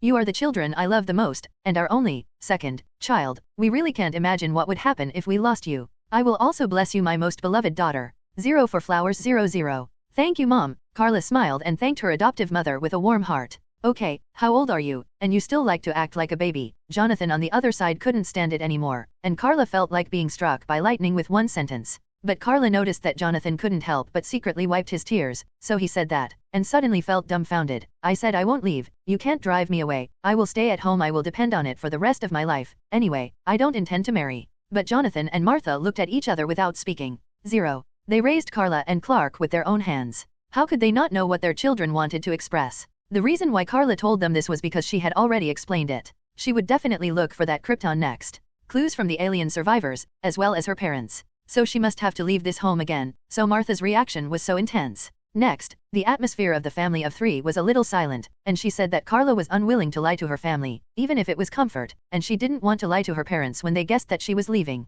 Finally, a phone ringing interrupted the atmosphere. Karla stood up to answer the phone, never expecting that it was Perry calling. Karla felt strange. Brother Perry? How do you know I'm back? Jonathan behind said, is it White, Perry's surname, Perry White? He has been calling to ask you these days. It just so happened that Perry also explained, I have already said hello to Jennifer and Danny. If you come back, let them notify me. I said Miss Kent file size, when do you have to wait until you come to work? I don't care where you have been for the past 5 years, should you come back. Karla could hear Perry's resentment, but, I'm sorry Brother Perry, I might have to leave again. How about I help you write some outer space adventures? Karla laughed heartlessly. Perry was almost speechless. I don't want your adventures in outer space. I don't know anything. Perry is a smart man. He knows too well what can be reported and what should not be easily involved. For example, the identity of the superhero cannot be reported, especially if it involves his junior sister, otherwise it will cause too much trouble for Karla. At that time, not only Karla's enemies, but even the officials will ask her for a cup of coffee. Even Karla revealed something. She actually ran into the universe in outer space. No wonder it took 5 years to disappear. But Perry acted as if he hadn't heard anything, and he didn't know anything. Karla also admired Perry's wisdom. People on Earth are not ready to accept information from outer space. If it is suddenly said that aliens have appeared on the Earth, one can imagine how much sensation it will cause. At that time, the whole Earth may be thrown into chaos due to panic. Perry doesn't necessarily know, or 630 definitely doesn't know that Karla is an alien. But why did Karla go to outer space? Isn't there aliens involved? Perry didn't want her adventures in outer space, and urged Karla to write him a few chapters of the column before leaving. That's a column for you, your exclusive column, okay? You disappeared for 5 years without saying a word, Karla. You have to be responsible for the newspaper, readers, and your fans, Perry said strongly. Request, Karla has to go back. Karla smacked her lips. Tisk. Did you smack your lips? Perry obviously heard it, and roared angrily, I have kept everything for you, your position, your column, including your office, and you smacked your lips. Okay, I'll go there when I find time. My apartment should still be there, right? Karla still couldn't refuse Perry, because he had indeed been taking care of himself all the time. Returning from the age of 27, it has been 8 years since I was 35 years old. This is not counting the period when I was in the school's news club. Danny and Jennifer helped you pay the rent, and I helped you clean up the room and open the windows for you to ventilate. I didn't expect Perry and the others to do so much. If only Danny and Jennifer were about the same. But Karla also knows that Jennifer will not mention it. She has married to Gotham City, and the original job has not been given up, so there is almost no time to come back. Not to mention Danny, she is still hanging out with Amanda, going wherever she needs it, and she is not in the metropolis most of the time. Seems like Perry is taking care of everything for Karla, like her apartment or something. After bearing so many favors, it is still very troublesome to pay back. Karla sighed. I see, I will rush back tomorrow morning, and I can stay for a week at most. During this week, I will try to write as much as possible. Is it okay? Perry was satisfied. Speaking of which, why is senior brother Perry staring at me so hard? Karla felt dumbfounded. Unexpectedly, Perry said, don't forget that you have been the golden signboard of the planet daily from the past, including now, and you have never imagined how many people are looking forward to and waiting for your return.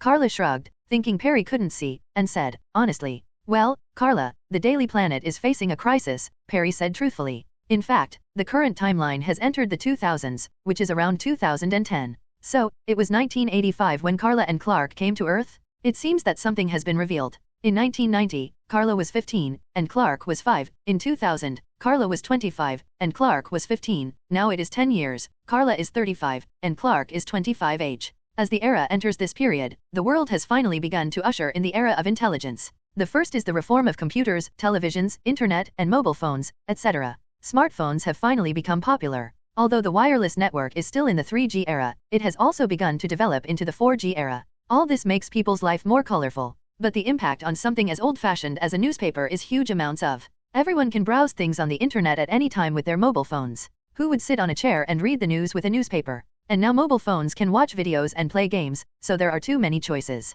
And laptops are becoming more and more convenient to carry. Most people like to sit outside the coffee shop, prepare a cup of coffee, a dessert, and then turn on the computer or work, or surf the internet boringly. Gone are the days when newspapers were popular among the people. Perry is very anxious, but what can he do? He can only struggle while struggling, but he has to usher in the decline of the era of newspapers and paper newspapers. That's why Karla's return made him so eager and concerned, because he saw the light of day in Karla. But Perry never imagined that Karla would leave again as soon as she came back. She must go, Karla must go to confirm whether the survivors of Krypton are real, and her parents, as well as Clark's parents want to go whereabouts. Karla wouldn't bother if she didn't owe Perry too much. But now, Karla decided to go back to the Daily Planet, at least give back. I'll go too, Martha said suddenly, wiping away the tears from her face. Karla and Jonathan look at her together. Huh? I said I would go with my daughter, and I would spend the last few days with her. Well, otherwise.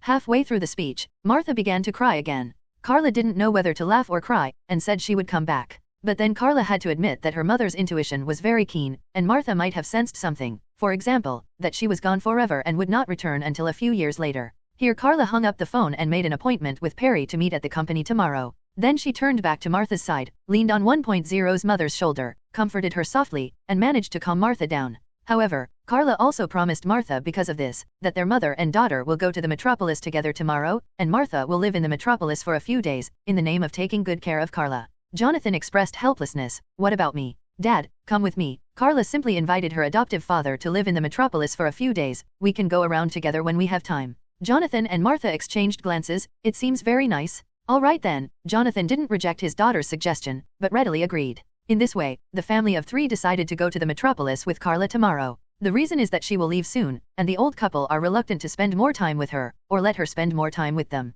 Early the next morning, the Kent family got up and started making preparations. Martha is making breakfast, while Jonathan is arranging the things that need to be taken care of at home. They should live in the metropolis for several days, and the home must be prepared. In addition, Karla is responsible for moving them to the car for changing clothes and so on when going to the metropolis these days. They have to drive their own car to save trouble when they come back. After everything was prepared, the family drove to the metropolis after breakfast. Speaking of which, Karla hasn't been back to metropolis for 5 years. Although she has looked at the Earth from the sun, she can't come back here in person. So Karla couldn't help but feel a rush of excitement. The previous apartment building is still there, because someone has been paying the rent for her, so when Karla came back, everything was the same and nothing changed. Including Karla's clothes. Perry said that when Danny is resting, he will come to help Karla tidy up, and I would like to thank Danny if I find a chance. As for Jennifer, she has money now anyway. After Karla came back, she had to change into a decent OL outfit before her butt was warmed up, bid farewell to her parents, walked out of the house, and rushed to the Daily Planet. At the moment, she tied her long hair into a single ponytail, and put on her eyes 20 times, a white shirt, a blue suit jacket and suit trousers, plus a pair of men's leather shoes.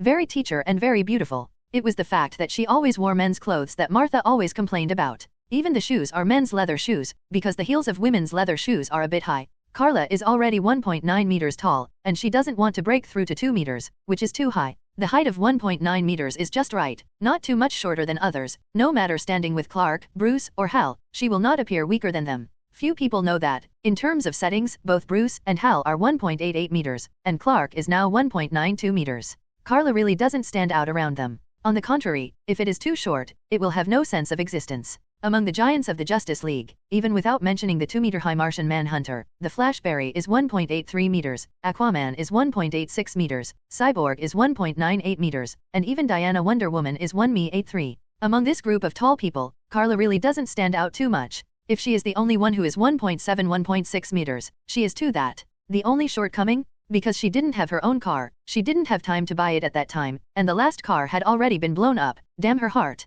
So Karla had to call a taxi to the Daily Planet. When Karla reappeared in the company after 5 years, almost everyone was shocked. Karla glanced at the people in the company and found many new faces, as well as some familiar ones. Among the acquaintances, Kate Grant is still there, and there are some classmates from school days that Karla is familiar with but can't name. Although many newcomers have come here in the past 5 years, since they are in Metropolis, they all obviously know Karla. The main reason is that she has not changed at all during these 5 years, as she looked like 5 years ago. Even if someone knows what Karla looked like in high school, she will definitely be shocked. She has been like this since high school, not that she is old, but that she has been so many years, as if time has not passed on her. She is still the same as before. Among these people, Karla also noticed a person. Lois, isn't this my dear brother's girlfriend, Louise? Karla's eyes lit up, and seeing Louise in the crowd, Lois immediately walked over. When Louise saw Karla, her eyes lit up first, but then she showed a look of disappointment, and said, Miss Karla, Clark and I have already broken up. She hesitated for a moment. If she had done it before, she might have called Karla sister, because that was what Karla had strongly requested before. But now their relationship has become rusty. That's really... Karla didn't know what to say. Can they break up? In almost all of Superman's stories, Louise is Clark's only true love. Let alone how much role Louise plays, as long as there are Superman's works, there is Louise. Can they break up too? Karla shook her head. Don't worry, Louise, unless you already have someone else you like. When Clark comes back, he will definitely pursue you back. Trust me. Louise smiled wryly. How do you ask her to answer? Said believe it? As if she was expecting the same. Believe it or not. Karla is right, she has no one else in her heart, otherwise she wouldn't have shown that look in her eyes when talking about breaking up with Clark. But Louise bit her lip and snorted coldly, that scumbag. I said that I want him to work here with me, and then he can develop for a few years to consider for the future, but he doesn't know where he went, what to say. Travel the world. It was Karla's turn to smile wryly. Brother and sister, it was my sister who asked him to do that, so do you have any dissatisfaction? Karla and Louise talked for a while, then walked to Kate. Hello Kitty, I'm back, Karla joked with a smile. Kate gave Karla a blank look. I've said it many times, even if my name is Carter, I can force it. But my name is 847 Kate, which is far from a cat. But Karla shrugs, and Kate can also be spelled Kate and pronounced cat without much difficulty. I'm Pussy Pie. Karla winked at Kate. Kate wondered what the hell. At this moment, the door of the editor-in-chief's office was pushed open, and Perry stood there with his arms folded, looking at Karla. Go ahead, Kate smiled and pushed Karla down. Karla then walked towards Perry. The two entered Perry's office one after the other. His office is made of thick glass walls, and the inside can be seen from the outside, but the sound insulation effect of the thick glass walls is very good, so they still can't hear the conversation contents. In the office, Perry breathed a sigh of relief. You're finally here. Karla felt amused. Please persevere, don't show your timidity so quickly. It's okay if you stick to that deputy editor-in-chief's posture. Perry glared at Karla, but knew that with their old friendship, Inla didn't care. Okay, I didn't let anyone touch your office, you can go back to work now. Including your information, etc. Karla, the current situation of the newspaper office is very bad. We need you to turn the tide, Perry sincerely said. Karla also nodded seriously. I'll try my best. Karla also felt some pressure from Perry. Could it be said that the era of paper newspapers has really been impacted by such huge amounts of impact? Later, she learned that the sales volume of newspapers and periodicals has indeed dropped a lot, but it has not reached the point of life and death, at least before the advent of the 4G era, it has not yet reached that time.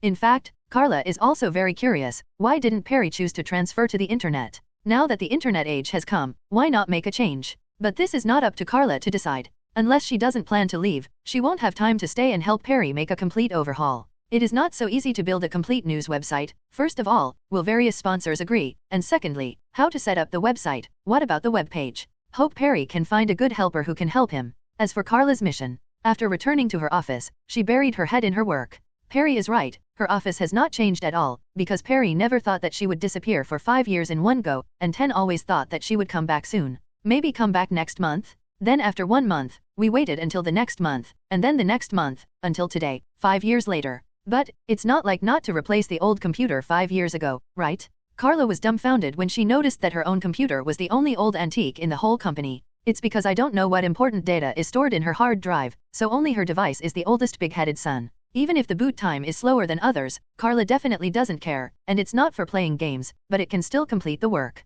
Karla started, back to the old working days, and it didn't feel rusty at all. After all, she has a photographic memory. Karla recalled her previous memories a little, and immediately thought of what to write. Karla even completed several small columns, linking articles one by one, using several columns as a series, from seafood, to raw meat, to beef and mutton, and poultry, and so on. Each series is prepared to write at least 10 issues, and there are at least 40 issues in total. According to 1 issue per week, there are 4 weeks in a month, and it can last for about 9 months. This is Karla's repayment for Perry's favor. In order to complete these tasks within a week, Karla even had to work overtime when she returned home, and split into more than a dozen duplications, and then created the most advanced computer out of thin air with quantum ability. It took less than 1 night in total in time, all these tasks were completed. Duplication, that is not Karla's own ability, but the division with the quantum ability given by Dr. Manhattan. So Karla can now replicate herself almost unlimitedly like Dr. Manhattan, and each duplication has its own thinking ability, which is also like the ontology. It's just that because each duplication has its own thinking, Karla will be restrained. She is worried that if one of her duplications gets out of control and develops an independent consciousness of absolute self, it will be bad. She doesn't want to face herself as an enemy in the future, and she doesn't want to have too much self-awareness because of duplication, and then cause split personality when returning to the original body. Isn't that crazy? This is not cursing, and she doesn't scold herself either. Split personality is indeed a kind of mental illness. Is it okay to turn yourself into a psychopath? Because the work was finished ahead of schedule, Karla took her parents around the metropolis the next day. As a result, Perry called immediately. After hearing that Karla had completed the content of 40 issues, he began to urge her to write more, worrying that she would leave this time and not know how many years it would be before she came back. Karla didn't want to pay attention to it at first, but in the end she promised Perry that after spending a few days with her parents, she would give him another 100 issues before leaving. This time, Karla chose to classify according to Chinese and Western food. In the 50 episodes of Chinese food, some representative dishes are selected from each cuisine. Western food is simpler. From the first appetizer to the final dessert, each set of dishes is 1 episode. Karla also worked really hard, and these journals alone are enough for Perry to publish for a year or 2. Even Perry couldn't speak now, because Karla said that even if she left, it was impossible not to come back for more than 5 years this time. Perry also believed in her evil. Who would have thought that it would be 8 years later when Karla came back again? Afterwards, Karla will wholeheartedly accompany her parents, taking them around the metropolis, or going to a certain hotel for dinner, or going to an amusement park, or visiting a zoo or something. A big city is definitely incomparable to a small town. It's just that Martha and Jonathan didn't really yearn for the big city, and they were more focused on Karla. They really had an intuition that the separation from their daughter this time might be longer than the previous 5 years. Karla also called out Kate and Louise, especially Louise. When she heard that she was going to visit Clark's parents, she also brought a child, a little boy, who was almost 4 years old. Karla was shocked. It was obvious whose child it was, and Louise didn't hide it. The reason why she complained about Clark was because of this child. Definitely Louise hadn't told Clark, so Clark didn't even know that he already had a son. His name is Little Jonathan. Kent Louise said the child's name. Jonathan was extremely excited. This was a tribute to himself. Clark could think of using this name, which was enough to prove Clark's love for this adoptive father. For example, Alexander Jr. and Robert Downey Jr. Pol. It's normal for Louise to be in a situation like this. She gave birth to this child after her college days ended and she graduated from university. There are many girls who are single mothers. The appearance of this child brought huge amounts of surprise to the Kent family. Karla even hugged the child and did not let go. What surprised Louise was that the child stayed in her arms, Chien-Li's, without crying or fussing, even though it was the first time she saw her aunt. Karla hugged her nephew, and couldn't help but recall the time when she hugged Clark when she was a child. Clark was the same at that time. He liked to cling to me very much. Sometimes as long as I hug him, he will become obedient. It is said that the crushing of age is an absolute rule. For siblings who are 10 years apart, the younger brother is fully qualified for authority. As long as Karla casually mentions some dark childhood history of Clark, he is completely helpless. Louise, let me give him another name. Suddenly, Karla raised her head and said to Louise, let's call him Kent. Clark. L. Louise didn't know the origin of the name and its mystery, but Martha and Jonathan looked at each other. Kent represents Jonathan's surname. Clark is Martha's previous surname, and L, needless to say, is the family name of Karla and Clark.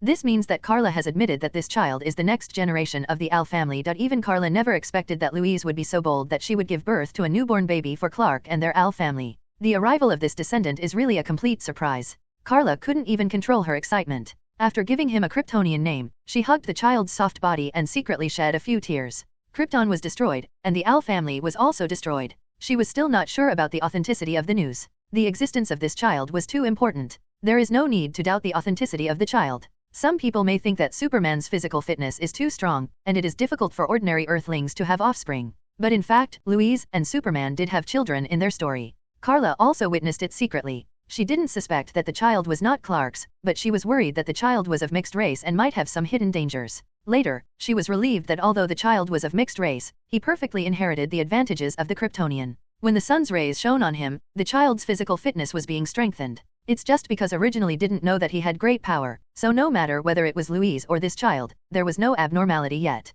Karla couldn't help but make a 467 reminder to Louise, if anything unusual happens to this child, I must bring it to my parents to take care of. Louise didn't understand at first, but maybe she will understand later. Now Karla doesn't want to tell Louise the real identity of herself and Clark, but sooner or later, Clark will tell her. That's what Clark should be doing, not Karla. Jonathan and Martha had given the best guidance to the growing Clark, and Karla hoped that the child would also grow up smoothly. So, Karla raised her head and looked at Louise with a nasty expression. You haven't forgotten my brother either. But don't be angry, I asked him to travel. As for why he did this, I think you will understand later. Louise was a little embarrassed. The relationship between her and Clark could be said to be predestined. They were each other's fate, and they would be inseparable throughout their lives. What made Louise angry was that she was pregnant at the time, so she wanted Clark to plan their future with her. But Clark chose to travel all over the world, which made Louise feel that Clark was irresponsible. However, Louise did not tell Clark about the existence of the child, and she herself had an unshirkable responsibility. Louise must still love Clark, otherwise she would not have given birth to this child bravely. Even for him, Louise almost broke with the family. Louise's identity is not simple. She has a father who is a military leader, General Lois. Anyone who knows will remember that although this general is Louise's father, he is also the person who most opposes aliens as the savior and always wants to capture Superman. If General Lois knew that his son-in-law was actually that Superman, he didn't know how he would feel. There is quite a relationship between the Green Titan Hulk of the Marvel family next door and General Ross. General Ross devoted his whole life to catching Hulk, but his daughter is also Hulk's girlfriend. This complicated relationship is completely a bloody family soap opera. Far away, Karla didn't change her mind about leaving because of the existence of this child. Instead, she was even more eager to confirm those clues, and even more eager to save the Kryptonian survivors that might exist. When they were separated from Louise, Karla held the child reluctantly and refused to let go, including the child who also hugged her aunt's neck tightly, and even Louise couldn't help him. Karla also said to Louise, I think you should have told Clark sooner. Louise shook her head and expressed her thoughts. I don't want to change his mind because of this child. I don't want to use this child to restrain him. What if he already has someone else he likes during this period?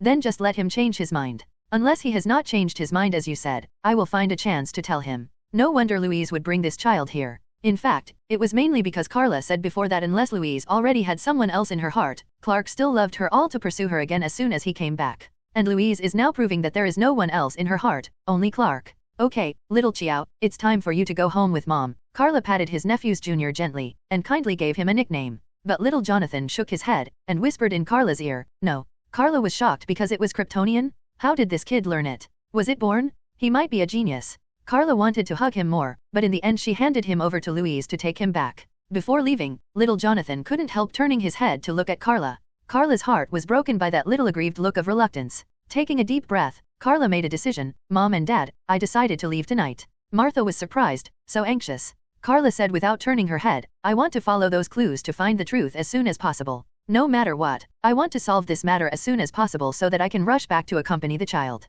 Since you have decided, then do it, Jonathan said decisively, choosing to support Karla, and comforting Karla. Don't worry about us, we will go back by ourselves tomorrow. Since you decided to leave today, then go ahead. Hope you can find your family, my dear daughter. Karla stared deeply at the two parents on Earth, and nodded heavily, then I'll set off. Martha's eyes were full of reluctance, but she finally chose to bless. Everything goes well. Okay, Karla agreed and got down, then turned her head and took off into the sky with a sharp leap. With her speed, even Jonathan and Martha, who had been staring at her, couldn't see Karla's movements clearly, so no one noticed the strangeness here. Karla flew directly outside the atmosphere, and in an instant came to outer space. Karla first tore off the OL outfit and the glasses used as camouflage, and stretched out her beautiful long golden hair, revealing the most perfect and peerless face again. Looking down at the surface of the Earth, Karla murmured, Goodbye, Mom and Dad. Then she flew off into the distance. The appearance of new members of the family made Karla want to find clues and whereabouts of Krypton survivors, especially her biological parents might still be alive. This news made her so excited. At Karla's speed, she arrived at the galaxy where Krypton used to be, almost immediately after leaving the Earth. The location of Krypton and the solar system where the Earth is located are just at the two ends of the Milky Way. Karla came to the other end of the Milky Way, and she looked at the red giant star emitting red light from a distance, which was the sun of her hometown. In fact, the sun is just the Earth's name for the fixed star of its own galaxy, but she couldn't find any other adjectives for a while, so let's call it the red sun. Karla didn't approach easily, but after defending herself with the energy shield of the lamp ring, she slowly moved forward. The golden sun's rays can strengthen the power of Kryptonians, making them have Superman-like powers. But the light of the red sun is the Achilles heel of Kryptonians. Although it is not as deadly as kryptonite, it is more terrifying and direct than kryptonite in terms of weakening kryptonite's physical fitness. Kryptonite has the advantages of kryptonite. For Kryptonians, the radioactive substances emitted by kryptonite are deadly poisons. But in terms of weakening the power of Kryptonians, the light of the red sun is the most direct and effective, and it can turn Superman into an ordinary person in an instant. Not even Karla had to be careful. Karla at the moment is covered with shields of various colors: green, blue, yellow, orange, red, cyan, purple and even black and white. This allowed Karla to keep the red sun's rays out of the energy shield, and when she began to enter the galaxy, she was not weakened by it. She even uses her own psychokinesis to form the tightest final shield. In this way, Karla ignored the light of the red sun, and slowly flew to the former trajectory of Krypton. This is the trace and location where Krypton once existed, and Karla couldn't help but shed a tear. She is not such a sentimental and fragile girl, she is a supergirl, she is a female Superman, she is also a girl. But it's not just the love for her home planet from her genes, even emotionally, she is also feeling sad for the destruction of her home star and the death of countless compatriots. And even after 25 years, the fragments of Krypton have not completely disappeared. The planet that was once full of life has now turned into countless meteorite groups, and the entire planet has exploded, covering the surrounding tracks. And because of the huge gravitational force and huge mass and volume of the red giant, even those meteorite groups are being swallowed by it. Once the life of the red giant comes to an end and turns into a black hole, the entire galaxy will be swallowed by it. Just like the core of the Milky Way, some astronomers speculate that the core of the Milky Way is a super huge black hole composed of countless fixed stars turned into black holes, so the entire Milky Way will revolve around the core, including other fixed stars also around the core of the Milky Way revolutionary. Sooner or later, the core of the Milky Way will devour everything in the entire Milky Way, but this process takes at least billions of years, which is too long for human beings, so I won't talk about it. Karla came to the place where her mother star used to be. She put away her sad feelings, took a deep breath, and her eyes slowly revealed a touch of mysterious depth. At the moment, she didn't care too much, she was opening the long river of time, and then she turned back the time as if she was watching a video or flipping through an ebook. She is not like Dr. Manhattan, who seems to exist in every minute and every second of the timeline at the same time. She does not want to interfere with the past history, nor does she want to change the ending of the destruction of Krypton in the past. Karla is now more like an ordinary fifth-dimensional creature, controlling the flow of time as she pleases. She can speed up time to see the future, or go back in time to see the past. Karla is going to the timeline of the past. She is not sure about the news and clues provided by the Black Death Emperor, so she wants to see it for herself and go to see what happened when Krypton was destroyed. The time was 25 years ago. At that time, Karla was only 10 years old, an innocent girl who didn't understand anything. At that time, Karl was just a baby. He has just been born, and Karla likes this brother very much, because she is about to become an older sister. At the same time, Karl also likes this cousin very much. When Karla hugs Karl, he is always happy. Look, Karla, your brother is smiling at you. That's Karl's mother, Karla's aunt, Laura. Actually, there are many translations of Laura. Here is the transliteration of the title in Man of Steel. Karla's mother Alura also said, as a big sister, Karla must take good care of her younger brother Karl. At that time, Karla only cared about her cousin, and didn't pay much attention to the adults' conversation. Brothers Jor-El and Zo-Al were also in the corner of the room, talking nervously and seriously about something. Ask for flowers. Now Karla can hear it, they have foreseen the destruction of the planet. The bastards in the parliament can't see the future crisis at all. No, it has already started now. The earthquakes are getting more frequent, more volcanoes are erupting, mountains and rivers are also collapsing, and Krypton is about to end. Jor-El, he cursed angrily. Krypton has no country distinctions. Krypton is Krypton, and Kryptonians are Kryptonians. There is only a unified race and civilization, so there are no emperors or kings. Krypton adopts a parliamentary system. There is a group of council elders who decide on major issues. Simply put, they argue in the council. In the end, whoever has the better point of view, everyone votes for it. Simply. Zo-Al reminded, be careful they catch you. 0. Alura glanced sideways at her husband, I should arrest you, Zo-Al gave a wry smile, which was overheard by his wife. Laura snickered. But at this moment, an accident happened. Headed by General Zod, as an army guarding Krypton, they rebelled. They launched a rebellion, especially launched a siege to the city of Krypton's capital, and quickly broke through the siege, temporarily controlling the situation. He did it anyway, even if we caught Astra, he still took the risk alone. Alura raised her head and looked out the window. With the high-tech civilization of Krypton, the houses they live in are hundreds of meters high, and they have to drive a kind of hover car every time they travel. Some are like cars, some are simple hoverboards like skateboards, or there are suspension bikes and so on. When Allura mentioned Astra, Karla couldn't help feeling a little sad. She still remembers that Allura used her daughter Karla to contact Astra in order to deceive Astra. Because Astra's favorite is this little niece. Allura and Astra's sisters are twins, so this aunt has always regarded Karla as her own. Allura took advantage of this, and originally wanted to prevent her sister from launching a rebellion with General Zod. Although Astra was a female general, in fact, her army and the soldiers under her were not inferior to Zod at all. German general. The two of them are the two biggest generals of Krypton. Once they join forces, can they even easily overthrow the existing system of Krypton? General Zod's rebellion begins. Now that Krypton is about to end, he chooses to save his home planet by his own means. He does not betray Krypton, but wants to save Krypton in his own way. Over the past 100,000 years, as the code of life determines the birth of newborns, almost all Kryptonians have become slaves of their mother planet. That's right, it can be said that everyone is a failure, including Karla. All Kryptonians have their souls and future bound by themselves, and they must be loyal to their home planet. If it wasn't for protecting Karl, if it wasn't for the parents' decision, Karla would not have left in the first place. Sometimes people doubt that with Krypton's high technology, it is completely possible to leave in a spaceship when the planet is destroyed. That's right, but Krypton's genes determine that they will not leave their home planet. Everyone is a failure. 380, brothers Jor-El and Zo-El already know it well. The code of life has made Krypton a more advanced civilization and society, except for General Zod's rebellion. Krypton it is the most peaceful planet in the world.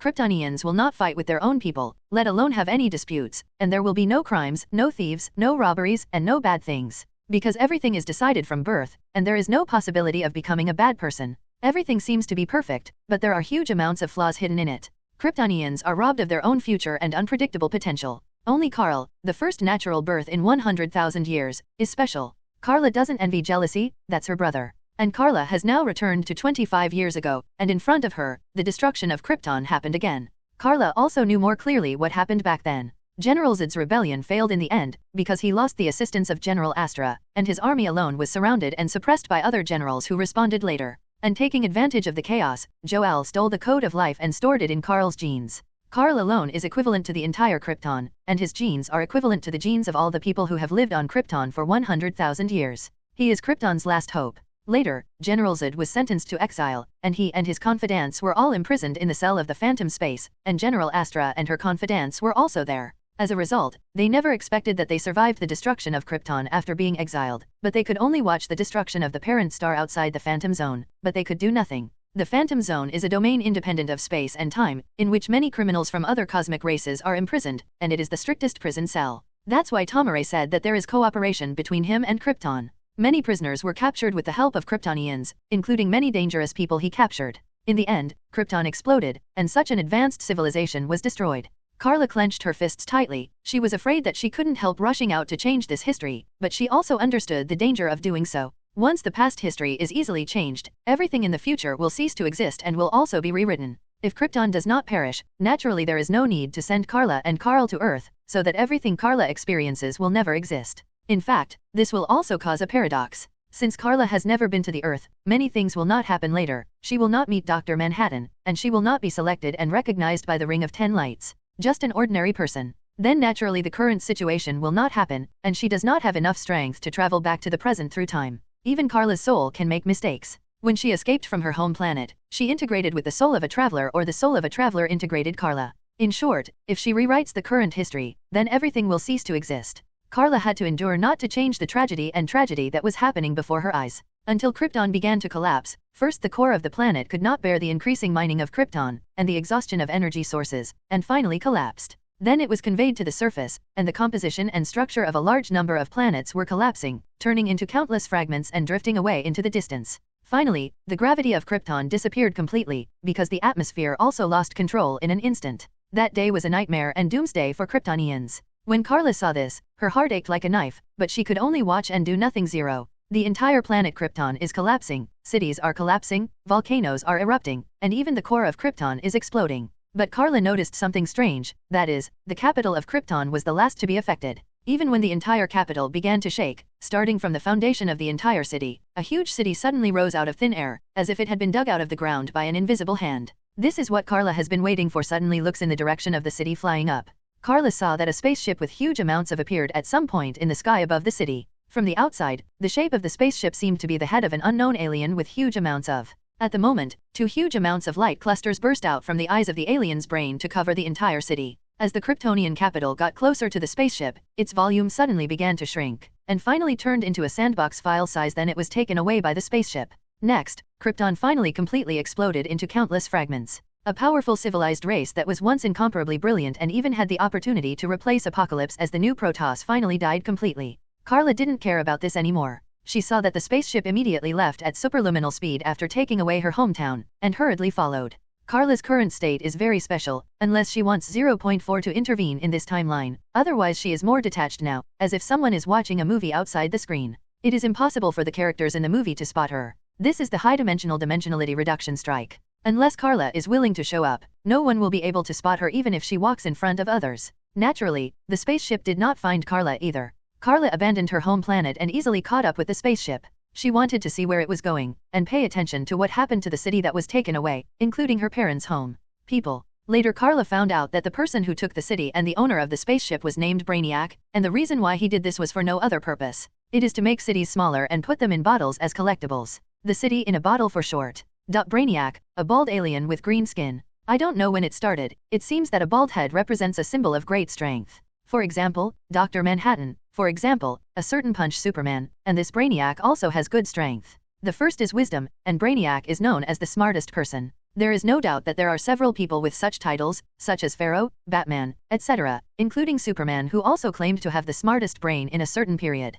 It's just that Superman is a bit miserable, and what he has always shown is funeral. In addition, Brainiac even claims to have Superman-level stamina and strength, which is likely to be comparable to the real Superman. This is a bit scary. Brainiac is also a master of ability, who can control energy waves and explosions, and control the electric current through the body, and even copy other people's skills and self-evolution, repair, etc. He is also a master of strategy, language, fighting and technology. Simply an all-around formidable opponent. And now, Karla is looking for him to fight 20 times, and she must get back the city shrunk down into a bottle, mainly the Kryptonian survivors inside. In the vast expanse of space, Brainiac's spaceship is cruising aimlessly, or maybe he is heading in a certain direction, maybe he is eyeing a certain civilized city again. This is the goal of his actions, and he will now only collect cities as his own collection. At this moment, the spacecraft suddenly sounded an alarm. The cabin has been damaged, there is an enemy invasion. According to the detection and analysis, it is Kryptonian. The spacecraft issued an alarm, and even Karla's identity was analyzed. Brainiac at the moment is in some kind of special device, with tubes stuck in his head.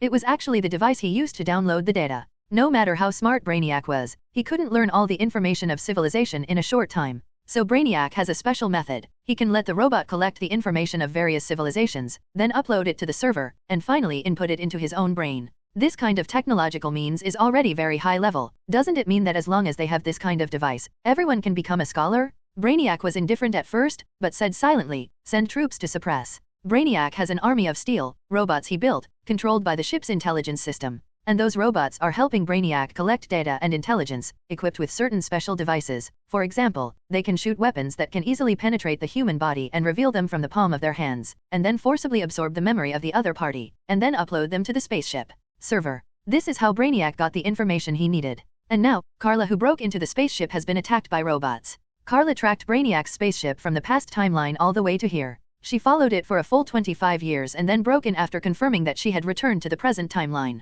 Her hand, Duanya, was very simple, smashing the wall of Brainiac's spaceship with one punch, and then broke in. But immediately, when Karla went to the spaceship to find her home city, a team of 10 steel robots appeared in front of her. "Kryptonian, your hasty awakening has violated the law. Please catch him without a fight, otherwise we will arrest you." Before the leader robot could finish speaking, it turned into a pile of fragments and fell down with a muffled sound.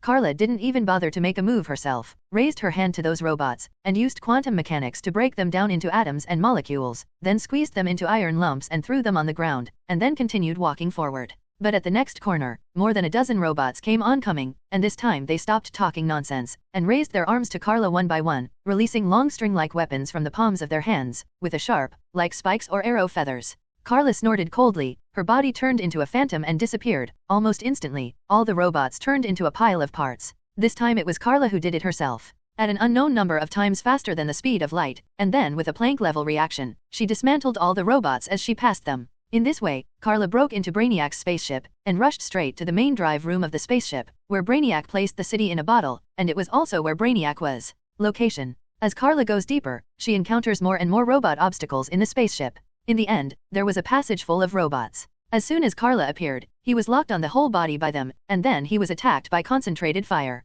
Karla, too lazy to dodge or defend, activated psychokinesis and blasted out like an air cannon. Terrible force emptied the entire aisle in an instant. Karla continued to move forward, and Brainiac's steel army was completely unable to stop her, not even stopping a step, and Karla came to the door of the final main drive room in such a destructive lil car. Raising her hand, Karla grabbed the doorknob, but suddenly, a dazzling electric light burst from Karla's hand, and it turned out that the door was connected to a powerful electric current. This terrible electric current, if it is an ordinary person, will definitely be electrocuted to death. Even if Superman is suddenly attacked, he will suffer a lot if he is unprepared. 840. But Karla is different. She didn't let go because of this powerful electric current, and she didn't rush to open the door, but sneered. I said, maybe I haven't said it all this time, but in fact, I am Thunder, disciple of the god of lightning, also known as the god of lightning. You use lightning to deal with the god of thunder. Why does Karla have this identity again? In fact, it is a plot that has not been explained. Everyone should remember that Karla once went to the Rock of Eternity when she was 15 years old, and almost took over the inheritance from the old magician Shazam.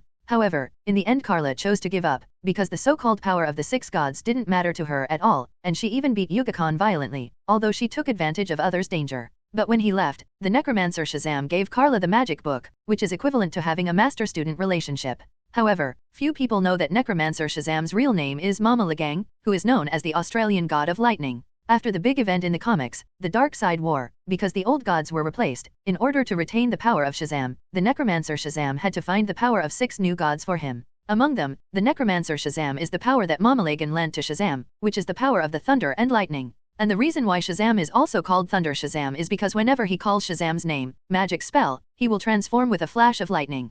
Lightning is not a problem for Karla because she has learned spellbooks from necromancer Shazam. After all, her teacher is the god of lightning. Although Karla didn't know why the god of lightning finally entered the Rock of Eternity and formed the Eternal Council, and even changed his name to Necromancer. He's actually called a necromancer instead of Shazam? Okay, that's all for now. Karla yanked, and she ripped off the entire heavy hatch. Karla stepped in and found that there were no longer a large number of useless robots in the main drive room, but only a green-skinned alien with a big bald head standing there. Brainiac, who had awoken from his slumber after noticing Karla's intrusive intrusion. He took off the data transmission device and wore some kind of special battle armor. He was even taller than Karla, nearly 2 meters tall. Looking at Karla, Brainiac said, "Is there even a wild Kryptonian surviving? And strengthened by the yellow sun rays, I'm interested in you." Karla frowned. Originally, I wanted to spare your life for the sake of at least saving a Kryptonian city. It is not impossible to say thank you, but your attitude and tone disgust me, and I might kill you. As a result, Brainiac raised his head and laughed loudly. Crazy Kryptonians, I have mastered your civilization and all your secrets.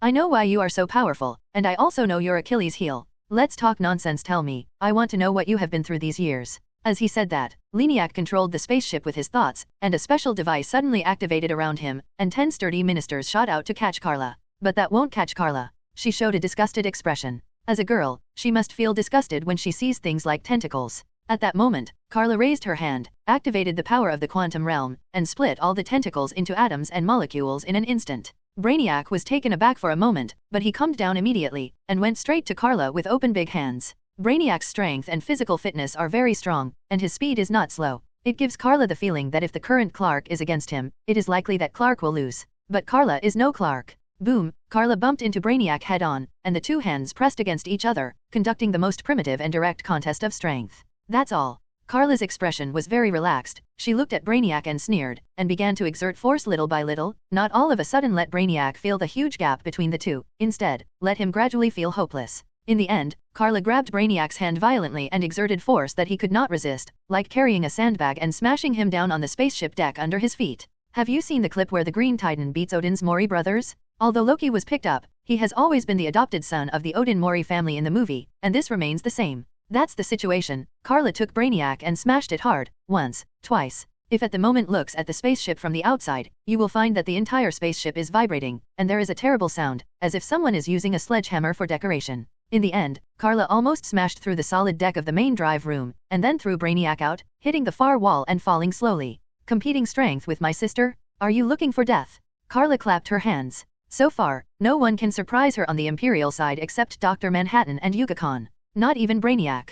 Not to mention that Dr. Manhattan can drag the universe, and it looks very relaxed. Yuga-Khan is the one who is about to break free from the Wall of Origin, extremely powerful and terrifying. But even so, Karla almost swollen the nose and face of Yuga-Khan, let alone Brainiac. Give me back the city of Krypton, and we won't have any festivals. If there is a chance in the future, I may even return you a favor. Otherwise, I will kill you. Karla did not continue chasing, but still thought to resolve peacefully. After all, no matter what his original motivation was, Brainiac saved the city and the Kryptonians in it, and Karla still didn't want to tear his face apart. Otherwise, it would be too ungrateful to repay the favor, wouldn't it? Although she was already a little rude, not only destroyed the other's spaceship, but also wiped out half of the robot army, and even beat the person involved violently. Brainiac got up from the ground, glanced at Karla, and said with a sneer, "Kryptonians, as I said, I already know your weaknesses, and you will stop being arrogant right away." As he said that, Brainiac suddenly issued an instruction, and a round spherical lamp suddenly appeared above Karla's head, emitting red light. No, that's not an ordinary lamp,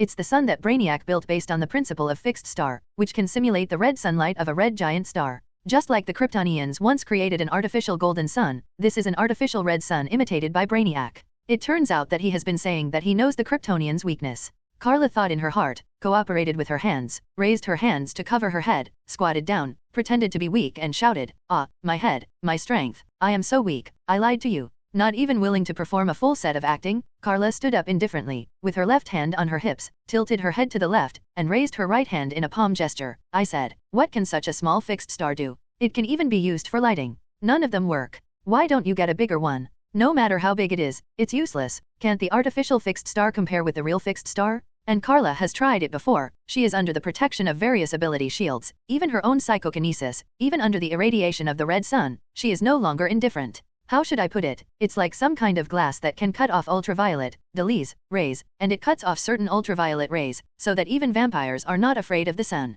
Although Karla is not a vampire, the shield of psychokinesis can make her ignore some substance in the red sun that can weaken her. Don't forget that Karla has stayed on the sun for 5 years. If you ask the person who knows the sun best in the world, whoever it is, it must be that Karla didn't run away, referring to the sun. The other fixed stars are not actually called the sun. Brainiac couldn't help being taken aback. The information he got said that Kryptonians are afraid of the red sun's rays. That's all you can do. Karla changed into a posture with her arms folded, leaning her upper body slightly, and asked, "Do you want to surrender?" Brainiac's face was ugly. "Don't be arrogant, this is my trump card." Shouting, Brainiac suddenly took out a green knife out of nowhere. Karla's expression also became serious, because she recognized it as kryptonite. Brainiac obviously didn't lie. He did download all the information about Krypton. Even the Achilles heel of Kryptonians has been mastered. Besides the red sun rays, kryptonite is their deadliest weapon. Even the red sun rays just weaken the Kryptonians and make them normal, and kryptonite is the deadly. Kryptonite and red sun rays each have their own strengths. Red sun rays can turn Kryptonians into ordinary people the fastest and weaken their strength. And the threat of kryptonite is deadly. Karla has only experimented that she can ignore the weakening of the red sun's light, but she has not tried the influence of kryptonite, so she can't help but feel a little dignified. "I want to use it to dissect you. You will become my best experimental material and information, and I will make you into my specimen," Brainiac shouted angrily because of the embarrassment just now. But he doesn't know he's playing dead, and he angers Karla. Karla has never been the kind of person who is rational and rational than emotional and emotional. There is a reason why Karla is favored by the red light ring. In fact, Karla has almost been called a runaway state more than once. And now, Brainiac dares to go a step further and irritate Karla? "You're looking for death," Karla yelled. His eyes turned red, and he suddenly released blue heat vision rays with a temperature as high as 20 million degrees Celsius. Brainiac was startled, and before he could react, Karla's heat vision rays had already hit the kryptonite knife in his hand. Crack! The knife made of kryptonite suddenly fell apart. Then the heat vision ray hit Brainiac in an instant. "No," Brainiac groaned, although he was wearing armor with strong defense, but the terrible temperature still almost melted his armor in an instant. When Karla shot in anger, she no longer showed any mercy, because Brainiac's words made her feel shocked. She was worried that Brainiac had really done such a thing, worried that he would really put Krypton survivors were dissected as test subjects. What if her parents were hurt? If Karl's parents died, how would she explain to him? "Go to hell, you big bald head," Karla roared. The lasers in his eyes radiated to the limit, and finally melted the armor on Brainiac's body, piercing his vitals. Although he is an alien, Brainiac still has a heart, and his heart is the key. However, Karla was still not relieved, and walked towards Brainiac. The heat vision rays in his eyes continued until he was completely vaporized. Karla then closed her eyes and put away the heat vision rays. Then, Karla turned around and looked at another place. Just behind Brainiac's special device, she saw glass windows hung by ropes and the like, and among those bottle-like inside the window, there are one city after another. Those cities are not figurines or sand tables, but real, living cities, which were shrunk down to such a large size by Brainiac with a shrinking ray, and then put into bottles as a collection of cities in bottles. Karla was about to walk forward while looking for the target. But suddenly, with a click, Karla looked down subconsciously, and a fragment of kryptonite turned into finer debris under her feet. Karla squatted down, carefully picked up a small piece of debris and held it in her hand to examine it, feeling her own condition all the time. The next second, she suddenly made a shocking move. She raised her hand and hooked her fingers to accurately throw the kryptonite fragments into her mouth, then bit her teeth lightly, and there was a burst of screaming crushed the kryptonite shards. She even made a swallowing motion and ate the kryptonite. That's all, the taste is not bad. Karla licked the corner of her mouth, confirming one thing, now even chlorite has nothing to do with her. In fact, Bai Yincheo did have the experience of eating kryptonite as a snack in the comics, and Karla just replayed that episode, Kadi, again. And unlike Silver Super, Karla has a 10-lamp ring, is also the queen of the quantum realm, and has stayed on the sun for another 5 years. With her current power, she completely ignores the threat of red sun rays and kryptonite. Who else can beat her now? Dark side? Even Yuga Khan has been beaten by Karla. If Karla hadn't had her own persistence and belief, Karla might have killed Yujiake if the Black Death Emperor's bewitching power was higher. Khan took his strength away. Later, Karla was also worried about the plots and schemes of the Black Death Emperor. Don't be used as a gunman, and don't let it be that the Black Death Emperor got the greatest benefit after she killed Yuga Khan. That's Sister Ruan. Clapping her hands, Karla stood up and continued walking over there. Arriving in front of Brainiac's collection, Karla quickly found her target after circling around. The city of Krypton is actually in the middle and the largest one. Karla leaned closer and looked inside, only to feel that the sockets of her eyes were hot, and tears fell down all of a sudden. I saw that the city inside was exactly the same as in Karla's original memory, and even the people inside were still alive, but now they are all lying in various places in the city as if everything is still. This is Brainiac's technique. He used this method to almost stop the time in the bottle at the moment it was put in. It is equivalent to the Krypton city in the bottle staying at the time of 25 years ago, stopped at the day when Karla left. Karla also used supervision to find her biological parents, Zo-El and Alura. When the couple sent Karla away, they hugged each other tightly, both to comfort each other's grief of having to send away their only beloved daughter. It is also welcoming the arrival of the end of the world together. And Jor-El and Laura. It seems that Brainiac at least did not touch her parents and uncles and aunts. There are also quite a few other Kryptonians. There may be more than 5 million Kryptonians in the entire city. This is the capital of Krypton, and even the members of the House of Representatives have been preserved intact. Karla also noticed their existence, and suddenly she made a choice to transfer all those elders outside with the power of the quantum realm. Before the elders could wake up, a blue light flashed, and they had already turned into the most primitive quantum particles. Quantum particles are the smallest, molecules are the largest, then atoms, and finally quantum. At least among the same elements, molecules are composed of atoms, and quantum is the smallest. In theory, quantum and molecules have no direct relationship with atoms, but quantum can directly analyze and form molecules and atoms, etc. In a word, it is quantum molecules and atoms can be controlled, the target can be decomposed into the most primitive state, or formed into a new structure, etc. And those elders have become quantum particles, and no one can recognize who they are anymore. Karla suddenly killed the most important elders on Krypton. Why did she suddenly make such a choice and decision? In fact, this was not sudden. First of all, not only General Zod, but also General Astra, including Brother Al, felt deeply dissatisfied with the Presbyterian Church. Even if Krypton has reached the moment of life and death of destruction, they can still argue. In General Zod's words, even at this time, they are just constantly delaying the problem. The existence of this council has seriously delayed the resolution of the problem, and even originally became the existence of the problem. And most importantly, since Karla wants to save these millions of survivors, the next step is to rebuild the homeland. She didn't want to have such a group of old people who didn't do anything and would only drag things down. At least to a certain point, Karla actually approves of General Zod's approach, but General Zod's methods are too radical. He aimed his sword at his compatriots and clansmen, and he involved ordinary people. Otherwise even Brother Al would help him. Including General Astra, Karla's mother Alura wanted to stop her sister because the general who was supposed to protect the people should not hurt his own people. You can kill the elders, but you cannot hurt the people.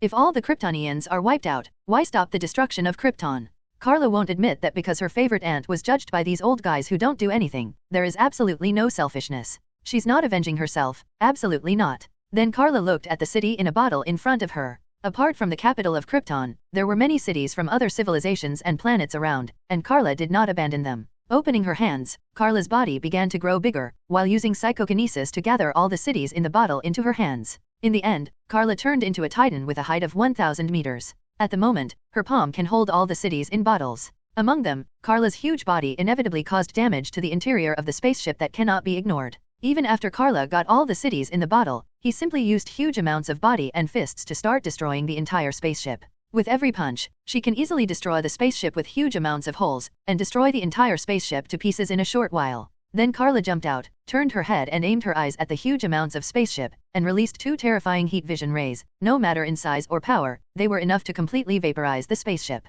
Karla is worried that with Brainiac's means and high technology, there is no one who can back him up. What if he can rebuild his body and resurrect? Doesn't that leave hidden dangers? That's why Karla has to cut the roots to avoid future troubles. The evidence including personally killing the elders of Krypton was also completely wiped out. Even if someone asks her in the future, she will not admit it. Elders? She didn't know what elders were. It wasn't until the last part of the spaceship was vaporized that no trace could be found, and Karla turned and left in peace. But she didn't go back directly in a hurry, but traveled across the universe to Oua Star. The arrival of Karla has attracted the attention of many Green Lanterns, because this time she did not move at the speed of light, but flew in from outside. Many Green Lanterns were eyeing Karla, and one Green Lantern caught Karla's mind.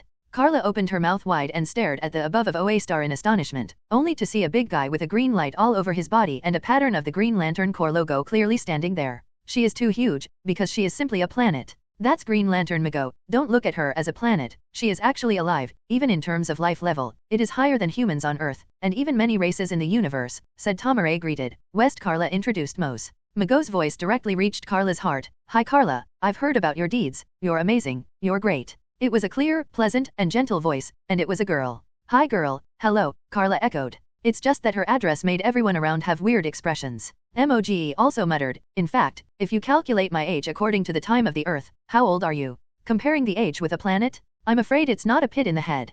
Karla's head was not fooled, so she cleverly ignored Mago's words. Turning around, Karla said, I'm here to find those little blue men. I saved some cities here. I destroyed Brainiac. Have you heard of it? Zero looking for flowers. Brainiac. Everyone who heard this name was shocked. After Karla defeated Brainiac, she also rescued bottle cities of many other civilizations at the same time, and it can be learned that Brainiac definitely attacked many planets. So there must be many people who know about his name, especially the Green Lantern Corps. It's even possible that quite a few Green Lantern Corps planets have been attacked. It's all possible. However, Brainiac is too strong. Don't look at Karla hitting his Iron Legion as easily as tearing a piece of paper. But in fact, Brainiac's Legion is also very famous in the universe. Not to mention Brainiac's originally powerful powers, even his super wisdom and arguably the man with the most secrets in the universe. 0. From the fact that he can prepare red sun rays and kryptonite, it can be seen that even though the Kryptonians were once considered extinct, he still made tactical preparations in advance. So even if Brainiac acts recklessly in the universe, he has been at ease until now. And don't take the Green Lantern Corps so noble. Karla knows that the Apocalypse Star is an area that they absolutely cannot set foot in, except for the Kryptonians who helped serve as Green Lantern before they dared to manage the sector where the Apocalypse Star is located. The Green Lantern Corps once had a very humiliating history. When they first discovered the Apocalypse Star and Darkseid, they used 3,600 Green Lanterns, and almost all the Green Lantern Corps were dispatched, intended to overthrow Darkseid's rule on Apocalypse. But after sacrificing 2/3 of the members to come before Darkseid, the Lanterns and Asgardians in the universe found that they were powerless to contend with it. Even this attack was deliberately arranged by Darkseid to see the strength of the Legion. In the end, the Asgardians in the universe negotiated with Darkseid to make the Apocalypse Star a field that the Legion could not interfere. Don't Asgardians know that Darkseid and Apocalypse are also expanding abroad? Even the Earth was attacked by the Apocalypse Star in the ancient times, when Atlantis should have not fallen. But what about the Green Lantern Corps? So be it. Until Karla beat Brainiac and came with those collected cities in bottles. After hearing the news, all the Green Lanterns who received the news hurried over.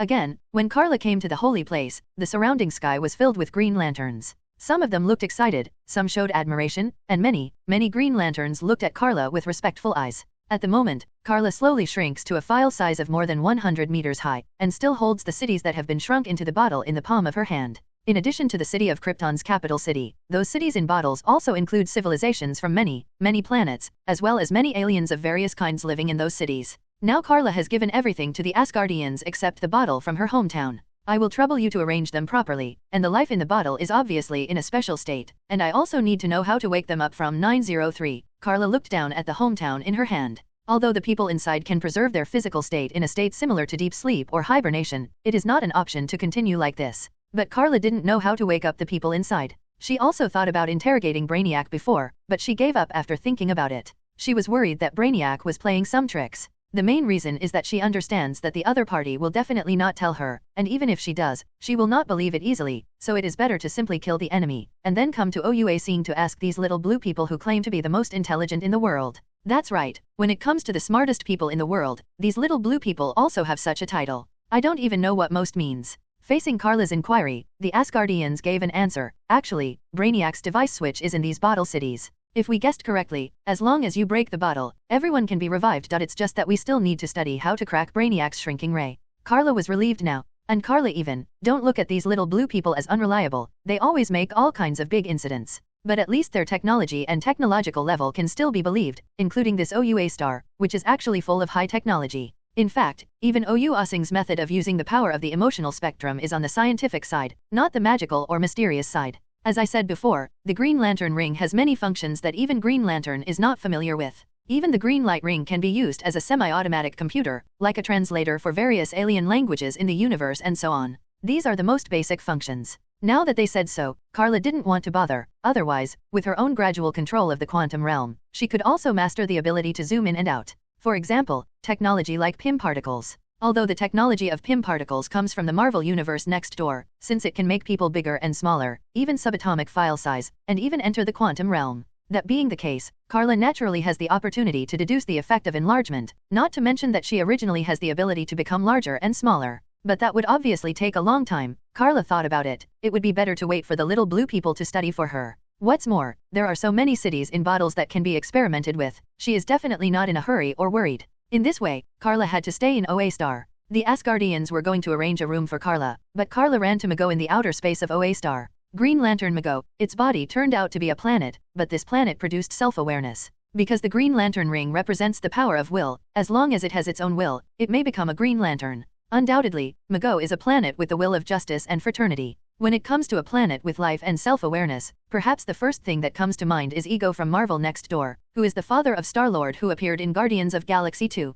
Speaking of which, because of the special relationship between Marvel and DC and so many years of entanglement, many things are unclear. For example, about Captain Marvel and Thunder Shazam, Superman and Sentry, Darkseid and Thanos, Doomsday and Green Titan Hulk. Definitely Doomsday and Hulk's relationship is a bit far-fetched. Such examples abound, and it cannot be said that they are plagiarized, borrowed from, or paid tribute to each other. The two companies are always getting together and parting ways. When things are good, they are family. They have also launched 2 cooperative products, DC vs Marvel, Justice League vs Avengers, etc. Zero. Definitely, if he has a dark heart in his heart, it is also Mission Impossible. But when it comes to Mago and Yugo, both of them are actually latecomers. In the earliest novel traction based on the expansion of the Thulhu mythology system, Ramsey Campbell created an existence named Gehi-Ross as early as the Last World. The appearance of Geras is described as a planet with huge amounts of rusty red, composed of gas, ash, and hot liquid iron. The outer shell is full of faults and rifts, and it often forms a planet with a vast ocean of liquid iron below it.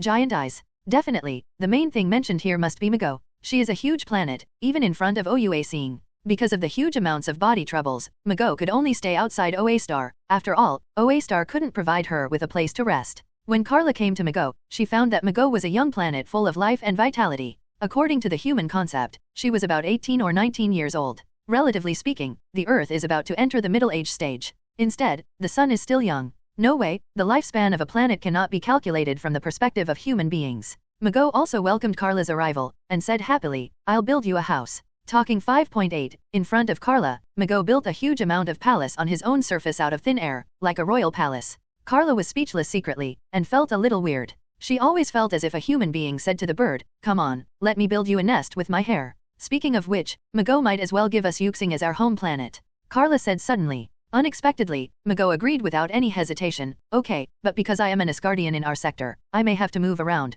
Can you come with me?" What a nice girl. Karla sat down on the floor and reached out to pat the ground, making huge amounts of thumping noises. Mago didn't mind either, it was equivalent to a pat on the shoulder between human beings. "Thank you Mago, but no need, I will revive our actor." "Wait a minute, Karla, you said you want to revive Krypton." Suddenly, a team of Green Lanterns also flew over from planet OA. Karla knew 2 of them, the leader was Tomare, and besides Hal Jordan. Hal, Karla, and he hadn't seen each other for 5 years, and when they met again they nodded to each other. For the past 5 years, Hal has been active as a Green Lantern. In addition to his own city, Seaside City, he will also obey the orders of OA Star, or help patrol other sectors, or help other Green Lanterns arrest prisoner and so on. He has become more and more mature, and has even become an indispensable existence among the elite, almost replacing Sinestro's position. Speaking of Sinestro, he has left the Green Lantern Corps in the past few years and his whereabouts are unknown. Everyone knew that Sinestro's departure had something to do with Karla, but no one said it. No one was that stupid.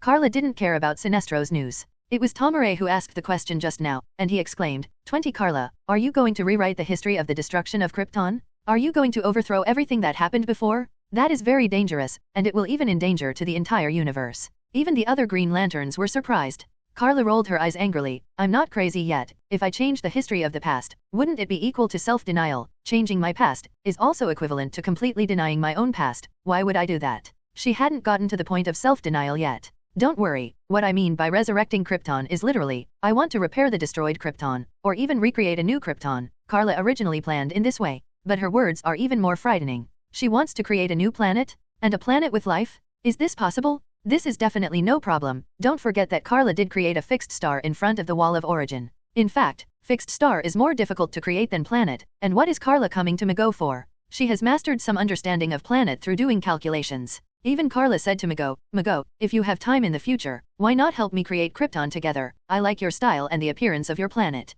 Mago was very happy, as if a human girl was praised for her beauty. She immediately agreed. No problem, I will give you some advice. That's a deal. Tomare and the others looked at each other in dismay. Another black line. These two big sisters, do you know what you are talking about? You are talking about creating the world. If people on Earth regard the Earth as the world, this is not equal to creating the world. In order to entertain Karla and the others, Mago also moved some fruit trees. Some Karla knew, such as apples and bananas, and there were also fruits she didn't know, which were obviously unique to Mago. There is a kind of fruit that looks like a stone, but it is full of chocolate in one bite, but it is not greasy, but very refreshing. Karla said that she will transplant it in New Krypton in the future. They were also chatting about some interesting stories, especially about Mago. Tomare, who is considered the oldest, knows an interesting story. There was once an arrogant but capable warrior in the universe. He was very powerful, but he was very warlike. He almost regarded fighting as a 3-day battle. The meal is so ordinary. Later, he heard about Mago from nowhere, so he wanted to find Mago and fight her all over the universe.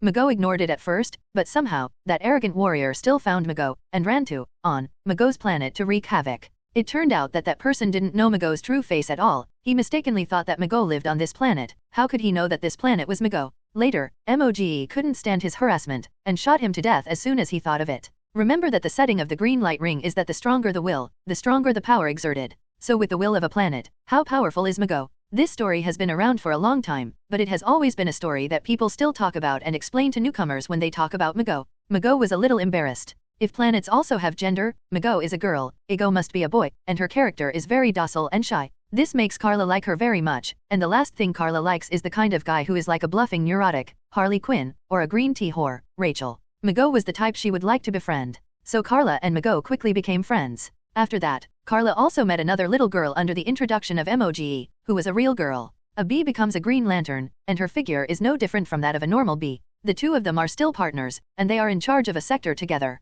It can be said that they are the pair with the biggest difference in stature. Karla also felt speechless. The gap is too big. One is a huge planet not smaller than the Earth, and the other is an ordinary bee. No matter how you think about it, they can't go together. But although the BBZZD is small in stature, she is definitely competent as a Green Lantern, and she has also experienced many battles and gained recognition. It's just that compared to other Green Lanterns, what should I say about BZZD's fighting style? She prefers to transform into giant weapons, such as large drills. Karla subconsciously clutched her cheeks, only felt that her teeth were cold. Even Kryptonians would have toothaches, especially when they first came to Earth. Karla also needed to see a dentist. Then left a psychological shadow. Compared with the previous life, when it was only around the 1980s, the medical methods were really too backward and terrible. When Karla communicated with Mago and the others, the group of little blue people quickly worked out how to crack the technology of shrinking rays. At the same time they also heard something and had to find Karla. We heard you're going to resurrect Krypton, the Asgardians inquired. Karla thought that they were also here to ask her if she planned to rewrite the past history, so she interrupted impatiently. Don't worry, I don't want to rewrite history, otherwise why would I bother to find my compatriots so hard?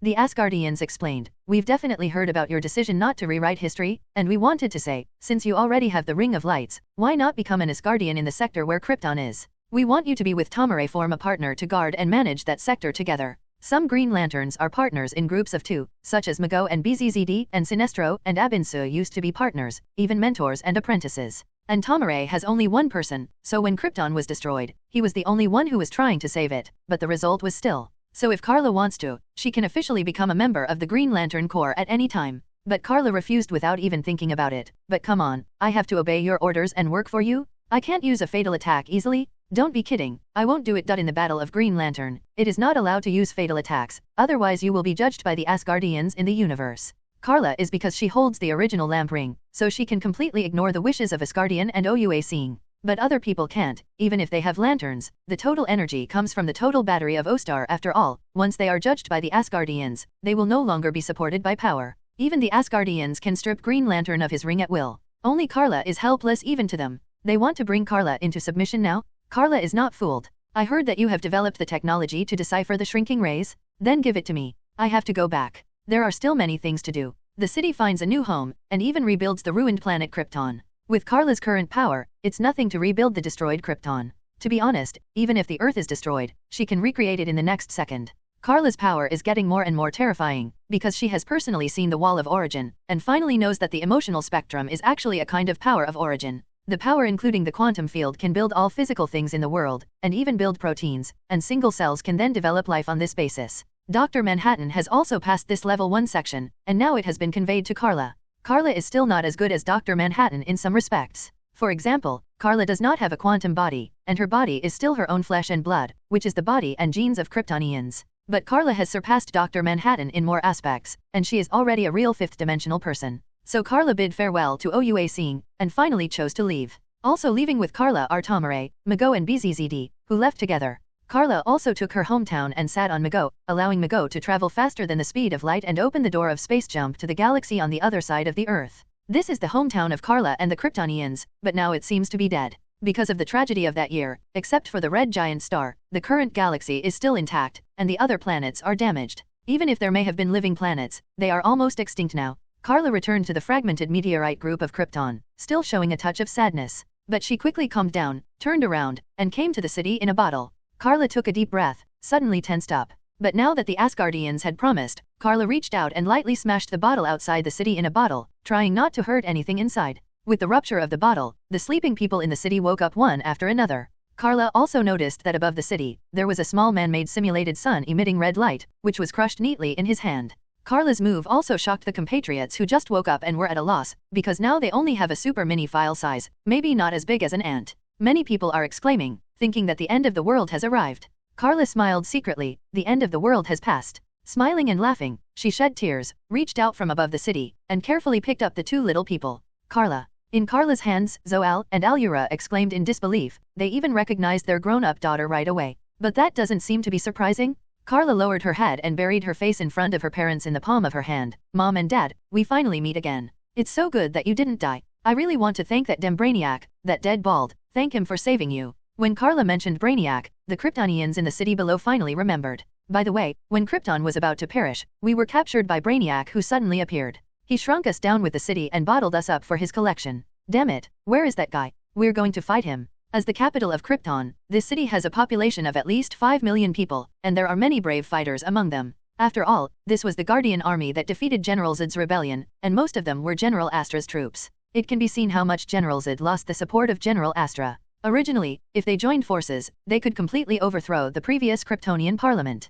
It's a pity that General Astra was tricked by Allura with Karla, and then sent to the Phantom Zone in one fell swoop. Later, General Zod was also defeated and was also exiled to the Phantom Zone. Let's not mention those now. Karla held her little parents and shed tears. Since returning to her hometown, she has become sentimental. But these were tears of joy and excitement and hope, and there was no joy left for parents after the end of the world. At this time, a spaceship flew over the city of Krypton. Even Karla, who is an ordinary person, is equivalent to a person with an ear in the current city. The spaceship fell into Karla's hands, the door opened, and Jor-El and Laura stepped out. Karla, where is Karl? Is he okay? Laura hurriedly asked. She found that there was no shadow of her son around, and she would definitely not mistake a BZZD for her own child, or Thomas aliens like Ray, let alone Mago. Jor-El also showed a worried expression, and Zo-El and Allura also quickly asked for help. Karla, shouldn't you protect Karl? What about the child? Knowing that they still don't understand the situation, Karla quickly explained, it's a long story, but it's actually been 25 years later, and you were imprisoned for 25 years after being taken away by Brainiac.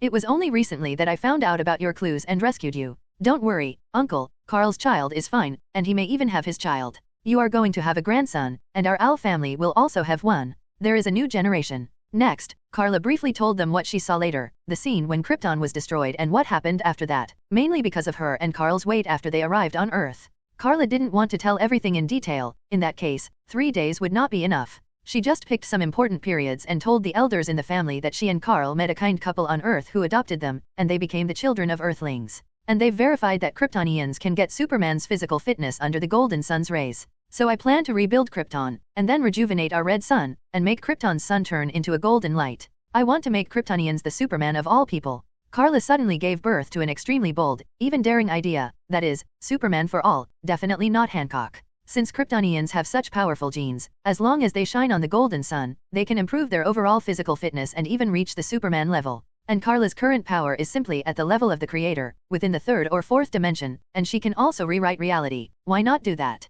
She is going to rebuild Krypton. There is no reason to keep a huge amounts of red giant to weaken the overall power of Krypton, right? So she already has a big plan. She wants to transform the star system's star, making it as young and energetic as the solar system's sun. The more than 5 million little Kryptonians who heard this, all looked at each other in blank dismay. Even Karla's parents Zo-El and Al covered their faces. What happened to this child all these years? Have their children become gods? Even Rui-Ou can't do it. Chiao-El muttered. Rui-Ou, that is the god of Krypton, is also the representative of the sun god. Kryptonians believe that he is the incarnation of the red sun. According to legend, Rui-Ou lives in the core of the sun. Core? Karla shrugged. I've already been there. It's not a big deal. I still have all the information about young sun. Just look at mine when the time comes. My god, is she the incarnation of God? In the city below, countless people knelt down subconsciously and looked up at Karla. It's not a god. Al lifted Karla's palm. Why don't you explain it quickly? You're going to become the new Kryptonian god. Zo-El even suggested, let's transform us back first. Is this still the effect of the shrinking ray in Brainiac?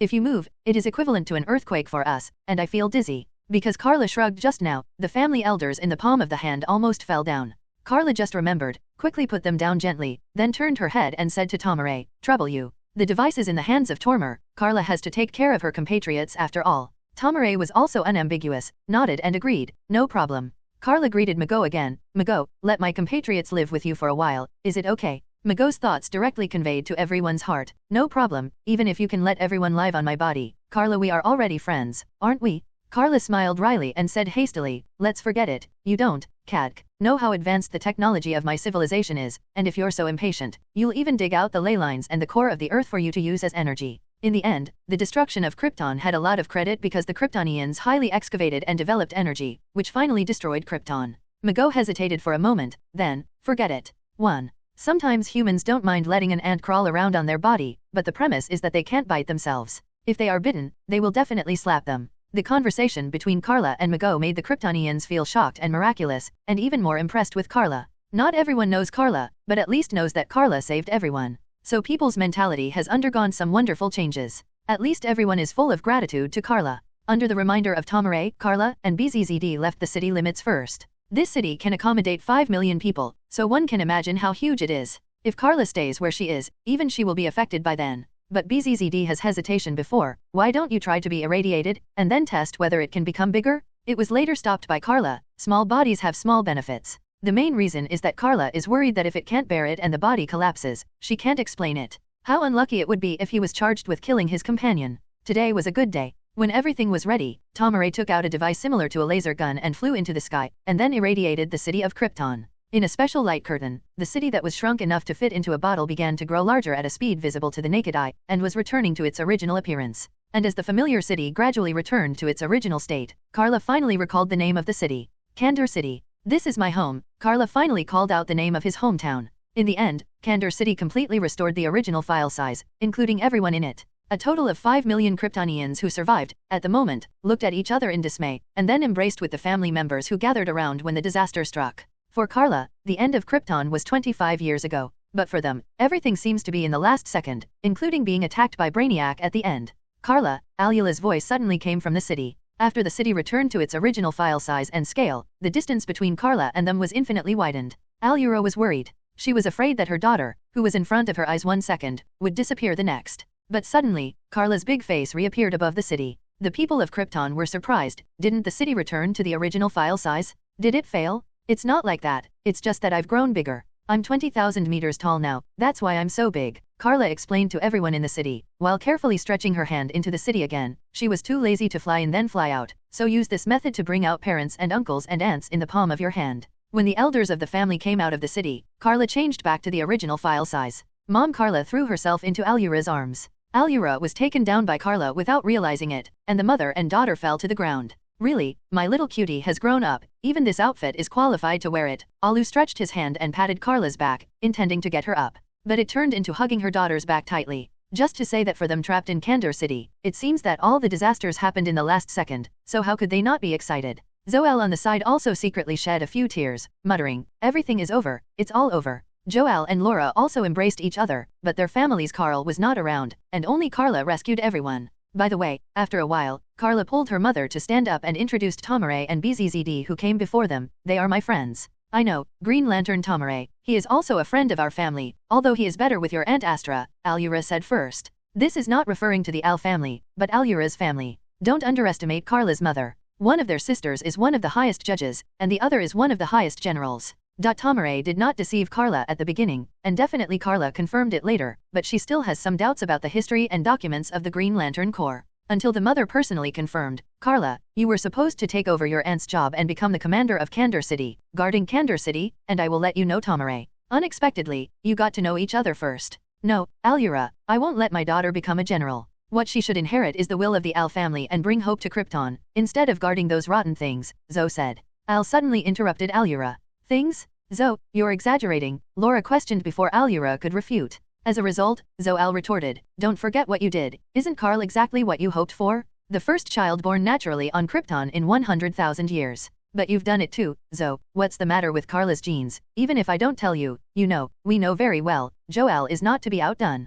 Karla opened her mouth, staring at all this in a daze. Wait, what about the brotherhood that was agreed? Didn't she remember that it was like this at the beginning? It's a good thing me and Karl aren't like you guys. Karla was speechless, but wait a minute, I just heard something really weird. Dad, what have you done in my genes? Karla almost ignored it. In the dispute between her father and uncle, there seemed to be a very important message. The elders fell silent again suddenly, looking at each other in blank dismay. Suddenly, at this moment, a group of soldiers rushed over in a patrol car with suspension vehicle technology, rampaging all the way, seemingly helping themselves. The two Lords Al, Judge Alura, and Judge Laura, the elders of the council are all gone, the soldiers reported, and their tone was full of panic. The status of the Al family on Krypton is unquestionable, and only other ancient families can compete with them, such as Alura's warlord family. However, Kandor City is the origin and residence of the Al family, quite a bit like the fiefdom of an ancient lord. This is the headquarters of the Al family. Apart from those elders, the Al family has the highest status. So the Al brothers naturally took over the command of power.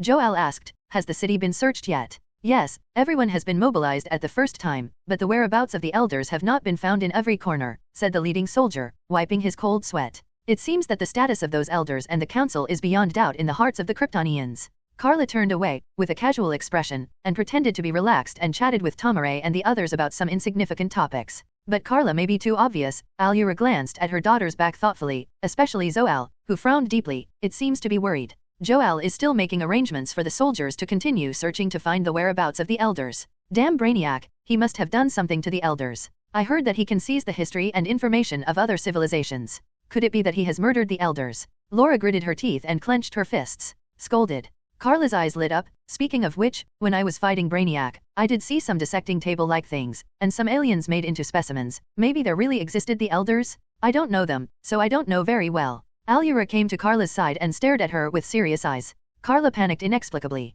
She didn't know why. Even though she was her biological mother, Alura was just an ordinary person's physical fitness, while Karla was already supernatural. But Alura still put a lot of pressure on her. Maybe it's from instinct? Or maybe it's from the deep memory of being oppressed by my mother when I was a child. From the previous words, I can also feel that Alura is very strong, and wants to train Karla to be a general and commander, and even inherit her family's warlord status. So in Karla's memory, there was indeed an unbearable childhood past. This mother seemed a little Spartan. Alura glared at Karla, turned around, and asked, if the elders are really killed, what should we do? Should we elect new elders? Or should we take this opportunity to bring about a revolution in Krypton? When Alura mentioned change, Jor-El and Laura were shocked. Only Zo-El remained silent. Zero looking for flowers. Jor-El thought for a while and suddenly made a decision. Maybe Krypton really needs a huge amounts of change.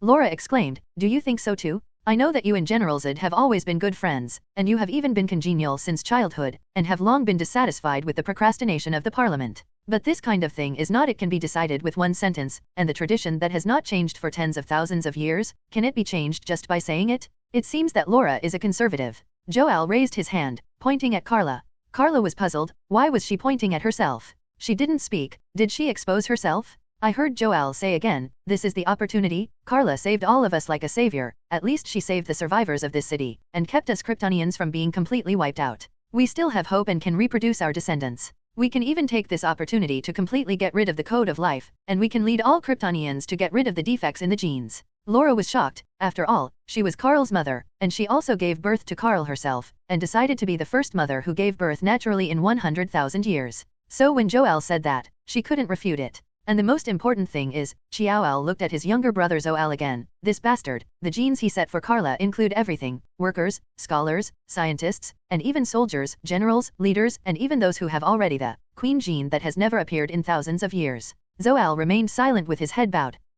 It seemed that even Alura didn't know about it, and looked at her husband in disbelief. Zo-Al finally had to speak up. I'm sorry, Alura, I asked Astra to help me cover, so that I had the opportunity to get close to the code of life. Because I knew from the beginning, our daughter, my dearest daughter, she will be the only savior of Krypton. In fact, Karla was the one who was the most shocked. You are really a real father, and you still bring your own child so badly? Damn, my sister's genes have been ruined by you, right? That's not building blocks and puzzles, old man. So what am I now? Karla was dumbfounded. As a result, the elders of the family looked at her together and said in unison, Queen Chuan of Krypton. In fact, what the Al brothers are doing is almost the same. They are all using their own methods to break the existing society of Krypton and want to change Krypton. It's just that the two brothers' methods are different. Jor-El chose Karl, who gave birth naturally, hoping to let the Kryptonians see a life with unlimited futures and free choices. Zo-Al's choice is to make Karla a royal family that Krypton has never had for tens of thousands of years, to overthrow the council elders in a centralized way, and then let Karla preside over the reform and change of Krypton. They even hope that their children will become the savior of Krypton. It's a pity that everything was too late. Karla was only 10 years old, and Karl was just born. Krypton could no longer survive. Originally, their plan should have come to an end with the demise of Krypton. But Brainiac stabilized the collapse of Kandor City at the last moment, and rescued everyone in 193. No matter what Brainiac's purpose is, he must follow him. Say thank you. Most importantly, Karla found them and rescued them all. Now is this opportunity. As long as Karla helps our people build a new Krypton, and even turn the red sun into a golden sun, so that everyone can become a Superman, bringing new hope. She is the savior of Krypton, it is the new god of Krypton, and everyone will bow down to our queen. Zo-El started to talk more and more excited, and finally even brought some madness. You are crazy, including my sister, Alura yelled. Don't look at their unanimous address just now. Karla will become the queen of Kryptonians, but the tone is different. Zo-El is full of hope, Jor-El is a little doubtful, Laura is feeling at a loss, and only Alura feels betrayed. Damn Zo-El, I don't know that my daughter is a scientist and a general, and you have done so many things. She is also my daughter, and I have the right to know everything. You liar, Alura was annoyed, feeling betrayed. Karla nodded from the side, I just found out too. Alura glared at her, and continued to vent her anger to her husband, and she is still a child, Zo. We can't let her bear all of this. I will never let my daughter bear the burden of the entire Kryptonian. It's too heavy. Karla was moved by it. Actually, I don't want to be a queen. What era is this? Do you still engage in feudal society? I definitely don't want to be an oppressor or a ruler. Karla, the king doesn't have to be an oppressor. You can also lead your people to hope. You are the daughter of the Al family. You should bring hope to your people. Even Jor-El said so. Especially at this special time, since Krypton has been reborn, don't let it go back to the previous failure history. Do we have to wait until 100,000 years later, when our descendants are enslaved by the code of life again, and destroy Krypton again? But can people accept it? For many years, the elders have been leading all the Kryptonians, and they have made decisions in the form of a parliament. Now that one person rules everyone, will some people be dissatisfied? No problem, Karla said before that she can recreate Krypton and change the sun. Such power will make people treat her like a god. And don't forget that our Al family is the descendant of the god Rui-Ou. Maybe she is really the reincarnation of the god Rui-Ou. And Karla's queen gene can easily crush all Kryptonians. Even the baby Karl, who gave birth naturally, will be obedient once she touches it. Karla was dumbfounded again. Didn't my younger brother come from being close to her, but from the suppression of genes? Dad, don't hit me anymore. Karla's 3 views are about to shatter. The main reason is that Zo-El is too much. Karla didn't expect that there are so many secrets hidden in her genes. The code of life is the most important life plan of Krypton in the past 100,000 years. With the existence of the code of life, Kryptonians do not need to give birth naturally, but use the gene pool for matching. Once they need any offspring, they will give birth to corresponding offspring. For example, if scientists are needed, a child will be born who will definitely become a scientist in the future. Want an ordinary worker, and a worker will be born. Whether you want a soldier, a general, or even an elder, etc., can all be determined by the code of life. But in this way, not only will the newborn's genes be injected with absolute loyalty to the mother planet Krypton, but it will even be determined for a lifetime before birth, which is unfair.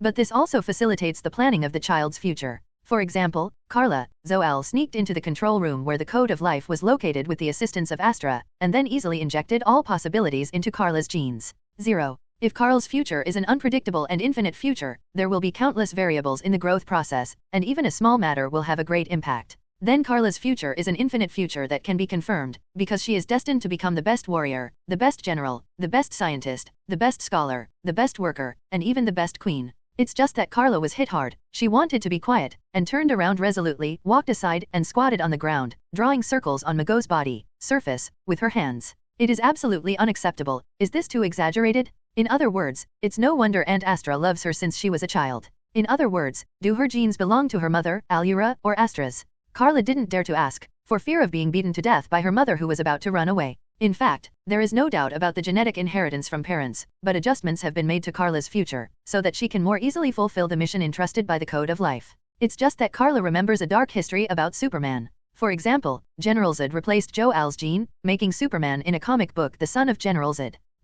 That's why I'm thinking wildly. The four elders behind are still arguing, but they have gradually become less intense, and have started to discuss together what to do so that Karla can smoothly accept 5.6 for all Kryptonian survivors. Let all greet her as queen. Tomare and the others were completely speechless, but they weren't joking either. Because there are more than 5 million survivors in Kandor City, do you know what this concept is? So it's no wonder they argued so fiercely, and they mentioned Karla as the new queen of Krypton so quickly, precisely because there were too many people, and someone needed to stand up and lead everyone to rebuild their homeland. Karla, suddenly, Tomare quietly approached Karla, whispered, I also think you should be the queen of the new Kryptonian. If you want so many Kryptonians to become Superman like you, then you must lead them, otherwise the entire universe may be in danger of being destroyed by you people. It's thrilling to think about an army of 5 million Supermen. Since Tomare is the Asgardian in charge of the Kryptonian sector, he is definitely more aware of the horror and power of the Kryptonians, especially when the Kryptonians decided to expand, explore, and colonize the outside world 100,000 years ago. Back then, OUA Star was still the 7 Lantern Corps, but in the end, only the Green Lantern Corps was left, and even almost wiped out. This also made OUA Star only have the power of the Green Lantern Corps when OUA Star went to stop Apocalypse Star and Darkseid, and it was almost wiped out again. And now, Karla even plans to transform the Red Sun into a Golden Sun. Once these 5 million Kryptonians have the power of Superman, who else in the universe can stop this army of Superman? At that time, maybe even the new Protoss of Star Apocalypse will have to avoid its edge. So Tomare warned Karla, if you really want to do that, you must be responsible and lead them correctly, otherwise once your people get out of control, it will threaten the crisis of the entire universe. This is not an exaggeration at all. Even if other Kryptonians cannot reach the level of Karla and Clark, they are definitely a force to be reckoned with. Can you imagine Kryptonians invading the Earth? I am afraid that less than 10 Kryptonians and 20 people are needed, and it will not take too long to destroy the Earth. Other planets and civilizations may not be able to block the Kryptonian aggression, unless it is the new gods, or various other old gods. When Tomare warned Karla like this, Karla's parents, uncles and aunts also heard. They glanced at each other, trying to appease Tomare's worries. Krypton has not expanded outside for 100,000 years. We are a peace-loving race, please don't worry about that. All we have to think about now is rebuilding Krypton, and our civilization. But you can't deny that once Karla reaches the level of Superman, as long as you are willing, you can even conquer the entire universe, and it's very easy. Tomare dared not be ambiguous. No one knows the horror of Kryptonians better than him. Even if our green light ring can transform into the light of the red sun and kryptonite, it can't stop you. Once you create a monster like Doomsday again, it will be over. Tomare had to raise his biggest worry. Even if Doomsday has the common weaknesses of Kryptonians, Doomsday, as a biochemical weapon, is transformed from the corpses of powerful Kryptonians who are being strengthened, and is the most terrifying and strongest warrior in the universe. Demon-like army on Apocalypse? It's not enough to look at in front of the Doomsday army. A Doomsday can easily destroy a legion of demons. The power of Krypton is just so terrifying. If it weren't for the fact that Kryptonians still have 2 fatal weaknesses, this universe would have been surnamed Krypton as early as 100,000 years ago. So Karla, not only do we want you to lead your people, but your friends also know that Krypton needs you and you must take responsibility. Zo-Al took the opportunity to say. Allura sighed. With such a careless husband, she couldn't do anything about it. Only Karla is still in hesitation. Otherwise, let Krypton return to its original state. She really doesn't want to be the queen of Krypton, and she finds it troublesome. It sounds very stylish and has a lot of power, but if Karla wants to, she can create her own planet in the universe at will, and then use the method of creating life that Dr. Manhattan has almost finished researching to experience take the feeling that God created the world. If she wanted to, she could really easily become a god on some civilizations and planets. So she didn't want to do it. However, the current situation is very troublesome. Karla, the code of life is no longer in our hands, but has been injected into your brother Karl's gene, unless you extract all of Karl's genetic tissue. Allura reminded Karla in a worried tone, because Al had already stolen the code of life and implanted it into Karl's genes. In this way, it is impossible to return Krypton to the past. When Krypton is rebuilt, all Kryptonian newborns will be born naturally. Even Allura, who was so fierce just now, had to compromise now. Karla, you will bring new life to all survivors, but there are too many unknown factors in it. I don't want you to bear such a heavy responsibility, but it is undeniable that your people do need your leadership. Karla, be the queen of Krypton. After all, Allura helped her husband persuade Karla. Because Allura also knows that the reconstruction of Krypton cannot be separated from Karla's power. They obviously know that Karla is still no longer an ordinary person, and how powerful she is now. Even Allura couldn't confirm it. The only thing that is certain is that with Karla's genes and power, she can absolutely control all Kryptonians. It's better than forming another decadent council of elders. Zo-El obviously had a big opinion on those elders, and said to Jor-El, and we don't need to use the code of life to create newborns. In the future all children will be they were born naturally, and they can freely decide what to do in the future. We no longer have to deprive newborns of their future and potential. Jor-El insisted on giving birth to Karl, isn't it for this reason? So he and his wife Laura nodded to each other, looked at Karla together, and helped persuade. I'm sorry Karla, we and everyone need you. Karla said in her heart, you all said that the righteousness is awe-inspiring. Is the result just a sacrifice? But can she really escape her responsibility? Just like Tomaray's concerns, just like his parents' persuasion, just like what they all said. Can Karla make Kryptonians 900 a supervillain who threatens the universe at any time? Maybe she will be a threat to herself in the future. If Kryptonians expand again in the future, she will fight with her compatriots to protect the Earth sooner or later. Go to war. What's more, in the initial stage of reconstruction, the people of Krypton really need a leader who is enough for them to trust and is willing to follow wholeheartedly. The most important thing is that Karla can't be cruel enough to extract Karl's genes, and then recompose the code of life. She can't do it. Okay, I got it. Karla scratched her hair irritably. If I had known, I would have kept you in a bottle. Anyway, we can meet each other, and I can go in to see you. Why bother me? What is this called? The elders rolled their eyes. But Karla still agreed, and she took over this burden, which can be said to bear the burden of a world.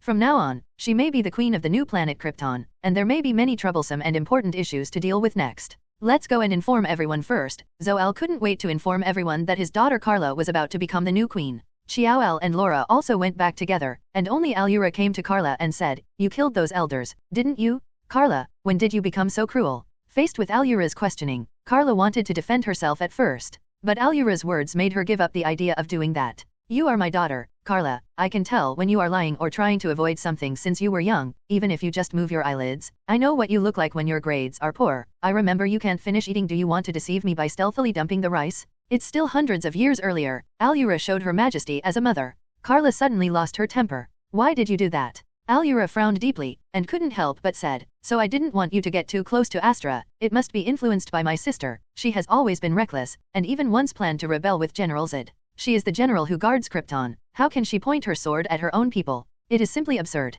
No, it's Mom. You are too rigid. Karla finally made a rebuttal. You clearly know that the elders still didn't care about the lives of our people when Krypton was destroyed. All they thought about was not to let anyone have a chance to escape. Krypton is dead. Dad and Uncle are right. All of you, including me, all people born from the code are defective. We were failed, and only Karl escaped the fate of becoming a Kryptonian slave. I'm starting to regret it now. Should I revive Krypton, or should I watch everyone become slaves to a planet again? Karla is no longer a child after all, although her soul is integrated with the soul of this world, even the memory is completely like his own. But Karla has grown up. She has lived on the Earth for 25 years, and once circled the Earth once and traveled all over the world. And Karla also expanded her knowledge in the universe, and even went to another universe. So when facing her mother regaining her confidence, she raised her own doubts. If the elders made preparations for the entire Kryptonian transfer sometime in advance, even if it was only 10 days in advance, how many people would survive? Only 5 million people? Mom, billions of people have died. Who can pay back this debt of blood? Karla reached out and grabbed Allura's hands, noticing that her mother's hands were trembling slightly. She is not as calm as she appears. It's not the fault of the elders, was all Allura could say. But they never thought of other ways to save our people, Karla sneered. With Krypton's technological level, even when Krypton is about to explode, all the people can leave, and at least 1/3 of them can survive. Even if it's only 1/10. That's definitely more than 10 million people can survive, and now, we only have 5 million people, Karla said at the end, her teeth itching with hatred. The reason why she killed those elders was not a personal enmity, let alone a personal grudge, but a real hatred from the entire race and civilization. The elders are the group of people with the highest status on Krypton, and they are also the ones with the greatest power and the most respected by people. Their decisions are like imperial decrees. It was because the elders disagreed with life and death that the Kryptonians should escape from their home planet ahead of time, that's why so many people died. If it wasn't for Brainiac, the stars would have perished. With only 3 or 2 people left, it is certainly impossible to count as the continuation of civilization. Unless Karl gets ruthless and activates his own life code. But after that, the Earth will be finished, the Earth will be transformed into a new Kryptonian, and then human genes will be replaced. It seems that human beings have transformed into Kryptonians. In fact, that is a wrong idea. The so-called human genes will be replaced, which means that human beings cannot adapt to the environment that suddenly becomes Krypton, and may be completely extinct. Then on the vacated Earth, the stars will be reborn. This is literally replaced across the board. Definitely neither Karla nor Karl would do that. So without Brainiac, Kryptonians would be completely extinct. So Karla always wanted to say thank you to Brainiac, but the other party didn't want to live in peace with Karla at all, and Karla broke in violently from the beginning. Brainiac's reason for saving Kandor City must have been well-intentioned. It's not that Allura doesn't understand these things. The reason why she was persuaded and compromised by Zo-Al in the end is because she knew that the elders and the council were corrupt, and she didn't expose Karla's actions. What she was shocked and concerned about was Karla's ruthlessness. How did you become like this? Karla, even if you don't kill them, you can use other methods. Allura raised her hand and caressed Karla's side face worriedly. How did my daughter become like this? Why? To be so brutal? Astra for sure. Karla felt unbelievable. This can also be applied to my aunt? She is your sister, mother. You are too much. It is actually myself. Karla wants to say that it is her own problem. She has seen the cold-blooded and ruthless nature world. For example, baboons will target the newborn deer and eat it alive. Hyenas do not hunt like lions or wolves because of their own bite force problems, and the living environment is full of various crises. Instead, they surround a target and attack from the weakest part of the opponent. That is the so-called dig out. Often when a hyena eats its prey, the prey is still alive and has been alive for a long time, but the hyena doesn't care about anything else, it just eats it into its stomach. Even black bears tend to eat live prey. So many people always talk about loving animals, but in fact, almost all human beings now eat food that is farmed, which is the most common, and most of it has been humanely killed. But what about animals? How many adults consume the buffalo, etc. that a lion eats in a year? Moreover, there are so many carnivorous animals in nature. How many wildebeest died in the mouth of crocodiles crossing the river during the most spectacular wildebeest migration, and how many died in the siege of lions? If you have never seen and experienced the truly cruel nature, you may always think that nature is the most beautiful, and even think that human beings are pests in nature. However, Li Zhao, how many people know that most woodpeckers are harmful birds, not beneficial birds, and some woodpeckers even specialize in attacking the eggs of other birds, and even the chicks that have been born. Woodpeckers do not eat meat, but it's cracking open the skull and sucking the brain. Karla's ferocious methods and ruthless personality are really developed by herself. She once lived with a lion group for a while, and before leaving, she hunted a buffalo herself, and that buffalo was a mother and her own child. There are too many. On the contrary, it is not in human society that Karla becomes like this, but in nature, where natural selection is the most direct manifestation. But Allura's words made Karla dismiss this idea. Because she said, if you want a child, you can give birth to it yourself. It's not that she doesn't have a husband. Really, what's the matter with always robbing my daughter? Well, she won't get involved in your lord's grievances. When Karla and Allura reunited with their mother and daughter, Brother Al returned to Kandor and sent a notice. The first is the news that the elders may have been killed by Brainiac, which caused the survivors to panic for a while. But right away, Zo-Al announced some good news. That is his daughter Karla is going to resurrect Krypton, and he's talking about building a new Krypton. Then there is Karla, who is going to turn the red giant who has entered the old age state into a golden son of menopause. Even after discussing with Jor-El and Zo-Al, they announced the secret passed down by the Al family, that is, Kryptonians can obtain Superman's power zone by absorbing the golden sun's rays. In other words, as long as Karla succeeds, all Kryptonians will become Superman by then. It just so happened that Allura received the news and asked Karla to take her to fly over the city and come to a square in the city in front of everyone. The people of the city have seen some of Karla's tricks before, and she saved the city and everyone. I don't know who started it first. The Kryptonians began to cheer for Karla, and the loud applause spread throughout the streets and alleys, resounding over the entire city of 593. The existence of Karla became the hope of these survivors. They were overwhelmed by the death of the elders, but after seeing Karla,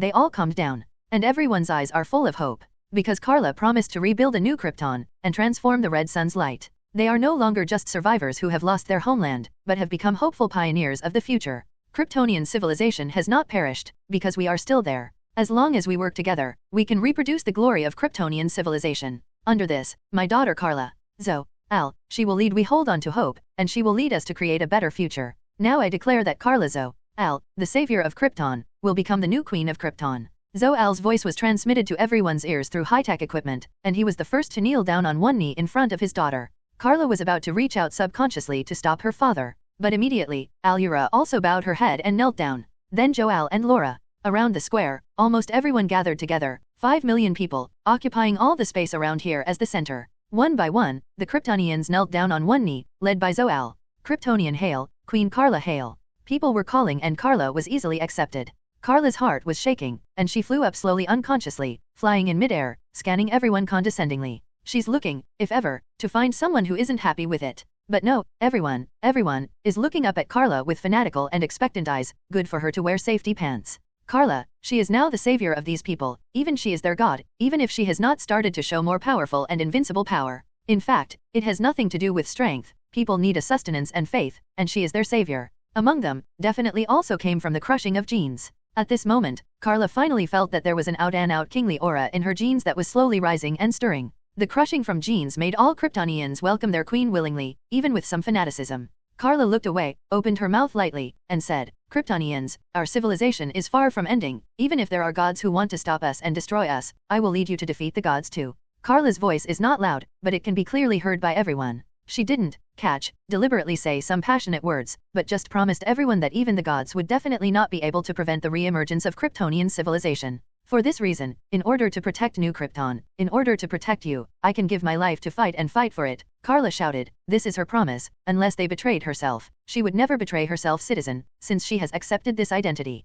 As the saying goes, if you want to wear the crown, you must bear the weight. Karla's previous resistance was not only because she didn't want to be an oppressor and ruler, but she also felt a heavy responsibility. But now that she has taken on, Karla will not evade her responsibility. Kryptonians, the new Kryptonian civilization, I, Karla Zo-Al, will be your queen from today onwards, and I will lead you to glory. Karla opened her hands in a gesture of acceptance. Queen Karla, Queen Karla, Queen Karla. At the moment, Karla has won unparalleled support and followers. Even if she says she is a god at this moment, people will firmly believe that she is a god. But Karla is not a god. Amid the cheers of everyone, Karla slowly fell back to her parents. Although the father of this cheating daughter plotted against Karla, she couldn't let her compatriots let her go, so Karla didn't have any psychological resistance. After all, we can't let everyone stay on Mago all the time. She is already an independent life, and we can't rebuild our home on her. So I'm going to rebuild Krypton now. Karla said hello to her parents, and then said fly again. Karla doesn't want to delay. One is that she can't always rely on MOGE, not to mention taking advantage of the high morale now. Karla will always do something practical, not to mention that this matter will not be completed sooner or later. So Karla came out of Mago's atmosphere, returned to the original trajectory of Krypton, and waved her hands to gather the fragments of Krypton as much as possible after the explosion. On Mago behind him, Krypton's high technology allows everyone to watch Karla's every move in a live broadcast, and see Karla's every move with their own eyes. When she gathers the fragments of Krypton, she also uses supervision to make a distinction, and removes all the kryptonite contained in it, puts it aside, and wraps it with the energy shield of the green light ring. Karla didn't destroy so many kryptonite. The reason is that kryptonite is not only the deadly weapon of Kryptonians themselves. What if they encounter other kryptonites as enemies in the future? It is also a weapon for their self-protection. Karla remembers that the Black Death Emperor once mentioned that apart from Karla and Karl, and these people in Kandor City, there seems to be survivors? Maybe it might be needed for a rainy day. Karla started rebuilding Krypton. Moreover, Karla is not only as simple as rebuilding Krypton, but also removes all kryptonite components. The reason why Kryptonians are just ordinary people on Krypton, just like we are just ordinary people on Earth, is that apart from the weakening from the red sun, the most important reason is the hazards of kryptonite radiation. On the contrary, the stronger gravity of Krypton has little effect, but it will make Krypton should be more stable. Perhaps this is also the reason why Krypton can maintain the high-tech consumption of Kryptonians for 100,000 years. Kryptonite not only weakens the strength of Kryptonians, but mainly contains harmful radioactive substances, which will threaten the lifespan and health of Kryptonians. Originally, the lifespan of Kryptonians is not too short, especially because Karla and Karl can soak in the powerful golden sunlight all year round, which makes them age very slowly. Karla is hardly aging anymore now. One is that Karla is more powerful, because she is 10 years older than Karl, and has been on the surface and core of the sun for 5 years. In addition, the Hulun ring is the biggest influence, and Karla can already be said to have an endless lifespan. Not to mention she is also the queen of the quantum realm. In short, it is enough to know that Karla is very strong now. In fact, Karla is also the first time to create a planet with life. After all, there is still a big difference between a fixed star and a planet, even though she had created a fixed star before the Wall of Origin. But don't forget the existence of Mago. Mago is just a young planet full of vitality. If compared with the Earth, it may still be a little sister. Therefore, when Karla first approached Mago, she already thought that she could learn from Mago's composition. Definitely, she didn't want to create another Mago, but a planet full of vitality and vitality. After all, she had already thought of creating a new Krypton when she was on OUA. It's just that the relationship with Mago was not bad later. This is a gentle child. So, if Karla encounters any troubles when creating the new planet Krypton, she can just turn her head and look at Mago. Even Karla's supervision can see any corner of the universe, so it can also learn from the Earth. The Earth is also a planet with strong vitality, and it is very suitable for land-seeing people to survive. You can also see other planets in the universe, including Krypton in the past. Karla has also seen it before, and can open the long river of time to observe it with her own eyes at any time. She seems to exist at any point in the timeline now. Every minute and every second can be the present for her, but only the future picture Karla does not observe. The reason has already been said. She doesn't want to make her future life boring. If you knew what was going to happen every minute and every second, wouldn't it be as if everything was done step by step, and everything was performed according to the script? Some people may say that you can also make changes, but when your thoughts make changes, the corresponding future will also change. And when you can see the future, it is inevitable that you will choose an easy future for yourself. This may be the so-called instinct to avoid evil and seek good fortune. But if he lives a step-by-step life, he will inevitably become the second Dr. Manhattan. It is precisely because he lost his chance to choose that he gradually loses his humanity and even loses interest in the world. While thinking about these things, Karla continued to reorganize and build the new Fasan. She knew that Kandor City behind her was live broadcasting the whole process, and now it was not just what happened to the Al family, but the survivors of the entire Krypton planet, more than 5 million people, needed to witness this moment with their own eyes. They needed renewed hope for a new life and a future, which is why they accepted Karla as their queen so easily. And now, their queen is about to bring them a new home. Finally, in one day, Karla completed the reconstruction of the new Krypton. The file size of the new Krypton is still the same as before, about 3 to 5 times that of the Earth. In terms of gravity, the new Krypton must reach 5 times the gravity of the Earth. In addition, this is a newborn planet. Instead of returning the destroyed Krypton back to its previous state, Karla created a completely new one, and the deadly kryptonite was completely removed. The new home still maintains the original ecology. Karla created all kinds of lakes and seas, and also created a variety of fruits, vegetables, and other foods and grains, as well as many plants such as flowers and trees that are not very useful. There are also creatures. Karla sowed the seeds of life in the sea, mountains, and rivers. She created proteins and single cells, and accelerated the speed of evolution, resulting in the emergence of various creatures in seawater and rivers, in mountains and plains. Various animals also began to appear. Everything is going smooth. Legend has it that it took 7 days for the gods to create the world, but Karla didn't need a single day. There is enough fertile land, rich natural resources, and the air that makes people feel like spring breeze, and all of them. Zero looking for flowers. Cheers came from the city of Kandor. Even Kryptonians haven't seen this before, right? Karla turned around again, not in a hurry to transfer Kandor City now, but turned her head and went straight to the red giant not far away. It is not far away, but it is actually farther than the distance from the Earth to the Sun. After all, the red giant star is much larger than the Sun. If the distance is not enough, Krypton will already be in danger of being swallowed. That is not far away compared to Karla. She has already come in front of the red giant star in an instant. That is a gigantic fixed star countless times larger than the Sun, and it is no exaggeration to say that it may be more than tens of thousands of times larger than the Sun. Because when the fixed star transforms into a red giant star, its mass will also expand countless times compared to the original mass. So even if the original file size is about the same, there is a big gap now. Karla thought for a while, but did not change the file size and quality of the red giant, because if the distance from fixed star is too far, the temperature on New Krypton will drop a lot, and maybe an ice age will usher in. Karla doesn't want to turn her new star into a hockey puck. Sun, actually you can't call it the sun, but Karla is used to it. Regenerate your vitality, and rebloom your dazzling golden brilliance. Karla pretended to read a passage, but in fact there was no need to do so. Because Karla didn't want to recreate the fixed star, so now she just uses the blue light ring to emit boundless blue light to completely wrap the red giant star. The blue light ring possesses the power to revive the vanished fixed star, not to mention only transforming the state of the red giant star back to its youthful state. As Karla's immeasurable and terrifying power came into play, the brilliance of the red giant star began to change, from red back to golden little by little, until finally it was completely indistinguishable from the sun of the solar system. As Karla retracted the energy cover of the blue light ring, when the golden sun's rays fell on Mago's Kandor City, all Kryptonians couldn't help raising their heads bathed in ample sun. In an instant, all 5 million Kryptonians began to ascend, an invincible army was forming, and they were finally Karla's, and after seeing their queen accomplish it all, they were absolutely devoted to her. It is no exaggeration to say that even if Karla asks them all to sacrifice their lives now, they will show no hesitation.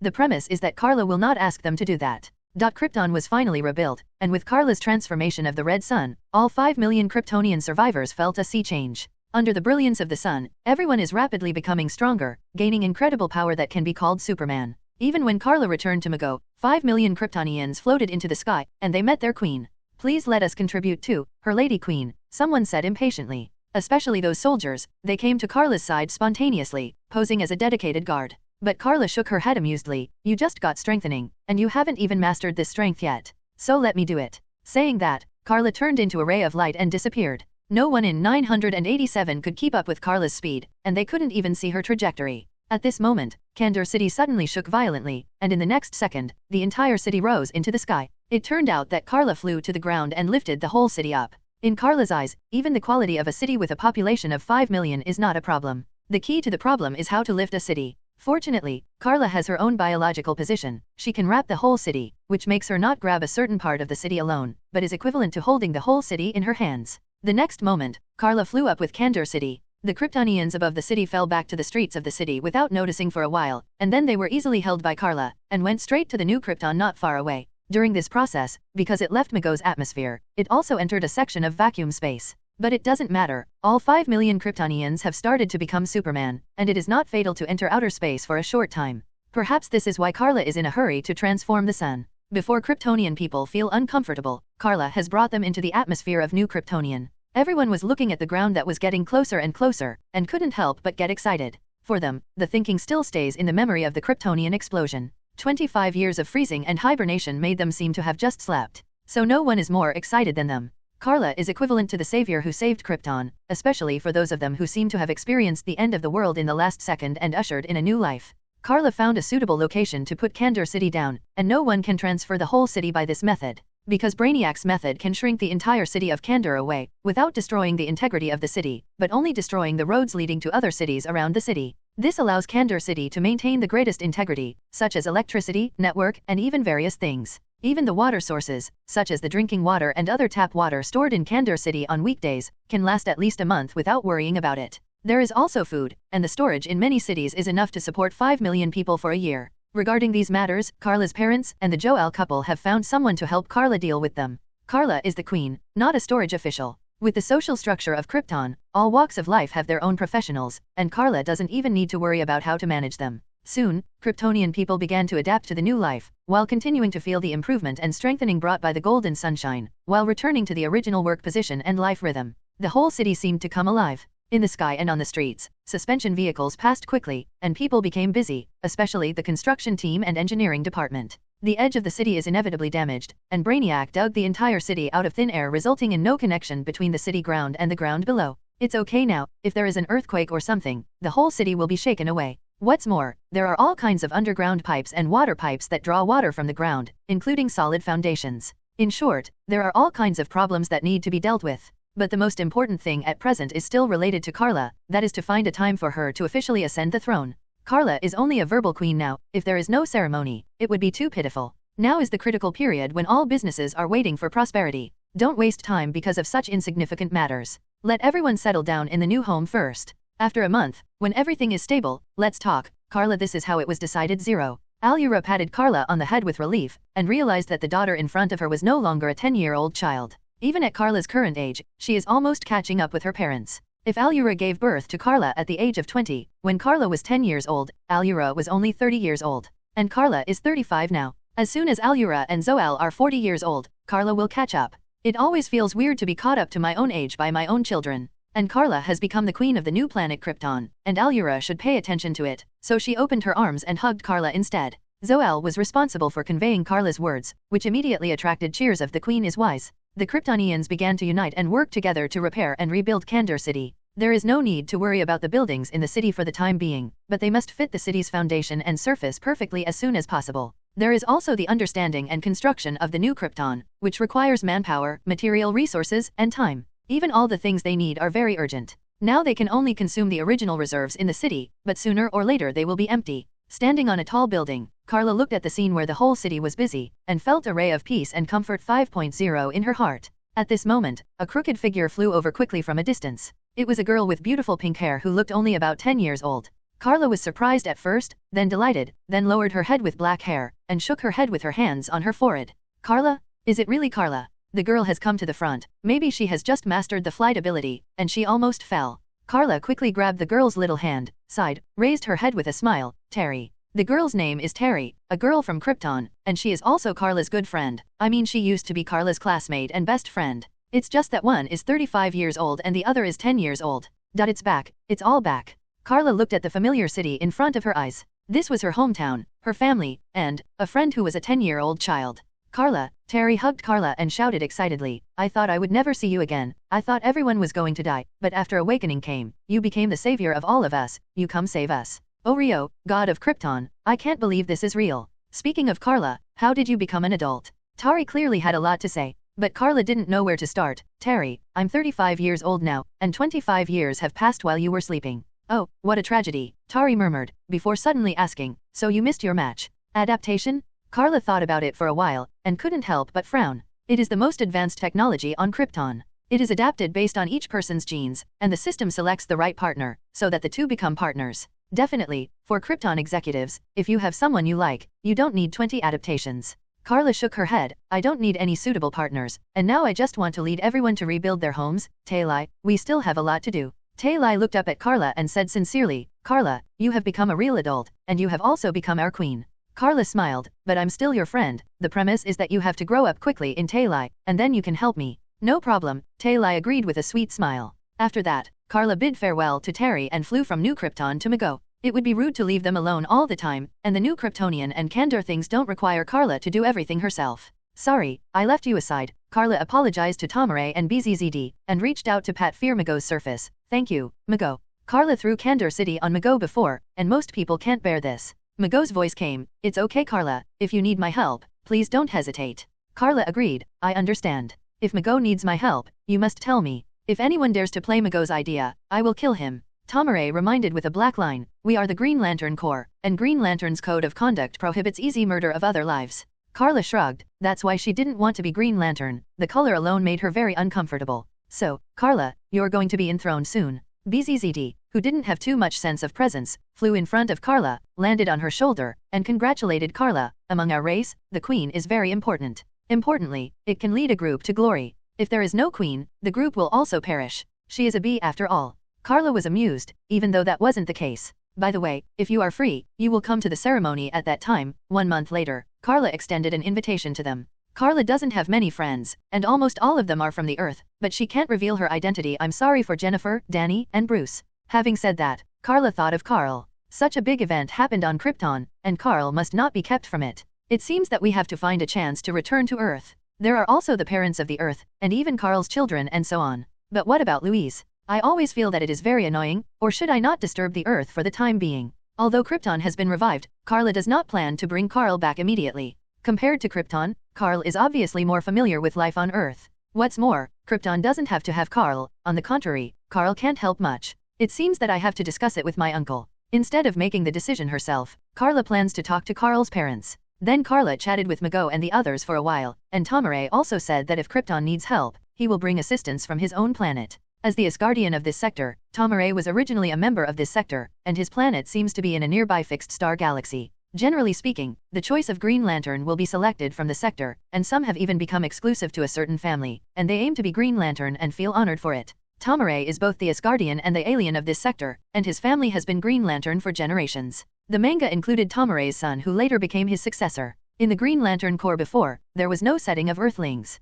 Rahul Jordan was the first Earthling to become a Green Lantern. In fact, there was a setting in which Li Zhong, a Tang Dynasty man, became a Green Lantern. Sometimes Karla thinks, the Green Lantern Corps isn't great, but it's a big deal. Who do you look down on? If you look down on others, who can look down on you? Although the Kryptonians also became Green Lanterns at the beginning, they almost all gave up later, and only one Kryptonian continued to go to the Apocalypse sector as a Green Lantern in order to repay OUA planet. And that was the time when the Green Lantern Corps was at its peak. Except for the 243 Kryptonian Green Lantern, the sector of Apocalypse no longer belonged to the little blue people. No wonder the Asgardians have always wanted to win over Karla to become the official Green Lantern. With her originally powerful power and the holder of the 10-lamp ring, if it were her, she would definitely shock Xiat Yan. Too bad Karla wasn't fooled. Tomare, Mago, and BZZD all promised Karla when they left, and if they were fine by then, they would definitely come to Karla's enthronement ceremony. Tomare also explained to Karla in advance, I will report to the Asgardians about the new Kryptonian matter, and even the fact that you will lead and restrain the Kryptonians as the new Kryptonian queen.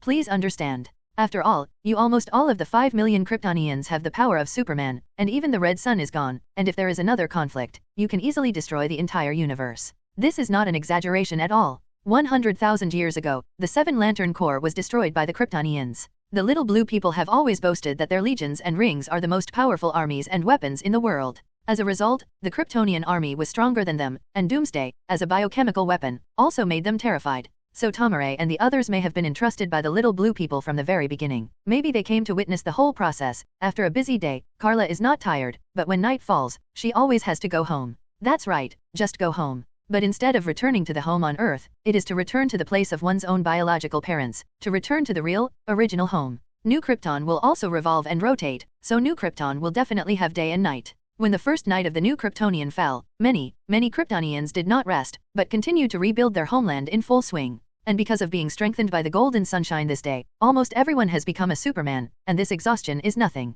It is also because as the strength and speed become stronger and stronger, it becomes easier and easier to work. Including Krypton's original high-tech also makes work easier. Karla predicts that within a month, Kandor City will be completely stabilized and return to its original life. In front of a tall tower, Karla slowly flew over, and finally stopped outside the window. Through the transparent glass, Karla saw the situation inside. The two families of the Al family got together and were busy at Karla's house. Alura and Laura are busy preparing dinner in the kitchen, and brother Al is discussing the work of the day and the next arrangement in the living room. The 4 people in the room at the moment can be said to be the peak of power under Queen Karla. If Karla hadn't been chosen as queen, the 4 of them would have become members of the new Council of Elders, but they didn't do that because they all knew that the corruption of the Council of Elders was not suitable for the new Kryptonian. Miss Karla, at this moment, a small intelligent machine came to Karla and said to Karla, your mother, Alura, the presiding judge asked you why you didn't go home but stayed outside. With Krypton's high-tech, almost every household has its own smart butler, which can help the owner complete the most basic management of daily life.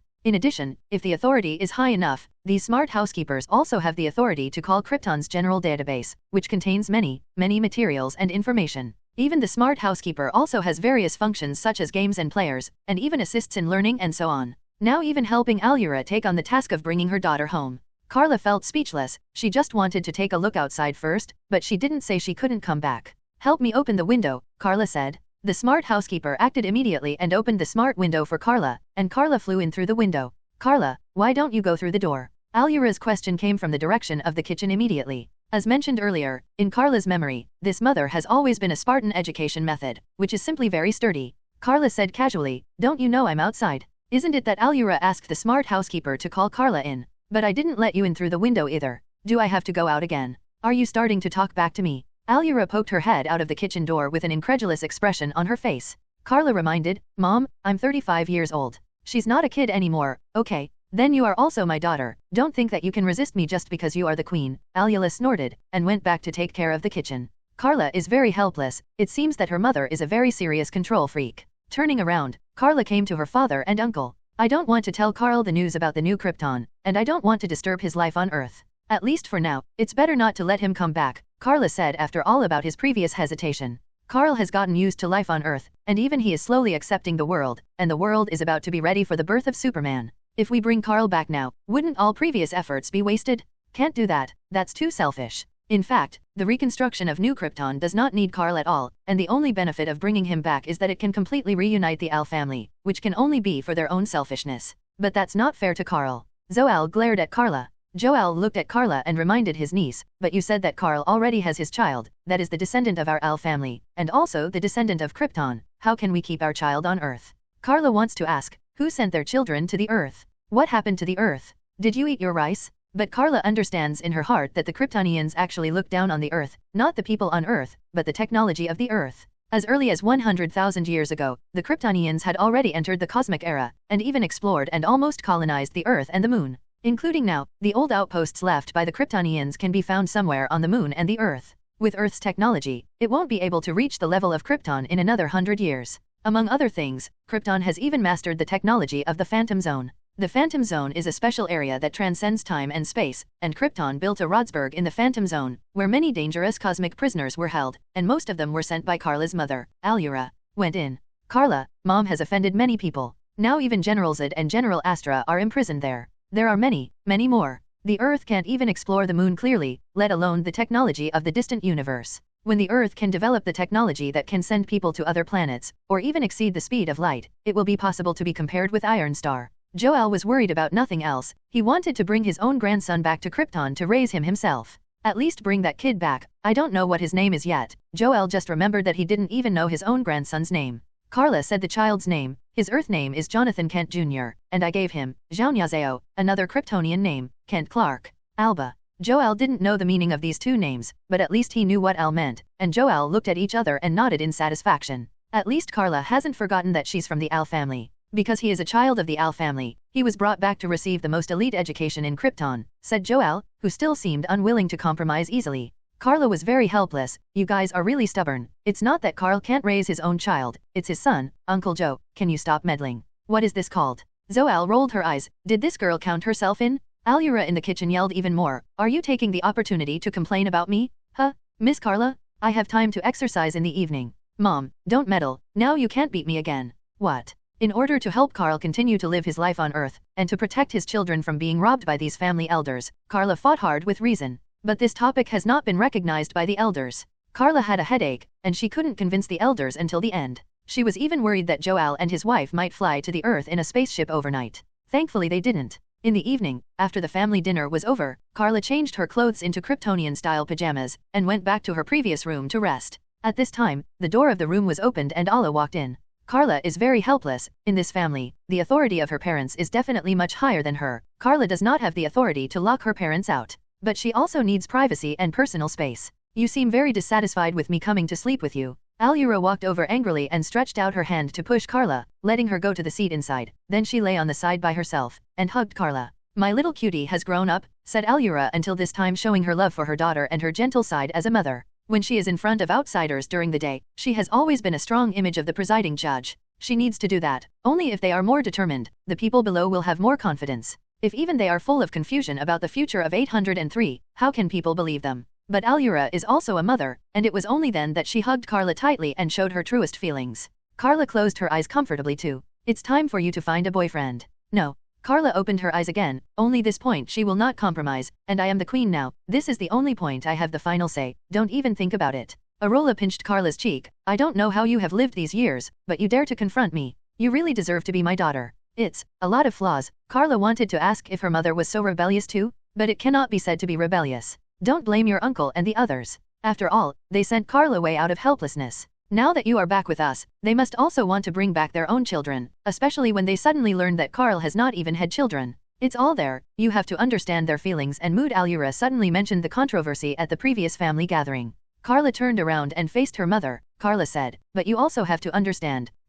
Karl was sent away from birth. He grew up on the Earth. He has parents on the Earth. His parents. He has grown up on the Earth for his entire life. It is unfair and irresponsible to rush in and disrupt his life. Instead of being angry, Allura smiled and reached out to help Karla straighten the hair that ran to her face, and sighed. You really have grown up, Karla. She has been sighing with emotion, because what she experienced today is too unimaginable. Allura was far less calm than she appeared. Okay, go to bed. There are still many things to do tomorrow. The mother and daughter hugged each other and fell asleep after chatting for some night time. Poor Zo-Al. Waking up early the next morning, Karla originally planned to put on her original battlesuit. But Karla found that her battlesuit had been packed away by her mother. Why? Karla was baffled by the clothes belonging to her mother that Allura threw casually. You haven't completed the assessment yet, Karla, so you are not qualified to wear the family's battlesuit, Allura said, returning to the state of the strict mother. Dad. Karla turned to Zo-Al. You gave me the battlesuit, right? Zo-Al shrugged, and brought a cup of hot drink to Karla's hand. You still don't know your mother's stubbornness? I think you should follow her wishes and find time to pass the Al family's assessment.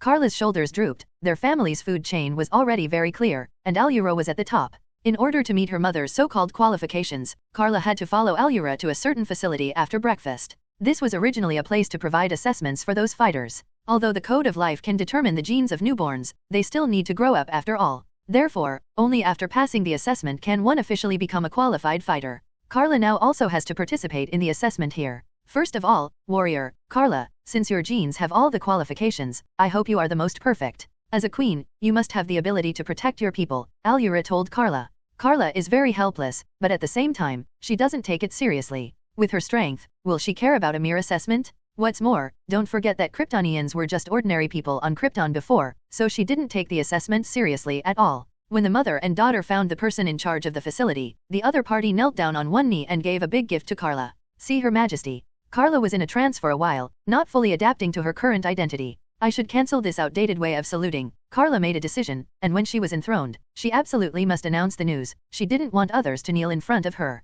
Actually, it didn't exist at all. The person in charge of the facility stood up and explained after hearing Karla's words, this is the spontaneous behavior of all of us. You are not only the queen, but also the savior of everyone. You even rebuilt Krypton. You have transformed our sun. You are not only your majesty the queen, but also our new god. God Rui-O-U, we have not abandoned or betrayed you, but Queen Karla has become our new faith. Karla covered her face with her hands, so ashamed. Say no more. After Allura explained the purpose of coming, the man stopped praising and allegiance to Karla, and brought the mother and daughter to a special room. Actually, Her Majesty doesn't need to be assessed anymore. Everyone has seen Her Majesty's strength. Besides, Her Majesty is not a fighter. I think this is a bit redundant, even that person said. Karla looked at her mother triumphantly. As a result, Allura said decisively, even if she is the queen, I am also her mother, and I have the final say. Well, you are the mother, you are the sky, you are the biggest. Karla sighed helplessly, trouble dead. The person in charge could only shrug his shoulders helplessly, and while instructing Karla to lie on a bed, he turned on some settings.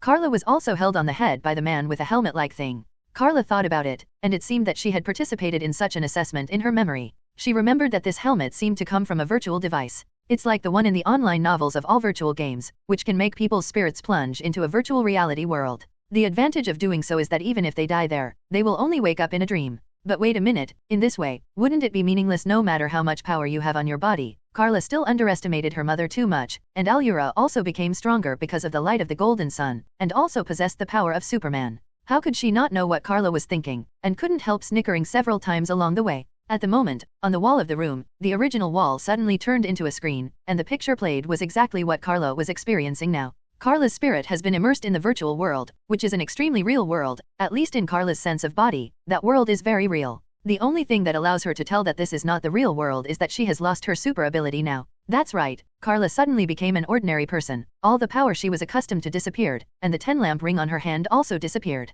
The control over the prince's domain seems to be still there. For some reason, she is the only one who can use the power of the quantum realm. Maybe even this virtual reality world cannot escape the connection with the quantum realm. So even if Karla loses her Superman power and 10-lamp ring now, she is still the queen of the quantum realm. Regarding this point, Allura still miscalculated. She thought she knew her daughter's strength, but Karla had lived alone for 25 years after all. What's here? Karla began to look around, and after getting used to this world, she calmed down.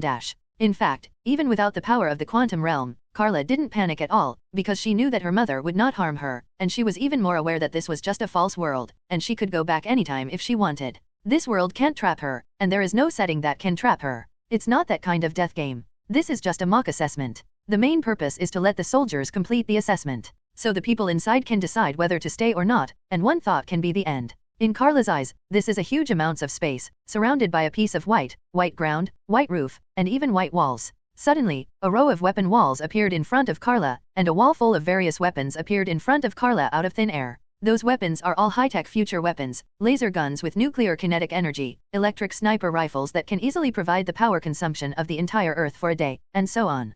Karla has the knowledge of these guns in her memory, but because it has been too long, she is not very clear about how these weapons are operated. In the end, Karla focused her eyes on the two flashlight-like things hanging beside her, and chose them decisively. Buzz. In Karla's hands, two dazzling blue flames suddenly appeared from the front of the two torches. It turned out that this was a laser sword, and what it radiated was not flames, but some kind of special energy with terrifying power. Are you sure you want to fight with this weapon? Allura's voice suddenly sounded in the room. Karla nodded. That's it. As Karla confirmed the weapon wall in front of her disappeared again. The next step should be the formal examination, right? Karla held the laser sword in both hands, making a defensive posture. As a result, in the next moment, Allura's figure appeared in front of Karla. Isn't it? Karla felt powerless. Does Mom really want to clean herself up? Allura's voice came in. Karla, that's not me. Look clearly, it's your Aunt Astra. Allura and General Astra are twins, and sometimes even the family can't tell the difference between them. But for Karla, it was recognized quickly. At the same time, the image of General Astra also spoke, Examiner Karla Zo-Al, I am your chief examiner, General Astra. Next, you will face the potential enemies and dangers of Krypton. I hope you can pass the assessment smoothly and become the force to protect the people of Krypton. Then, the image of General Astra simulates the image of a spaceship with huge amounts of Rodsberg in front of Karla, which is the prison made by the Kryptonians in the Phantom Zone. There is no death penalty in the laws of Krypton, so the biggest punishment is exile to Roseburg. And this prison was developed by Karla's mother Alura, who designed the spaceship, and almost everyone in it was judged by Alura. Definitely also includes General Astra, Karla's aunt, who is also Alura's sister. Karla subconsciously turned her head and glanced, as if she could feel that Alura was watching everything she experienced from her own perspective. There was a look of sadness in Alura's eyes. The younger sister's voice and smile are still in front of her eyes, but the real General Astra has already been sent into the Phantom Zone by her own hands. Zero looking for flowers. Karla also felt a bit unnatural urged, hurry up and start. This General Astra is just an image, because before the demise of Krypton, there is no time to replace the images of other generals, and it has nothing to do with General Astra himself, just use the image of the general himself.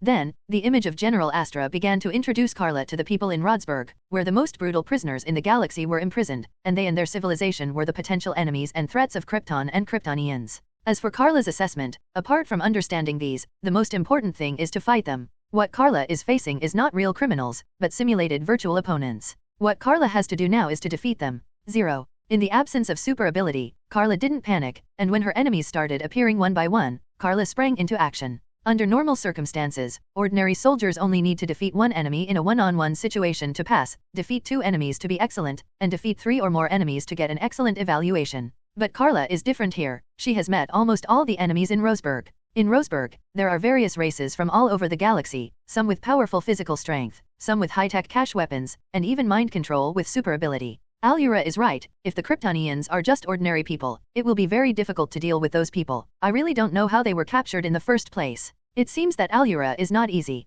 Now that Karla faces these difficult enemies, she does not use the power of her quantum field, but only fights with the power she can use now. When Karla encounters an opponent with advanced weapons, she will use the laser sword to knock down the enemy's attack with the reaction speed of Planck time, and then quickly kill the enemy and make a fatal attack. When Karla meets those opponents with strong physique, it is easier to start melee combat, and she can always find the enemy's weakness to attack. Only the guy with mind control is kind of hard to deal with.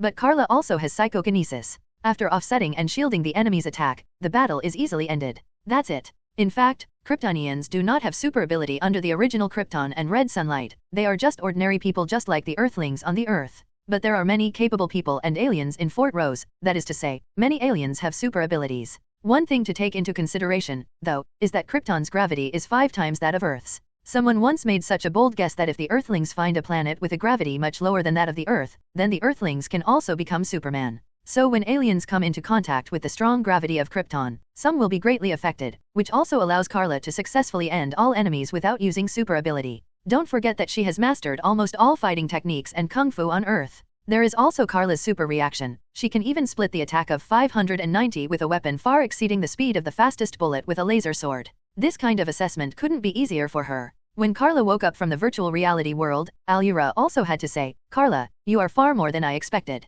If your aunt sees it, she will definitely recruit you into it without any hesitation. Her army. In fact, the relationship between Alura and Astra is not as strange as she makes it out to be. Maybe we can release her, Karla suggested suddenly. But Alura shook her head and refused to talk about this topic. Because General Astra and General Zod committed the same crime, as the 2 highest-ranking generals on Krypton, they turned the sword that should have protected the people at their own people. That is an unforgivable crime. Even if General Astra was stopped in advance, it would be enough to sentence him to decades of exile. General Zod and his group were even exiled for up to 300 years. Alright Karla, as long as you complete the next assessment, you will be eligible to wear that battle suit, and besides that, I will give you a car. Alura began to play tricks to deal with children. Go deal with Karla. Karla said in her heart that I am not a child anymore, okay, but think about those handsome suspension cars, well, it smells good. Next, Karla also conducted a knowledge assessment. It seems that Alura really treats her as almighty. And along the way, whenever someone meets Karla, they will willingly kneel down on one knee and salute Karla with the highest etiquette.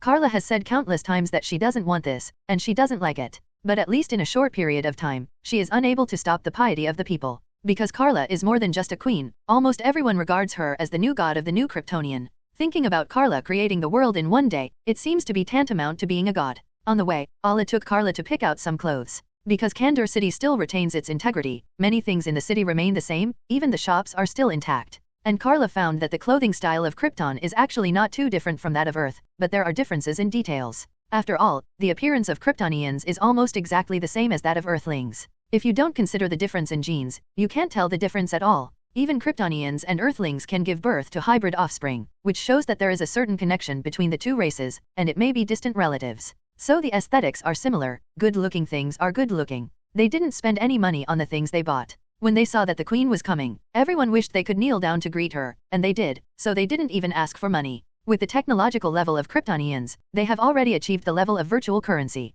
Al-Ura originally wanted to pay, but was rejected by the store owner with all his strength, so he had to give up. Taking time out, Al-Ura took Karla to get a smart butler that belonged to her. It was a small thing like a mirror. It can be used as a projector to communicate with others, and it can also be used as a projector to play movies, and Karla can also use it to retrieve information about Curry, etc. Including when Karla has her own home in the future, it can help manage all the smart devices at home. For example, command the intelligent sanitation robot to clean the room, adjust the indoor temperature at any time, monitor the food in the refrigerator at any time, and pay attention to whether Karla is sleeping late or not. 0. What's the last one? Karla expressed dissatisfaction with her mother, saying that she was no longer a child and was still sleeping late. Al-Ura just laughed. She still doesn't understand her daughter? Karla is very embarrassed. Sleeping late has nothing to do with age. Who doesn't want to sleep until they wake up naturally every morning? In this way, the mother and daughter acted together for a day, and Karla later realized that the mother just wanted to get closer to her. So Karla also joined in getting more and more relaxed with her mother. In the following month, many changes took place in Kandor City. With the joint efforts of more than 5 million people in the city, first of all, the city and the surface finally fit together perfectly. It is no longer just like putting a building block on the ground, the two have no connection. The current Kandor City seems to have been established here from the beginning, with an unbreakable foundation. There are also all kinds of equipment underground in the city, all of which have been completed. The city's drinking water and tap water have also been solved, because it is a new planet, so the water source does not have to worry about pollution, it can be drunk directly, and it is even very sweet. This really solves a lot of trouble, and there is no need to consider the method of water purification for the time being. In addition to the construction of the city, those Kryptonians who are responsible for the work of the farmers have also planned the surroundings of the city. With their current strength, they have easily opened up dozens of huge amounts of farms. This is a new Kryptonian planet with a primitive ecological state of 4.5. The city and population are only in Kandor City. They don't have to worry about food. Before the food reserves run out, the farms planted can replace the food they need. In addition, the soldiers also explored the entire new Krypton, and brought back animals that could be kept in captivity. Not only agriculture, but even animal husbandry were developed. There is also a nearby lake, which has now become a fish pond for the Langsing people. In short, everything is developing in a good direction, and the physique of people on Krypton is getting stronger and stronger. Karla is not worried that someone will betray her, even if there is no allegiance to her in her genes. Karla is now the only true god of New Krypton, and she will be deified by her own people. What's more, no matter how strong Kryptonians become, they are still not as strong as Karla. Karla just doesn't worry at all. A month later, the survivors of Krypton have recovered their original life trajectory. And in this month, the reconstruction work of Kandor City has been completed, as well as various other tasks. It's time for a formal coronation ceremony for Karla. In such a long time, the Kryptonians have completely accepted their queen. If it is another civilization, there may be some hidden dangers to some extent. But Kryptonians will not, at least in this generation. Kryptonians still have to obey the influence of the code of life in their genes. So they are extremely loyal to Karla, not to mention Karla is their savior. In the most central area of Kandor City, there was originally a large-scale square, and a royal palace was built in at the moment. According to Karla's wishes, the scale of the palace is not large, it looks like an ordinary villa. This is because Karla doesn't want to be too dramatic, and she doesn't plan to live here forever. Except for necessary regular meetings or when something needs to be announced, she will work here, otherwise she prefers to live at home. Karla from at the moment was wearing a blue dress. She originally wanted to wear her own battle suit to attend the enthronement ceremony, but was rejected by Al-Ura. In the end, she could only choose this dress according to her mother's wishes, but she chose the color herself. Like Al-Ura, both mother and daughter like blue. But in order to highlight Karla, Al-Ura who is with Karla specially chose other colors. Escorted by 2 teams of guards on the left and right, and accompanied by Al-Ura, Karla walked from the empty street. The surrounding area has long been besieged by Kryptonians, and even the sky is full of people who came to watch the ceremony. A total of more than 5 million Kryptonians put aside everything today to witness the enthronement ceremony of their queen. Karla looked to the distance ahead. In front of the royal palace, the remaining officials from various Kryptonian departments were all waiting outside. There are also a few outsiders, Green Lantern who is close to Karla, Tomare, BZZD, Hal Jordan, and Mago who has been shrunk countless times specially. Hal is the only person on Earth. Karla didn't inform her friends after all, she didn't want to reveal her true identity. Mago's diameter is now only 1 file size, which allows her to participate. Even a couple of Asgardians showed up to save face. With all the eyes on her, Karla came to the palace. One on the left and one on the right. Jor-El and Zo-El came to Karla, looked at each other, then lifted two things together, and knelt down and raised their hands in front of Karla worriedly. Zo-El is holding a crown, and Jor-El is holding a scepter. The crown symbolizes the throne, and the scepter symbolizes that from now on, the power of Krypton will be concentrated in the hands of Karla, and the power of Krypton will no longer be jointly controlled by the elders. Karla stood there without moving, while Allura on the side stepped forward to pick up the crown for Karla to wear on top of her head. Laura also came out from behind Jor-El, took the scepter and handed it to Karla.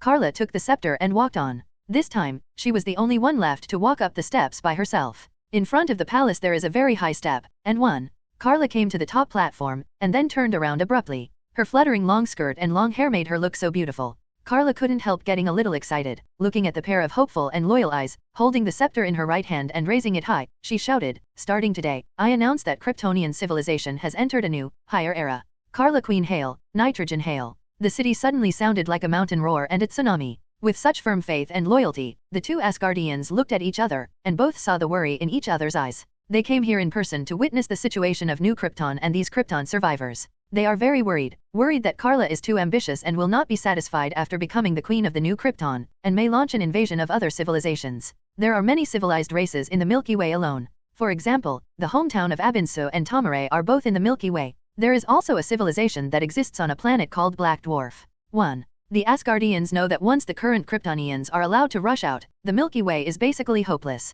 Especially for Karla now, if 2/3 of the 3,600 Green Lanterns could still see Darkseid after they died, then on Krypton, even if all the Green Lanterns were accounted for here, they wouldn't be able to see it. To Karla, starting today, the most powerful army in the universe has changed its name. Facing an army of 5 million Superman, who dares to fight? Who can fight? When Karla put on the crown, held up the scepter, and stood there to be cheered by the people, she officially became the new queen of Krypton and Kryptonians. She was only a verbal queen before, but now, she is a real queen. "Now I want to announce some of the most important laws," Karla said again. Her voice overwhelmed everyone, and the Kryptonians immediately fell silent, waiting for their queen to say the first thing after she ascended the throne. First, Krypton has since abolished the laws of genes and the code of life. We must regain respect for life. We no longer need to use the code of life to determine the future of our children. From now on, everyone must manage your love crystallization with their lovers, and all children in 617 must be born naturally. Karla's first article shocked all Kryptonians, which almost fundamentally rejected the history of the past 100,000 years.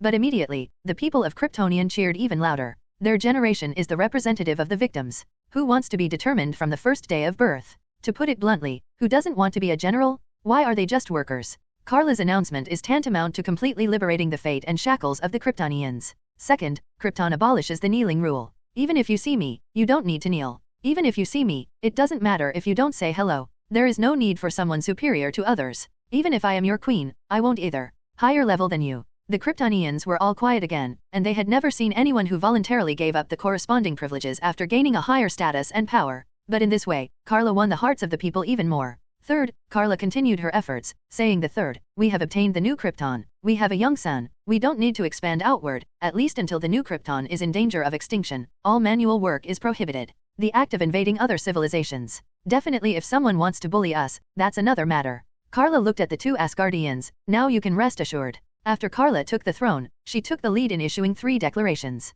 First, she chose to release the genetic shackles of all Kryptonians. The code of life seems to help Kryptonians choose a more suitable and secure society. However, the code of life deprives fairness. Human nature should not be determined from the very beginning. Even if a person wants to be a bad person, that is his own decision and freedom. Definitely, the bad guys will be punished, there's no doubt about it. And the second, Karla has given justice. Everyone is equal, including herself. Even if she is the queen of the new Krypton, she will not have any privileges. The third is to assure Asgardian and all neighbors that the new Krypton has enough resources, so the Kryptonians will not expand outward, nor will they invade other civilizations and planets. The premise is that no one will come to endanger the safety of Krypton, otherwise they can't guarantee it. These decisions were made by Karla herself. She never planned to be the queen from the beginning. If she hadn't been responsible for these people, she might have left after rebuilding Krypton. She also has a home, family, and friends on the Earth. She spent most of her life on the Earth. The first 10 years were on Krypton, but the next 20 years were on the Earth. There are 5 years on the Sun. At most, she will persuade her parents to accompany her to move to the Earth to settle down.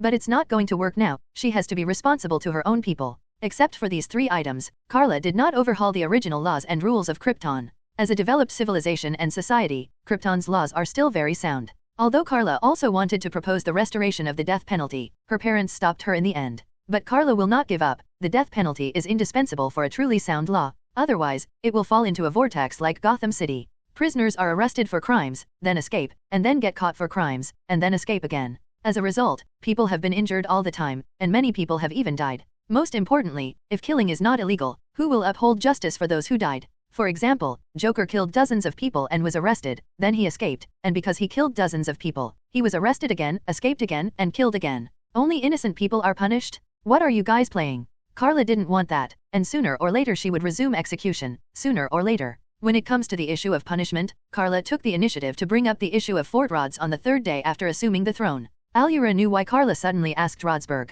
She wanted to ask about General Astra and her favorite aunt. Karla, I was actually going to tell you, Alura said with a serious expression. Karla had a bad premonition. Could it be something happened to Roseburg? Alura shook her head. Or is something wrong with my aunt? Alura shook her head again. What's the matter, Mom? Karla couldn't figure it out. Since Rodsburg and her aunt were fine, why did her mother have such an expression? As if something happened. Alura sighed. They escaped. I got the news that it should be half a year ago that Roseburg was transformed into a spaceship, and then they escaped from the Phantom Zone, until now don't know whereabouts yet. It turned out that when Karla was still on the sun, great changes had taken place in Fort Rods, and the people inside turned the prison that was used to imprison them into a spaceship and escaped. After all, Rodsburg originally came from a spaceship. That's great, cough cough cough, Karla almost leaked, and coughed dryly, then we have to investigate their whereabouts as soon as possible. Alura gave her daughter a funny look, and said, I know how to do it. Anyway, Astra and General Zod's original purpose of action was to save Krypton. If their thinking has improved, it's okay, it's not that we can't bring them back.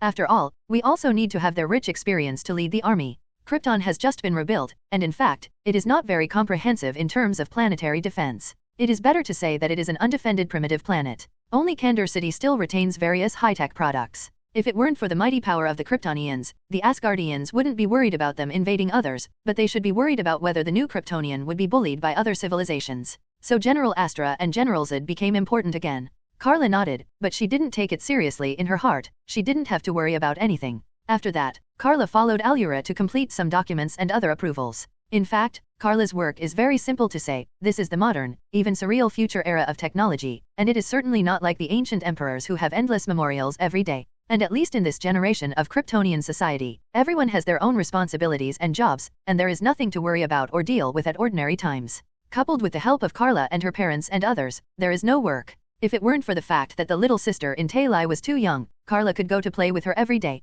Terry and Karla used to be the same age, and they went to school together, and the relationship between the two adults is also good, so they have been good friends since childhood. It's just that a lot of things happened in it, and she and Karla are too old to play together again. Although Terry will still come to Karla. Just when Karla was thinking about finding a chance to go back to Earth because of her increasingly boring life, suddenly, Karla's green light ring flickered. Karla, Mago's voice sounded, and said with a little panic, come and help me, BZZD. She was attacked. It was the Yellow Lantern. Sinestro betrayed the Legion, and he formed the Yellow Lantern Corps Fire. Karla was taken aback. She had heard that Sinestro had left, the Lihao, before, but she didn't expect that he actually established the Yellow Lantern Corps. By the way, didn't that guy get a yellow light ring? Karla remembered that when she went to OA for the first time, she happened to bump into Sinestro taking the yellow light ring from the Asgardians, and she had taunted at that time. Those damn little blue people knew they were unreliable, so they really wouldn't be reconciled until something happened, wouldn't they? What makes Karla more concerned is the Yellow Lantern Corps. Could it be that Parallax is dishonest again? Mago, where are you now? I'll go there right away. Karla hurriedly asked Mago's location. MOGE was also unambiguous, and immediately sent a piece of coordinate information. Karla stood up to leave. Wait a minute, Alura hurriedly grabbed Karla, and before Karla could speak, Alula said, don't forget that you are the queen now, even if you go to rescue your friend, you must bring your army with you. Go let the universe see the history of the Kryptonians. In the void of the universe, there is a planet, a green planet that is flying fast. If it is just an ordinary planet, it will definitely not be able to reach this speed, and ordinary planets will have their own trajectory, and generally they will not easily leave their own trajectory. Obviously this is not an ordinary planet, because she is Mago, which is a planet with self-awareness. She is also a Green Lantern of the Green Lantern Corps. Originally, Mago was a brave and gentle good girl, but now she looks more like running away. Because behind Mago, there is a team of people wearing yellow battle suits, each with menacing eyes, chasing him. The leader was the original Sinestro, but he was no longer Green Lantern, but a Yellow Lantern warrior wearing a yellow battlesuit. In the years since he left the Green Lantern Corps, Sinestro has gathered his own team from nowhere. And now, the reason why he suddenly led the team to attack Mago was not without reason. As a planet, Mago's power of thought can be said to be one of the best. Even Sinestro is very concerned about Mago's strength. Sinestro is not chasing and killing Mago, in fact, he wants to win Mago over. If 860 Mago can become a member of the Yellow Lantern Corps, it will definitely make the Yellow Lantern Corps' Liwang stronger. He needs this power. Surround her, don't let her escape, Sinestro shouted, commanding his men to block Mago by taking advantage of the large number of people. Sinestro succeeds, with a female Yellow Lantern blocking Mago's escape route. Her name is Jor-El, and she is the only woman in the Yellow Lantern Corps. I saw that she has almost the same appearance as a human being, except that her eyes are all black, even the whites of her eyes are black. Besides, she has no lips, but a mouthful of horribly sharp teeth. She is some alien who always eats only meat, and I don't know where Sinestro got it. I saw that the yellow light ring on Jor-El's hand suddenly shone brightly, and then 3 terrifying beasts appeared around her. The yellow light ring is similar to the green light ring, which can manifest energy into what the user wants to form a barrier, weapon, or prop. Its holders often have a strong personal touch. For example, some people are good at creating nightmare-like mythical monsters and wounding scenes, and some are shaped by the breeders of fierce beasts to create a herd of beasts that they have grown into since childhood. Jor-El is like this. Those 3 scary monsters are like Jor-El's family or clan, although she is not actually a member of the monsters. And Sinestro himself is better at creating cold weapons such as tomahawks and putting them into close combat in person. Karla Zo-Al glanced at Mago's file size, and the 3 huge monsters around him also began to increase rapidly, and finally all reached almost the same file size as Mago, and then opened their bloody mouths to use Mago as food eat up. Mog was startled, and immediately wanted to go around. But the left and right were also blocked by other yellow light fighters. Sinestro's Yellow Lantern Corps is also full of talents. Among them is not only a big guy named Kal-El, that is a terrifying savage monster, especially Disporis. Disporis is a virus from the 119th sector of the universe. On a planet, scientists here wanted to develop a new type of virus as a biological weapon, so they constantly iterated the virus, but they did not expect that the super virus Disporis finally produced had its own feelings. Then Disporis went on a rampage across his planet, killing almost everyone. Later it was selected by Sinestro's Yellow Lantern Corps and became one of them. As a virus, Disporis originally only has a file size of dust, but don't underestimate Disporis because of this. In fact, it is Sinestro's biggest killer to subdue Mago. For example, at the moment, in fact, Disporis has sneaked into the surface of Mago silently, and has begun to infect CABG from the atmosphere.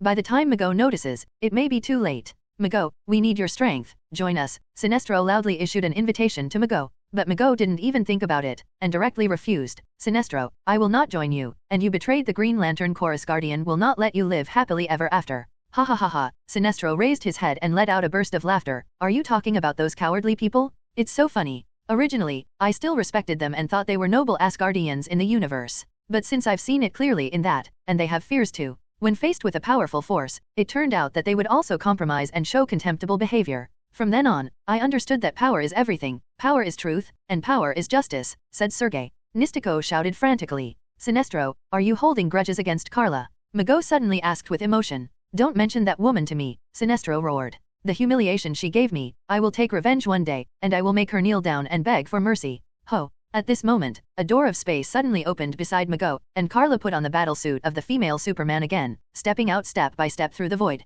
Karla squinted at Sinestro after she came out, and said with a sneer, Are you arrogant? I didn't kill you last time, so I won't let you run away again this time. As soon as Karla finished speaking, the space door behind him opened wider, and a row of 10 fully armed Kryptonian warriors came out, and there were 10 rows in total. There are 10 people in the first row horizontally, and there are 10 rows in total vertically, which is equivalent to a team of 100 people. Moreover, after the first team appeared behind Karla, 99 such space doors opened in the surrounding space, and another 9,900-man teams appeared, and spontaneously lined up behind Karla. This is an army composed of 10,000 Kryptonians, and they don't speak, just standing there is enough to shock people. Moreover, the people on Krypton are not equipped with advanced weapons. It is better to have no weapons at all. They are all dressed in pitch-black armor, but that's all. Originally, they would also wear helmets on their heads, which could also act as air shields. But now none of them are wearing helmets, but are directly exposed to space. There are many people in the Yellow Lantern Corps, and it can be said that they are full of talents. However, compared with Karla's Kryptonian army, both the number and quality have become nothing worth mentioning. Leave none, Karla waved his hand, giving the command to attack. In an instant, the Kryptonian army moved into action, one by one turned into black lightning and went straight to the Yellow Light Warriors. The battle ended in an instant, and all of them except Sinestro were killed cleanly. Hello everyone! As we wrap up this video, I want to share a quick note. I have a Patreon account. If you'd like to support me and enjoy on-demand audiobooks, you can become a Patreon member. Alternatively, you can check out my Google Drive link, which has 500+ novel audiobooks available through my Ko-fi or Patreon shop. I appreciate your support.